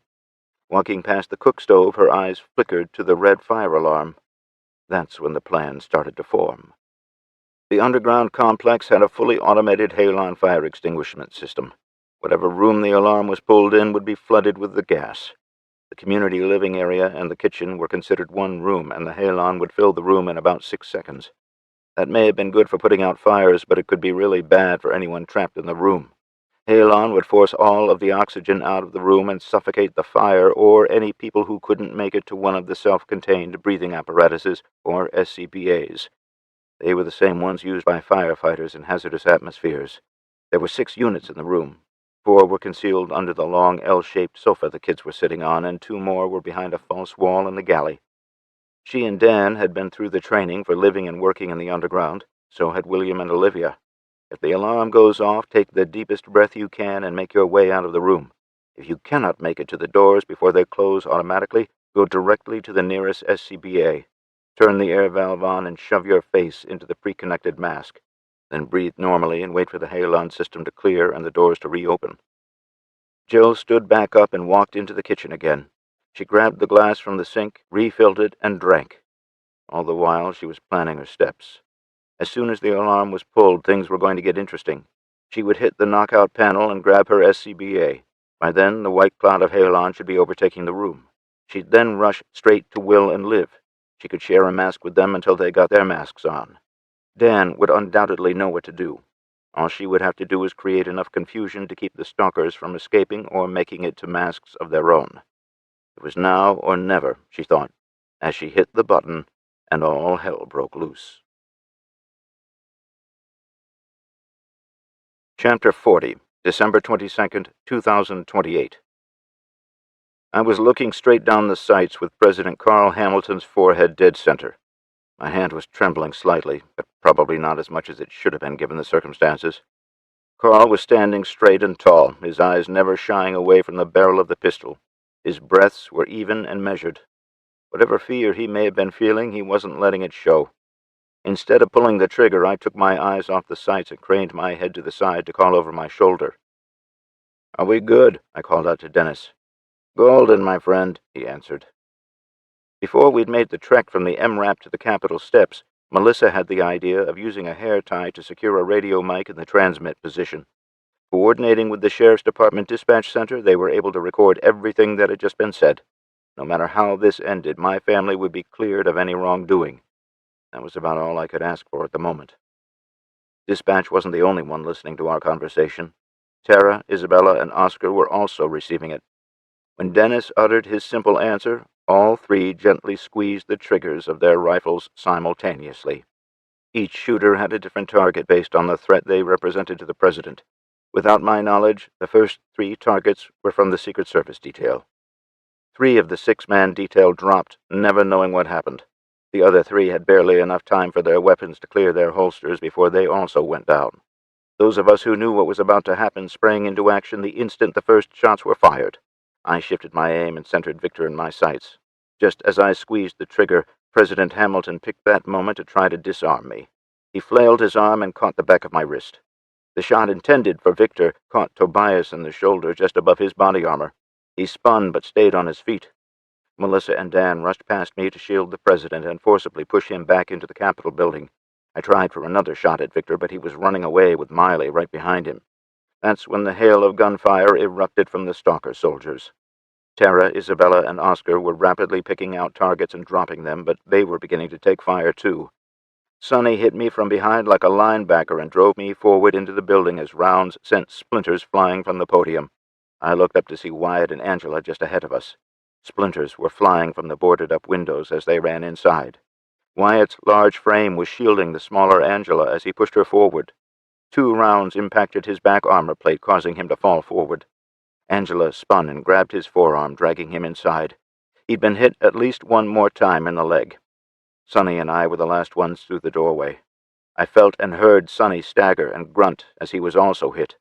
He managed to stay on his feet and kept pushing me. The plywood entrance was doing little to slow any bullets coming through it. As Sonny continued to push me forward, I grabbed the shoulder strap of Wyatt's body armor and helped Angela pull him.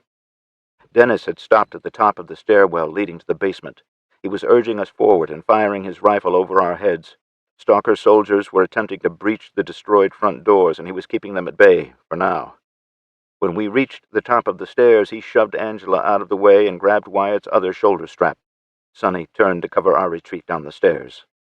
Angela and Melissa were ahead of us, pushing the president to keep moving. Dennis and I were trying to get Wyatt up so that we could each get under a shoulder and move a little faster down the corridor. He was bleeding badly from the leg wound, but he was trying to help us. I looked back to see where Sonny was, but instead of running to catch up, he collapsed and tumbled down the stairs. I wanted to run back for him, but I already knew there was no hope. He ended up at the base of the stairs with a pool of blood rapidly expanding from his head. The ranch. Once the plan had been made, Jill didn't hesitate to put it into action. She slammed the palm of her hand down on the big red fire alarm button. At the same time, her foot was already flying toward the false panel that hid the pair of SCBAs. Without looking in the direction of the stalkers, she bent down and jerked the breathing rig loose from the large clips that held it in place. The mask was already connected to the regulator. All she had to do was turn the main valve on. With one hand, she ripped the protective bag from the mask as she turned the valve with the other. She shoved her face into the mask, pulled the rubber straps over her head, and tightened them with practiced efficiency. Looking back into the living area, she saw William and Olivia flipping the couch cushions up to expose their SCBAs. The 3 stalkers were frozen by the suddenness of the deafening alarm, flashing white lights, and the doors that were suddenly and swiftly closing. Ian saw Jill with the mask and the children donning theirs, and he figured he might need one too. He headed straight for the kids, but was blindsided by Dan. He picked up one of the dining room chairs and swung it hard. It hit Ian square across the back and sent him sprawling. Another of the stalkers tried desperately to stop the door from closing. Not realizing that the door was being closed by hydraulics, his fingers that were wrapped around the edge of the door never stood a chance. His screams were louder than the fire alarm. The third stalker was the slowest to react. He had made it halfway across the room on a heading for the other exit doors when the halon gas burst from its nozzles in the ceiling. In less than a second, the white fog filled the room. Checking the kids first, both of them were holding the masks against their faces. Jill gave them a thumbs up and they returned the gesture.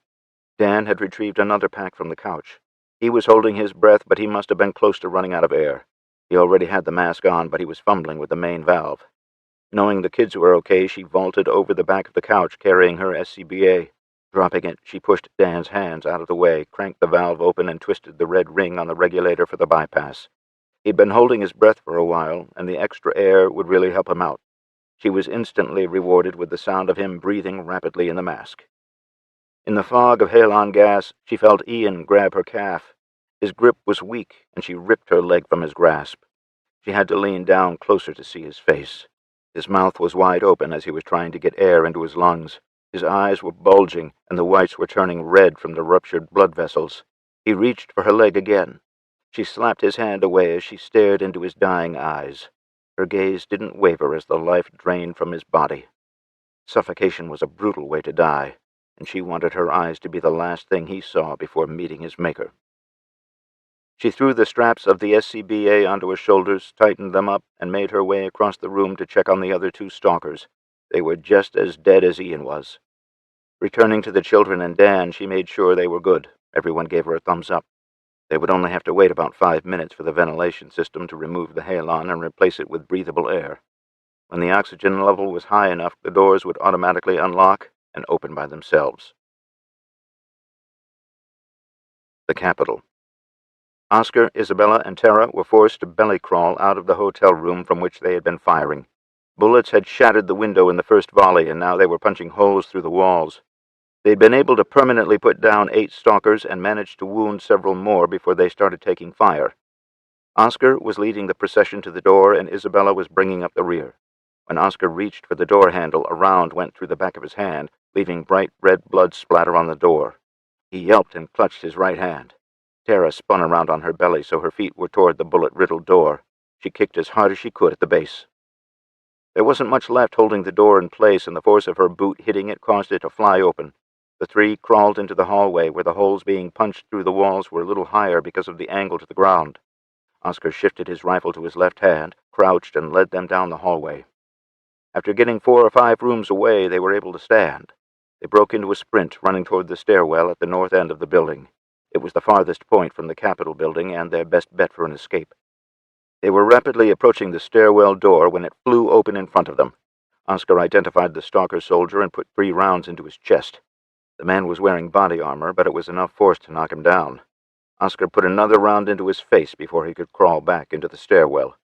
As the door swung closed, they could hear more soldiers on the metal stairs.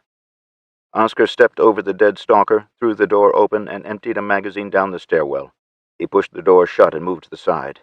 2 or 3 seconds passed before the steel door was punished by rounds coming through it. He was safe behind the concrete-filled cinder blocks, but there was no protection if you were standing in front of the door itself. Tara grabbed one of the dead stalker's magazines and tossed it to Oscar. Luckily, the stalkers were using the same rifles. She quickly rifled through the pouches in the man's body armor and found 2 fragmentation grenades. Holding them up, Oscar understood the assignment.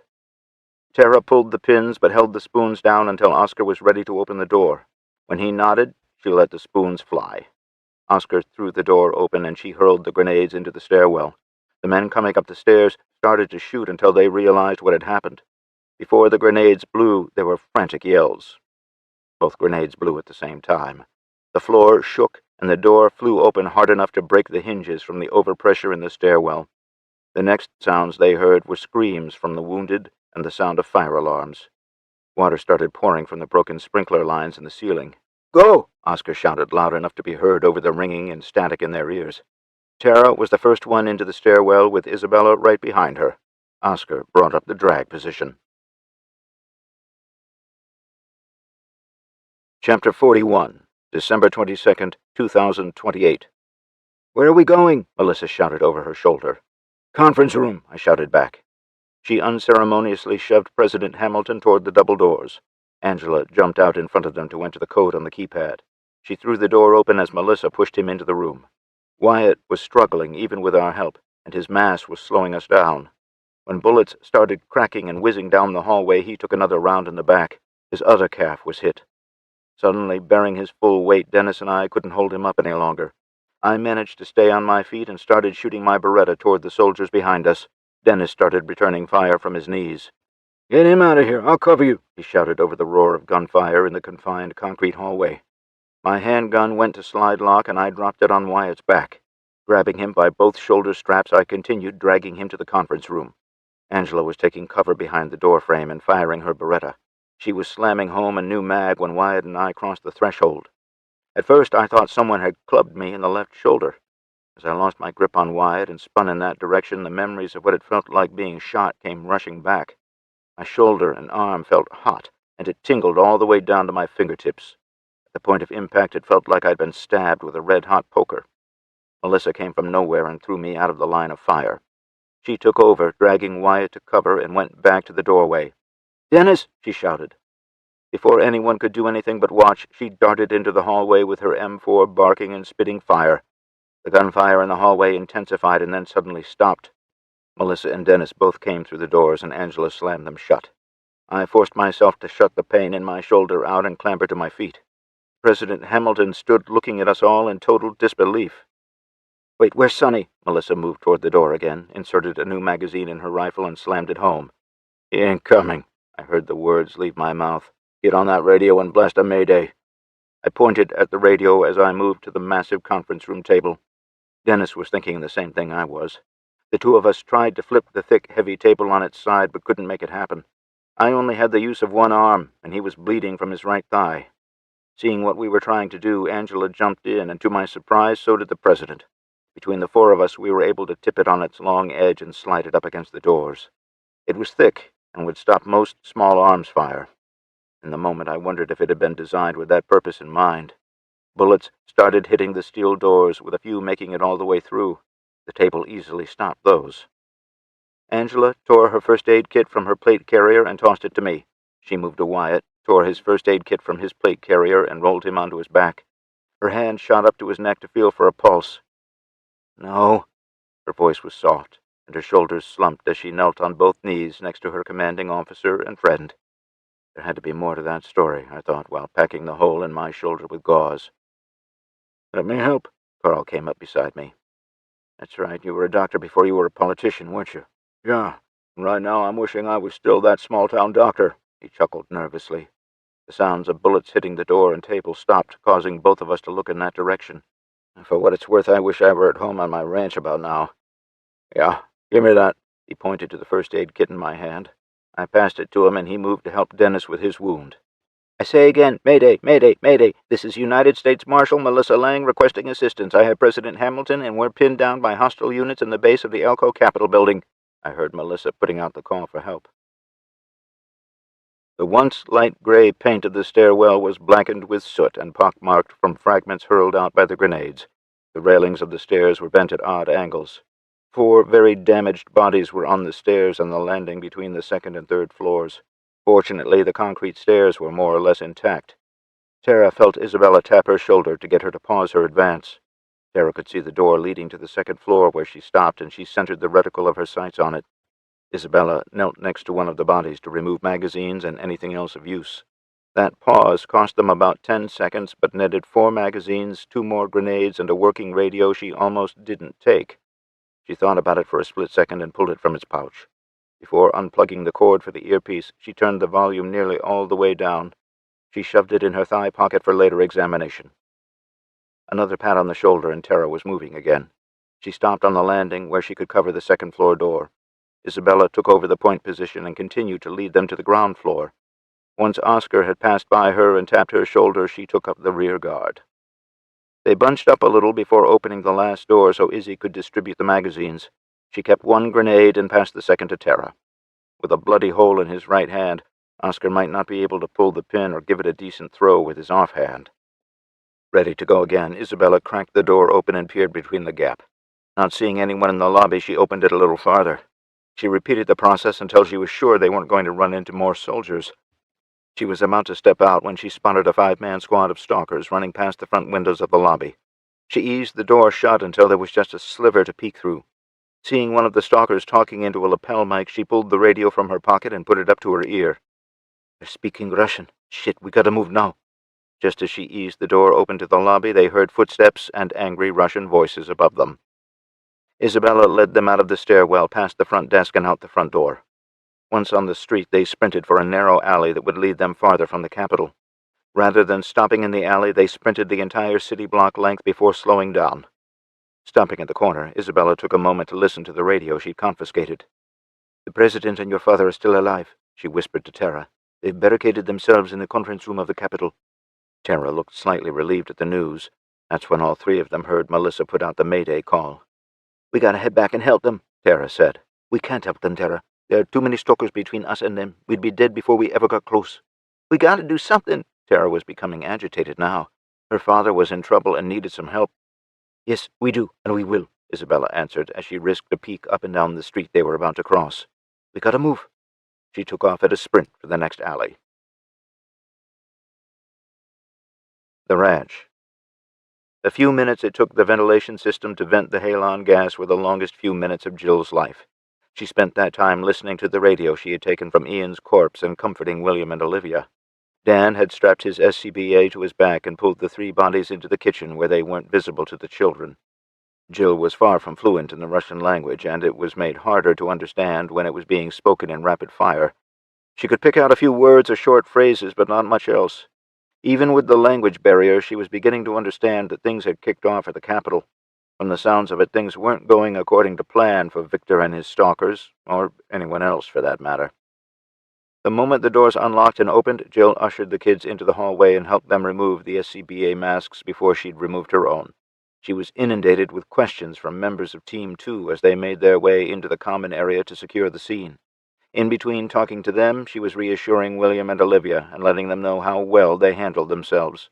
She knew they were going to have questions and probably a few nightmares, but she'd have to deal with that after she returned from Elko. Time wasn't on her side, and she knew it. She was ushering them down the hallway leading to her brother Dale's home. Dale and his wife Susan were the de facto mental health experts at the ranch. They would also watch the kids when Jill and Jason had events to attend in the city. They were passing the security office when she heard Melissa's SOS. Sporadic gunfire could be heard loud and clear in the background of the transmission. Much to her relief, Dale and Susan came rushing into the hallway. She greeted them with a rapid-fire report of what had transpired in the common area. Susan instinctively knew what to do as she took the children by the hands and led them back toward her home. Jill dashed into the security office to retrieve her sidearm and knife. While she checked and holstered her pistol, she was listening to the transmission. The message was repeating, but it wasn't a recording. Melissa would pause for a few seconds before retransmitting. Jill waited for the break and put the mic to her mouth. "Marshal Lang, Shepard copies your SOS. I'm responding and bringing the full wrath of the ranch with me." "Copy, Shepard. We'll try to hold until you get here. You better hurry," Melissa replied. Jill tossed the mic on the desk, sheathed her knife, and ran from the room. Taking the stairs 2 at a time into her home and then out the front door, she sprinted through the snow to the lead Hummer of Team 1. The Badgers were the first team commissioned, and they had the reputation to back them. Once again, they would be leading the charge with a Sterling in the first vehicle into harm's way. She threw open the front passenger side door and jumped into the seat. Her body armor was on the floorboard, and her rifle was in the rack on top of the center console. She hadn't even closed the door when the driver smashed the throttle to the floor. She donned her gear as the vehicle raced through the open gate, hurtling toward Elko with a massive line of Hummers and MRAPs following them. It was long past time to get in this fight, and all of them were ready for it. Chapter 42, December 22nd, 2028. "Cavalry is on the way," Melissa announced from the radio desk. "Jill and the teams are rolling. We just gotta hang on long enough for them to get here." "How long is that going to take?" President Hamilton asked. "Knowing my wife, probably 25, maybe 30 minutes, I answered. "How's Dennis?" "Well, I got the bleeding stopped, but he isn't going to be running any marathons for a while." "Good. What happened with Wyatt?" "It was a leg wound. Near as I can figure, the artery in his thigh was severed, and he bled out. There was nothing we could have done. I'm sorry." "It is what it is. He was a good guy, and he was a victim of Offenhauser just like the rest of us. He seemed to consider that for a moment.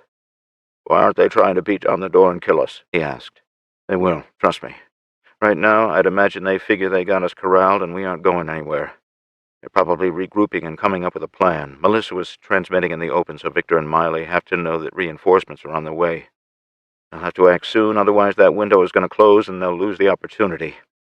I stood from the desk I'd been sitting on and looked around the room. There was one way in and one way out. We really were in a cage. "Dennis," I called as I walked over to where he was sitting in one of the swivel chairs. "Yeah? How many mags you got for that rifle?" He checked the pouches on the front of his plate carrier. 3 plus 1. 120 rounds, that's not a lot. How many for your sidearm?" Again, he checked his mag pouches. "Same, 3 plus 1. "You remember how to use a gun?" I asked Carl. "Bet your ass I do." As he was answering, Dennis was already removing the pistol mags and holding them out for the president to take. Next came the Beretta 92 from his holster. "Mel, how are you set for ammo?" I called across the room. "Still full? 6 plus 1 for the M4 and 3 plus 1 for the Beretta?" "Can I have your pistol mags?" "Yeah."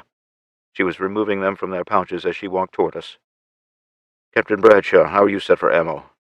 I knew that neither she nor Wyatt had rifles, but she still had her sidearm. 2 mags plus 1 in the gun, she answered from beside Wyatt's body. "Take Wyatt's mags and come over here, please." She slowly did as I asked. Wyatt's death was hitting her a lot harder than I would have expected. Once all of us were gathered around Dennis, I began.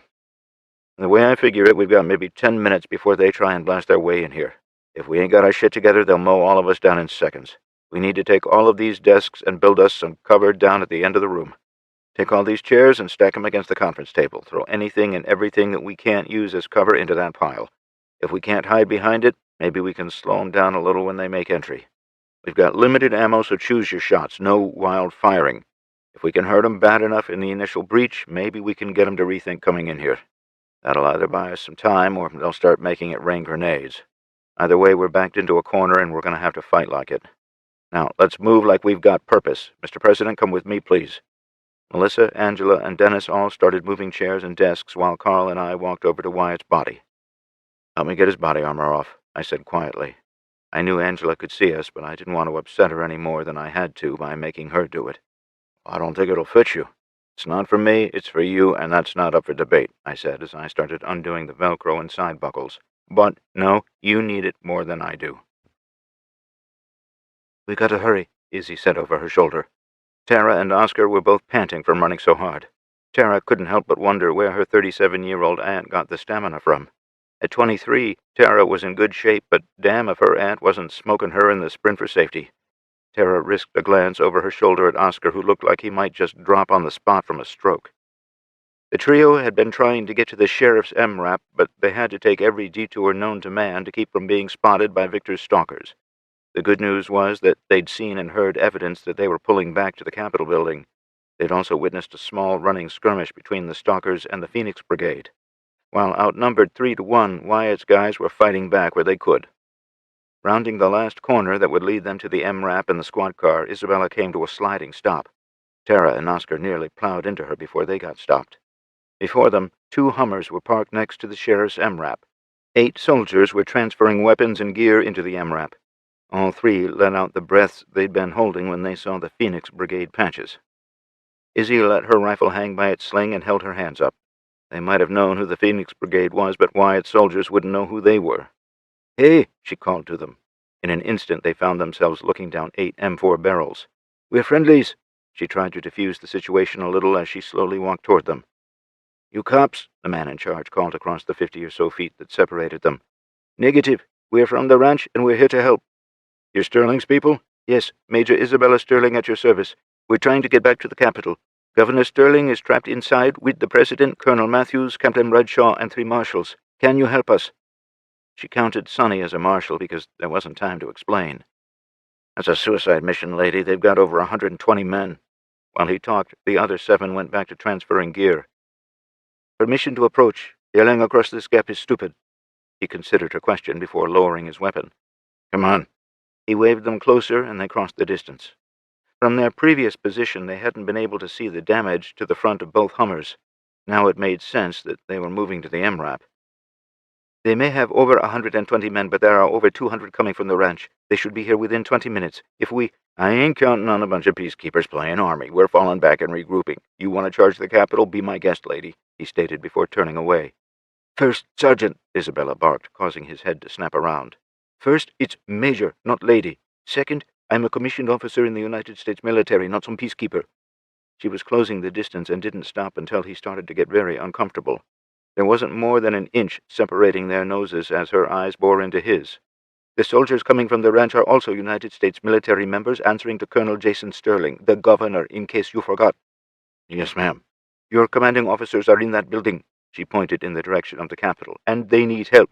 The President of the United States is in that building. They need help now, not when you get around to it. I'm assuming command, and you can either help me or you can stand aside. Choose now.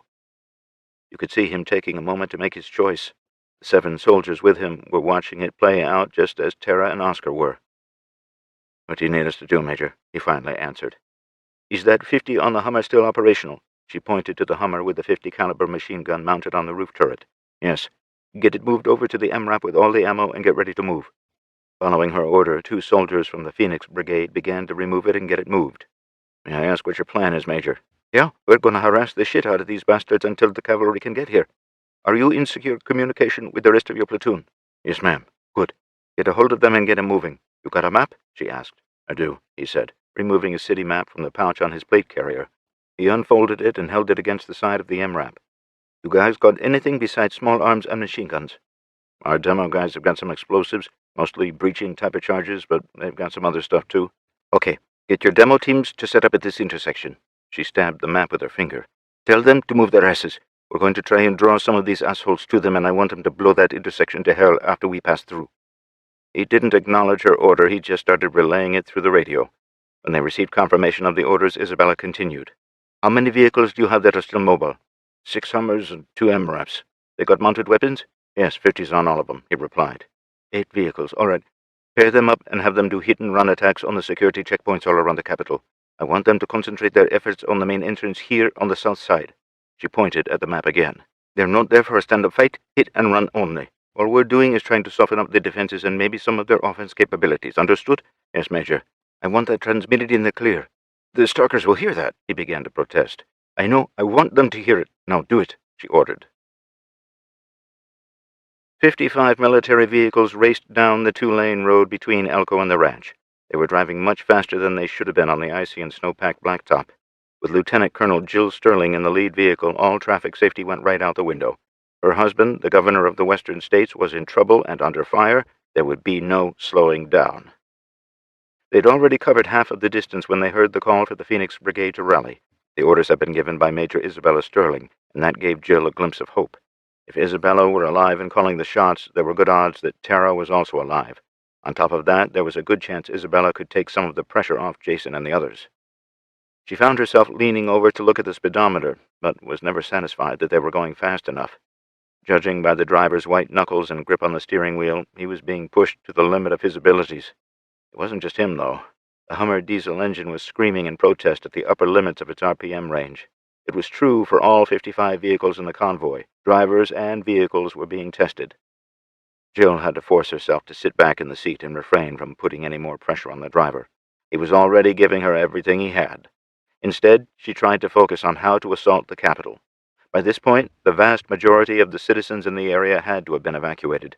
She'd heard the sheriff's office coordinating that effort, and hopefully they'd been successful. As much as she wanted to, she couldn't just pick up the radio mic and call Isabella. The Stalkers had the advantage of being able to secretly communicate with each other, but they could listen to all other communications. With that in mind, Jill was wondering what the significance of Izzy having operational orders transmitted in the clear was. She was much too smart and cunning for such an oversight. She put it together when the overpass of the highway came into sight. Chapter 43, December 22nd, 2028. The Capitol. That might stop a few bullets. Dennis motioned to the barricade they constructed at the far end of the room. It's better than getting caught in the open. I didn't finish my sentence because the overhead lights went out and the radio shut down. After a 2-second pause, the 4 emergency lights kicked on. At least we don't have long to wait, Dennis grumbled sardonically. Places, everyone. We started moving for our positions. Remember, control your shots." Knowing time was short, we took up our places. Dennis and Melissa were at either end of the makeshift barricade in the prone position. They would fire the first shots, and we'd pick up when they were reloading or out of commission. Their rifles had the best chance of doing damage against the body armor of the stalkers. Their ACOG sights would make them the most accurate. Once they were out of ammo, we'd be the ones bringing handguns to a rifle fight. If either of them went down, Angela or I would move to their places. Carl was the last person we wanted in this fight, and he'd stay under cover until that just wasn't an option anymore. "Get ready," Dennis whispered. All of us could hear booted feet from the main hallway.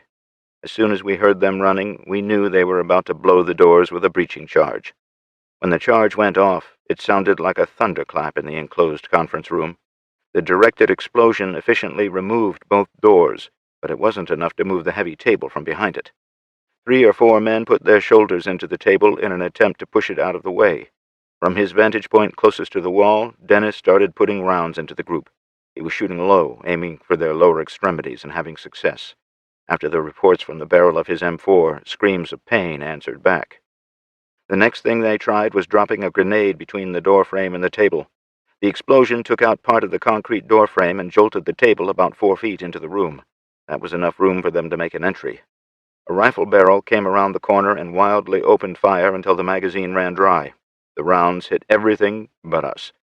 We held our fire until we had an actual target. The unlucky guy who decided to peek around the corner took a round from Dennis right between the eyes. We held our positions, waiting for the next wave of the attack, but they seemed to be taking a small pause. If I were them, it wouldn't have taken much to figure out that this approach wasn't working. My next move would have been to try to move the hundreds of pounds of conference room table. It took 4 of us to move it, and they were probably drawing straws to decide who was going to expose themselves. Another grenade came flying through the opening. After bouncing off the table face and the wall, it rolled toward the center of the room. We had enough time to take cover before it blew.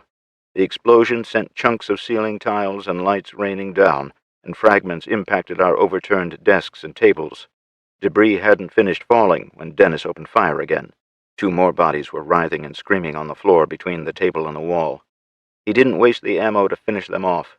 Their thrashing and screaming only added to the difficulties of the attacking force. During the pause that followed the failed entry attempt, their screams of agony were the only thing we could hear over the ringing in our ears.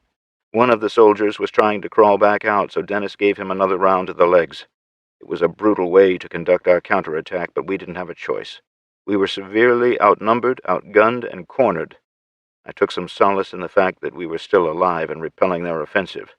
For now, anyway. The way I figured it, they would keep trying to lob grenades in. By now they had to know our general location, and eventually they'd put one of those grenades right on target. If that happened, we were done.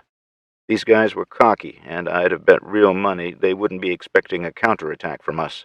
Every attack they'd mounted so far had been directed to the left, where we were.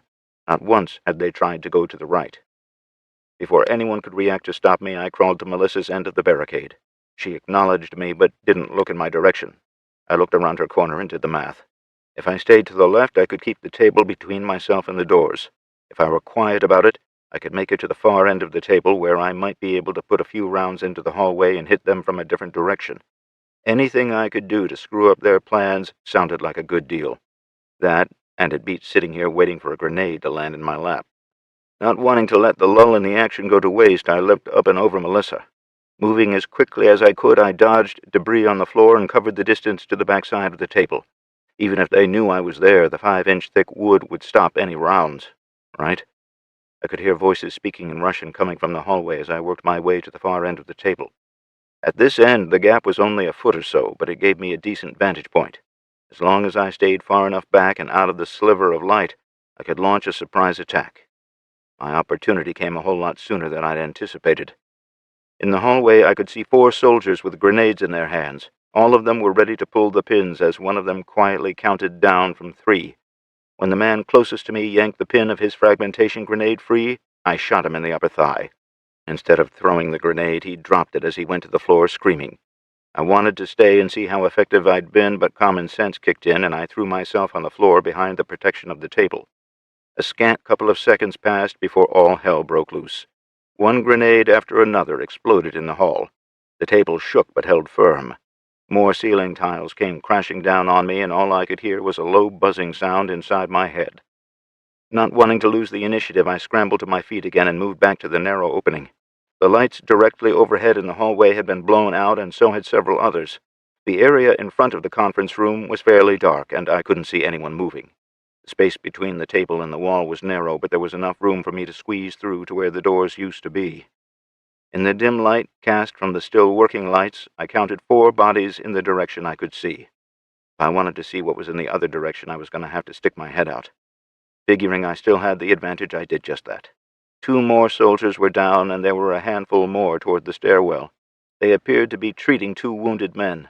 There weren't any living soldiers at the other end of the hallway. Dropping to one knee as I spun my gun hand around the corner, I let loose with the remaining rounds in my Beretta. I was aiming low to counter their body armor, and connected with nearly every round. Not waiting around, I leapt up and started for the wide end of the opening into the conference room. I jumped over the 2 severely wounded men, but stopped as soon as my feet hit the floor. Holstering my slide-locked handgun, I grabbed a booted foot and started dragging the man farther into the room.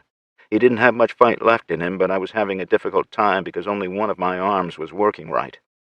Carl and Angela must have understood what I was doing, because both of them joined me.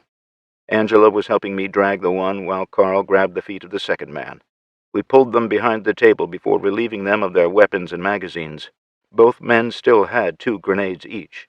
Dennis began firing again, causing someone on the other side of the table to begin wailing in agony. The 3 of us scurried back to our places behind our barricade. There we divided up the weapons and magazines. I kept 2 of the grenades, and Angela got the other 2. Since Dennis was doing all the shooting, he got 3 more full mags. "You crazy bastard," he chuckled with a shake of his head when I set the mags down next to him. Isabella's attack plan was working. The Hummer and MRAP teams were causing the stalkers to move more and more assets to the front of the Capitol building. This was softening up the defenses on the back and sides of the building. They'd lost 2 Hummers, and everything else was getting the crap shot out of it, but the distraction was working. Now, if Jill had just understood the plan when she arrived with the teams. Sure, she was bringing in enough manpower and firepower to decimate the stalkers in a head-on engagement, but if Jill hit them from the weak back and sides, it would cut down their own losses. Either way this went, the stalkers couldn't hold out for long. The real question was how long Jason could hold out in the basement. She knew every second counted, and the faster they could get boots in the building, the better. Her MRAP was beginning its next and probably final run at the front of the Capitol. They were nearly out of ammo for the 50, and steam was billowing from the destroyed radiator under the hood. The bulletproof windows were so spiderwebbed you could barely see out of them, and the tire inflation system was pumping air into the tires as fast as it was being vented out through bullet holes. The throttle was sluggish to respond, but she pressed the pedal as far down as it would go. The low air alarm and the overheating alarm were both competing for her attention, but both were ignored. The steering was sloppy, with 4 nearly flat tires. The MRAP wallowed with every input from the steering wheel. In the turret, Tara depressed the butterfly trigger of the 50 and held it down. The cacophony of bullets punishing their dying truck, the staccato of the big machine gun, and the empty casings bouncing off the roof made it hard to hear anything inside the metal machine. Through the shattered windshield, Isabella saw the man with the rocket launcher step from behind the destroyed Hummer directly in front of them. There was no time to shout anything, no time to try to steer out of the way. Not that the MRAP would have responded fast enough anyway. The whole scene played out in high-definition slow motion. The stalker pulled the trigger of his rocket launcher at the same instant as his torso exploded from a 50 caliber round impact. Tara must have seen the threat, but was half a second late in eliminating him. The white smoke enveloped the pink mist as the rocket cleared the tube of the launcher. The rocket was heading directly at the front bumper of the massive MRAP. Through some miracle, it went slightly low, impacting just below the front differential. The explosion jolted everyone in the MRAP cabin. The truck careened hard to the left when the front axle was torn from its mounts. The engine exploded upward and out of the rig, taking the entirety of the front fenders and hood with it. Gravity and inertia took over as the rig continued on its uncontrolled trajectory. It rolled onto its side and stopped sliding, facing the direction it had come from.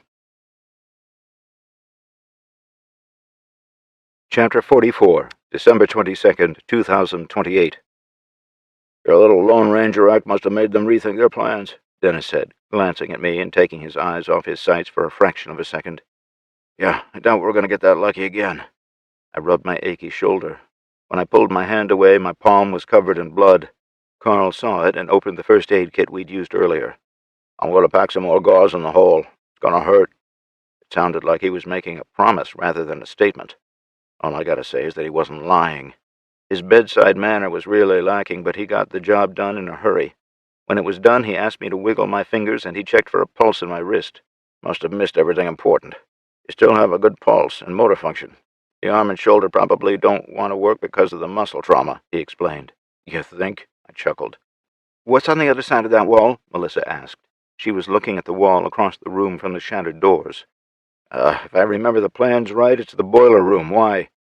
We can't hold this room much longer. It's only a matter of time before they decide to throw something at us with a little more punch than a grenade. We need to think about getting out of here. She's right, Dennis added. That's 10 inches of concrete. We ain't got nothing that'll punch through it. I pointed out the obvious. Even the ceiling? She asked. I don't think so.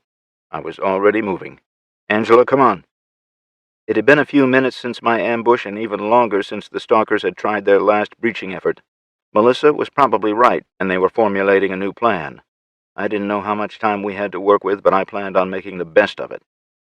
Angela followed me to where the radio was still sitting dark and silent on its desk. While I clambered onto the desk, Angela covered my exposed backside. The ceiling tiles were disturbed, but still in their metal frames.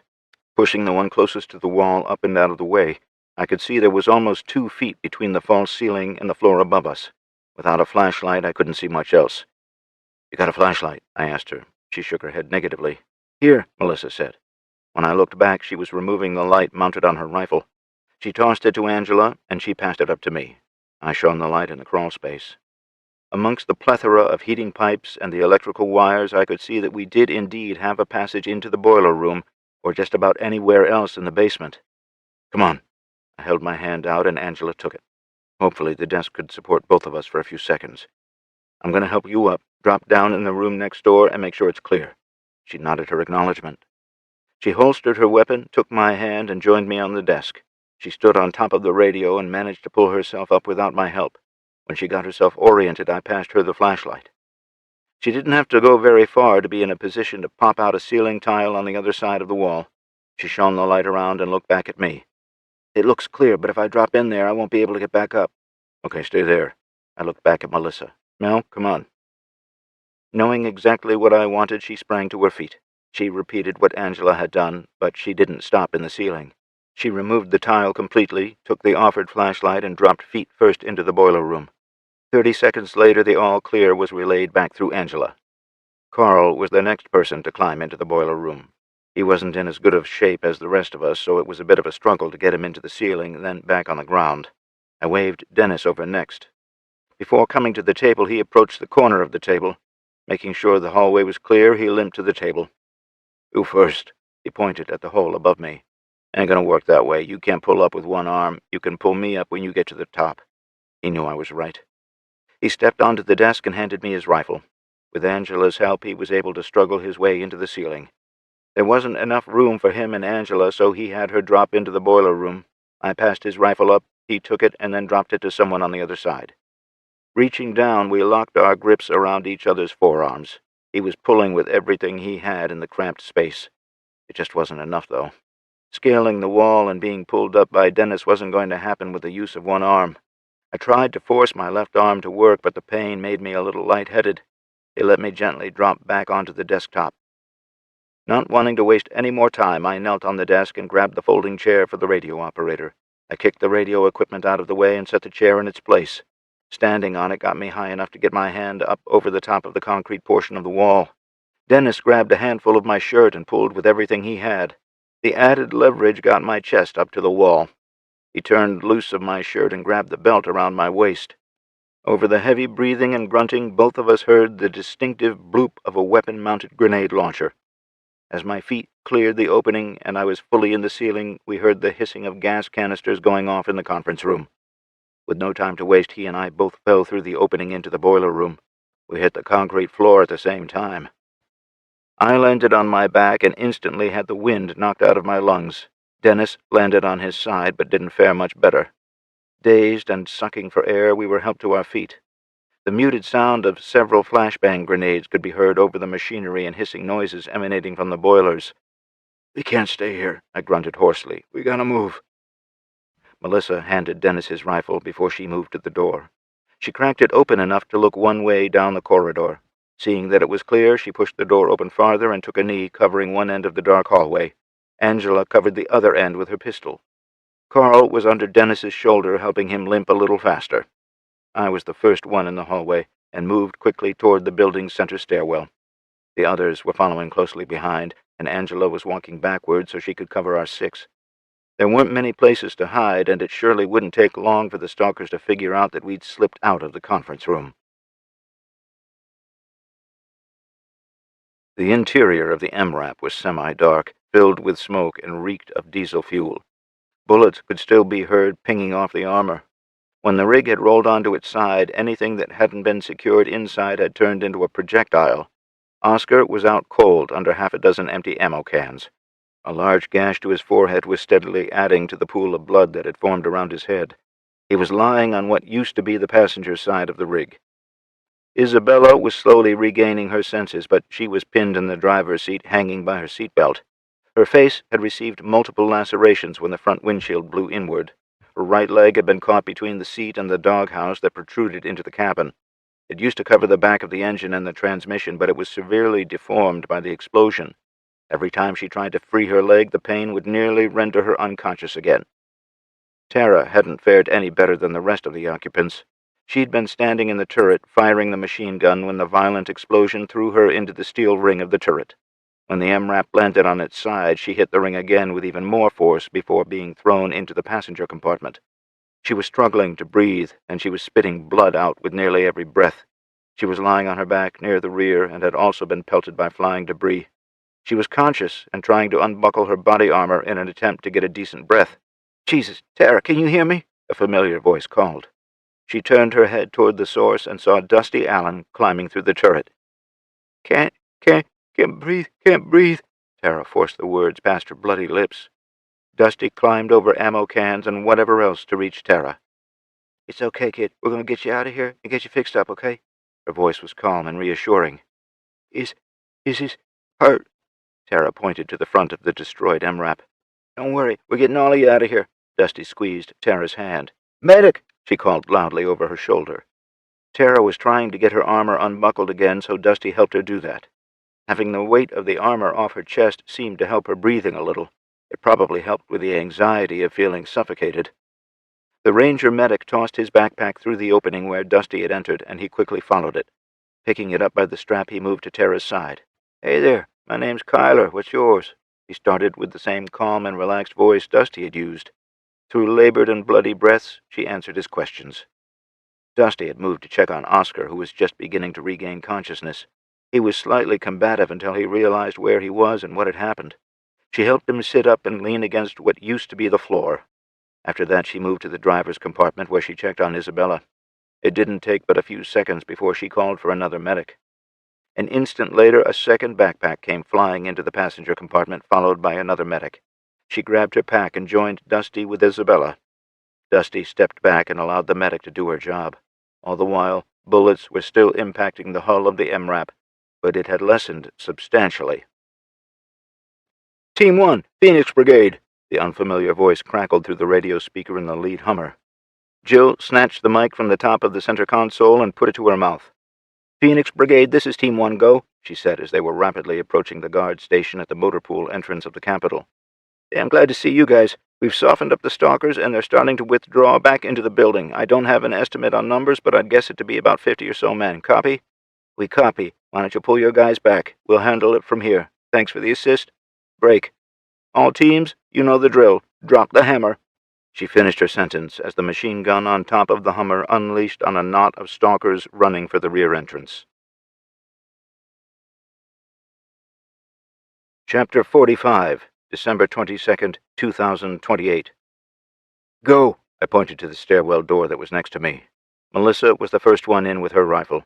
She'd already reattached her flashlight, and it illuminated the small room with a bright white light. Carl and Dennis were the next ones in. As the others entered the stairwell, Angela kept backing up until we were back to back. "Here they come," she growled and pushed me through the door. Her Beretta handgun started barking before I was all the way in. Her shots were answered by multiple rifles returning fire. She sidestepped for the relative safety of the stairwell when she was hit more than once. She spun through the doorway, and I caught her with my good arm before she could hit the floor. Her body armor had stopped 2 rounds to the chest, but it did nothing for the ones that hit her lower abdomen, pelvis, and thighs. The amount of blood spilling onto the floor was obscene. Shit! I was trying to put pressure on the worst of the wounds. She dropped her empty pistol and reached into the grenade pouch of her plate carrier. She handed me one of the grenades, but kept the second for herself. "We ain't doing this, Angela." "I can't feel my legs." Her breathing was ragged from pain. "We'll get you out of here." "No, get the president out of here." She pulled the pin but held the spoon down. "I got your back. Go." Not knowing what to say, I simply said, "Thank you, Captain." I stood and started up the stairs after the others. This would be yet another loss I'd have to process later. I rejoined the others at the door for the ground floor. Nobody asked me what happened to Angela, and I didn't volunteer anything. The grim faces that met mine understood that we'd lost yet another member of our party. It was time to get moving again. Rather than easing the steel door open, Melissa threw it open and stepped directly into the hallway. She spun to her right with her rifle, leading the way, but her eyes were looking to the left before they followed the M4. Under his own power, Dennis went through a split second after she did. He waved Carl and me through the door while they covered our movement. Being on the ground floor and stepping directly into the main hallway was a risky move at best, disastrous at worst. With Carl ahead of me, I let the stairwell door close. That's when we heard the explosion of Angela's grenade. Hopefully, she'd managed to take a few stalkers with her. "Motorpool, go!" Melissa growled from behind me. She was backing up and forcing the rest of us to move toward the rear entrance.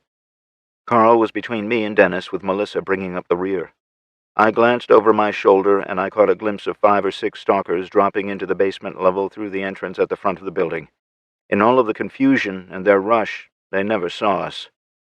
Nearing the double doors at the rear of the building, we heard a heavy-caliber machine gun open up somewhere outside.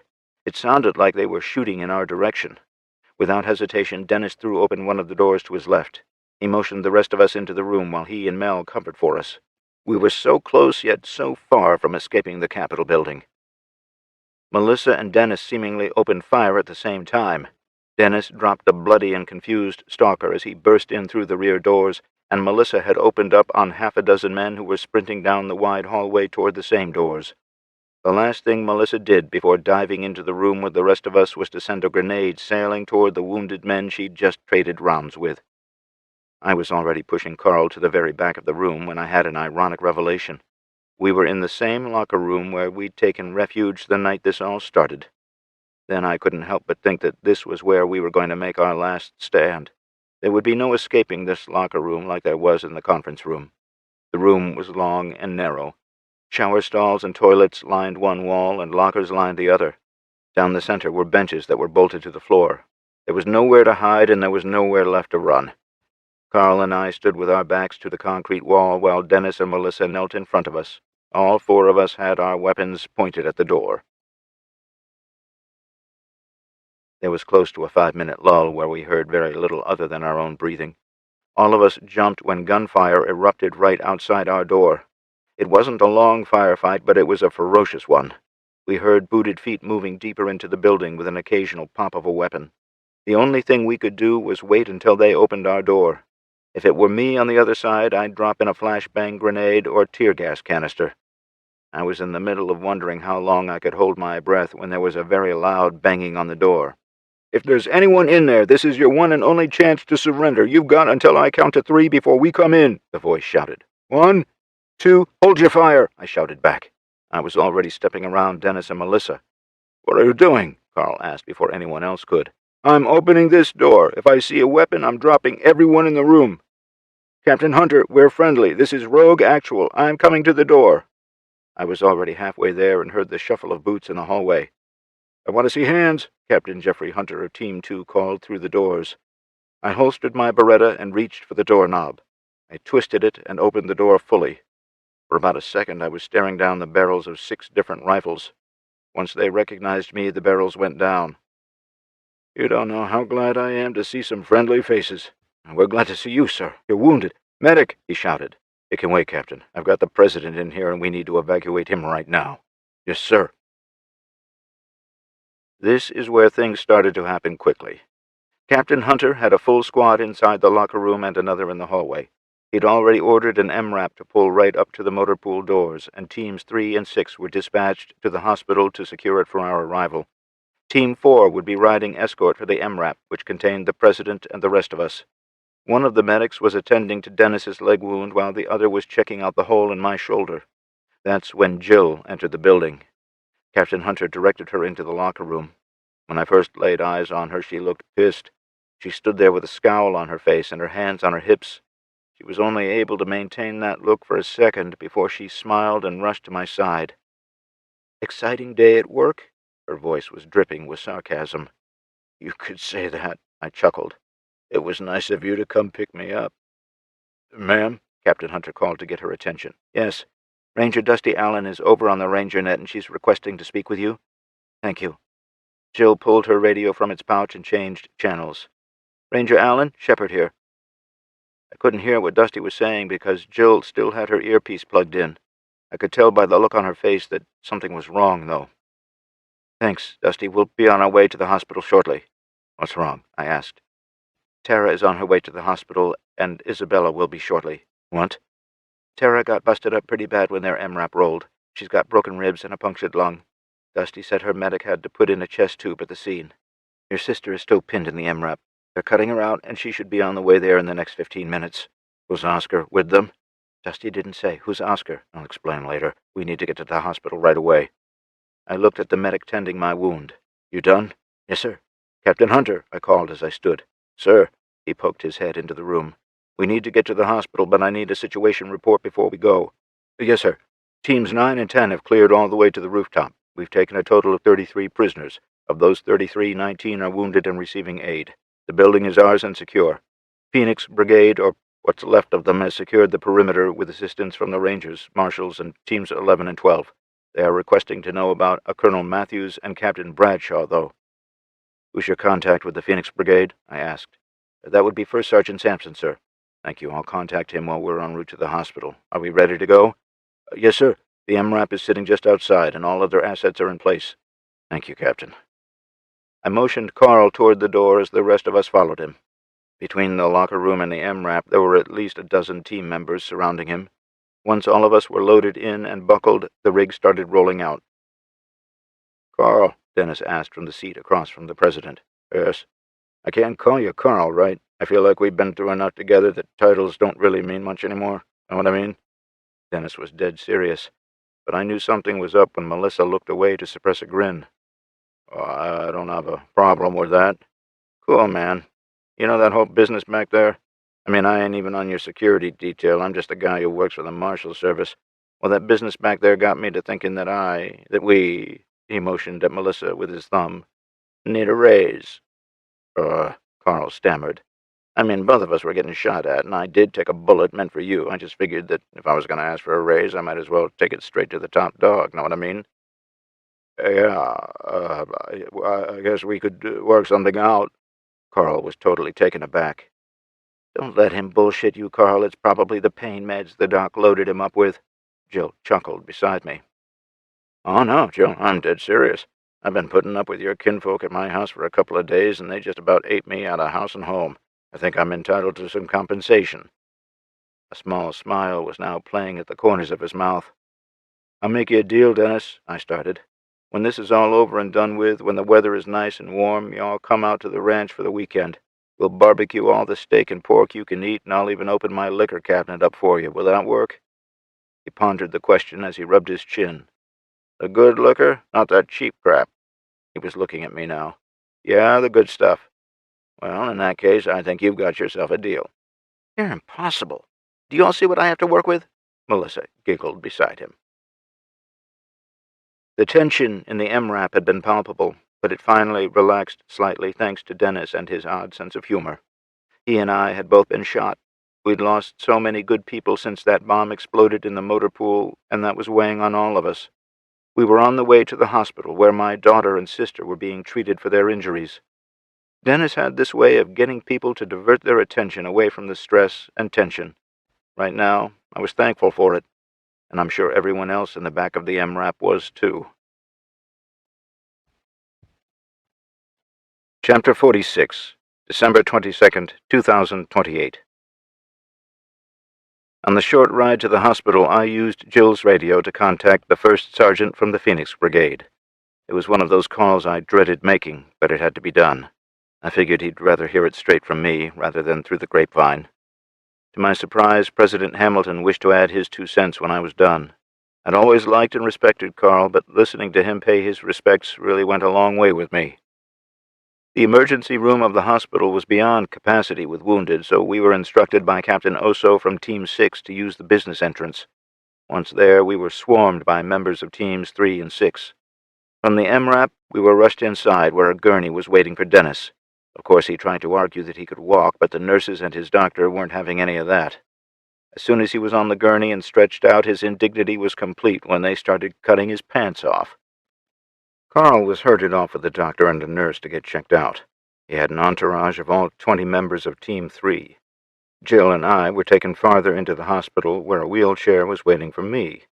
I knew there was no sense in arguing, so I took a seat and let Jill wheel me down the hallway. As we rolled along, one of the nurses cut my shirt off. "You're taking us to see my daughter and sister, right?" I asked the doctor. "Yes, Governor. Your sister is in the orthopedic unit right now. They're assessing the damage to her right leg. Tara has her own room, and she's now resting comfortably under guard. I attended to her personally. She's got 4 broken ribs on the right side that caused her hemothorax. The chest tube the medic placed did wonders for her breathing. It'll probably have to stay in for a couple of days, though. She's sedated, so don't expect much in the way of conversation from her," he said, as we turned down one of the many hallways. "Okay. There was a 3rd person in the MRAP with them. Has he been brought in?" I asked about Oscar. "No, sir. Only 2 were transported from the scene. The medics that were there said he refused treatment." We turned into the small exam room where Tara was resting. 2 marshals were waiting just inside the door when we entered. She was wired up to the heart and respiration monitor, and an oxygen mask was covering her nose and mouth. The tube from the right side of her chest snaked out from under the sheet that covered her. At first I thought the doc was going to give us a few minutes to be with our daughter, but he jumped right in and started tending to my wound. A nurse had brought in a tray filled with sterile bandages and tools. His probing with both fingers and forceps hurt like hell. To take my mind off the pain, I concentrated on watching Jill stroke Tara's dark auburn hair. Their faces were close, and Jill whispered something I couldn't make out. The ringing and muffled sounds produced by my ears persisted. After extensive probing, the doc informed me that I'd more than likely been hit by a ricochet. The bullet was still floating around just under the surface and needed to be removed. He said it was probably pressing against the nerves and hindering the usage of my arm. He was in the middle of telling the nurse to prep an operating room when I picked up the long forceps he'd been using. Jill wasn't looking in my direction, and neither were the doctor or the nurse. The only 2 people in the room paying any attention were the 2 marshals. When the mangled bullet landed on the stainless steel tool tray, everyone was immediately looking at me. Their mouths hung open and their eyes were wide. Jill sighed, shook her head, and returned her attention to our sleeping daughter. Both marshals were trying their hardest to keep from laughing. "What?" I asked the doctor innocently. "Why do I even—" "What's wrong with you people?" he said with a heavy, resigned sigh. "Nurse, would you please clean and bandage the governor's wound? Make sure he gets a shot of antibiotics and aftercare instructions, too." He washed his hands again and started to leave. "Thanks, Doc," I said to his back. "For what? You did all the work," he snorted. "Thank you for taking care of my daughter and all the wounded. Your efforts are very appreciated." I was sincere, and he knew it. "You're welcome, Governor. I'll be back in about an hour to check on both of you," he replied before stepping out of the room and closing the door. It couldn't have been 10 seconds or so when someone knocked. The marshal closest to the doorknob cracked the door open. After verifying who was on the other side, he allowed it to open further. Captain Oso poked her head inside. "Sir, Secretary Anthony Garcia and Secretary Thomas Sweeney are here to see you. I've also got Captain Hunter out here. Do you wish to see them, or should I have them come back later?" she asked. "Just have them wait out there. As soon as the nurse is done slapping a bandage on me, I'll come out and talk to them." I smiled at her and the nurse. It took about 10 minutes for the nurse to pack the wound with antibiotic ointment and cover it with a dressing. After stabbing me with a needle full of more antibiotics, she tossed me a hospital gown to replace the destroyed shirt I'd been wearing. I guess it was better than strutting around with no shirt on.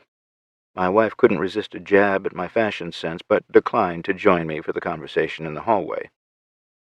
Outside of the exam room, half a dozen men and women from Team 6 lined the walls on either side of the door. Captain Hunter, Thomas, Anthony, and Captain Oso were carrying on a quiet conversation when they noticed me. I stuck a hand toward Thomas, which he quickly took.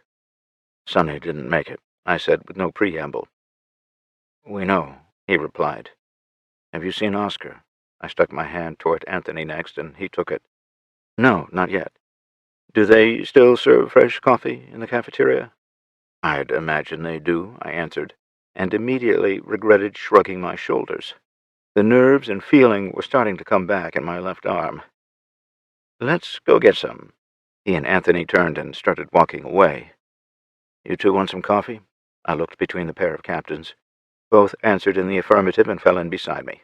Another 5-man squad from Team 6 escorted us to the small cafeteria. We sat at a table close to the corner of the room, and a server brought us a decanter and 5 cups. "Mind if I go first?" Captain Hunter asked. "What you got?" I asked him, and filled my cup. "The biggest update is that we found Secret Service Director Tobias Walsh dead 4 blocks from the Capitol. It appears that he was executed. We still don't have General Miley or Victor Offenhauser in custody. With the help of the Rangers, we've cordoned off every way in or out of the city. Our next step will be to begin door-to-door searches for them." "Okay. What's the count as far as casualties go?" "The team suffered no casualties other than a sprained ankle. According to Ranger Allen, she lost 4. I don't have a report from the marshals yet, but it's probably about the same. The Phoenix Brigade lost 17, and another 12 were wounded. That number includes the colonel and captain." "Any civilian casualties?" "No. Between the Sheriff's Department, the Rangers, and the Marshals, the civilian population was successfully evacuated before the shooting started. Between their efforts and the fact that it's the off-season, we got lucky there." "You can say that again." "Have you been in contact with the National Guard base here in town? Where the hell were they when all of this was going down?" "Yes, sir. I spoke to Major Evans. He claims they were issued stand-down orders at 0800 this morning by General Miley.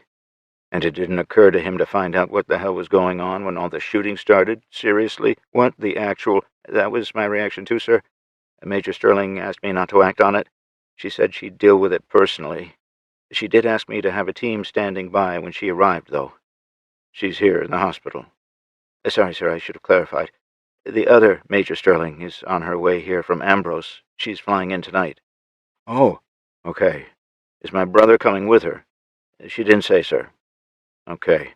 Anything else you want to add?" "No, sir. I'll keep you updated on our search for the fugitives and any other developments as they arise." "Very good. Thank you, Captain," I said in a way of dismissal. "Thomas, Anthony, what have you got?" Thomas was the one to answer, as always. "As promised, we contacted some of our old chums. You know, the ones who don't like a lot of publicity. Anyway, it's been confirmed that the story about Offenhauser coming over on a boat was fabricated.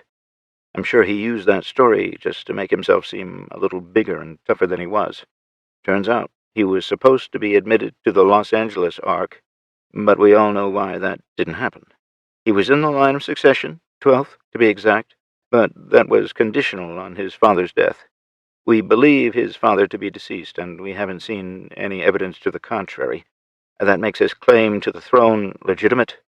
You were more than likely correct when you said Madeline was eliminated because her claim would have been higher than his. Now, according to some of the lore he spread around, his father was disgraced by your father. This was an act of revenge to reclaim his family's honor and refire the Ark movement here in the States. He thought he could move in and run Ark operations unopposed, with you and your family out of the way. The irony is that, until now, you didn't even know you had a claim to that seat, nor did you want it. By exposing his hand, he's given you an incredibly unique opportunity." "And that is what, exactly?" "It's rather simple, Jason. Whoever sits at the head of the table controls the Ark project. Your followers will, without question, do whatever you order them to do. My followers? Don't you see it, Jason? You can order every member of the project worldwide to stand down. You can declare an end to the project and tell them to just live their lives. You did it in Wright, Wyoming a few years ago. Now you have the opportunity to do it on a much bigger scale. Well, Wright was different, I began to argue. No, it wasn't. Madeline knew all about the line of succession. She kept that little nugget of information from you because you unwittingly seized control and gave them their lives back. It wasn't your stunning good looks or quick wit that brokered the deal. It was the fact that you were at the head of the table. You have a choice to make now. You can have every law enforcement agency in the country hunt down and capture everyone in the little black book, or you can simply give an address and order them to stand down. You have the power to dismantle the Ark Project from within. You can end this with peace or violence. To me, the answer is pretty simple. Chapter 47, December 22nd, 2028. I knew this was something I was going to have to at least consider. If nothing else, the members of the Ark cult were certainly obedient. Would people like Offenhauser toe the line? It was highly doubtful that he would, but he wasn't most people. In his mind, he had too much to lose, and he was too indoctrinated in that way of life. Madeline grew up in that world, but she'd seen the light. That was the difference between her and Victor, though. She was level-headed, while he was just about as unhinged as one could get. "Can you write that speech for me?" I asked Thomas. "It would be my greatest honor," he smiled. "Can you write that speech before noon tomorrow?" "Does the sun still rise in the east?" He politely took a sip of his coffee. "Thank you, my friend." "Oh, I wouldn't be so quick to thank me." He set his cup down and placed his hands palm down on the table. "I do have another matter of business to address, and you may not be as agreeable on said matter." "Great," I muttered. "Anthony and I had to call in a great many favors to collect the information we provided, but the crown jewel, the Black Book, cost us the most. I'm not referring to any sort of monetary compensation, of course. This matter is in regard to our reputations and our ability to deliver on certain promises made." He paused like he was waiting for me to react. When I didn't, he continued. "You see, Governor, a recompense for the information you gained will cost a few, shall we say, pardons for a number of our now mutual friends in the underground economies. Before you protest, their requests are rather simple and not that far out of line with our current policies." "I'm listening." Over the course of the next 45 minutes, Thomas laid out every detail of his proposal. There was nothing absurd. In fact, it was all in line with Western states' business policies. The huge problem was that the people he was talking about filled every single slot on our top 5 most wanted list. They weren't wanted for violent crimes. They were wanted because they were the powerhouses behind the biggest black market networks this side of the Rocky Mountains. "I swear, did you two wake up this morning wondering just how you were going to pile more shit on my day? It almost seems like you did this on purpose," I blurted. "To be quite frank, we assumed this day would already be ruined, and we didn't want to ruin tomorrow, too." Thomas made the delivery completely deadpan. "For future reference, should we have waited until tomorrow?" "Fine, whatever. You tell your compadres to be here after the 1st of the year. Pick a date and time. If they want to be legitimate business people, they better show up looking and acting like it. I'm willing to negotiate, and they better be too," I declared. "Thank you, Governor. I apologize for any inconvenience." "My hairy ass. You two have anything else you want to beat me over the head with?" I leaned back in the chair and smiled. "That's all we had. Again, thank you. You will not regret it." "Oh, I'm sure. Now get out of my office." I watched the two of them excuse themselves from the table. They returned their cups to the kitchen and strode out of the cafeteria. "The big one, Anthony, he doesn't say much, does he?" Captain Maria Oso asked. "That was about average for him. Strong, silent type and all. Are you ready to escort me back to see my wife and daughter?" "Yes, sir." Her voice trailed off, and she was staring into her coffee cup. "Something you want to add, Captain?" Yes. I just wanted to thank you for believing in me and my team. When we heard we were suspects in that tragedy at Blisshaven, if it makes you feel any better, Maria, I never suspected the Sixth of any wrongdoing. I was worried that after all of this was over, you might relieve me of my command. You were the first captain of the Sixth, and you'll have the job until you don't want it anymore. Am I clear about that? I asked. Yes, sir. Thank you. She pushed back from the table and collected our cups and the empty decanter. After returning from the kitchen, we started the walk back to the exam room where Tara and Jill were. When we made the final turn, I spotted Melissa coming out of the exam room. The expression on her face was about as serious as I'd ever seen it. When she spotted me, she quickly walked straight at us. She still wore all of her gear, and her rifle was in her right hand. She met us halfway between the exam room and the corner we'd just come around. "What's up, Mel?" I asked. "We got a problem." She sounded like Dennis now. "I've got a dead Marshal down in the morgue and 3 empty body bags."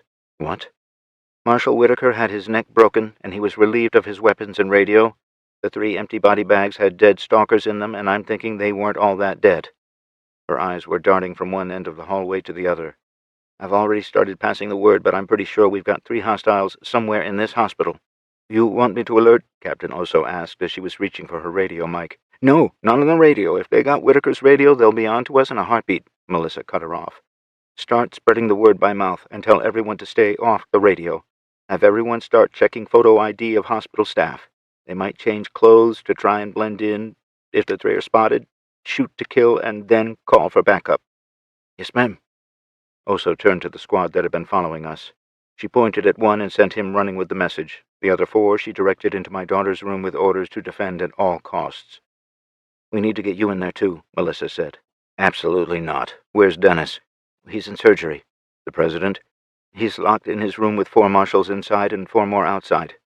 "If it's Victor and he's still operating on the same M.O., he's going to be after Carl like stink on shit. We need to get to Victor before he gets to Carl. You got another gun?" "No, but we can swing by Dennis's room and grab his gear." She started walking quickly. "And a shirt." "I'm thinking it might be time to reassign you or Dennis. One of you is a bad influence on the other, and I can't tell which one of you is the instigator." That got her to chuckle as we quickly made our way to the exam room where they'd first taken Dennis. Inside the room, I removed the ridiculous hospital gown I was wearing for a shirt. I didn't even bother with the shirt Dennis had been wearing. Instead, I went straight for the body armor. Before even trying to put it on, I adjusted the straps. Dennis was quite a bit bigger around than I was. Once I had them close, I tried to don the plate carrier, but was having a little trouble getting my arm to cooperate. It was moving a little better and throbbing with every beat of my heart, but it wasn't good enough to get the armor on without assistance from Melissa. After getting it on and buckled, she handed me his rifle after she checked that it was in battery and had a full mag seated. There were still 3 full mags in the pouches on the front of the plate carrier. "Where do we start?" she asked once we were ready. "Let's start with the emergency room. It's already chaos in there, and it would be easy to blend in." She nodded and opened the door. We were trying to remain calm, but move quickly. The doctors and nurses we passed would give us odd looks, but they didn't say anything. We stopped just outside the double doors that led into the emergency room and peered through the small windows. The 10-bed ER was overflowing with wounded, and it looked like every one of them was either a stalker or someone from the Phoenix Brigade. The stalkers were cuffed with extra-large zip ties and guarded by 2 members from one of my teams. Easing the doors open, Melissa and I slipped inside. Both of us were scanning the crowd for Victor, Miley, or anyone who looked out of place. Using a hand signal, I motioned for Melissa to take the left side of the room while I worked the right side. Doctors, nurses, and medics worked feverishly to save those they could. It didn't matter what uniform you wore. We made it to the sliding glass doors of the entrance, but didn't spot anything or anyone that didn't seem right. Melissa had joined me, and I was about to say something when the fire alarm began blaring. The already chaotic room erupted into a whole new level as patients were readied for evacuation. I grabbed the nearest uniformed man by the shoulder. It was Corporal Stevens from Team 3. "Do not evacuate these people. It's a false alarm. Is Captain Evans here?" "Yes, sir. He's right there." He pointed to his commanding officer. Doctors and nurses were already pushing beds past me and Melissa. "This isn't going to work. Get on the radio and tell the marshals to hold their positions. Don't let them evacuate," I told her in passing as I pushed my way through the crowd to Captain Evans. "Captain, I need you to stay glued to these prisoners and the wounded. Do not let them out of your sight." I barked the orders. Not waiting for a reply, I pushed my way back to Melissa. "Marshals, Rangers, and Team 6 are holding positions," she reported. "They've got to be making a play for the president. This is a distraction," I growled and pulled Melissa with me through the crowd. The closer we got to the double doors we'd entered through, the thinner the crowd became. By the time we burst through the doors, we were sprinting back to where the president was. This was one of those halls that went all the way through the hospital. It branched off through a handful of intersections, and there were too many doors to count as we ran past them. At the halfway point, the hospital portion gave way to the professional side of the building. There were small exam rooms where patients could be treated for minor injuries or illnesses. There were offices, labs, storerooms, and break rooms. On more than one occasion, either Melissa or I had to yell for someone to get out of the way. The hospital staff was trying to evacuate patients and themselves. While it may have appeared orderly and practiced, it was far more frantic than anything. Mel nearly crashed full speed into an orderly who stepped from a side room at the wrong moment, and I very nearly took out another orderly with his wheelchair-bound patient. Over the blaring of the fire alarm and our heavy breathing, we could start to make out shouting emanating from the direction of the entrance we'd come through earlier. As the scene came into view, a handful of marshals and team members could be seen pointing their weapons at a lone man standing just inside the lobby. I locked eyes with him and found his mirthless smile unsettling at the deepest levels. He held something in one hand, but it was his load-bearing vest that drew my attention. I tried to yell a warning, but it was too late. He released the dead man switch. Chapter 48, December 22nd, 2028. The explosion that ensued wasn't any bigger than the one in the motor pool at the Capitol. It was just bottled up by the structure surrounding it. After the initial flash, everything went into slow motion. I watched as the men and women in the lobby were engulfed in the expanding fireball.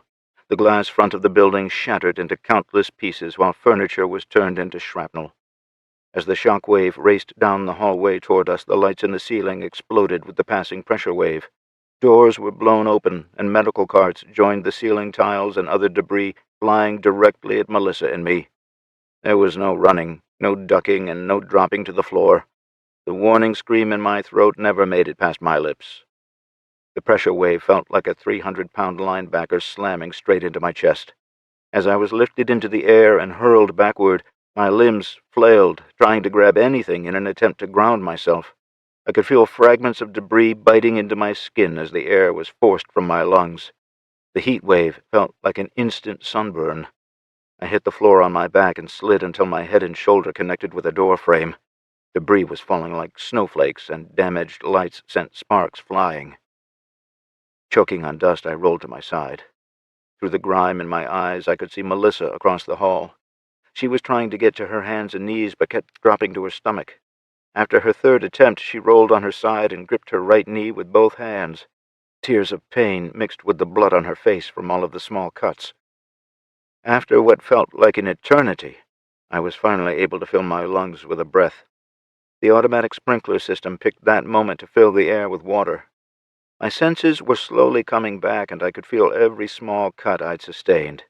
When I got to my hands and knees, the water and blood from my face formed droplets that splashed on the floor beneath me. I crawled across the hall to where Melissa was rolling around, still clutching her knee. Unsteadily, I got to my feet, using the wall to hold me up. I looked up and down the hallway, but didn't see anyone else standing. I grabbed the drag handle of Melissa's body armor and dragged her back in the direction we'd just come from. As the ringing in my ears started to go down in volume, I realized I could hear screams coming from just about every direction. I continued to drag Melissa until I got to a four-way intersection. Pulling her around the corner, I slipped and landed on my butt. As soon as I let go of her, she was trying to get up again, but her right leg kept failing her. "You alive?" I think I asked the question out loud, but in reality it sounded like a loud thought stuck in my head. "Yeah, my fucking knee is blown," she grunted through clenched teeth.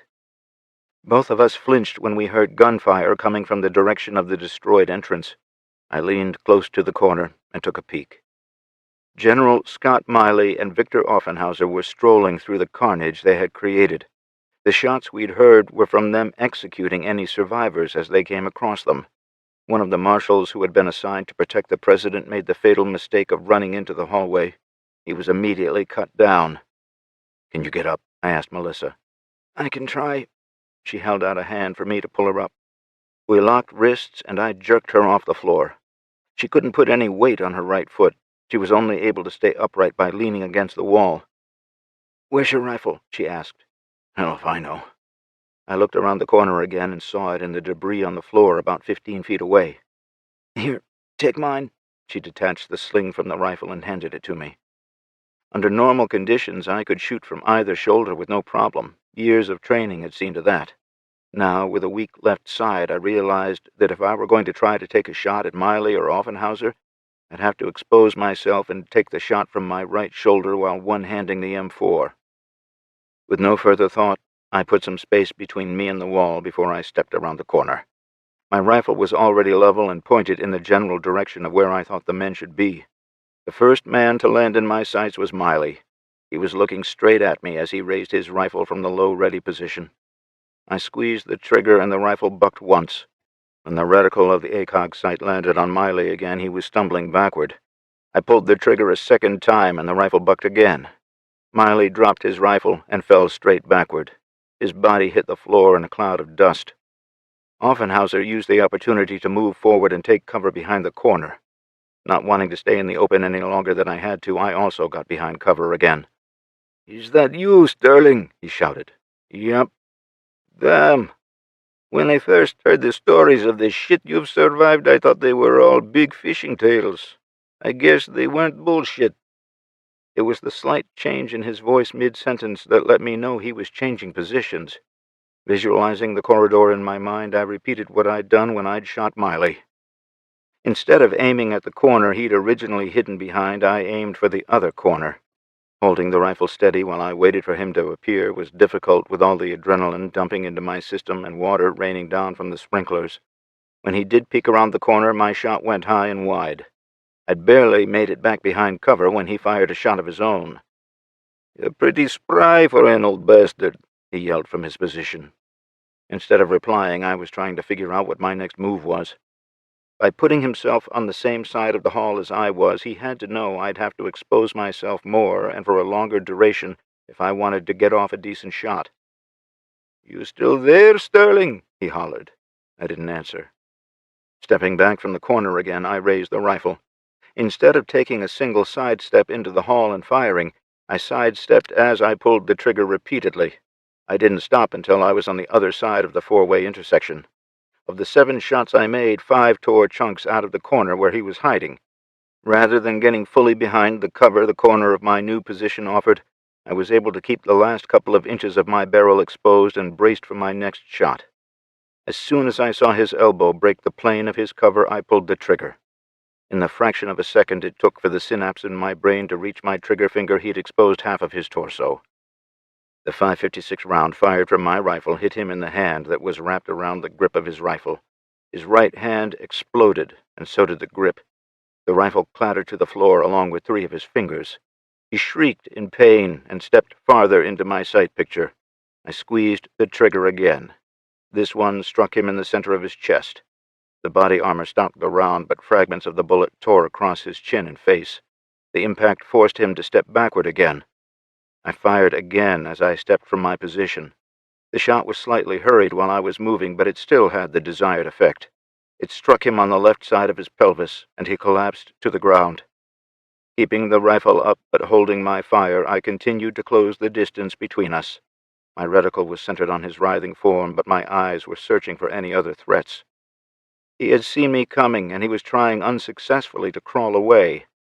Some dark and sinister part of me was relishing this. As much as I wished I'd killed him already, I found myself enjoying his torment. I knew this was over, and he knew he'd failed. My father had disgraced his father, and now I was standing over him with a rifle pointed at his face. His defeat, the defeat of his family, and the defeat of the Ark Project, his failures were evident in his soulless eyes. "Go ahead. Do it," he tried to goad me into splattering his brains all over the floor. "I should. A lot of good people are dead because of you. I should just pull this trigger, piss on your dead carcass, and walk away." For emphasis, I pointed the barrel of the rifle right between his eyes and put my finger on the trigger. "It won't matter if you kill me, Sterling. Others will take my place. They won't be as easy on you or your family as I was, though." "Why is that, Victor?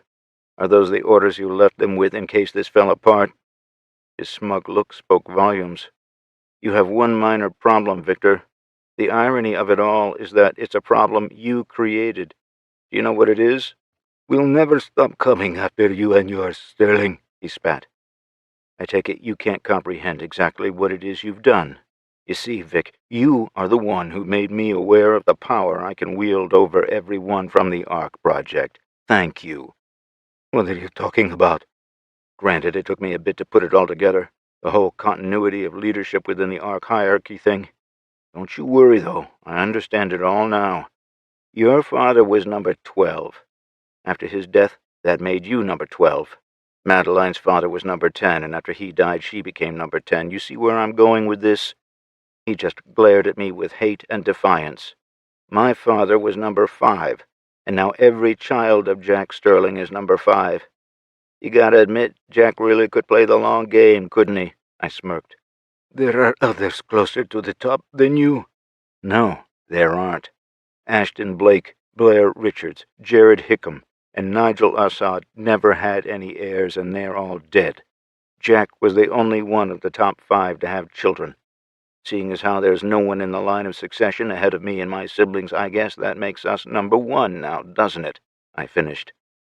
I could hear a lot of booted feet coming up the hallway behind me. "Screw you," he growled.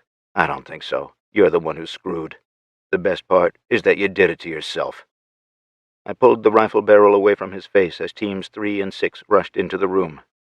"Captain Oso," I called. "Yes, sir," she asked as she came up next to me. "Arrest this son of a bitch and make sure the medics take good care of him. He's going to answer for what he's done." "It would be my pleasure, sir."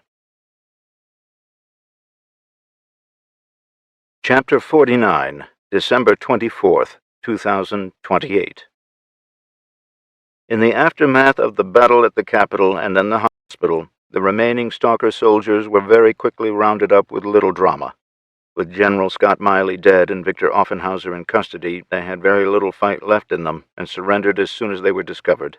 They were also quick to volunteer information when they were interrogated. President Carl Hamilton survived it all with nothing more than a slightly worse case of tinnitus than he already had and a newfound respect for the teams under my command. Marshal Dennis Jackson received a promotion to fill the now vacant position of Secret Service Director. This gave him full command over all of the marshals nationwide and the Secret Service.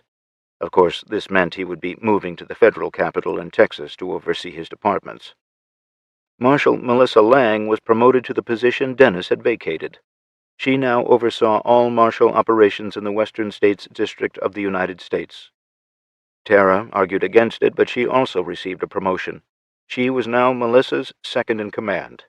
That was good news for me and her mom. It meant she'd be moving back to Welco and closer to home. All of this took place within 24 hours of Victor's capture.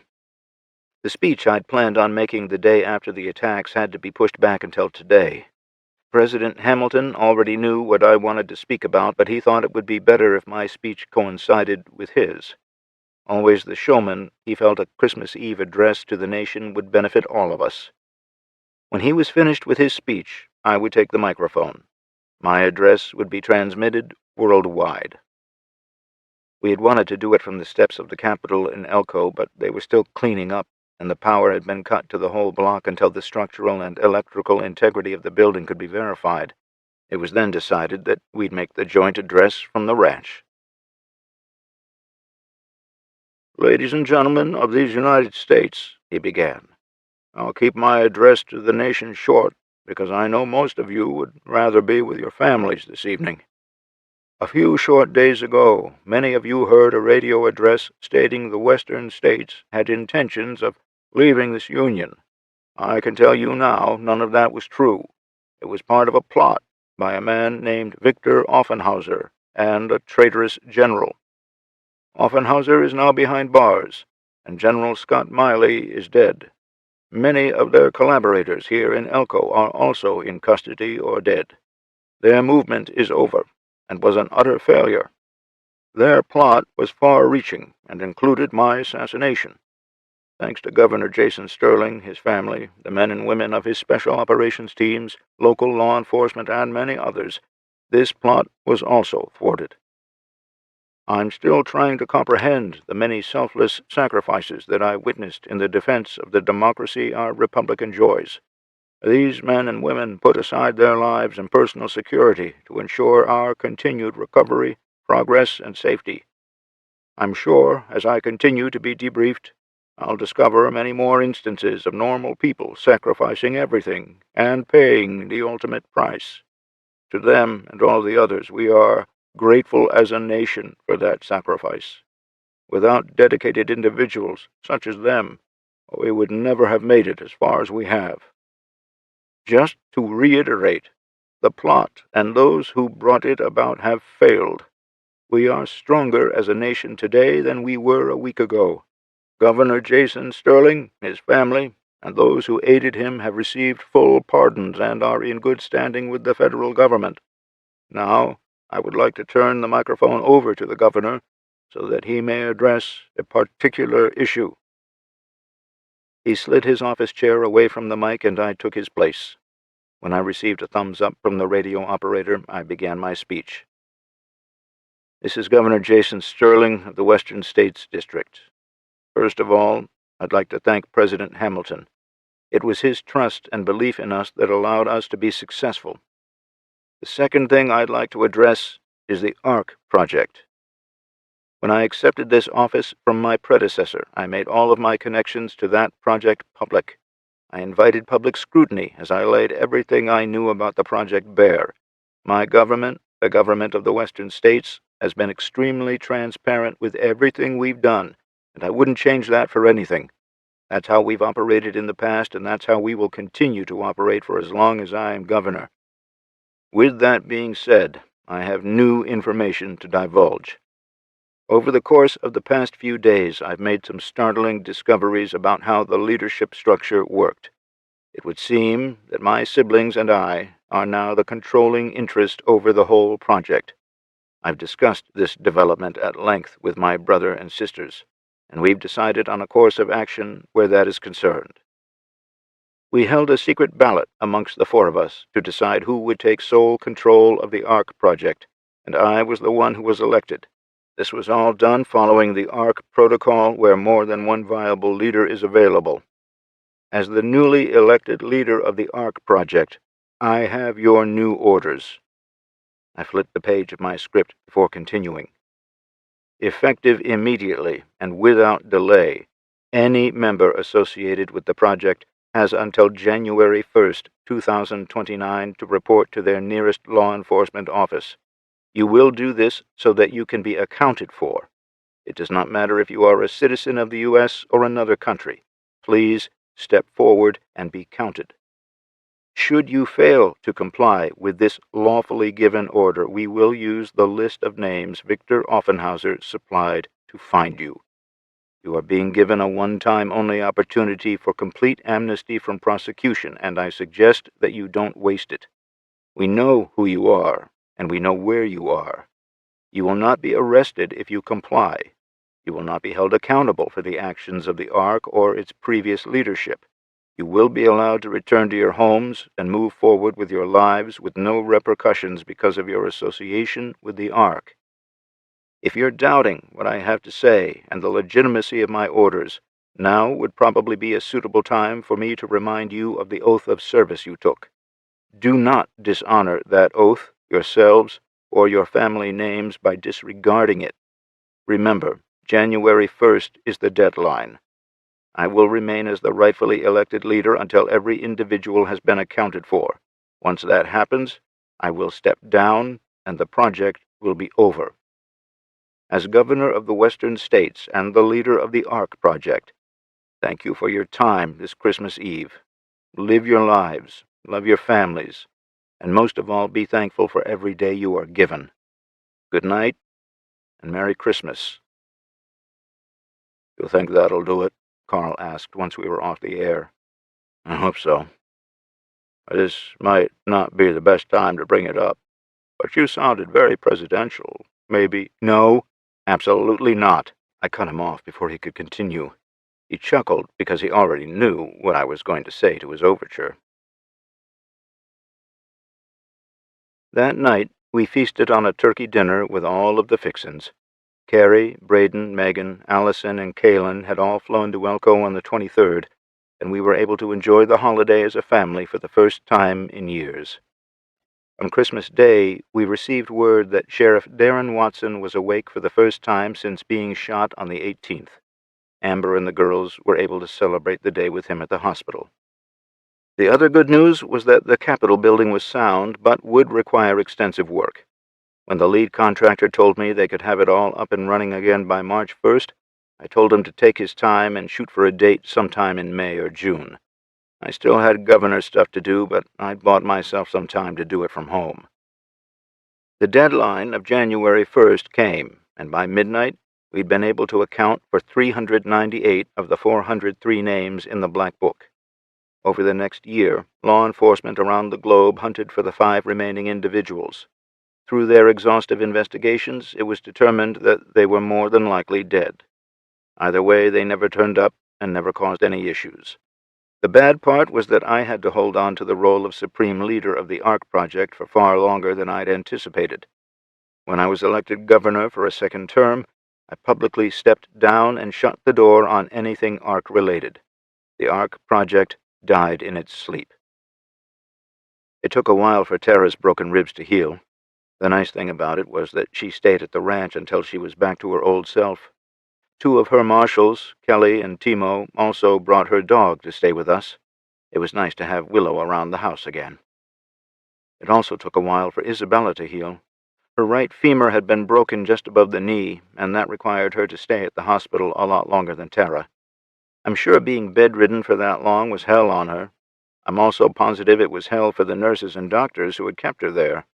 The day she was discharged, they threw a party. After she left. My other sister, Carrie, didn't return to Ambrose after the holidays. Since Isabella was out of commission, Carrie temporarily took command of the National Guard unit in Elko. Major Evans was demoted to captain, and he served under Carrie for nearly a year. It had been her determination that his only fault was being too by the book. Sometimes you gotta bend the rules, especially if you're sitting out a direct assault on the Capitol. Trust me, she taught him everything she knew about bending the rules that were, in her words, stupid. As far as Oscar went, nobody had seen or heard from him until my first day back in the office. He'd healed from the wound to his hand, albeit with a little less usability, but he showed up looking for work, and he wasn't going to take no for an answer. I hired him on the spot. He settled into the job Harold Anders used to do. That was all he wanted. He wanted to be the personal bodyguard for the first family. Before I returned to the Capitol building full-time, we got everyone together for the barbecue I'd promised Dennis. He'd gotten the raise he wanted with the promotion, but that's just not the same as a thick, juicy steak and cold beer. It reminded me of the old days, sitting around the fire pit that night. We all took turns telling old stories over an older bottle of scotch. The laughter continued until long after the alcohol had run out and the sun was nearly up. We told the tales of how we'd met and of those we'd lost. This was our chance to grieve and celebrate as one big, extended family. The end.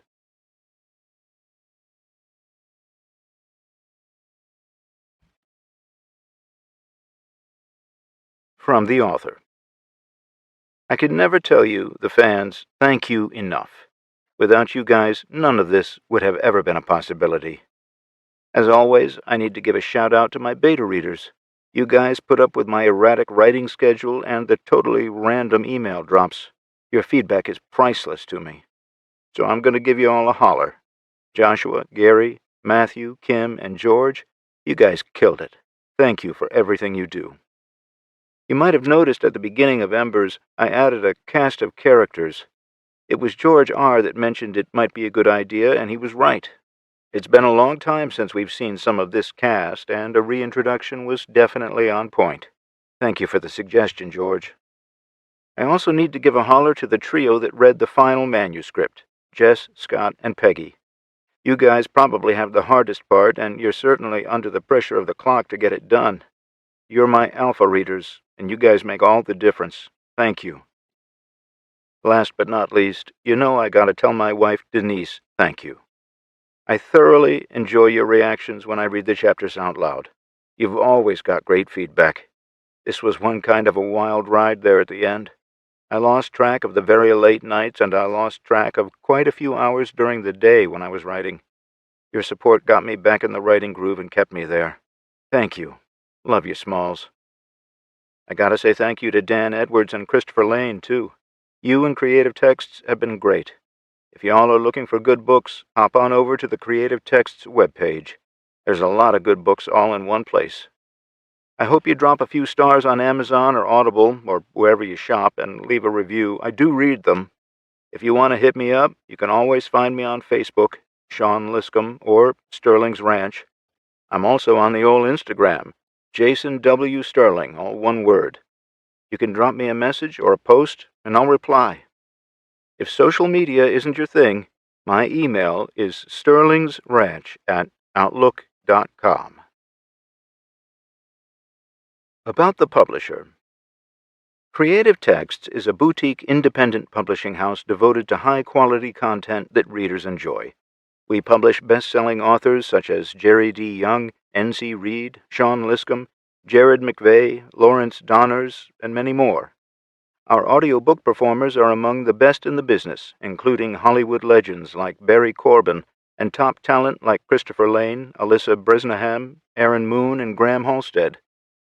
Whether it's post-apocalyptic or dystopian fiction, biography, history, true crime, science fiction, thrillers, or even classic westerns, our goal is to produce highly rated customer-preferred content.